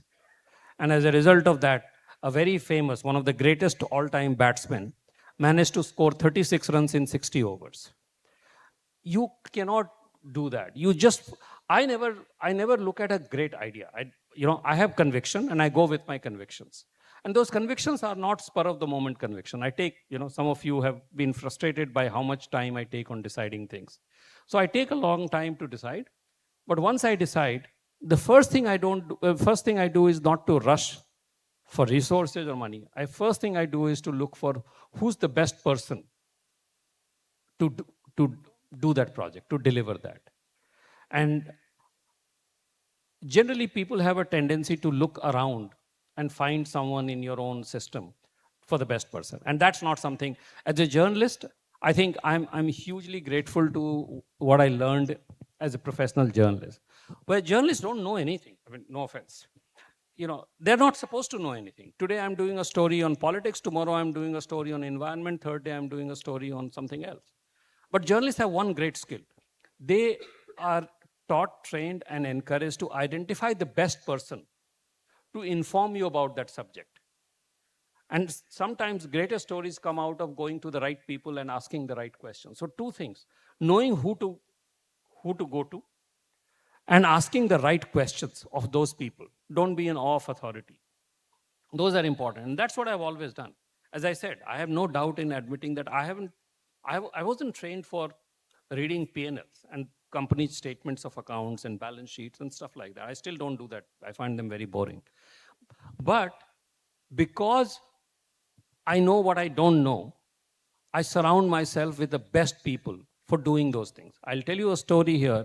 Many years ago, when I first became a CEO, my then CFO came to me, and with good intent, he told me that I should start spending more time on the finance dashboard and numbers, because otherwise I'll struggle, because I was working for this very successful global multinational Fox, which controlled its global empire through financial metrics. So he said, and I thought a great deal about it, and finally I told him a couple of days later that, listen, even if I tried to read the financial dashboard, maybe in 1 year's time I'll be a third-class student of the dashboard. But I believe you are the first-class student of that dashboard. You better read it and make sure that I don't miss out on anything. So that is my mantra. again, in the business of media, all creativity and all talent, our definition of talent is on-screen talent. We, with great difficulty, we go take a step back and we go behind the screen. But talent is not just limited to that. We are not getting disrupted, and the traditional premium media is not under pressure because we don't have great talent on screen or off screen. We are getting disrupted by different forces: technology, business strategy, branding, marketing, all of that. And we haven't done a great job of going to the big wide world and picking the best talent. Because there is somewhere this, leaders have this fear that if I bring in someone better than me, I might become irrelevant. That is the biggest fallacy. If you bring someone better than you, you will look better and you will become better. So, and that is something I'm very comfortable with. I learned this art in journalism, that go to the best person and bring the best guys and create a team. And but for that you need to be very clear what you don't know. And you can't run away from what you don't know. I have to tell you, everything Uday said about that CFO story is true, but I have never met someone who's so sharp with numbers as you are. So I think that is an incredible skill. I'm quite sure you had it in 2007, but I have been at the receiving end of how sharp a look on the numbers you have. So there's no going away from that. So Uday is somebody who is, I think perhaps also because of the journalistic past, completely indifferent to appearing in the media. He doesn't care to see his name in media, doesn't care to be shown on any television screen, is absolutely reticent to speak in forums like this. And yet, there was one news story that he really loved and cared for deeply. And that was a story, and Uday is featured in every news outlet anywhere in the world that matters. Wall Street Journal, Financial Times, everybody has spoken to Uday, spoken about Uday. He didn't care for any of those either. The one time that he really did care was, there was a story very recently in a publication in India which spoke about 10 people who have all worked for Uday, and they are all running different companies in different parts of India right now. It's the only time that I have seen Uday feel very happy and overwhelmed by a story. So, and you spoke about finding the right people and finding the right talent. So that's the real incredible superpower that you have. And we have all seen that, and that story showcases it to the world in some way. But what is the Uday Shankar method? How do you find talent? How do you find these people? I know some of them find me. No, but on a serious note, look, you have to know what as I said, first thing you have to know what you don't have. Then you will identify what is the missing gap and what your needs are, number one. Most of us hire, I used to, again, when I got into a position where there were other people hiring, for my team, HR and all of those, I used to get very troubled by how the conversations would start. This person has gone to IIT. Good for the person. What can I do about that? This person has gone to IIM. Great. I have not even seen the IIM from outside. What do I do about it? So for the next role, IIT IIM. For the other role also, IIT IIM. What are these people doing that they're just giving the same names to you? And it happens, and they get hired. They get, great jobs, and many of them do great performance as well. But the problem is that it tells you only one thing, that nobody has clarity on what you need. There is no reason to believe that all roles can be done by people who have gone to 2 or 3 institutions, no matter how great those institutions are. Of course, it tells you about the quality of mind that gets filtered into those institutions, but nevertheless, it still doesn't happen. Again, my model is how a successful cricket coach or a sports coach picks up his or her team. You don't want, when you're looking for 2 opening batsmen, you don't go and tell the HR guy in the cricket setup, thank God for that, that get me 2 opening batsmen. A successful coach goes and says, I need 1 right-handed opening batsman, 1 left-handed opening batsman. I need a guy who's really strong on offside, and I need a guy who's really strong on onside. I need a guy who's very good with new ball, and a guy who is and next guy who's good with ball when it reverse swings. So you need to be as specific as that. And again, I think partly because of my training as a journalist and partly my instinct, I don't get, I don't have any confusion on who I need. I mean, I've had the privilege of hiring so many people. By definition, I've had the dubious privilege of rejecting so many people. And each of those people were really very good. Many of them are doing very well elsewhere. I mean, and some of them have kept in touch. So when I didn't pick them up, it wasn't because there was anything, lacking in them. It was because what specifically I need, I didn't find in them. So just to give you I explain it sometimes to HR people saying, I don't need someone who has 85% in all 10 subjects, physics, chemistry, maths, biology, history, English, whatever. Give me a person who has 100% in one subject. And maybe the person has failed in every other subject. But then I know that for this particular subject, this is the best person I can find. So I can be totally confident that this person will deliver this. So I like to build teams which consists of extremely evolved people in some vertical. And when you put together 10, 15, 20, 30 such people, you've got all verticals covered. These are rock stars, difficult people, present company not excluded. But they elevate the quality of discussion because good, capable people have the ability to challenge everybody, and which I encourage. I like a good disagreement amongst themselves, not with me. That's not true. But nevertheless, so you have to be very clear about what your mission is and identify the right people, and then make sure that you encourage them to take risks. And if they fail, you have to have their back as well. At the first sign of trouble, you can't dump them. That is the worst thing ethically, morally, and strategically in leadership. So let's get you to one other aspect of it. Early in my career, I came to you to do a show in a regional language that was going to cost 60% of the annual budget of a channel that we hadn't launched then, the Marathi channel. And the idea was to make Shivaji. And the cost of Shivaji was going to be 60%, just one show, 60% of the cost.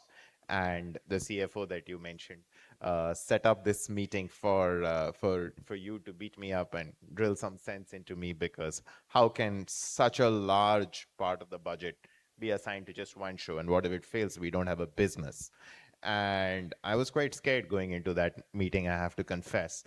Except the discussion, Rahul, much like the Everest story, got over in 5 minutes. And this time there was tons of crores that Uday said, yeah, go ahead and spend. What has stayed with me always is your incredible risk appetite. So where does this risk appetite come from, right? So for the entire house here, Rahul was just narrating to us the first time he had brought an audacious idea for Uday to consider at Aaj Tak, which was to do a live telecast out of the Everest base camp, and it required a ton of money.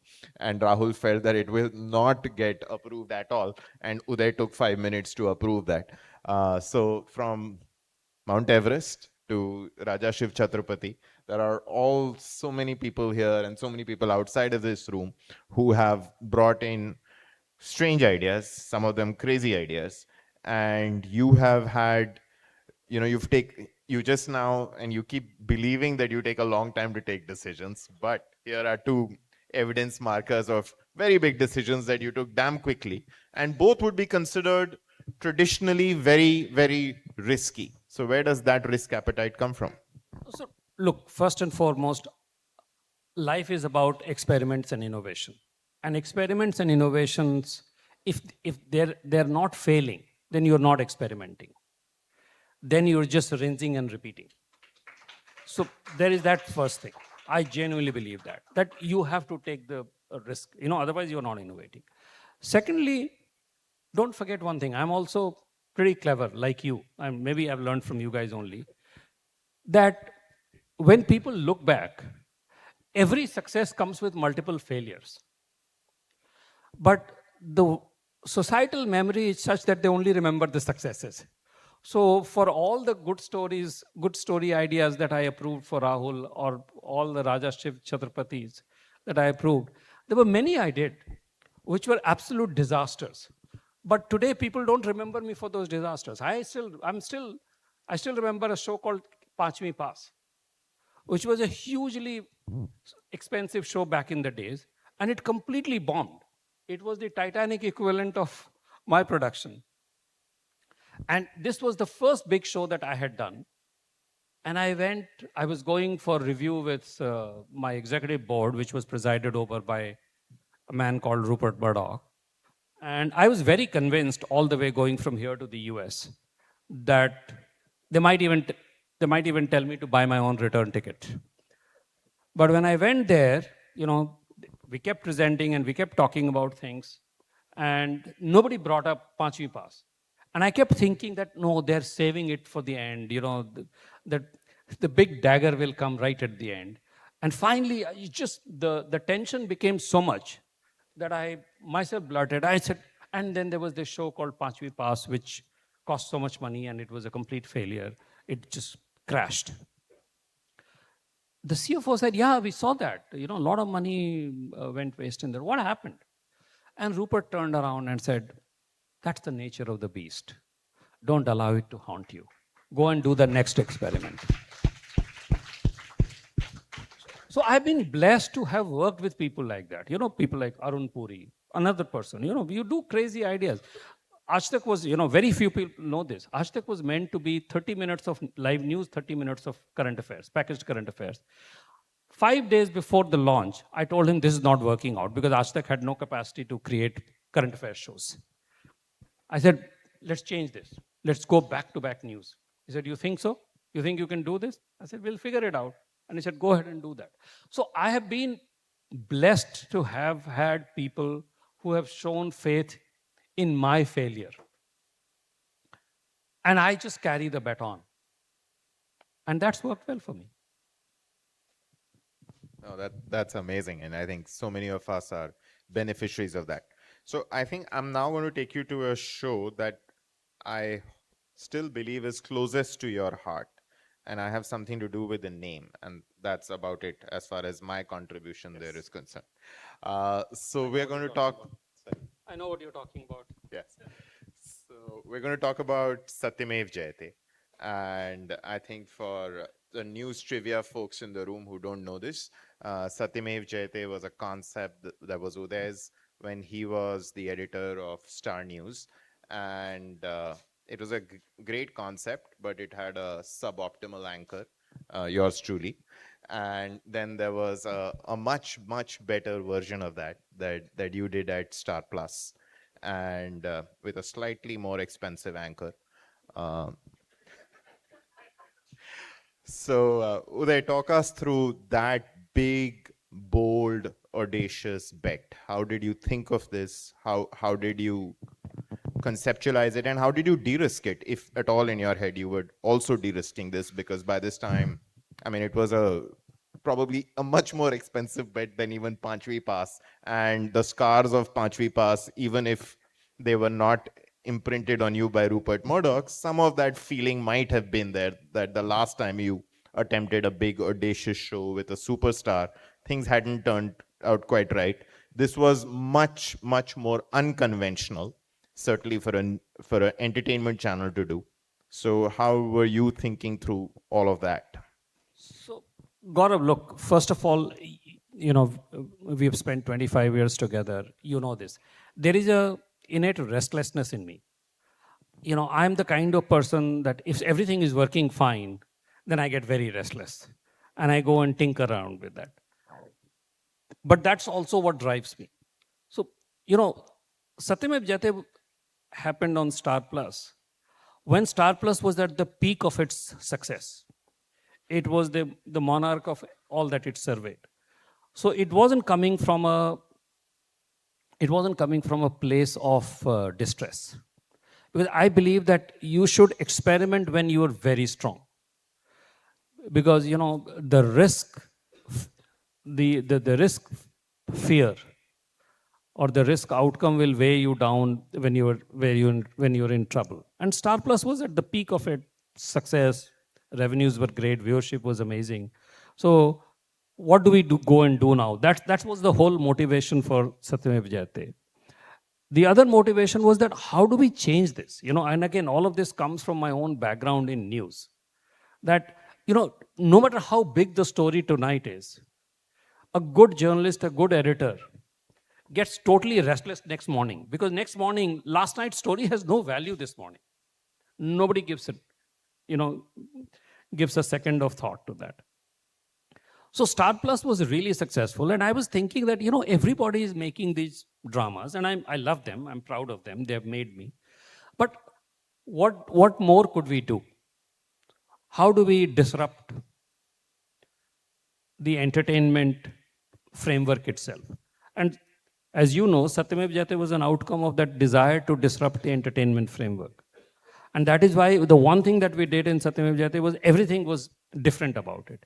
From its marketing to its packaging to its presentation, everything, and even including the time slot. Instead of everybody fights to take the evening prime time, we decided to go in the morning time. So all of those things. I had, if somebody had asked me back then, would Satyam Jayate be successful? I had no idea. And as you know, that I was well advised by all the well-wishers in the company, the custodians of money. They told me that this was not a show that was going to work. And even some people who were supposed to work on the show.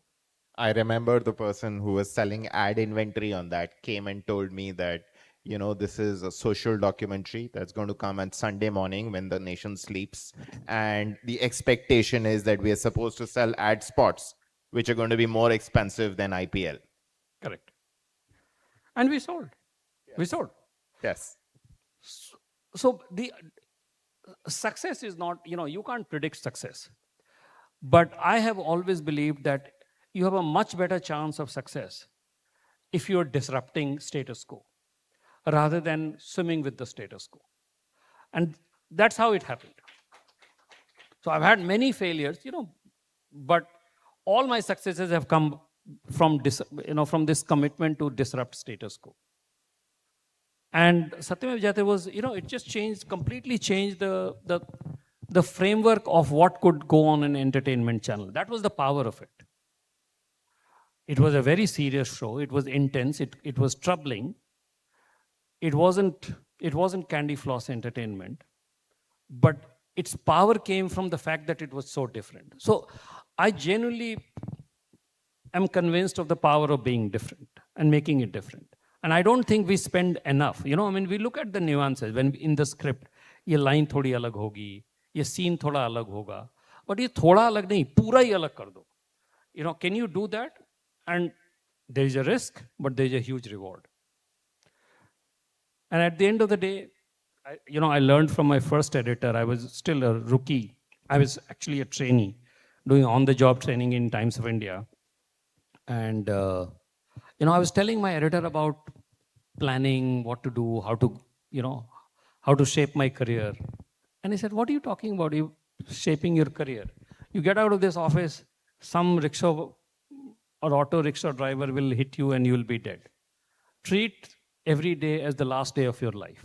If you really were to go down today, how would you like to be remembered? And I have somehow taken that to my heart. So I don't think too much about successes and failures. I think about doing something that's not been done before. And I think there's a lot of power in that. You and I could be talking all night. and I am told that it's an hour, so we'll stop. But I have one last question for you, something that you just said. I know it resonates very strongly with you, that you need to feel restless.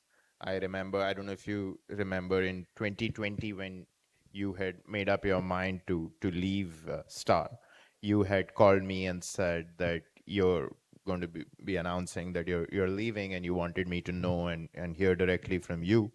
And I remember asking you, saying, why are you quitting? And your answer was that you aren't feeling restless anymore. So I know it's a deep thinking part of you, and you feel that anything and everything that you wanted to do at Star, you had kind of done, and there was nothing there very exciting for you to conquer next and be, worried about and really think hard about, I suppose. And you brought that up just now. So what is Uday Shankar restless about today? I'm restless about everything. I'm restless about, how to. Other than the traffic that'll get you home late. I know. And I'm already thinking I have to go back. So, but no, look, it's a state of being. I get restless about everything. And I'm still restless. I'm restless about how do we improve the production quality of live cricket even today, even though I think Star Sports has written the global script for sports cricket broadcasting standards. But I still think that, every day I call my team and I tell them, why has it not changed? The India-England series, though, was outstanding this year. Yeah. Well, okay. We'll take it. But sorry, the inside joke is Sony produced that. Inside joke, please disregard, bad one. But so from something like that to what do we do? There is this unbelievable power. I'm a little scared, uncertain, all of that, but I'm feeling incredibly excited about what AI can do. And how do we use the power of AI to completely reinvent our business and create content that we all wanted to create, but the means of production, the tools of production, and the cost of production was the limitation. So I'm feeling really excited about it. That so far, things that I could not do, I'm able to do now. I'm feeling as excited about it as I felt when I realized that you could stream content on people's mobile phones. It is that, it's even more, exciting moment for me. So my team is talking about it, and, like all of you have done throughout my journey, even today, the team keeps telling me to hold my horses. But I think it's an incredible opportunity to, what have we been limited by in our agenda? Our 1-point agenda, topmost item on that is, I guess, how do we create unbelievable excitement every day? And in that, we don't have enough talent, we don't have enough production capacity, we don't have any money. Now, if there is a technology that makes all of this more accessible for me, or you're not finding a great talent, all right, I'll create someone who doesn't exist. What's the big deal? It is such a liberating force. So I think the industry is... A lot of people in Juhu just became very, very nervous. Okay. But they shouldn't be. You either swim or you try to hold on to the ground and get swept away. There is no third option. And you know me, I'm not someone who sugarcoats things, but it's a fact. It's a huge opportunity. Even for actors who are worried, an actor could do only one show at a time. Now you can do 6 shows at a time.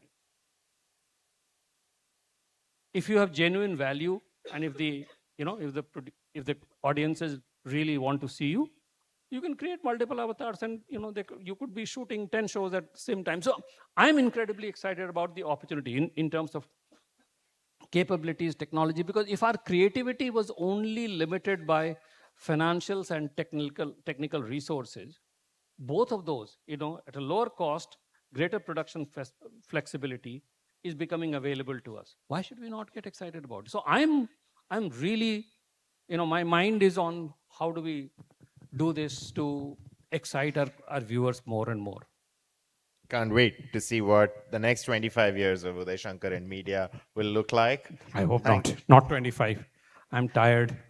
No, at least 25. So thank you so much for doing this. My deep gratitude from all of us here. It's been extraordinary to host you here tonight. And while I have hogged all of the speaking time, this is a moment for a lot of us who are very proud members of the Uday Shankar School. So may I now request my ex-colleagues and friends, Gunjan, Rahul, Avinash, just come on stage and greet Uday, honor him. Carol is also here. Carol, can you please come up as well? And Amita from CII side, a big, big thank you. So thank you so much for doing this. Thank you very much indeed, sir. And before we conclude this powerful conversation, we would like to celebrate the extraordinary legacy of leadership built by Mr. Uday Shankar. And if any of his eminent titans present here today who have been mentored, inspired, and shaped by Mr. Uday Shankar, to kindly join us on the stage.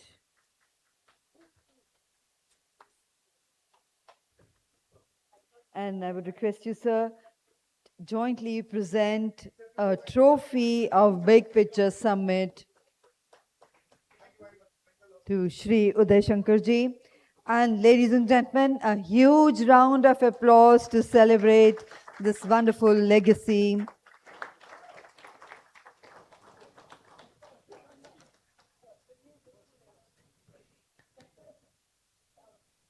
And with and a group photograph, can we have joined together, come together for a group photograph?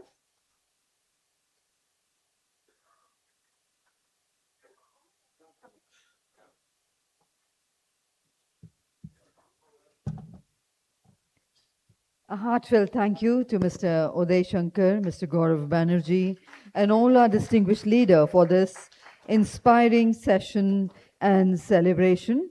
Ladies and gentlemen, once again, join me in giving them a warm round of applause.